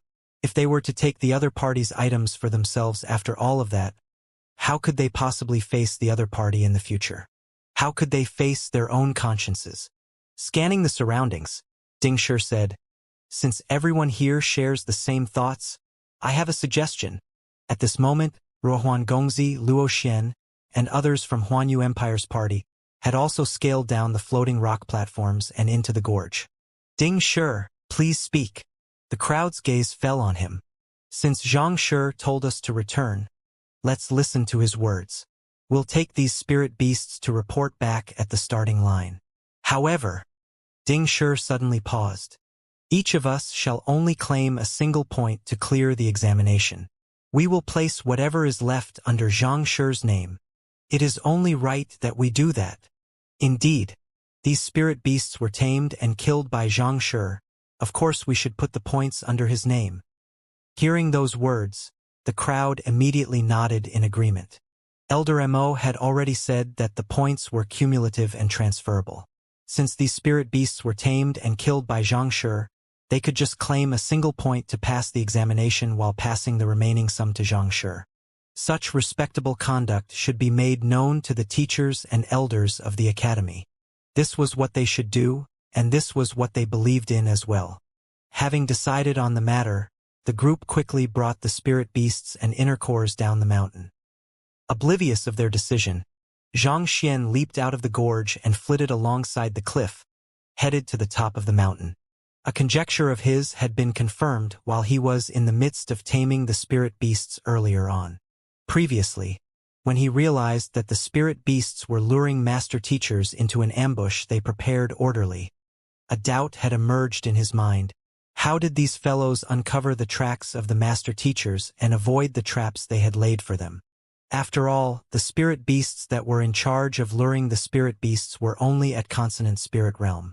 It was impossible for them to notice traps that even most master teachers had difficulty perceiving. Unless someone had been guiding them from behind. With this deduction in mind, Xianxia interrogated the spirit beasts he had tamed to gather news from them. Under his questioning, he managed to uncover some significant information. The reason they were able to precisely locate the master teachers and avoid their traps was indeed due to a spirit beast guiding them from the rear. Perfect harmonization realm primary stage spirit beast. Myriad anthive queen. Through interrogating the spirit beasts, he had managed to uncover the mastermind behind the entire operation. The myriad ant was an extremely rare savage beast. It was around the size of an ant, and it was able to fly freely in the mountains without being noticed. These little things might mean nothing much to experts. They could easily crush one with their fingers. But what was truly fearsome was the being that stood behind them, Anthive Queen. The myriad Anthive Queen had a physique comparable to a human. While it was incapable of flight, it could control several 10,000 myriad ants simultaneously to scout an area. The reason why those spirit beasts were able to notice the master teacher's ambushes in advance was due to the Anthive Queen scouting via the myriad ants and relaying the news. As Xianxia advanced in the direction pointed out to him by the spirit beasts, with a deep frown on his forehead, he muttered, "Why would the myriad Anthive Queen help those spirit beasts?" The myriad Anthive Queen was a perfect harmonization realm spirit beast. On top of that, with so many myriad ants scouting in its stead, it could easily predict the movements of those that could pose a threat to it and take precautions in advance. As such, it was extremely difficult for the examinees to harm it. There was no reason for it to organize the other spirit beasts to deal with the humans. After all, if Elder Mo were to find out that it was doing so, it would be difficult for it to preserve its life. After some thought, Xianxia was still unable to figure out the aims of the myriad Anthive Queen. Thus, he shook this question out of his head. Its motive doesn't matter at all. What I am interested in is the myriad anthive nest. Naturally, Xianxia wasn't so magnanimous as to give the spirit beasts he had tamed and killed away to others. The only reason he did so was because he heard mention of the myriad anthive queen, and there was an artifact that the latter possessed that he dearly wanted. Myriad anthive nest. It was through the myriad anthive nest that the myriad anthive queen was able to bring and summon myriad ants wherever it went. The myriad anthive nest was similar to a storage ring, but its interior was imbued with spiritual energy, allowing life forms to survive in it. In other words, as long as there was sufficient space in the myriad anthive nest, one could even put a human in it. As a storage ring wasn't suited for storing living beings, it was extremely troublesome for Xianxia to switch place with his clone. However, if he could obtain the myriad anthive nest, he would be able to hide within it whenever he needed his clone to appear in public. In fact, he could even store the great violet-winged beast inside. He would be able to catch his opponent off guard by summoning it in the midst of a battle. This was especially so given his identity as a beast tamer. He could store all of his tamed beasts inside the nest, and he would have a mobile army with him at all times. As such, he immediately rushed over as soon as the situation at the gorge cleared up. There was nothing more important than this at the moment. He was even willing to give the spirit beasts and tamed beasts to the master teachers just so that he could get to the myriad anthive queen as soon as possible. After all, the anthive queen should have known by now that he had saved the master teachers. If it were to escape or hide, it would be difficult to find it once more. Through the eye of insight, he was able to see the usually indiscernible myriad ants clearly in the air. Flapping their wings furiously, they were all heading in a certain direction. Concealing his aura, Xianxia silently followed behind them. Since these myriad ants had to report back to the anthive queen, he would surely be able to find the latter by following them. Given his current cultivation, there was no difficulty in hiding his presence from the myriad ants, who were mere savage beasts. Advancing ahead, he saw a few more groups of spirit beasts attempting to lure the examinees into a trap. However, seeing that the situation wasn't as dangerous as the previous encirclement, he chose not to interfere. An hour later, he reached the middle mark of Leiyuan Peak. At the current point, he was already several thousand meters above ground level, and the air was even colder than before. White clouds drifted in the surroundings, creating an illusion as if one were treading on clouds. The further Xianxia proceeded up the mountain, the fewer examinees he saw. At this point, he barely saw anyone else anymore. Could the anthive queen be in the valley ahead? Watching as the myriad ants dive into a lush valley, Xianxia chose to hide behind an enormous tree to assess the area inside before making a move. The valley was huge, extending far into the horizon. Around 300 meters away, there was a large cavern hidden beneath the shadows. To think that there would be some familiar faces here, Xianxia chuckled. There were two men standing at the entrance of the cavern, and surprisingly, Xianxia was actually able to recognize them. They were Senior Feng and Brother Yu, the man who made the bet with him earlier before the examination. At this moment, the duo was standing outside the cavern with a burning incense stick in their hands. The smoke of the incense slowly drifted into the interior of the cavern. Beast-scale incense? It's no wonder that fellow dared to make the bet with me. It seems like he does have a trump card to fall back on. Upon seeing the incense, Xianxia nodded in realization. Unlike normal incense sticks, the surface of the beast-scale incense was marked with grayish inscriptions, reminiscent of scales. After lighting it with one's Xinqi, the smoke produced by the incense would drift in the direction determined by the will of the person who lit it. This item was crafted using the scales of high-tier spirit beasts, and it carried a unique scent that possessed a deadly charm to weaker spirit beasts. If they were to inhale too much of it, it could even lull them to sleep. Rumor had it that the method of producing beast-scale incense had already been lost, so they were extremely rare and invaluable. It was probably due to this artifact that Brother Yu dared to make the bet with him. With this artifact in hand, he would be able to attract countless spirit beasts over to him easily. It seemed like that fellow had slain quite a few spirit beasts and procured their inner cores already. As for the reason why they were here, could it be that they had noticed the myriad anthive queen and intended to kill it? Standing in front of the cavern, Feng Wu asked in disbelief, "Brother Yu, is there really a perfect harmonization realm spirit beast inside?" "Don't worry. I have made many preparations for this examination. Not only did I procure a beast-scale incense, I even brought a few seeking mice here." Brother Yu chuckled as a snow-white mouse jumped from his bosom. The seeking mouse was a unique savage beast that possessed an exceptionally sensitive nose. Once it locked onto a scent, it would be able to find the source even when worlds apart. Back then, when Lu Chong had been attacked by Lin Lang and hid in the royal palace's book collection vault, this creature had been the one that betrayed his location. This isn't an ordinary seeking mouse? Taking a glance, Senior Feng realized that there was a black streak trailing down from the seeking mouse's head to its tail, and this had left him perplexed. He had seen a seeking mouse in the past as well, but he recalled its fur to be completely white like snow. Why would it have a black streak trailing down from its head? Of course not. Considering how ordinary seeking mice are only savage beasts, how could they possibly accurately pinpoint the location of spirit beasts? This is a mutated breed, golden seeking mouse, and it has long reached the level of a spirit beast. What is unique about it is that it has been fed with the feces of high-tier spirit beast from young. Once let loose, it is able to track down all spirit beasts in a radius of several dozen kilometers. Brother Yu stroked the golden seeking mouse in his hand gleefully. He had spent a hefty price to purchase this golden seeking mouse just so as to achieve results so astounding that he could attract the eyes of the elders to him. And from the looks of it, it seemed to be working as planned. This golden seeking mouse is the one that told me that there is a perfect harmonization realm spirit beast inside. Brother Yu chuckled. Considering that it is a perfect harmonization realm spirit beast, what should we do if the beast scale incense fails to work on it? Hearing the confirmation from the other party, Senior Feng still felt a little unnerved. His cultivation realm was only at half Cosmos Bridge, whereas Brother Yu's was at Cosmos Bridge realm primary stage. If the perfect harmonization realm spirit beast managed to maintain its consciousness before the beast scale incense, their lives would be in danger.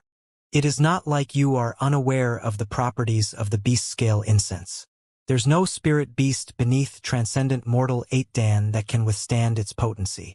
Furthermore, even if it fails, I still have other aces up my sleeves. You need not worry, Brother Yu declared confidently. How could he possibly rush to this cavern knowing that there was a perfect harmonization realm spirit beast inside if he hadn't prepared anything else? Other than the beast scale incense, he also had a grade 5 formation plate in his possession. If that fellow really dared to come charging at them, that would be the last thing it ever did. Even though the beast scale incense has the effect of inducing drowsiness in spirit beasts, it is unlikely to work on the myriad anthive queen. Taking the scene before him into sight, Xianxia shook his head. The beast scale incense had a powerful trancing effect that would put even transcendent mortal 7 Dan pinnacle spirit beasts to sleep with just a single whiff. However, it just so happened that the myriad anthive queen was an exception. A life form that could control thousands of myriad ants. How powerful must its soul be? How could it be easy to make it faint? If they were to continue down this path, they would be in trouble once the myriad anthive queen emerged. I must get the myriad anthive nest by all costs. It won't be easy for me to get the anthive nest once they realize that the spirit beast inside the cavern is the anthive queen. Xianxia didn't worry about the safety of the duo. After all, how could one who could acquire even the invaluable beast scale incense not possibly have even more formidable life preservation means? What he was more concerned with at the moment was how he should keep the others from realizing what was inside. The anthive queen was an incomparably rare spirit beast. Even if one were to comb through the entire Hongyuan Empire, they might not be able to find a second one. To actually stumble upon one here already took a huge stroke of luck. If it were to land in the other party's hands, it would be impossible for him to get it back anymore. After all, who would be willing to give up an artifact capable of storing an army? Should I knock them out? Xianxia stroked his lower jaw as he contemplated what he should do. The easiest way to obtain the myriad anthive nest was for him to rush in. However, the duo was blocking the entrance to the cavern. To get past them, he would have to knock them out. But if Elder Mo found out and judged it as a violation of the rules, I might be deemed to have failed the examination. That would be a huge loss. As soon as such the thought came into his mind, Xianxia quickly shook his head. He had little understanding of the capability of a saint, so he couldn't tell whether Elder Mo had some way of enforcing the rules. Since the latter had spoken against harming other candidates to compete for their prey, if he were to be caught knocking the other party out and taking the myriad anthive queen, he could land himself in serious trouble. Clone. Thus, Xianxia chose to summon his clone. Communicating telepathically with the other party, Xianxia executed the red dust heaven ascending steps while hiding himself amidst the lush tree crowns as he moved closer to the cavern. If he had used some movement technique instead, it was unavoidable that he would produce some noise. Such a problem wouldn't occur when he was in flight. As long as he didn't wish to be found, the other party wouldn't be able to notice him easily even if they had reached perfect harmonization realm. Soon, Xianxia arrived at a location just several dozen meters away from the cavern, and he hid himself within the shrubs. It has been some time since we lit the beast scale incense. The spirit beast inside should be asleep by now. Should we go in to take a look? After multiple reassurances from Brother Yu, Senior Feng was finally able to put aside his worries. With nothing weighing on his mind, he couldn't help but flush in agitation at the thought of procuring a perfect harmonization realm spirit beast inner core. Elder Mo had said earlier that clarifying turbidity realm pinnacle spirit beast inner core was worth 1 point. A consonant spirit realm primary stage spirit beast was worth 10 points with an increment of 10 points for each small cultivation realm higher, and a cosmos bridge realm primary stage spirit beast was worth 100 points with an increment of 100 points for each small cultivation realm higher, so on and so forth. Going by this calculation, a perfect harmonization realm primary stage spirit beast inner core was worth 1,000 points. This was equivalent to killing 10 Cosmos Bridge Realm primary stage spirit beasts. With such a score, he would be able to earn a good placing despite the strong competition from the other examinees. There's no rush. A perfect harmonization realm spirit beast possesses an exceptionally powerful soul. We should wait a little longer. It would be foolish to get careless now, brother, you said. He was also excited by the situation before him, but he wasn't about to allow his anxiousness to get in the way of his success. As confident as he was in the beast scale incense, he still felt that he should be careful considering that it was a perfect harmonization realm spirit beast he was dealing with. All right, Senior Feng nodded with glowing eyes. If we can hunt down this one, brother Yu's points will near 2,000. By then, Xianxia will surely be unable to catch up with you, even with the help from his half-9 Dan spirit beast. Recalling the matters that had happened between him and Xianxia, he couldn't help but feel slightly stifled. Defeated by a single finger of the other party, he was utterly humiliated to the point that his confidence was shattered. If brother Yu could defeat the other party in his stead, he might just be able to reassemble the vestiges of his confidence. No matter how powerful his tamed beast may be, he has to be able to find spirit beasts to hunt first. If he can't even find the spirit beasts, how can he obtain any points? Brother Yu sneered coldly as confidence beamed on his face. So what if Xianxia had a half-9 Dan spirit beast? Given the other party's capability, he would only be able to find and hunt down a single Cosmos Bridge spirit beast. On the other hand, he was going to hunt down a perfect harmonization realm spirit beast. The other party's defeat was already inevitable. Indeed, Senior Feng nodded in agreement. But at that moment, a strong wind suddenly sounded beyond the valley. Someone is here. Brother Yu's face darkened. Senior Feng also hurriedly turned his sights over. It wasn't easy for them to find such a formidable spirit beast. Sharing it with another was the last thing on their mind. Just as Brother Yu and Senior Feng tensed up warily, the sound of the wind suddenly stopped, following which a deep voice echoed. Those are the marks of a perfect harmonization realm spirit beast. Perfect harmonization realm spirit beast? Hearing those words, Brother Yu and Senior Feng's eyebrows leaped in shock.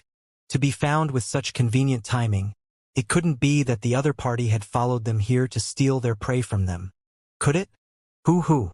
However, it seemed like they were overthinking it. A strong gust of wind suddenly blew in the surroundings once more, but it gradually grew softer and softer. It seemed like the master teacher had gone off in another direction to pursue the perfect harmonization realm spirit beast he had just spoken of. Take care of the beast scale incense, I'll go take a look, instructed Brother Yu before heading out of the valley, unable to hold back his curiosity. Could there really be another perfect harmonization realm spirit beast here? Surely things couldn't be so coincidental? Thus, he dashed out of the forest, only to see a figure rushing up the mountain. However, the figure was already extremely far away, making it hard to identify him clearly. As for the marks of a perfect harmonization realm spirit beast, he combed through the area several times, but there was nothing at all. Now, at this moment, Senior Feng's curious gaze was also directed in the direction where Brother Yu left. The hidden Xianxia chuckled softly, and, "Who?" He dived discreetly into the cavern without alarming anyone. The one who exclaimed and fled earlier was Xianxia's clone. Naturally, his goal was to serve as a distraction so that Xianxia could find an opportunity to slip in. Of course, he had his clone mask his voice and warp his appearance so that it was impossible for the matter to be traced back to him. Who? After slipping into the cavern safely, Xianxia immediately activated his Eye of Insight and scanned the surroundings. The interiors of the cavern were dark, cold, and damp. A layer of myriad ants lay unconscious on the ground, passed out under the potent effects of the beast scale incense. Since the beast scale incense could knock out even a normal transcendent mortal 7 Dan spirit beast, how could mere savage beasts possibly remain conscious before it? Xianxia slowly ventured deeper into the cavern. A moment later, his eyes lit up. Not too far away, there was a hive around the size of a football hanging from the ceiling. However, it felt warm and smooth as if it was forged out of jade. With just a single glance, it was apparent that it was an extraordinary artifact. Beside the hive was a spirit beast with snow-white fur. With a plump physique, it was around the size of a human. From afar, it resembled a snowman. "This is the myriad ant-hive queen?" Xianxia was taken aback. He'd only learnt about the myriad ant-hive queen from a brief introduction in a book. There wasn't much of a description on its appearance, so Xianxia had assumed that it would look as hideous as the myriad ants. Who knew that it would have such an adorable appearance instead? Hoo. Deep in thought, Xianxia failed to control his Jinqi for an instant. The next instant, the snowy white myriad ant-hive queen's eyes suddenly locked onto him. So, it abruptly pounced over, and its claws tore down upon Xianxia. As expected of a perfect harmonization realm spirit beast, it possessed astonishing offensive power. Before the claw had even reached him, Xianxia could already feel an immense pressure pushing down on him, threatening to tear him and the space around him to shreds. Perfect harmonization reflected the eventual convergence of all paths of a cultivator. With this convergence, one's Jinqi would become denser, purer, and more aligned with nature, allowing one to harness greater strength. At the same time, such a convergence also nourished one's soul. A simple claw it might be, but it was derived from a harmony of the body, mind, and spirit. Unimaginable might was harnessed behind that simple claw. Humph! Knowing that it was too late to hide, Xianxia gathered his might and countered with a fist. His Jinqi raged furiously in his body. The might of his Cosmos Bridge realm cultivation, along with the enhancement from his physical body and soul, granted him strength comparable to a transcendent mortal 8-dan. Kacha! The fist and claw collided, and before the myriad ant-hive queen could even process what was going on, its snowy body was suddenly sent spinning through midair, crashed into a wall, leaving a huge dent in it. It was simply too weak to stand against Xianxia in a clash of strength. If not for the resilient constitution that spirit beasts possessed, it might have died from that fist. Wang! After being sent flying in the first encounter, the myriad ant-hive queen was forced to acknowledge the prowess of the man before it. Realizing the danger it was in, it hurriedly got onto its feet and dashed forward, intending to grab its hive before escaping. You want to escape? Knowing that it would be difficult for him to capture it once it escaped, Xianxia stepped against the ground and executed the Heaven's Path movement art. Who? In the blink of an eye, he suddenly appeared in between the myriad ant-hive nest and the myriad ant-hive queen. With a surge of Jinqi, he sealed the air around the myriad ant-hive queen, locking its movements. Given Xianxia's current strength, it would be difficult for a perfect harmonization realm expert to break through his seal. Wang! Seeing the human before it preventing it from getting its nest, the myriad ant-hive queen panicked. Anxious, it bared its fangs, revealing 2 rows of sharp teeth. I must deal with it quickly. Xianxia knew that he couldn't waste too much time on the myriad ant-hive queen, especially since he had no way of telling when Senior Feng and Brother Yu would come into the cavern. Furthermore, there were countless myriad ants sprawled all over the area. With their numbers, they would be a difficult foe to deal with once the effect of the beast scale incense wore off. Thus, without any hesitation, Xianxia gathered his strength and stepped forward. His palm whipped forward swiftly, striking the furry head of the myriad ant-hive queen. Pong! Under that powerful palm strike, the myriad ant-hive queen was sent crashing back into the wall once more. Large mouthfuls of blood spilled from its mouth. This time, Xianxia had utilized a significant portion of his strength. Even despite the resilient defenses of a spirit beast, the myriad ant-hive queen still suffered severe injuries. Placing his hands behind his back, Xianxia gazed down on the grievously wounded myriad ant-hive queen impassively. His throat vibrated slightly as he spoke in the ancient beast language. Submit to me and become my tamed beast, and I can heal you and raise your cultivation. Otherwise, be prepared to die. After which, he flicked a surge of the incredibly pure Heaven's Path Jinqi into the other party's body. As if a refreshing stream of water was cleansing its body, the myriad anthive queen felt its pores opening up in relaxation. Wang! Wang! Wang! After witnessing the incredible purity of the surge of Xianxia and its rapid recovery, the myriad anthive queen realized that its life was no longer in its control, and hesitance would only lead to its demise. Thus, it lowered its head in submission. Yes, let's form the contract. Knowing that the other party had chosen to submit after realizing that it was in a position of weakness, Xianxia nodded in satisfaction. With the prowess of the heavens path Xianxia and ancient beast language, taming spirit beasts had become easier than ever for him. There was no need for excessive words. Soon, after the contract was completed, Xianxia exhaled a mouthful of turbid breath, following which, he glanced at the hive before him with a peculiar expression. After forming a contract with the myriad anthive queen, a mental connection was forged between both of their souls. Through this connection, Xianxia gained a level of understanding toward the anthive nest. Immersing his consciousness into the anthive nest to take a look, Xianxia's eyes began twitching uncontrollably.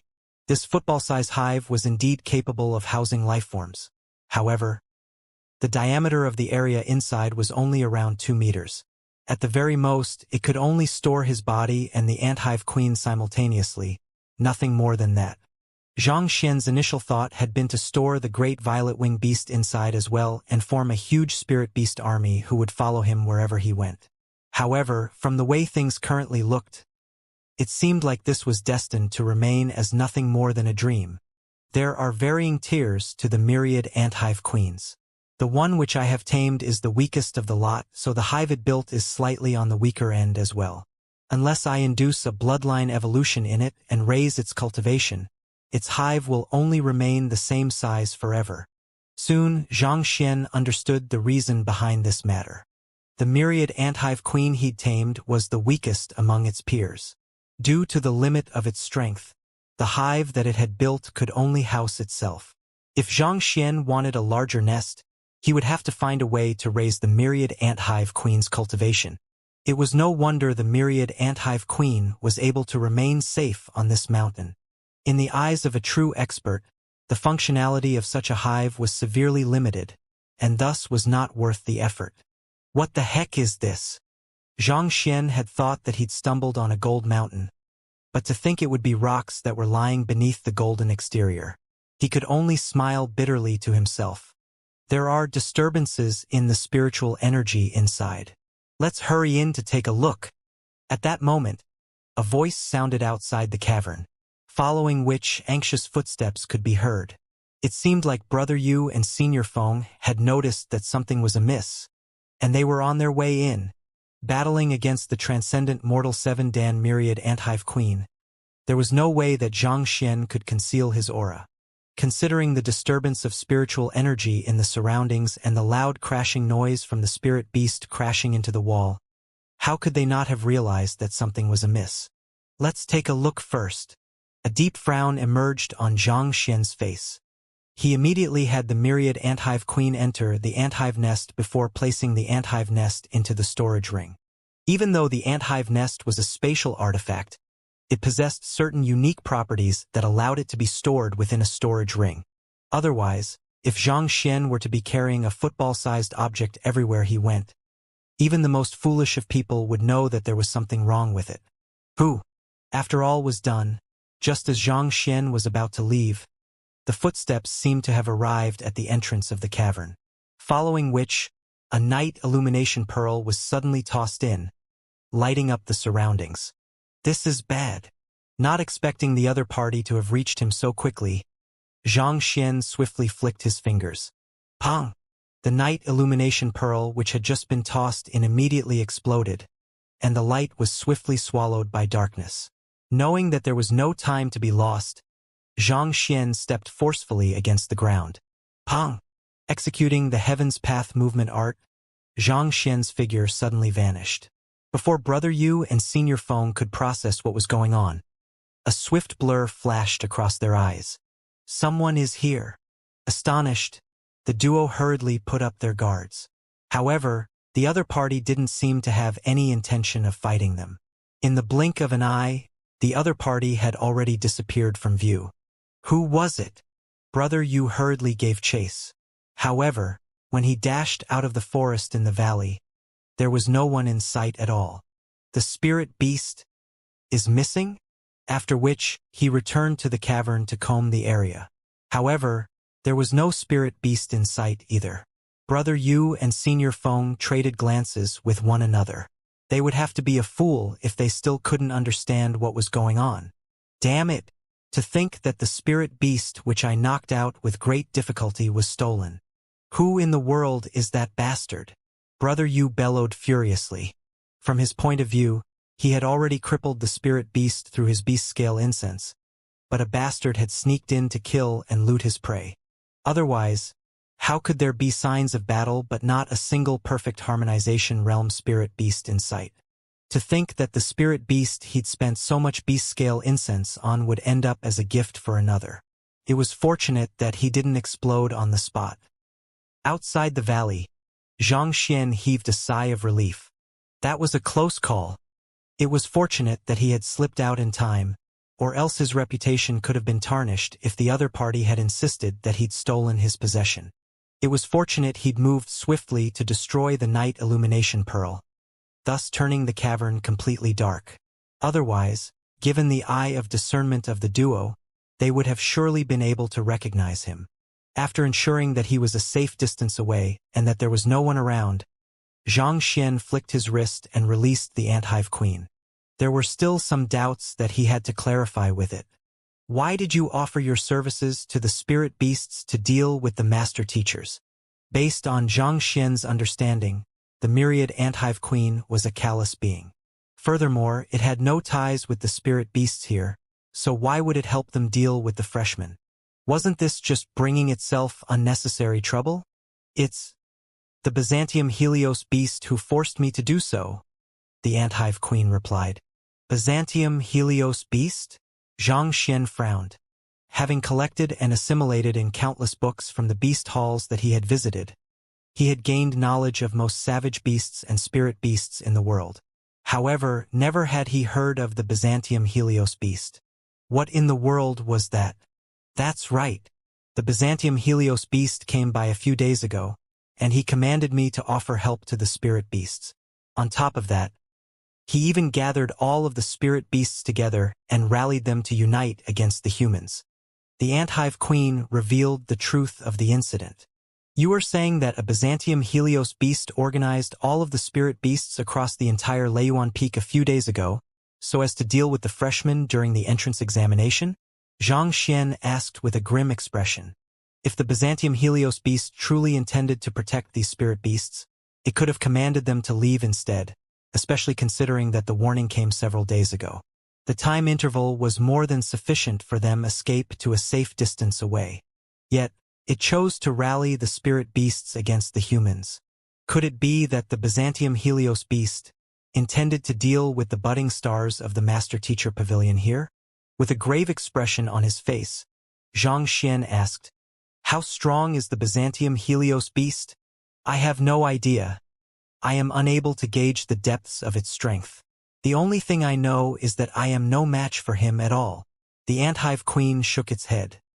Right, the Byzantium Helios beast is currently at the very top of Leiyuan Peak.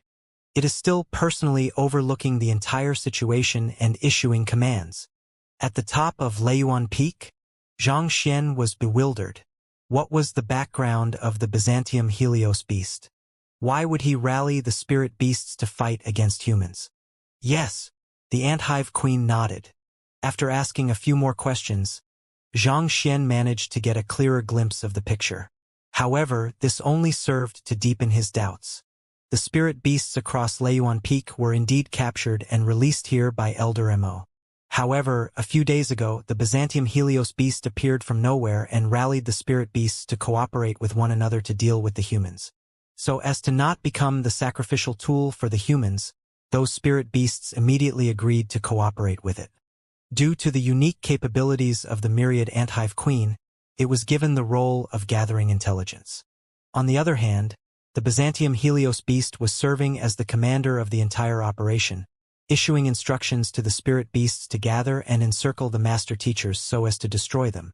Returning the ant-hive queen to the hive, Xianxia stroked his lower jaw and fell into deep thought.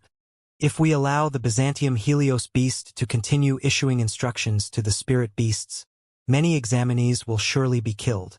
Everyone participated in this entrance examination understanding that there was a clear risk of death, but there was a huge difference if someone was pulling the strings from behind the scenes to deal with the master teachers. While it was a huge pity to see so many genius master teachers fall here, what Xianxia was even more furious about was being played for a fool by a spirit beast. Allow me to see what kind of incredible being the Byzantium Helios beast is. For a mere spirit beast to disregard Elder Mo and the Master Teacher Academy and tamper with the entrance examinations, intending to do the examinees harm, Xianxia was interested to see what kind of incredible existence the other party would be. Thus, turning his gaze toward the peak, Xianxia began making his way up. Leiyuan Peak was over 10,000 meters tall. The area beyond the halfway mark was cloaked with a deep layer of snow, and the terrain was treacherously steep. Without half a day of arduous effort, it should have been impossible for anyone to reach the peak. However, through the red dust heaven ascending steps, it took Xianxia a mere 10 minutes of flight to reach his destination. The area at the top of the peak was rather vast, spanning several li. A white layer of snow cloaked the bare peak, creating a natural mirror which threatened to sear one's eyes through the reflected sun rays. With Xianxia's cultivation, he couldn't possibly be harmed by mere sun rays. Nevertheless, the endless white snow in sight was extremely taxing on the eyes. Thus, Xianxia activated his Eye of Insight and began scanning the area. Without understanding the true strength of the Byzantium Helios beast, Xianxia knew better than to act recklessly. Thus, he switched to a set of white clothes to blend in with his surroundings before slowly advancing while keeping his body close to the ground.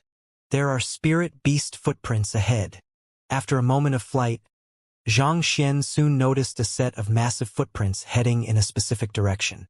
These footprints were roughly half a meter large, and they were deeply depressed in the thick layer of snow.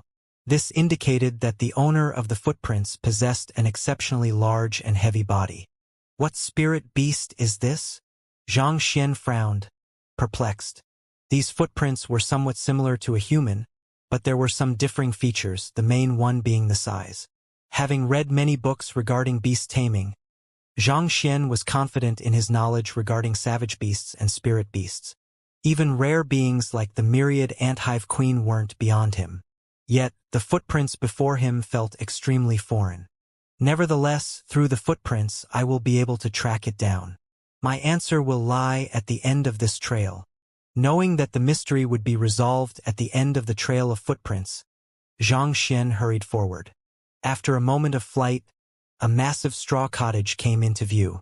The footsteps disappeared at the doorstep of the straw cottage. A straw cottage? Could it be that someone is living here? Spirit beasts usually resided in caves and such. Since there was a straw cottage here, did it mean that this was the residence of a human? And for the massive footprints which led to the straw cottage, did it mean that the spirit beast was actually a tamed beast of this human? If that was the case, what motives did that human have? Or perhaps, could it be an otherworldly demon? This would explain the motive behind rallying the spirit beasts against the master teachers. Xianxia thought grimly. If one had to name a race which bore deep hostility toward the master teachers, the otherworldly demons were surely the first to come to mind. Considering how the Byzantium Helios beast had commanded the spirit beasts to deal with the master teachers, there was indeed a real possibility that otherworldly demons were pulling the strings. Otherwise, why would anyone build a straw cottage on the top of this desolate snow mountain and live here? At this moment, all of the pieces of the puzzle seemed to snap together. I should take a look first. With such thoughts in mind, Xianxia slowly approached while holding his breath so as to prevent his aura from leaking out. As expected, he soon noticed a massive spirit beast lying within the straw cottage through the open doors. Its massive eyes were lightly shut, making it difficult to tell whether it was awake or asleep. Is this the Byzantium Helios beast that the myriad anthive queen spoke about? There's no spirit beast in mind that matches its description.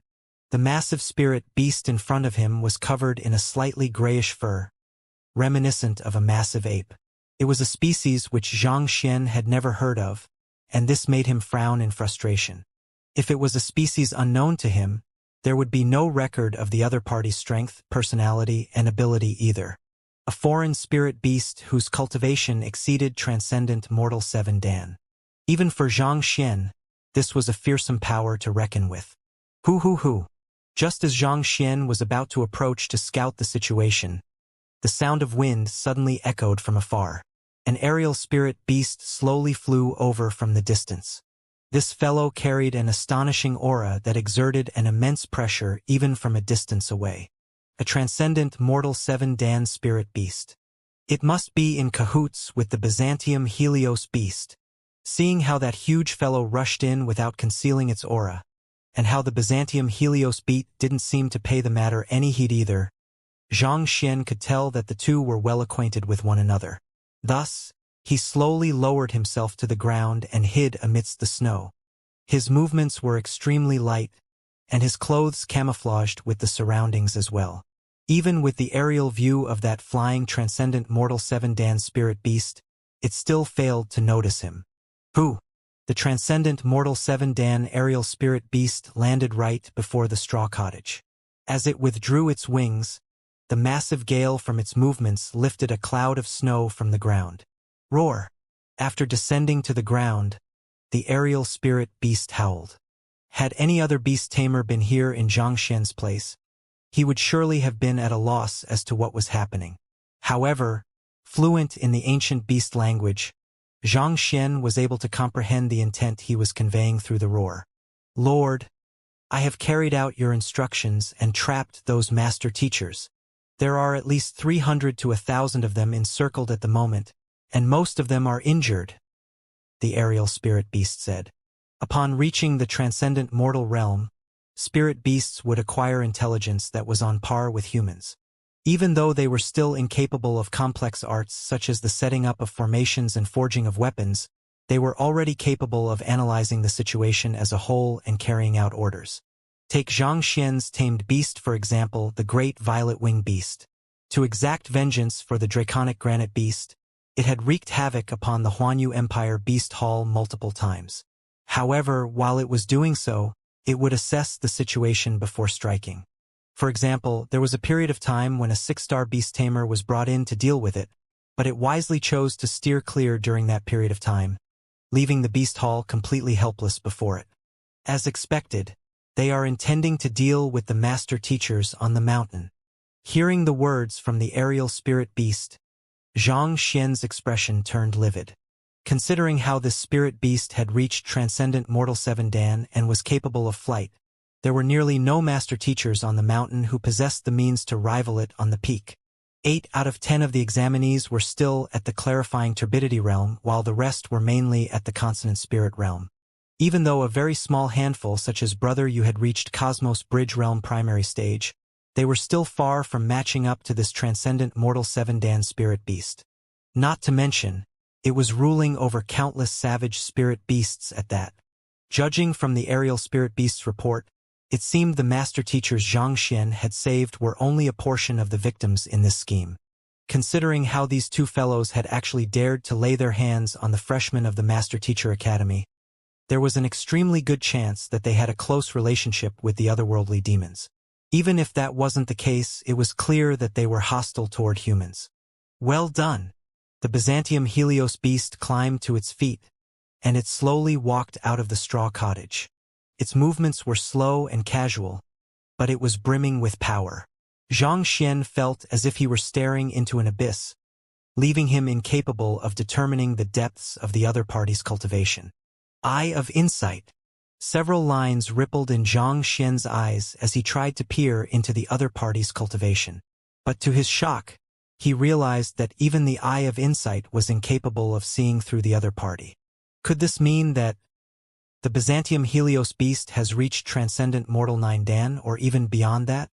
While Xianxia's current cultivation was only at Cosmos Bridge Realm pinnacle, His fighting prowess was already on par with a transcendent mortal 8-dan primary stage cultivator. As such, his eye of insight was capable of seeing through the might of a weaker transcendent mortal 9-dan spirit beast. Yet, he was unable to see through the mountain-like fellow before him. Did this mean that the other party had reached a deep mastery in transcendent mortal 9-dan? Or perhaps, had the other party surpassed the limits of a transcendent mortal already? Beyond the 9 dawn of transcendent mortal lay half-saint. A spirit beast of this level was known as a saint beast. If that was the case, this would explain why Xianxia had never heard of the Byzantium Helios beast. Given the Huanyu Empire beast hall's tier, there was no one who was sufficiently powerful to record books regarding saint beasts. Overwhelmed with astonishment, Xianxia accidentally caused a slight disturbance in the surrounding spiritual energy. This action immediately attracted the Byzantium Helios beast's attention, and it turned its head over. Startled, Xianxia hurriedly retracted his gaze and focused his efforts on concealing his presence. With Xianxia's current ability, even dealing with a transcendent mortal 8-dan spirit beast would pose a huge threat. Needless to say, a half-saint beast. With the incredible pure heaven's path Xinqi and his refined control over his physical body, Xianxia was able to conceal his presence thoroughly. Even a saint would find it hard to notice him. After glancing over momentarily, the Byzantium Helios beast didn't seem to notice anything of interest, so it chose to turn its attention back to the aerial spirit beast. "Has any master teachers noticed yet?" the Byzantium Helios beast asked. "Not yet. However, the 200 master teachers trapped at Heaven's Thread have been saved by someone." And, at this point, the aerial spirit beast suddenly stopped. Its face was marked with hesitance, and it seemed as if he could hardly believe what he was about to say as well. "And what?" The Byzantium Helios beast gazed deeply at the aerial spirit beast, and in that instant, it felt as if the sky was pressing down on them. "Saint beast!" Xianxia's eyebrows leaped in shock.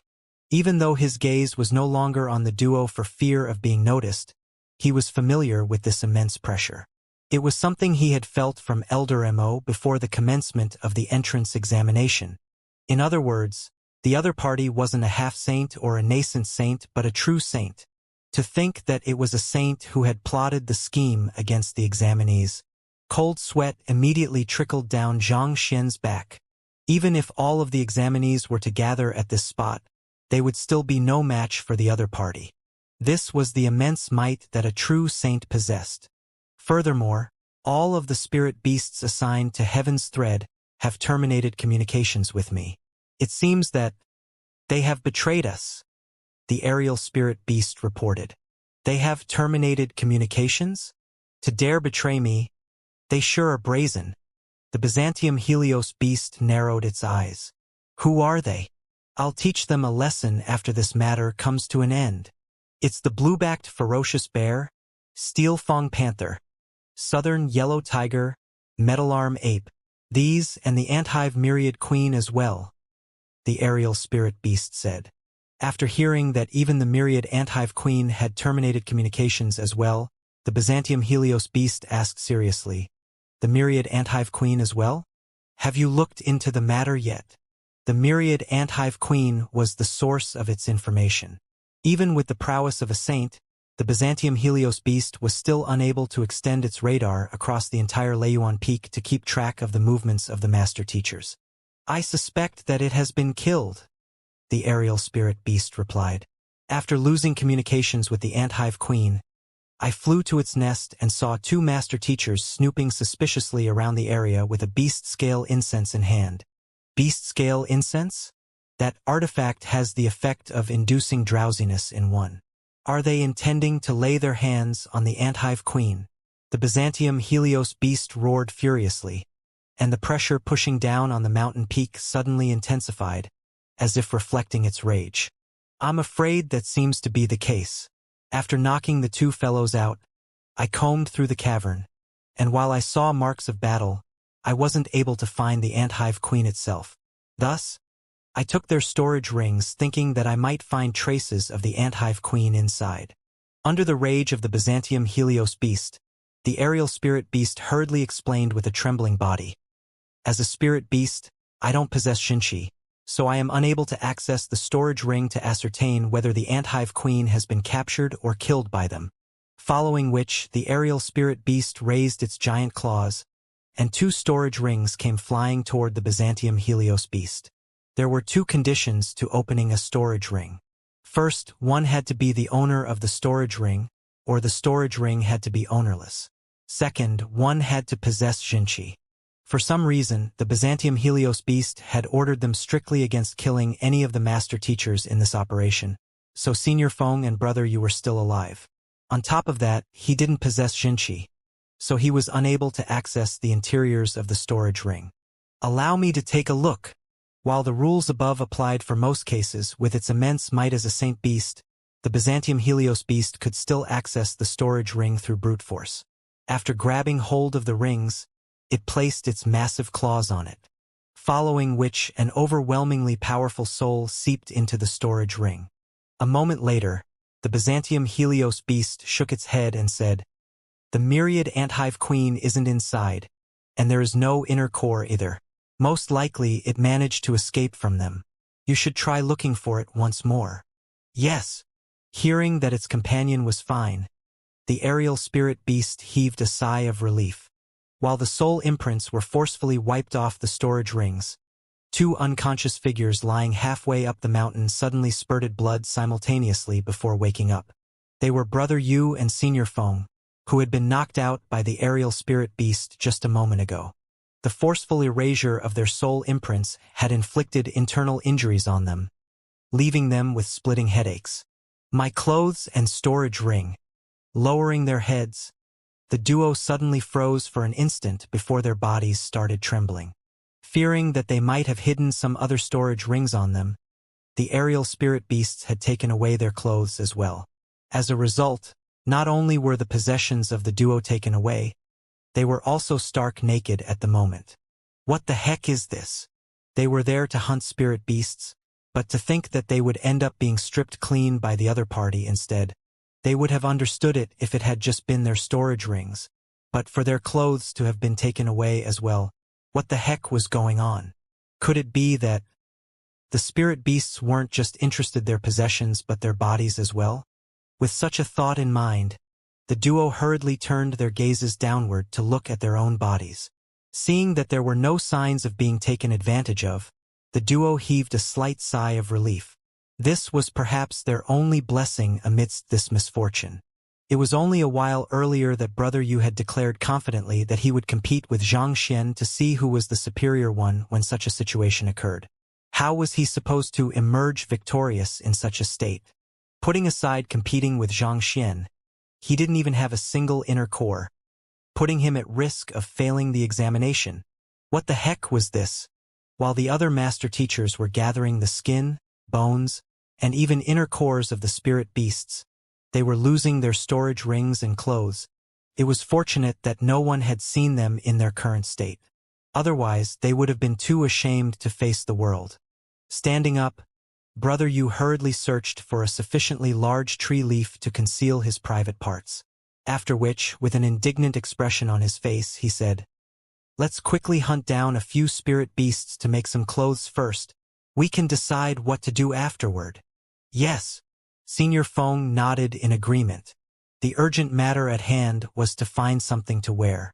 It was embarrassing to run around with one's bottom bare in public, even if there was no one around.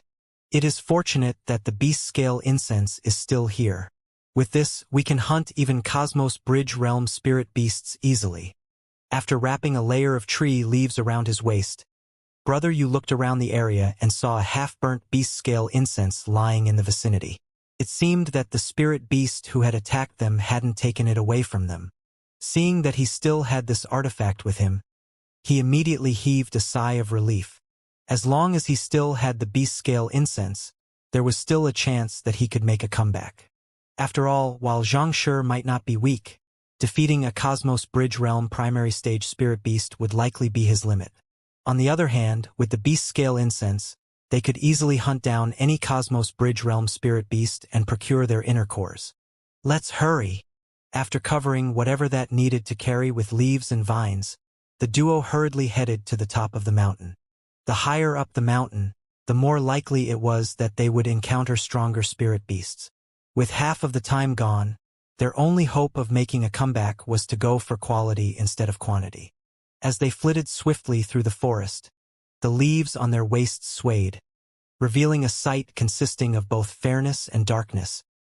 As long as the myriad anthive queen is still alive, it will surely send its myriad ants to liaise with us soon. But until that happens, you'll have to fill in for it and ensure that everything goes according to plan. At the pinnacle of Leiyuan Peak, the Byzantium Helios beast gave the aerial spirit beast its orders. The aerial spirit beast nodded its massive head and confidently replied, "Don't worry." Without the myriad anthive queen to relay messages here and there, they could only depend on this aerial spirit beast to scout the area and relay messages around. "You can leave now." The Byzantium Helios beast waved its massive claws. "Yes." The aerial spirit beast nodded before spreading its wings and soaring into the sky. After a short moment, it had already disappeared from view. After the departure of the aerial spirit beast, the Byzantium Helios beast's body tightened, and its massive body floated up slightly. It turned its head to the side to glance at a certain direction with a sharp gleam in its eyes. "That fellow hiding over there, you can come out now." This wasn't spoken in the ancient beast language but in the human tongue. "So, I have been noticed." The Byzantium Helios beast was looking directly at where Xianxia was hiding. Realizing that he had been spotted, Xianxia's body stiffened, and the blood running through his veins froze. He thought that he had done a good job hiding his presence, but to think that he was still discovered. But this was to be expected. Perhaps a half-saint or nascent saint might find it difficult to notice him when his aura was completely concealed. But the same tricks would not work on a saint. Upon reaching sainthood, one's entirety would become completely aligned with nature. The authority of nature would be imbued into every single gesture and movement of one. Even if Xianxia had been buried deep inside the snow, it was likely that the Byzantium Helios beast would still have been able to notice him. Just like how transcendent mortals were higher existences to fighters, saints were superior existences to transcendent mortals. I was still noticed in the end. Knowing that there was little point to continue hiding, Xianxia took in a deep breath before standing up. It should have been that slight spiritual energy disturbance which he'd caused by a slight mistake earlier that had betrayed his presence. Most likely, the only reason the Byzantium Helios beast allowed Xianxia to continue listening to their conversation was because it was certain that he was unable to comprehend the ancient beast language. Thus, there was no worry about information leaking out. As such, it decided to first finish the discussion with the aerial spirit beast before dragging Xianxia out from his hiding place. The Byzantium Helios beast assessed Xianxia and asked, "You are a new student in the Master Teacher Academy?" Upon reaching sainthood, spirit beasts would undergo an evolution which allowed them to speak human speech. "Yes." Knowing that it was impossible for him to play any tricks before the other party, Xianxia nodded obediently. To be able to reach Cosmos Bridge Realm Pinnacle and find this location despite having yet to officially enroll at the Academy, you are truly not bad at all. Even if you aren't the top of this batch, you won't be too far from that. After taking a look at Xianxia's cultivation, the Byzantium Helios beast nodded in agreement. "It's nothing much." Xianxia chuckled lightly in response. At the same time, his hands were fiddling behind his back, seemingly trying to do something. "Don't try those little tricks with me. I can't guarantee you that I'll be able to control my temper." Noticing the little actions Xianxia was up to, the Byzantium Helios beast harumphed. "Temper?" Xianxia shook his head as he assessed the Byzantium Helios beast impassively. "Those are my words. I'm afraid that I might just lose control myself and accidentally pummel you to death." "What did you say?" The Byzantium Helios beast was visibly stunned by the arrogant words spouted by the young man before it. As the shock gradually retreated, fury swiftly took its place. It was a saint beast, whereas the other party was nothing more than a Cosmos Bridge Realm cultivator. Even without moving a single inch, it could kill that young man with just its soul itself. Yet, the other party still dared to threaten it, saying that he couldn't control his temper and might pummel it to death. Do you know what kind of existence you are speaking to? Conceited fool. You seem to be very confident in yourself. With a livid face, the Byzantium Helios beast harumphed coldly. A blazing fury ignited in its eyes, threatening to burn down everything in sight. This is not confidence. I am merely stating a fact. All right, I'll give you a chance.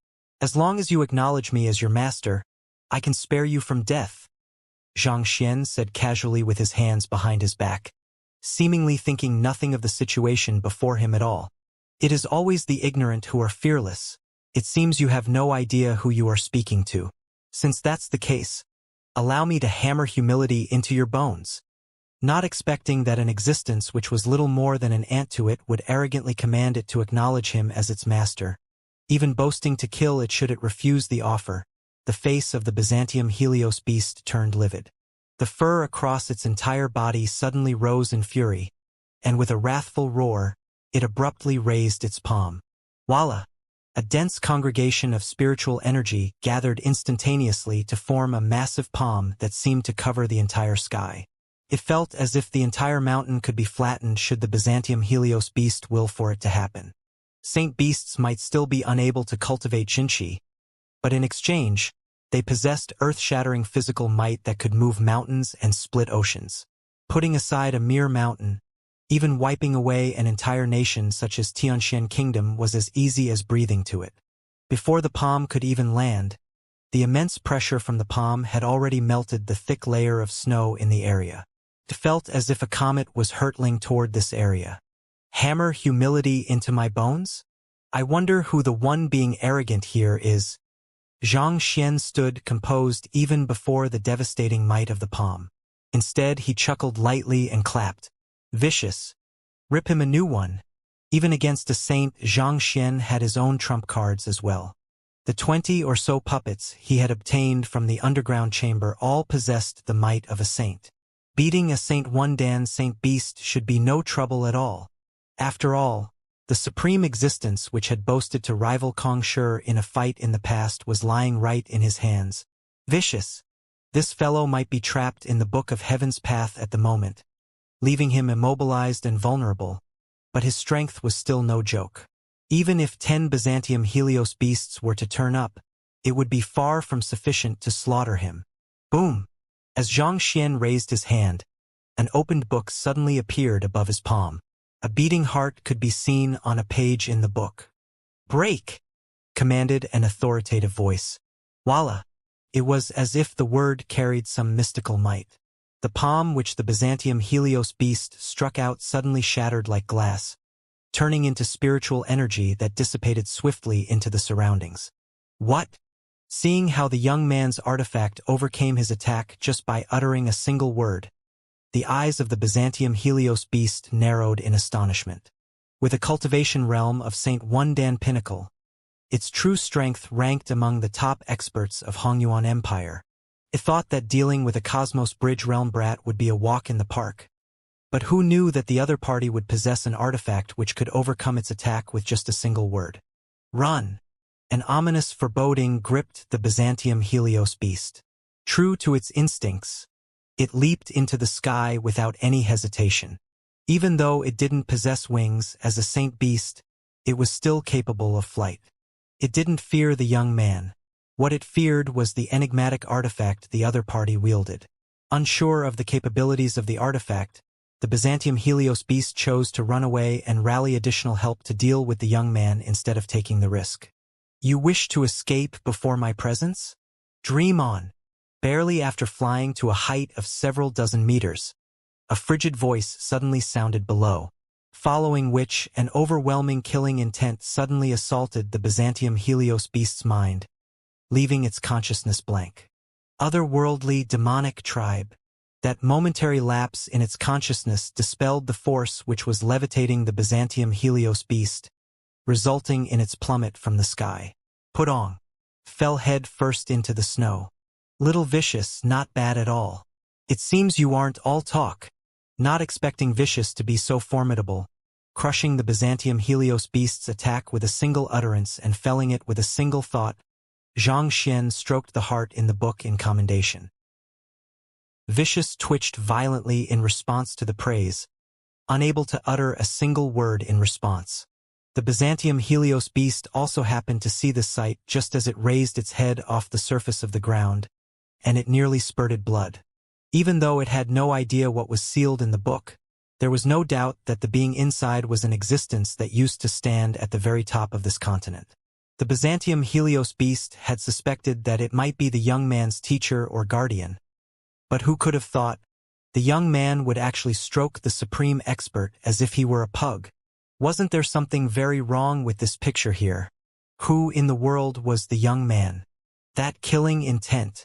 That heart is most probably an expert of the otherworldly demonic tribe. As such, could this young man be an otherworldly demon who is hoping to infiltrate the Master Teacher Academy? Upon realizing this possibility, the Byzantium Helios beast suddenly felt its blood turn cold. Legend has it that the royal family of the otherworldly demonic tribe possessed the ability to disguise themselves as humans and even master teachers, and no one would be able to tell the difference. Back then, there was one such otherworldly demon that had successfully infiltrated the core group of the master teachers. With the secrets it had obtained, the otherworldly demonic tribe had nearly crushed the master teacher pavilion. If not for Kong Shi's astuteness, which led him to notice that something was amiss, the ones who would be ruling the master teacher continent now would be the otherworldly demons and not the human race. No matter how it looked at the young man, he was no different from an ordinary human.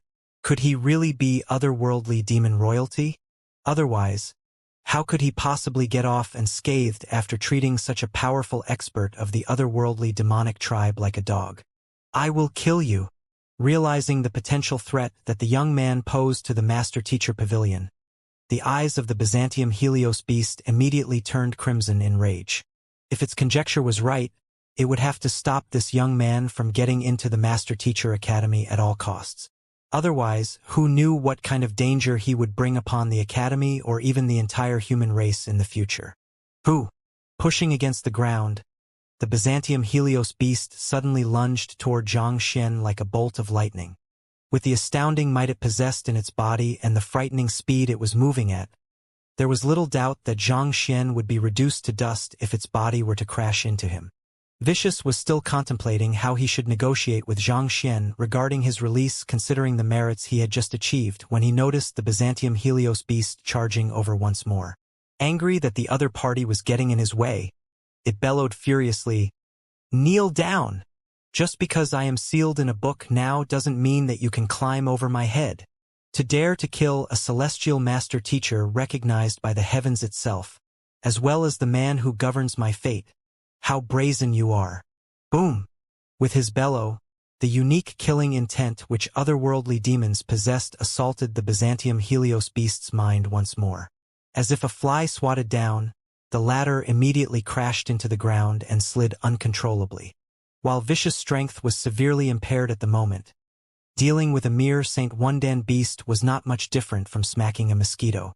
Suppressed on the ground by an incredible force, the Byzantium Helios beast glared at Xianxia with crimson eyes. It bellowed frenziedly in indignation. "Damn you! I will rip you into pieces. You are so eager to kill me?" Seeing the other party's attitude, Xianxia was rendered speechless. This lapdog of the otherworldly demons sure was arrogant. It must have realized the threat he posed to the otherworldly demons due to his superior talent, so it had decided to end him while his abilities hadn't matured yet. "That's right. Even if it costs my life, I'll drag you down to hell with me," the Byzantium Helios beast roared. "I see." Those words had helped Xianxia make up his mind. Snapping his finger, he pointed to the Byzantium Helios beast and ordered, "Put your feet in that beast." Voila! All of a sudden, 20 puppets suddenly materialized amidst the white snow. Since that fellow was bent on killing him, there was no need to stand on ceremony with it. Roar! The puppets roared simultaneously as they stormed forward furiously. Who? The first puppet to arrive planted its feet right into the Byzantium Helios beast's face, sending it flying into the air. Before the latter could even respond, another puppet that had been lying in wait behind shot a fist onto its back, pushing it back to the ground. Pung pung pung pung. The Byzantium Helios beast was thrown around the place, and bright, red swellings swiftly emerged all over its body. Large mouthfuls of blood spilled from its mouth. Otherworldly demon puppets? As expected, he is a member of the otherworldly demonic tribe's royal family. Damn it! Damn it! The appearance of so many otherworldly demon puppets at once only served to reinforce the Byzantium Helios beast's conjecture. After all, other than the royal family of the otherworldly demonic tribe, who else could command such a powerful expert and so many otherworldly demon puppets? Rage and indignation permeated its soul. If only it had noticed earlier and killed the young man swiftly, he could have avoided a calamity. But alas, it was too late now. Under the assault of 20 Saint Wundan puppets, it was completely helpless. Not to mention, it was currently immobilized by the killing intent from the heart. After countless fists and kicks had landed on its body, the Byzantium Helios beast found its sight slowly darkening, and its consciousness was slowly drifting away. Just as the Byzantium Helios beast thought that it would be killed, the impassive voice of the young man suddenly sounded once more. How about now? Have you changed your mind yet? If you acknowledge me as your master, I can spare you from death. At the foot of Layuan Peak, with the swift flash of a shadow, a human and a saint beast landed on the ground. Elder Mo. The human stepped forward and clasped his fist with a smile. Pavilion Master Mo. Elder Mo hurriedly returned the greetings. The person who had just arrived was none other than the Pavilion Master of the Hongyuan Empire Master Teacher Pavilion, Mo Gaoyuan. Even though he wasn't a member of the 10 great Master Teachers, his standing and capability was on par with them. Langia Saint Beast. Elder Mo turned to the Saint Beast by the side and clasped his fist in greeting as well. Mo Gaoyuan's tamed beast. Saint Wundan Primary Stage Langia Saint Beast. As fellow saints, there was a need to maintain basic ceremonial respect. Greetings to Elder Mo. The Langia Saint Beast replied in human tongue. After the formalities, Elder Mo turned to Mo Gaoyuan and asked doubtfully, "May I know the reason behind Pavilion Master Mo and Langia Saint Beast's arrival?" The Master Teacher Pavilion and Hongyuan Master Teacher Academy could be considered as equal existences under the direct command of the same conferred empire headquarter. As such, the Master Teacher Pavilion had no authority to interfere with the recruitment of the Master Teacher Academy. I heard that there are many talented students in this batch, so I dropped by to take a look. Mo Gaoyuan chuckled. Since this was the entrance examination, Xianxia had to be there as well. Mo Gaoyuan was intending to improve his relationship with him, as well as to make use of this opportunity to ask about Xianxia. Hearing that the other party was only here to spectate, Elder Mo secretly heaved a sigh of relief and replied while stroking his beard. There are indeed quite a few talented students this year, but it's hard to tell whether they will be able to pass the examination or not. Oh? Is there something deeper to the examination? Mo Gaoyuan asked in bewilderment. The purpose of the examination should be to sieve out the talented students from the mediocre ones. Otherwise, what would be the point of conducting an entrance examination? Isn't the test this year regarding hunting transcendent mortal 4-Dan pinnacle spirit beasts? To those talented students, it shouldn't be hard to clear this mission. The entrance examination of the Master Teacher Academy was a huge affair in Hongyuan Empire. As the head of the Regional Master Teacher Pavilion, how could he remain unaware of the matter? While it might be difficult for a 4-star Master Teacher to defeat a transcendent mortal 4-Dan pinnacle spirit beast in a straightforward battle, it shouldn't be too difficult for them to clear the mission if they were to prepare themselves beforehand.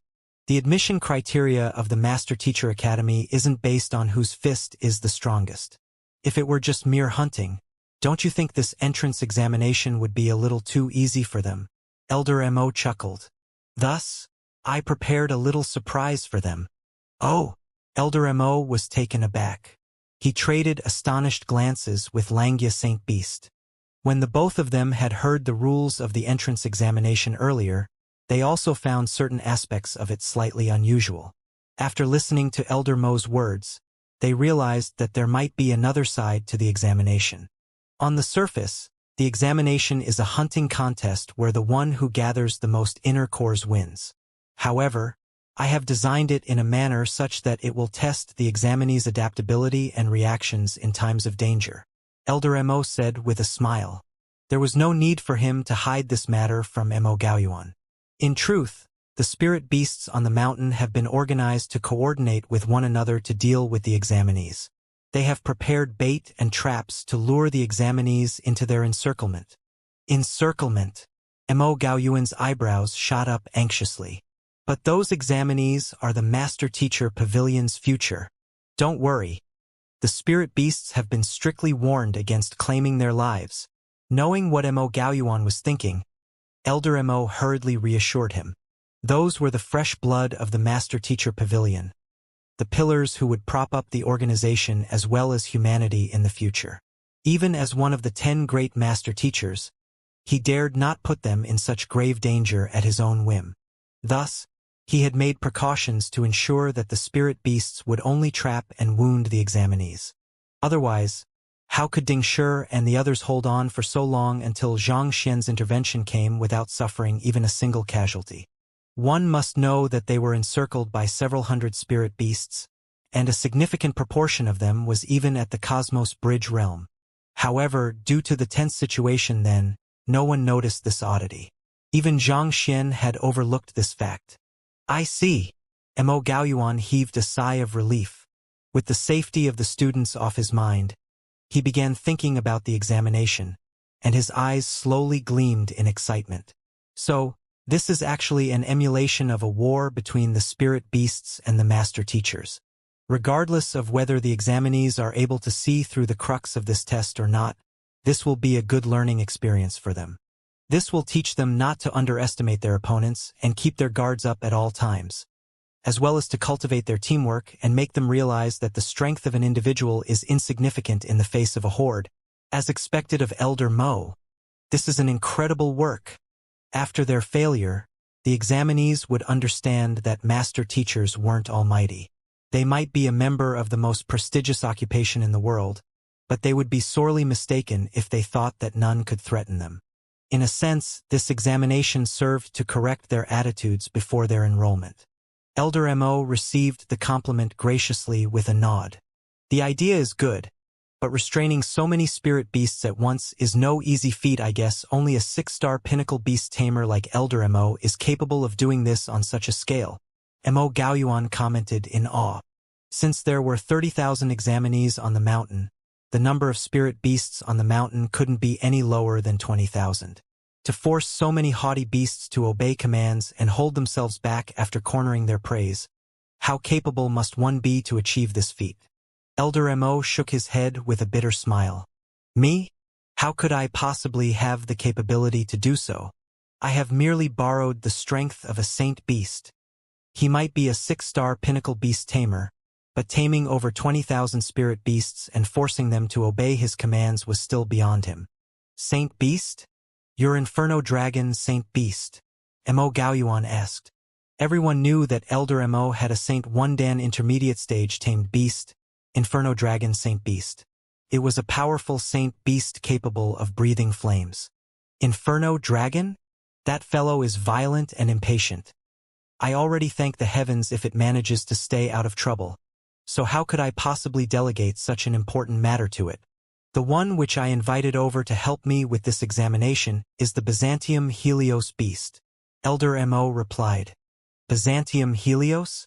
You mean the old principal's tamed beast? Mo Gaoyuan realized. Elder Mo nodded. I see, there's indeed nothing to worry about if Byzantium Helios is on the job. Given its capability, no spirit beast will dare to disobey its commands. Mo Gaoyuan nodded as well. On top of that, Byzantium Helios Saint Beast is well versed in the ancient beast language, so it is unlikely that anything will go wrong in this examination, Elder Mo replied. As the tamed beast of the old principal, the Byzantium Helios Saint Beast shared equal standing with him, and no one dared to defy it. Even though the academy was currently headed by the 10 great elders, it still retained its esteemed standing. But ever since the disappearance of the old principal in the midst of a mission, the Byzantium Helios Saint Beast had spent its days in desolation, never interfering in the matters of the academy anymore. Elder Mo had to pay a hefty price to convince it to help him with this matter. Even now, he could still feel his heart aching whenever he thought about it. Nevertheless, it was well worth the price. With the assistance from the Byzantium Helios Saint Beast who was well versed in the ancient beast language, there would be no need for Elder Mo to worry about any trouble cropping up in this examination. Logically speaking, since most Saint Beasts were well versed in the ancient beast language and the human tongue, they could impart the knowledge to the beast tamers and fill in the missing gap in the heritage. However, there was a vast difference in the vocal organs of a Saint Beast and those of a human, thus resulting in a significant difference in the way each syllable could be voiced. The ancient beast language was the speech natural to the constitution of most beasts. On the other hand, the human body was incompatible with the ancient beast language. Thus, a unique Xianxia circulation method was required for humans to emulate the various sounds in the ancient beast language. Thus, it was nigh impossible for humans to learn how to speak the ancient beast language from Saint Beasts. Besides, given that Saint Beasts were capable of speaking the human language, the language barrier that had impeded beast tamers from communicating with beasts had already collapsed. This removed the fundamental need for beast tamers of 6-star and above to learn the ancient beast language. Even if, under some circumstances, they really had to communicate with a savage beast or spirit beast, they could always get their Saint Beast to translate for them. With the Byzantium Helios Saint Beast overlooking the examination, there is no need to worry about the examinee's safety. I only fear that it might be too harsh on the examinees. It would be a calamity if none of the examinees were to pass the examination, Mo Gaoyuan said. Perhaps due to the influence of the old principle, the Byzantium Helios Beast also had an austere personality. If it were to heighten the difficulty of the examination by too much, it might come to the point where not even a single examinee could pass the examination. Don't worry. I have already talked to the Byzantium Helios Beast regarding this matter. The examinees will only be trapped for a period of time. They will be released a few hours before the end of the examination, Elder Mo replied, at which he suddenly pointed to the mountain before of him and smiled. Look, there are already a few examinees who have cleared the examination. Turning to the direction in which Elder Mo was pointing, Mo Gaoyuan saw a group of people climbing down the mountain, walking toward where they were standing. It was noon at the moment. Considering how there was still some time before the reporting time in the evening, they must have cleared the examination in advance and were returning to report. What is happening? Upon seeing those figures, Elder Mo was just about to walk over to them to check their points when his eyes suddenly widened. Trailing behind that group of people were a few hundred spirit beasts. Their heads were hung low, reminiscent of defeated roosters. It looks like someone has tamed them? Swallowing a mouthful of saliva, Mo Gaoyuan's lower jaw nearly hit the ground. Beast taming was one of his supporting occupations, so he could instantly tell that those spirit beasts had been tamed by someone. Otherwise, the heads of those haughty spirit beasts wouldn't have been lowered subserviently. A group of 200 examinees had actually tamed around 500 spirit beasts. Didn't the Byzantium Helios Beast organize the spirit beasts to have them encircle the students and teach them a lesson? Then, what was going on here? On the other hand, at the top of Leiyuan Peak, the Byzantium Helios Beast clenched its jaws and roared furiously. You want me to acknowledge you as my master? Dream on. As the tamed beast of the old principle of Hongyuan Master Teacher Academy, how could it possibly submit to an otherworldly demon? Even beasts had their own sense of morality. While it was likely that the old principle was already dead, it couldn't simply overlook the kindness that the old principle had shown it and submit to the enemy just to live on. Dream on. Not expecting the saint beast which had submitted to the otherworldly demonic tribe to have such backbone, Xianxia shook his head. Continue pummeling it. Beat it until it submits. Upon those commands, the puppets began another round of brutal beating. 5 minutes later, the most powerful spirit beast of the academy, which possessed equivalent standing to the principal, saw its life flashing before its eyes, and it could nearly see a ray of light in the distance beckoning it. Forget it, it's fine if you are unwilling to submit. I'll ask you some questions now, and if you don't answer them honestly, I'll extract your soul after your death and bring eternal anguish upon you. Seeing how the Byzantium Helios beast was still hanging on obstinately despite being on the verge of death, Xianxia shook his head. Did you come here to harm the freshmen of the Master Teacher Academy under the orders of the otherworldly demonic tribe? As long as you spill out the location of those otherworldly demons, I can reward you with a painless death. Under the orders of the otherworldly demonic tribe? Gazing at Xianxia with eyes so swollen that they could barely open, the Byzantium Helios beast nearly fainted on the spot. Orders your head. I only came here under Elder Mo's relentless persuasion and generous promises. The reason I am here is to temper more powerful master teachers to bring humanity to greater heights. What the heck does this have to do with the otherworldly demonic tribe? On the other hand, you are the suspicious one. To deal with me using the heart of an otherworldly demon expert before pummeling me with those otherworldly demon puppets. And yet, you still asked me if I am under the orders of the otherworldly demonic tribe. Can you get even more shameless than that? Why? You are still refusing to admit it. Seeing the other party's twitching lips, a sign of obstinacy, Xianxia's eyebrows shot up. If this fellow continued like that, he wouldn't mind resorting to even more extreme methods, soul torment. Soul torment was a soul oracle technique where an extracted soul would be put through unimaginable anguish so as to force it to speak. It was usually used for interrogation purposes, and rarely had it ever failed. However, this would cause the soul of the interrogated to be wiped cleanly off the face of this world, never to be reincarnated again. Due to the callousness of this technique, Xianxia had always been unwilling to utilize it. Who could have known that this fellow would be such a tough nut to crack? He had heard the conversation between the Byzantium Helios beast and the aerial spirit beast clearly. You arranged for the aerial spirit beast to encircle the master teachers, and you still dare to deny the matter before me. Do you really take me for a fool? Do you think that I dare not kill you? Kill me then. Do I look like the type to fear death? I would rather die than to betray my master. The Byzantium Helios beast spat through clenched jaws. The other party was clearly trying to sully its reputation. If it were to give in, the honor it had built using the entirety of its life would collapse in an instant. It would rather die than to live dishonorably. The old principal had dedicated his life to protecting humanity. As his tamed beast, how could it ever face its master if it were to submit to the otherworldly demonic tribe? Continue beating him up. Not expecting this fellow to be so loyal to its otherworldly demon master, to the extent that it would rather die than to betray the latter, Xianxia frowned in displeasure. Cough, cough.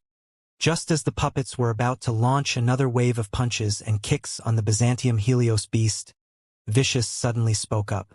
Master, I fear that it might really die here if we continue beating it. Hearing those words, Xianxia suddenly realized that the Byzantium Helios beast was already teetering on the edge of life and death. If it were pummeled any further, it might just die on the spot. What should I do? Xianxia rubbed his glabella in frustration. It was so much easier to deal with other spirit beasts. With a stick and a carrot, they would submit readily. Yet this fellow just refused to budge. Even though Xianxia had put the words harshly, he had no intentions of killing the Byzantium Helios beast at all. Soul torment was not entirely reliable, especially against particularly stubborn individuals. If the Byzantium Helios beast were to die and the soul torment were to fail, the only lead would be lost. As long as the otherworldly demons behind this incident remained scot-free, the Master Teacher Academy would remain in danger. Such incidents could easily happen again and again. Furthermore, if Xianxia were to be enrolled in the Master Teacher Academy, his safety would be affected as well. He didn't want to be schemed against once more. I see. I'll treat it first before you continue pummeling it. I don't believe that it can keep up its obstinacy for long. After a moment of contemplation, an idea suddenly came into mind. Xianxia took out a wine gourd and infused his jinqi into it. After that previous incident, Xianxia realized that it was exceptionally convenient to conceal the Heaven's Path jinqi through the overpowering scent of wine. Thus, he decisively bought several gourds of wine and kept them in his storage ring. He poured the gourd's wine on the Byzantium Helios beast's injuries, but it took 2 hours for the latter to heal from its external wounds. Pondering over the matter for a moment, Xianxia realized that this could be due to the disparity in their cultivation realms. With his current cultivation of Cosmos Bridge realm, it would only take a few moments for his Jinqi to heal those of equivalent cultivation. However, against the significantly stronger body of a saint, his Jinqi was clearly still far too weak. After healing the latter's external wounds, Xianxia had 4 puppets to hold the Byzantium Helios beast, while another 2 pried open its mouth. Just like that, he forced the wine into its mouth. After using up 4 to 5 gourds and an entire hour, the Byzantium Helios beast finally recovered from its internal injury as well. All right, continue pummeling it. After seeing that the other party had recovered from its injuries, Xianxia heaved a sigh of relief.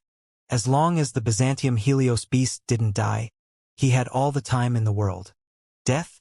With my heaven's path, Xianxia. Let's see how you can die. With an unending session of pummeling, there will surely come a day when you give in. Roar. After hearing the instruction, the puppets immediately charged forward excitedly and began another round of pummeling. Soon, hideous crimson swellings returned onto the body of the Byzantium Helios beast, and its breathing grew ragged. After treating it with the Heaven's Path Jinqi again, yet another pummeling session rained down on the Byzantium Helios beast. After 3 consecutive cycles, light had vanished from the Byzantium Helios beast's eyes, and it seemed to be nearing the limits of its tolerance. But even so, it still refused to spout the slightest word regarding the otherworldly demonic tribe. In a sense, Xianxia was also impressed by the other party's loyalty to its master. Let's stop here for today. Looking above him, Xianxia realized that the sun was gradually descending in the west. If he didn't hurry back, he just might fail the examination. Thus, he could only halt the pummeling session for now. It was frustrating how he had spent half a day of effort but still couldn't make a saint beast submit to him. The Byzantium Helios beast's loyalty toward its master was simply so strong that the usual tricks Xianxia used were rendered completely ineffective. Xianxia knew that the only way was to slowly wear the Byzantium Helios beast down mentally. In any case, time was on his side. But this fellow is so big. Am I to lug him around? To continue the questioning, Xianxia would have to take the fellow away with him. However, considering the size of the Byzantium Helios beast, how was he supposed to take it with him? Of course, it was possible for Xianxia to carry it around, but no matter what, the Byzantium Helios beast was a true saint beast. If others were to learn that he had managed to reduce it to such a pitiful state, their first doubt would be how he had managed to do so. The subsequent investigation might lead to the revelation of the existence of Vicious and the otherworldly demon puppets. Since this concerned the otherworldly demonic tribe, it was best to proceed cautiously. Besides, he had only arrived at the Master Teacher Academy recently, so he thought that it would be best for him to lie low. There was no need for him to cause such a huge storm and have everyone know that even saint beasts were nothing before him. The myriad anthive nest might be small, but it might still work if I were to force this fellow in. Xianxia analyzed as he stroked his lower jaw. The physique of the Byzantium Helios beast bore some resemblance to an ape. If its head were to be planted into its pants before rolling its body together and fastening it with some rope, it might just be possible to stuff it into the small anthive nest. In his previous life, there were some yoga experts whose bodies were so flexible that they could even fit into a tiny fish tank. I should give it a try. With this idea in mind, Xianxia immediately dived into action. He took out a strip of skin from a spirit beast he had hunted earlier and sliced it into a long rope using the glacier rain sword before passing it to the puppets. The puppets first pummeled the Byzantium Helios beast into a state of near death before rolling it up and binding it with the rope. After which, they sent another few more kicks and punches at its body to further compress it. In any case, the other party was a saint beast with incredible vitality, and it was being nourished by Xianxia's Jinqi as well. It would be extremely difficult for it to die. After some arduous effort, the Byzantium Helios beast was finally compressed to a size that could be fitted into the anthive nest. Thus, Xianxia flicked his hand and took out the nest. With another wave of his hand, he stored the Byzantium Helios beast in the hive. Pong! In the hive, the myriad ant-hive queen suddenly found itself being forcefully pushed to the sides of the hive. Its face was pressed tightly against the ceiling, and its body had distorted into a giant Da word. It seemed as though its body would burst at any moment now. The hive of 2 meters radius should have been a comfortable fit for it, but with the entry of the Byzantium Helios beast, free space became something that was direly lacking in there. The ant-hive queen found itself on the verge of being suffocated to death. It was fortunate that its physical constitution was still relatively strong. Otherwise, it might really burst from the immense pressure pushing against it. Knowing that it was a squeeze inside, Xianxia sheepishly instructed the myriad ant-hive queen, "Just tolerate it for now. I'll free you after I find a suitable location." Both the Byzantium Helios beast and the myriad ant-hive queen were secrets that Xianxia was unwilling to reveal. Thus, the only solution was to keep them hidden inside the hive for the time being until he returned to his own dwelling. After returning the ant-hive nest into the storage ring, Xianxia scanned the surroundings one last time, and he suddenly spotted 2 storage rings on the ground. They were the storage rings the aerial spirit beast had stolen from Brother Yu and Senior Feng. The storage rings seemed to have fallen from the Byzantium Helios beast during the vicious beating by the otherworldly demon puppets. Xianxia picked the rings up and fused a droplet of his blood into each of the rings. The soul imprint on the rings had already been wiped away by the Byzantium Helios beast's forceful entry earlier, allowing Xianxia to claim ownership of the rings directly. There are so many inner cores inside. This should be enough for me to clear the examination and win the bet. Looks like I need not hunt any further. Scanning through the content of the storage ring, Xianxia found plenty of spirit beast inner cores inside. Through the beast scale incense and seeking mouse, Brother Yu and Senior Feng had managed to track down and kill many spirit beasts. While there shouldn't be a problem for Brother Yu and Senior Feng to clear the examination, it would be difficult for them to hunt down this many inner cores with the time that was left. Thus, it could be said that they had already lost the bet. Aside from that, there were also several thousand middle-tier spirit stones along with all kinds of artifacts and formations inside the 2 storage rings. Those 2 fellows sure are wealthy. But this works fine as well. I happen to be lacking resources at the moment. It just so happened that Xianxia was a little poor at the moment, so the acquiring of these 2 storage rings could spare him quite a lot of trouble. As for returning the storage rings, that was a good joke. It wasn't like he was the one who stole these storage rings. He had spent so much effort to defeat the Byzantium Helios beast, and these 2 storage rings were his spoils of war. Just as Xianxia was about to put those 2 storage rings in his pocket, he suddenly thought of something, and he immersed his consciousness back into the storage rings. A moment later, a jade token appeared in his palm. A beautiful light flowed within the transparent jade token. This was the aerial strike amulet which Brother Yu had staked on the bet. He had checked this object with the Library of Heaven's Path earlier, and it was indeed a valuable artifact. To think that he would end up obtaining it in such a manner.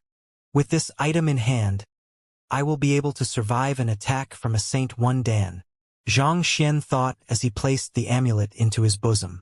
The dragon scale protective amulet he had acquired previously had saved him on multiple occasions, and this item was even more valuable than that.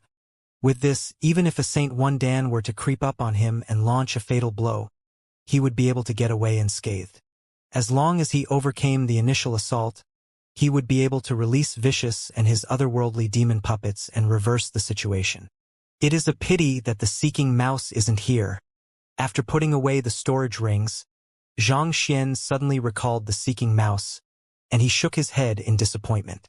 Considering the seeking mouse's ability to hunt down spirit beasts, it was indeed a valuable asset.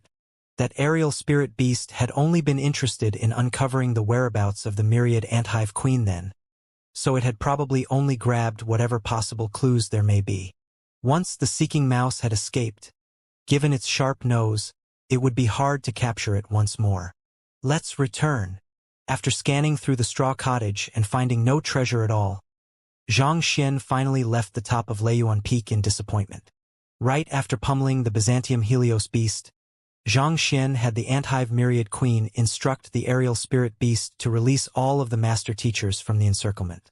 After being released from the encirclement, the master teachers would have to depend on their own capabilities to pass the examination. After all, Xianxia was no saint. All of the examinees should have come with the realization that they would be put in danger. If they were to be killed by the spirit beasts, they only had their own shortcomings to blame. Executing the red dust heaven ascending steps, Xianxia swiftly bypassed several valleys. He noticed several battles here and there, and it seemed like there were casualties on both sides as well. However, it was still within an acceptable range. On the way down the mountain, there were also several spirit beasts who attempted to provoke him, but they ended up being crushed with a single fist. Naturally, Xianxia didn't forget to take their inner cores. By the time he was approaching the foot of the mountain, there was already a huge crowd in the area. He looked around for a remote area to land before quietly following behind the crowd. Several long queues of master teachers extending all the way to the horizon could be seen on the plain at the foot of the mountain. At the forefront of every single queue were upper-grade students from the academy. They were in charge of checking the quantity and grade of the inner cores procured by the examinees and tabulating the scores. From time to time, there were those who tried their chances by bringing out inner cores procured before the examination. But how could the eyes of a master teacher be fooled that easily? Xianxia had joined one of those queues. He curiously glanced at the spectacle ahead of him. There seemed to be a couple of examinees who passed the examination, but those who failed seemed to be in the majority. The examination this year is too hard. From the looks of it, out of the 30,000 examinees, perhaps only 10,000 will pass. This is way too difficult. We have allied ourselves with the master teachers from 2 other empires, and we thought that we could clear the examination easily. Who could have known that we would end up falling for the spirit beast's encirclement and suffer heavy losses? We also fell into their trap as well. Our group of 300 ended up being scattered by their onslaught, and eventually, 50 of us were grievously wounded in the encounter. After 2 hours of battle, right after noon, the spirit beasts suddenly retreated. Only then did we manage to hunt down a few spirit beasts, but it was still insufficient for most of us to clear the examination. The spirit beasts who encircled us also retreated after noon. However, we weren't as lucky. There were simply too many casualties among us, so we could only rest on the spot. In the end, we only managed to gather a handful of inner cores. Proceeding forward, Xianxia heard some discussions among the examinees. It is fortunate that we managed to avoid the worst situation. Hearing the discussions, Xianxia heaved a sigh of relief instead. It was fortunate that he had noticed and intervened in the otherworldly demonic tribe's scheme early on. Otherwise, it would be hard to tell how many of the 30,000 master teachers would still be breathing now. Such loss would be severe even for the master teacher pavilion. This credit, I guess I shan't claim it from the master teacher pavilion. After a moment of hesitation, Xianxia chose to hide this matter. Unraveling the sinister ploy of the otherworldly demonic tribe and saving several 10,000 master teachers was a huge achievement. If reported, Xianxia would be handsomely rewarded. At the very least, it shouldn't be difficult for him to obtain dozens of high-tier spirit stones from this. But if so, it would be hard for him to explain about Vicious and the otherworldly demon puppets. These 2 were currently his most valuable asset, his life preservation means. They were more valuable than any spirit stones. Thus, there was no choice but to forego this credit. Such a pity! Having this opportunity slip right by his fingers, Xianxia felt his heart ache. If he could obtain several dozen high-tier spirit stones, that would be sufficient for him to cultivate up to Saint Realm. If there was any consolation, at least he managed to obtain the valuable aerial strike amulet, and more importantly, the myriad anthive nest and the Byzantium Helios beast. If it comes down to it, I can always kill the Byzantium Helios beast. Its meat can be broiled as soup, its bones and claws can be forged as weapons, its fur can be weaved as clothes, and its inner core is a valuable cultivation resource. Considering that these are parts of a saint beast, they should fetch quite a number of spirit stones. Xianxia thought as he stroked chin. While it was a pity that he couldn't receive the rewards from the Master Teacher Pavilion, he should still be able to earn some wealth from dissecting the Byzantium Helios beast and selling its parts. Yes, I should look into this matter after the examination. If that fellow still remains as obstinate as before. Thinking that it was a feasible solution, Xianxia nodded in satisfaction. But when I sell it, I should make sure to do it discreetly so as to not reveal my identity. Otherwise, it may become hard to explain where the Saint Beast came from and how it was killed.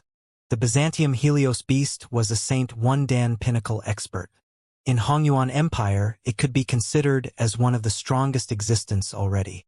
If it became known that a freshman of the Master Teacher Academy had managed to hunt such a beast and dissected it to sell, it would surely cause a huge stir.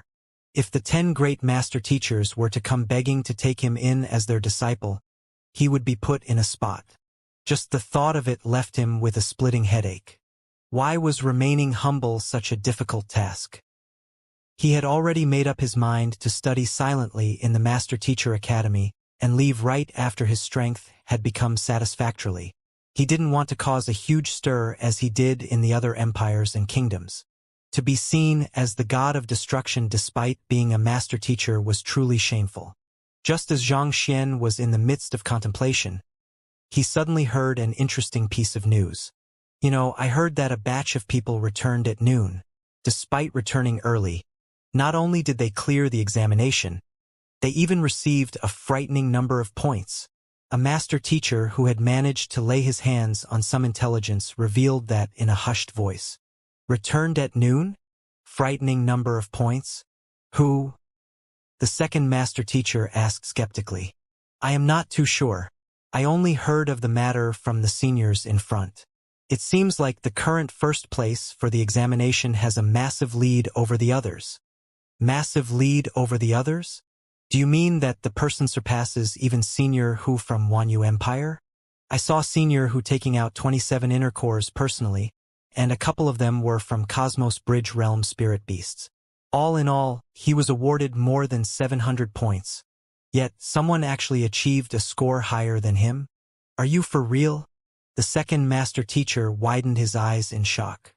Most of those in their group didn't even manage to acquire a single point, but Senior Hu from Wanyu Empire actually managed to take out 27 inner cores.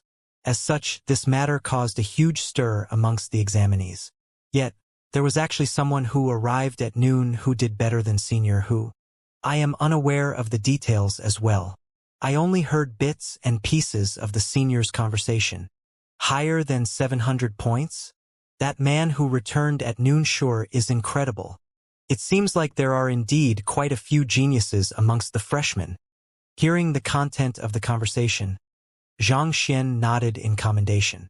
Considering how the inner core of a Cosmos Bridge Realm primary stage spirit beast was worth 100 points, it would mean that one would have to slay at least 6 to 7 of them to achieve a score of 700 points. Most of the examinees were still at Transcendent Mortal 4-Dan Pinnacle.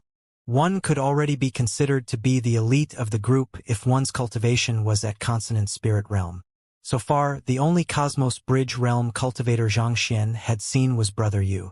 But even with Brother Yu's capability, slaying a Cosmos Bridge Realm primary stage spirit beast was still an extremely difficult task.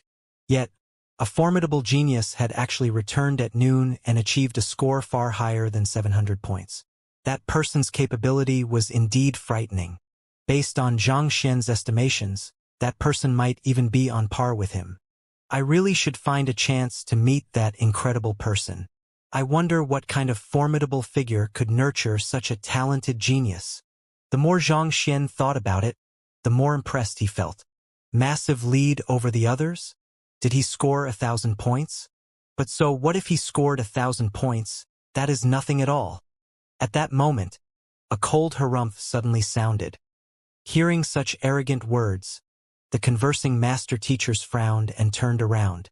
However, upon seeing the person who spoke those words, they subconsciously took a step back. What appeared before their eyes were 2 young men dressed in beast skin. Despite their shabby appearance, the powerful aura they exuded revealed their incredible prowess. One of them was at the half-Cosmos Bridge Realm, whereas the other was a true Cosmos Bridge Realm expert. It was no wonder they were so confident. With their combined strength, even a Cosmos Bridge Realm primary stage spirit beast wouldn't pose a threat to them. Just that, Why were they both dressed in beast skin, as if they were from some kind of tribal village? More importantly, the beast skin they wore was extremely crude. There was probably no adjective in the world that could describe how ugly it looked.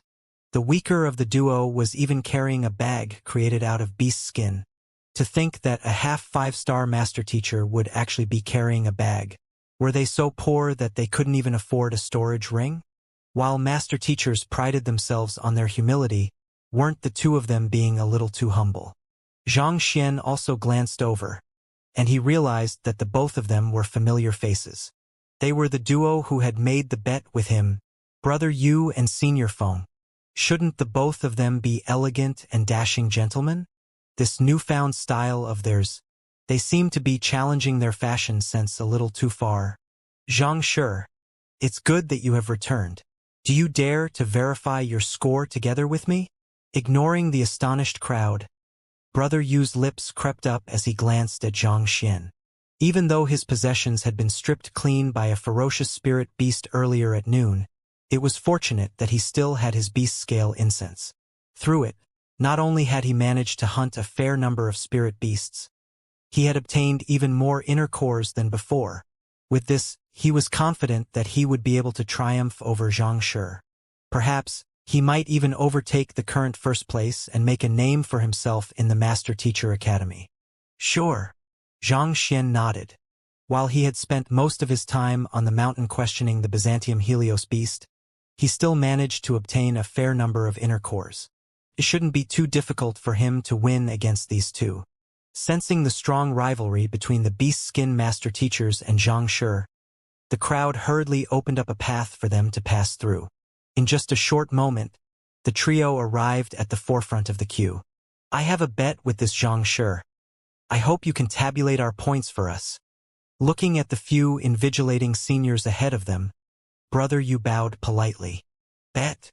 The invigilating seniors frowned upon hearing those words. Indeed, Xianxia and I have bet a high-tier spirit stone on who would obtain a higher score in this examination. I fear that he will renege on his promise, so I hope that you can help us judge this matter. Brother Yu said, a high-tier spirit stone? The stakes sure are high. Hearing the content of the bet, the examinees in the surroundings gasped in shock. Even the seniors were taken aback as well. They were grade 2 students of the Master Teacher Academy, but they didn't dare to make such a huge bet either. To stake a high-tier spirit stone on a bet, the freshmen sure are getting gutsier with each passing year. Fine, I'll judge your bet, the senior remarked before nodding in agreement. Pass your inner cores over. All right, Brother Yu beckoned to Senior Feng, and the latter immediately took off his bag and opened it. Voila! A bunch of inner cores rolled onto the table. So many inner cores. Consonant Spirit and Cosmos Bridge Realm Spirit Beast inner cores. What is that? Crimson in color, that is. A perfect harmonization realm primary stage spirit beast inner core. How is that possible? The sharp aura reminiscent of a blade and the searing sensation when gazing upon it. There is no doubt that this is the inner core of a perfect harmonization realm spirit beast. To actually hunt and procure the inner core of a perfect harmonization realm spirit beast. It looks like the champion seat is going to change hands. Indeed. Looking at the inner cores on the table, the crowd was stunned for an instant before a huge uproar broke out. Putting aside the other inner cores, just the perfect harmonization realm primary stage spirit beast inner core was already worth a hulking 1,000 points. Even the genius who arrived at noon whom the seniors were speaking about was unlikely to compare to this. It was no wonder the two of them were so arrogant. They had something to back up their words. He was able to kill even a perfect harmonization realm spirit beast? Xianxia was startled for an instant before it suddenly hit him. He didn't recall seeing any beast-scale incense in the duo's storage ring when searching through them, and this meant that there was a high chance that the artifact was still on them. If that was the case, they would indeed stand a good chance at slaying a perfect harmonization realm spirit beast. Despite the rarity, there were still a couple of perfect harmonization realm spirit beast roaming the mountain. If one were to comb the area thoroughly, one would surely be able to find a handful. After Xianxia took down the Byzantium Helios beast, the spirit beasts lost their commander, and their coordination immediately broke down. Without anyone to rally and organize them, they ended scattering around the area individually. Under such circumstances, if one had an artifact like the beast scale incense in hand, one would surely be able to hunt down plenty of spirit beasts. Just that, there was still one more matter that baffled Xianxia. Why were the two of them dressed in beast skin? Did the aerial spirit beast strip them of their clothes as well? Could it be that it had such inclinations? Xianxia shuddered at that thought. Considering how the duo had their storage rings and weapons taken from them, it would be difficult for them to craft proper clothes. Most probably, they had barely put together their current whereby tearing the hide of the spirit beasts they had hunted. How pitiful! Upon this thought, Xianxia couldn't help but sympathize with the duo. To think that two talented master teachers would end up getting stripped clean by a spirit beast and tossed into a mountain valley. Just the thought of it would leave anyone feeling sorry for them. While Xianxia was staring at the duo in sympathy, Brother Yu was currently enjoying the loud cheers from the crowd. Placing his hands behind his back, he turned to Xianxia and gazed down on him with a look of superiority. Xianxia, I have already taken out my inner cores. Where are yours? Mine. Knowing what was at stake, Xianxia chuckled lightly and flicked his wrist. Another pile of inner cores immediately appeared on the table. The inner cores which he had obtained from the duo and the inner cores he had procured from slaying the spirit beasts on the way back down added up to a substantial sum. It was quite an astonishing sight to see them appear all in one place. However, there weren't any perfect harmonization realm inner cores within the pile. Luoyang beast, Virid smoke beast, Seven feeler beast. Why do those inner cores look so familiar? Upon seeing the inner cores that Xianxia had taken out, Brother Yu and Senior Feng glanced at one another in astonishment. Somehow, the inner cores that Xianxia took out seemed extremely similar to those they had procured in the morning. Perhaps there might be many of the same spirit beasts on the mountain. Eventually, they convinced themselves as such. After all, their storage rings were stolen by an aerial spirit beast. So how could they possibly fall into Xianxia's hands? The only plausible reason was that they had simply managed to kill the same spirit beasts. Considering that they were hunting spirit beasts on the same mountain, as slim as the chances may seem to be, there was indeed such a possibility. Even though that fellow has quite a few inner cores, he seems to be a little lacking compared to us. That fellow is bound to lose. After the initial shock, Brother Yu's eyes lit up in agitation. Honestly speaking, after knowing that the other party had defeated Senior Feng with a single finger and seeing how he had dared to put a high-tier spirit stone on the stake, doubts had begun sprouting in his mind, leaving him uneasy. However, upon seeing the quantity and quality of inner cores that the other party had taken out, Brother Yu immediately heaved a sigh of relief. Chuckling confidently, Brother Yu turned to the invigilators and clasped his fist. I hope that you can judge our scores. All right. Seeing how the both parties of the bet had managed to procure so many inner cores, the seniors before the table were astonished. They hurriedly lowered their heads to tabulate the score of each pile. A few moments later, a senior stood up and gesturing to Brother Yu, he said, This junior over here has a perfect harmonization realm inner core, 3 cosmos bridge realm inner cores, 26 consonant spirit realm inner cores, and 18 clarifying turbidity realm pinnacle inner cores. All in all, he has received a score of 2,658 points. 2,658 points? Teach, this is too amazing. I thought that it was already impressive that senior who from Wanyu Empire achieved a score of 700 points. But to think that this fellow would be even more formidable. With 2,000 points, he has probably already broken the record. It is no wonder he is so arrogant. With such strength and capability, it would be difficult for one not to be so.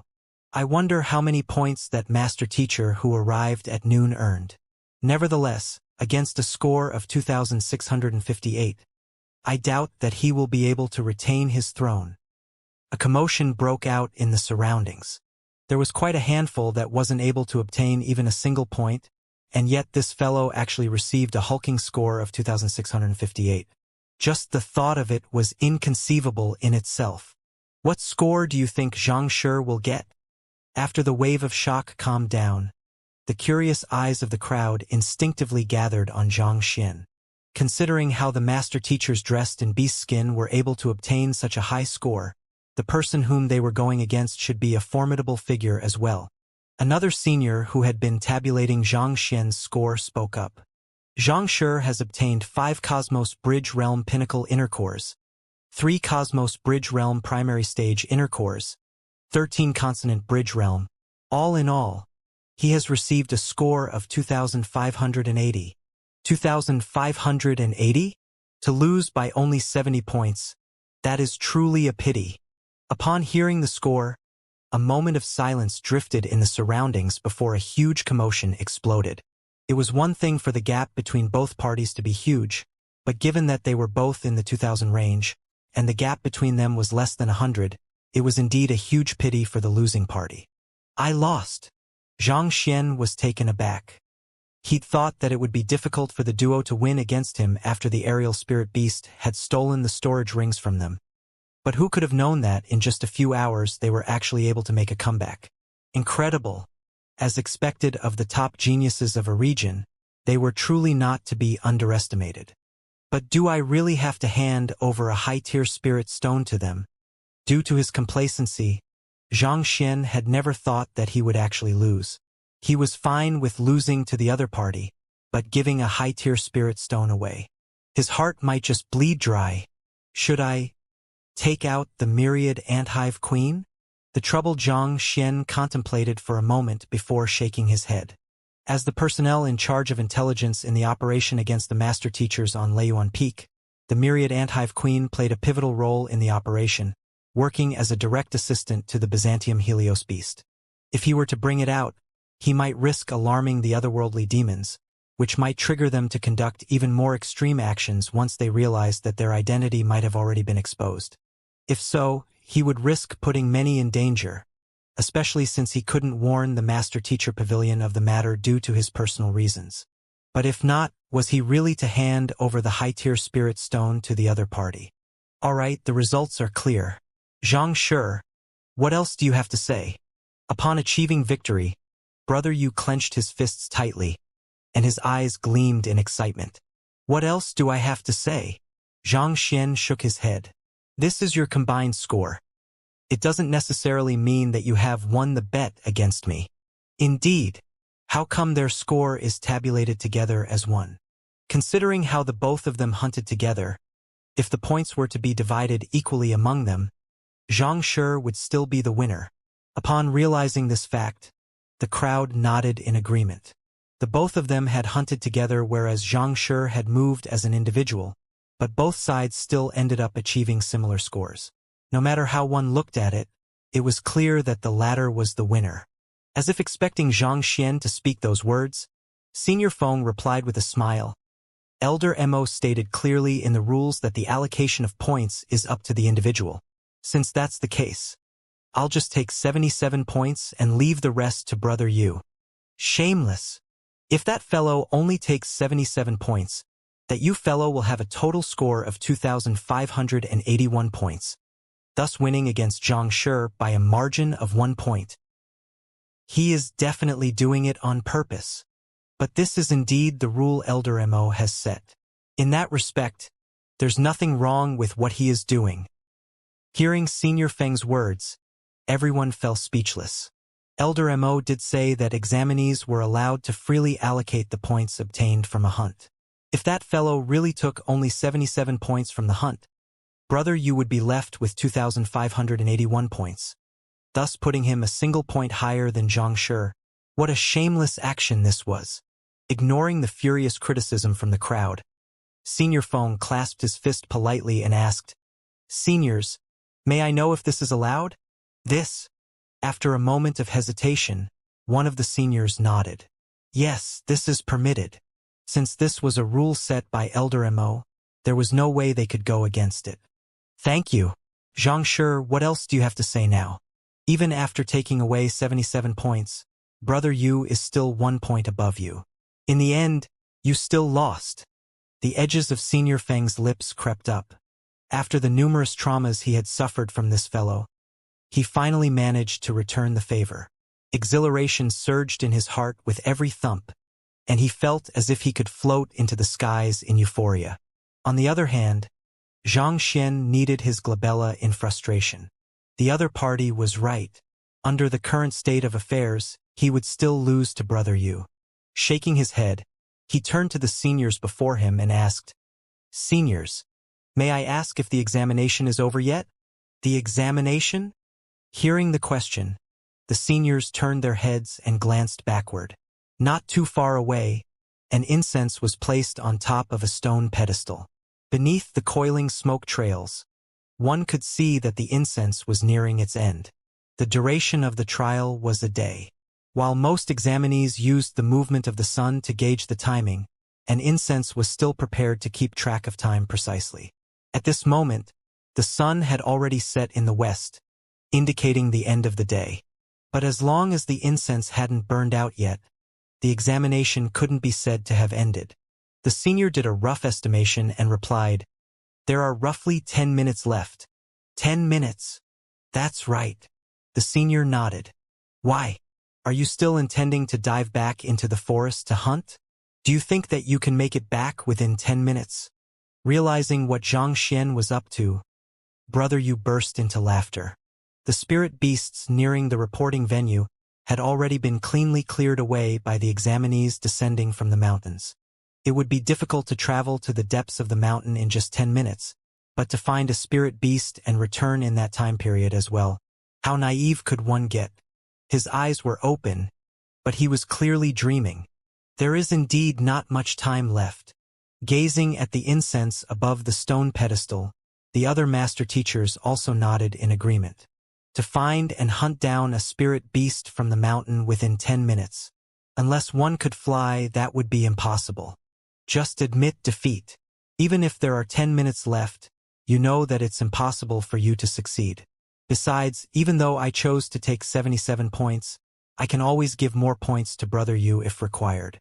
In other words, the only way for you to win against us is to kill 1 Cosmos Bridge Realm or 2 Consonant Spirit Realm Pinnacle Spirit Beasts. Do you think that you can do it within 10 minutes? Senior Feng sneered coldly. There was a disparity of 78 points between the both parties at the moment.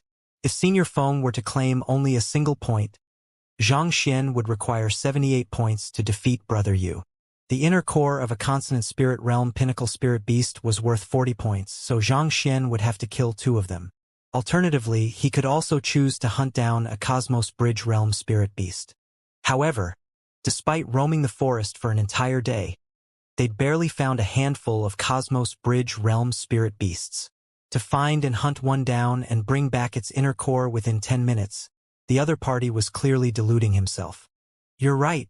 If it were just me, it would be difficult. Ignoring the doubts from the crowd and Senior Feng's sneer, Xianxia pinched his glabella and said, "But I don't want to lose, so I can only give it a try." With those words, he raised his head and whistled sharply. Whoa! The next moment, a massive great violet-winged beast suddenly swooped across the air, swiftly disappearing into the depths of the mountains. That is, your half-9 Dan-tamed beast? But it can only be used once throughout the examination. You haven't used it yet. Senior Feng and Brother Yu's faces suddenly turned ghastly pale.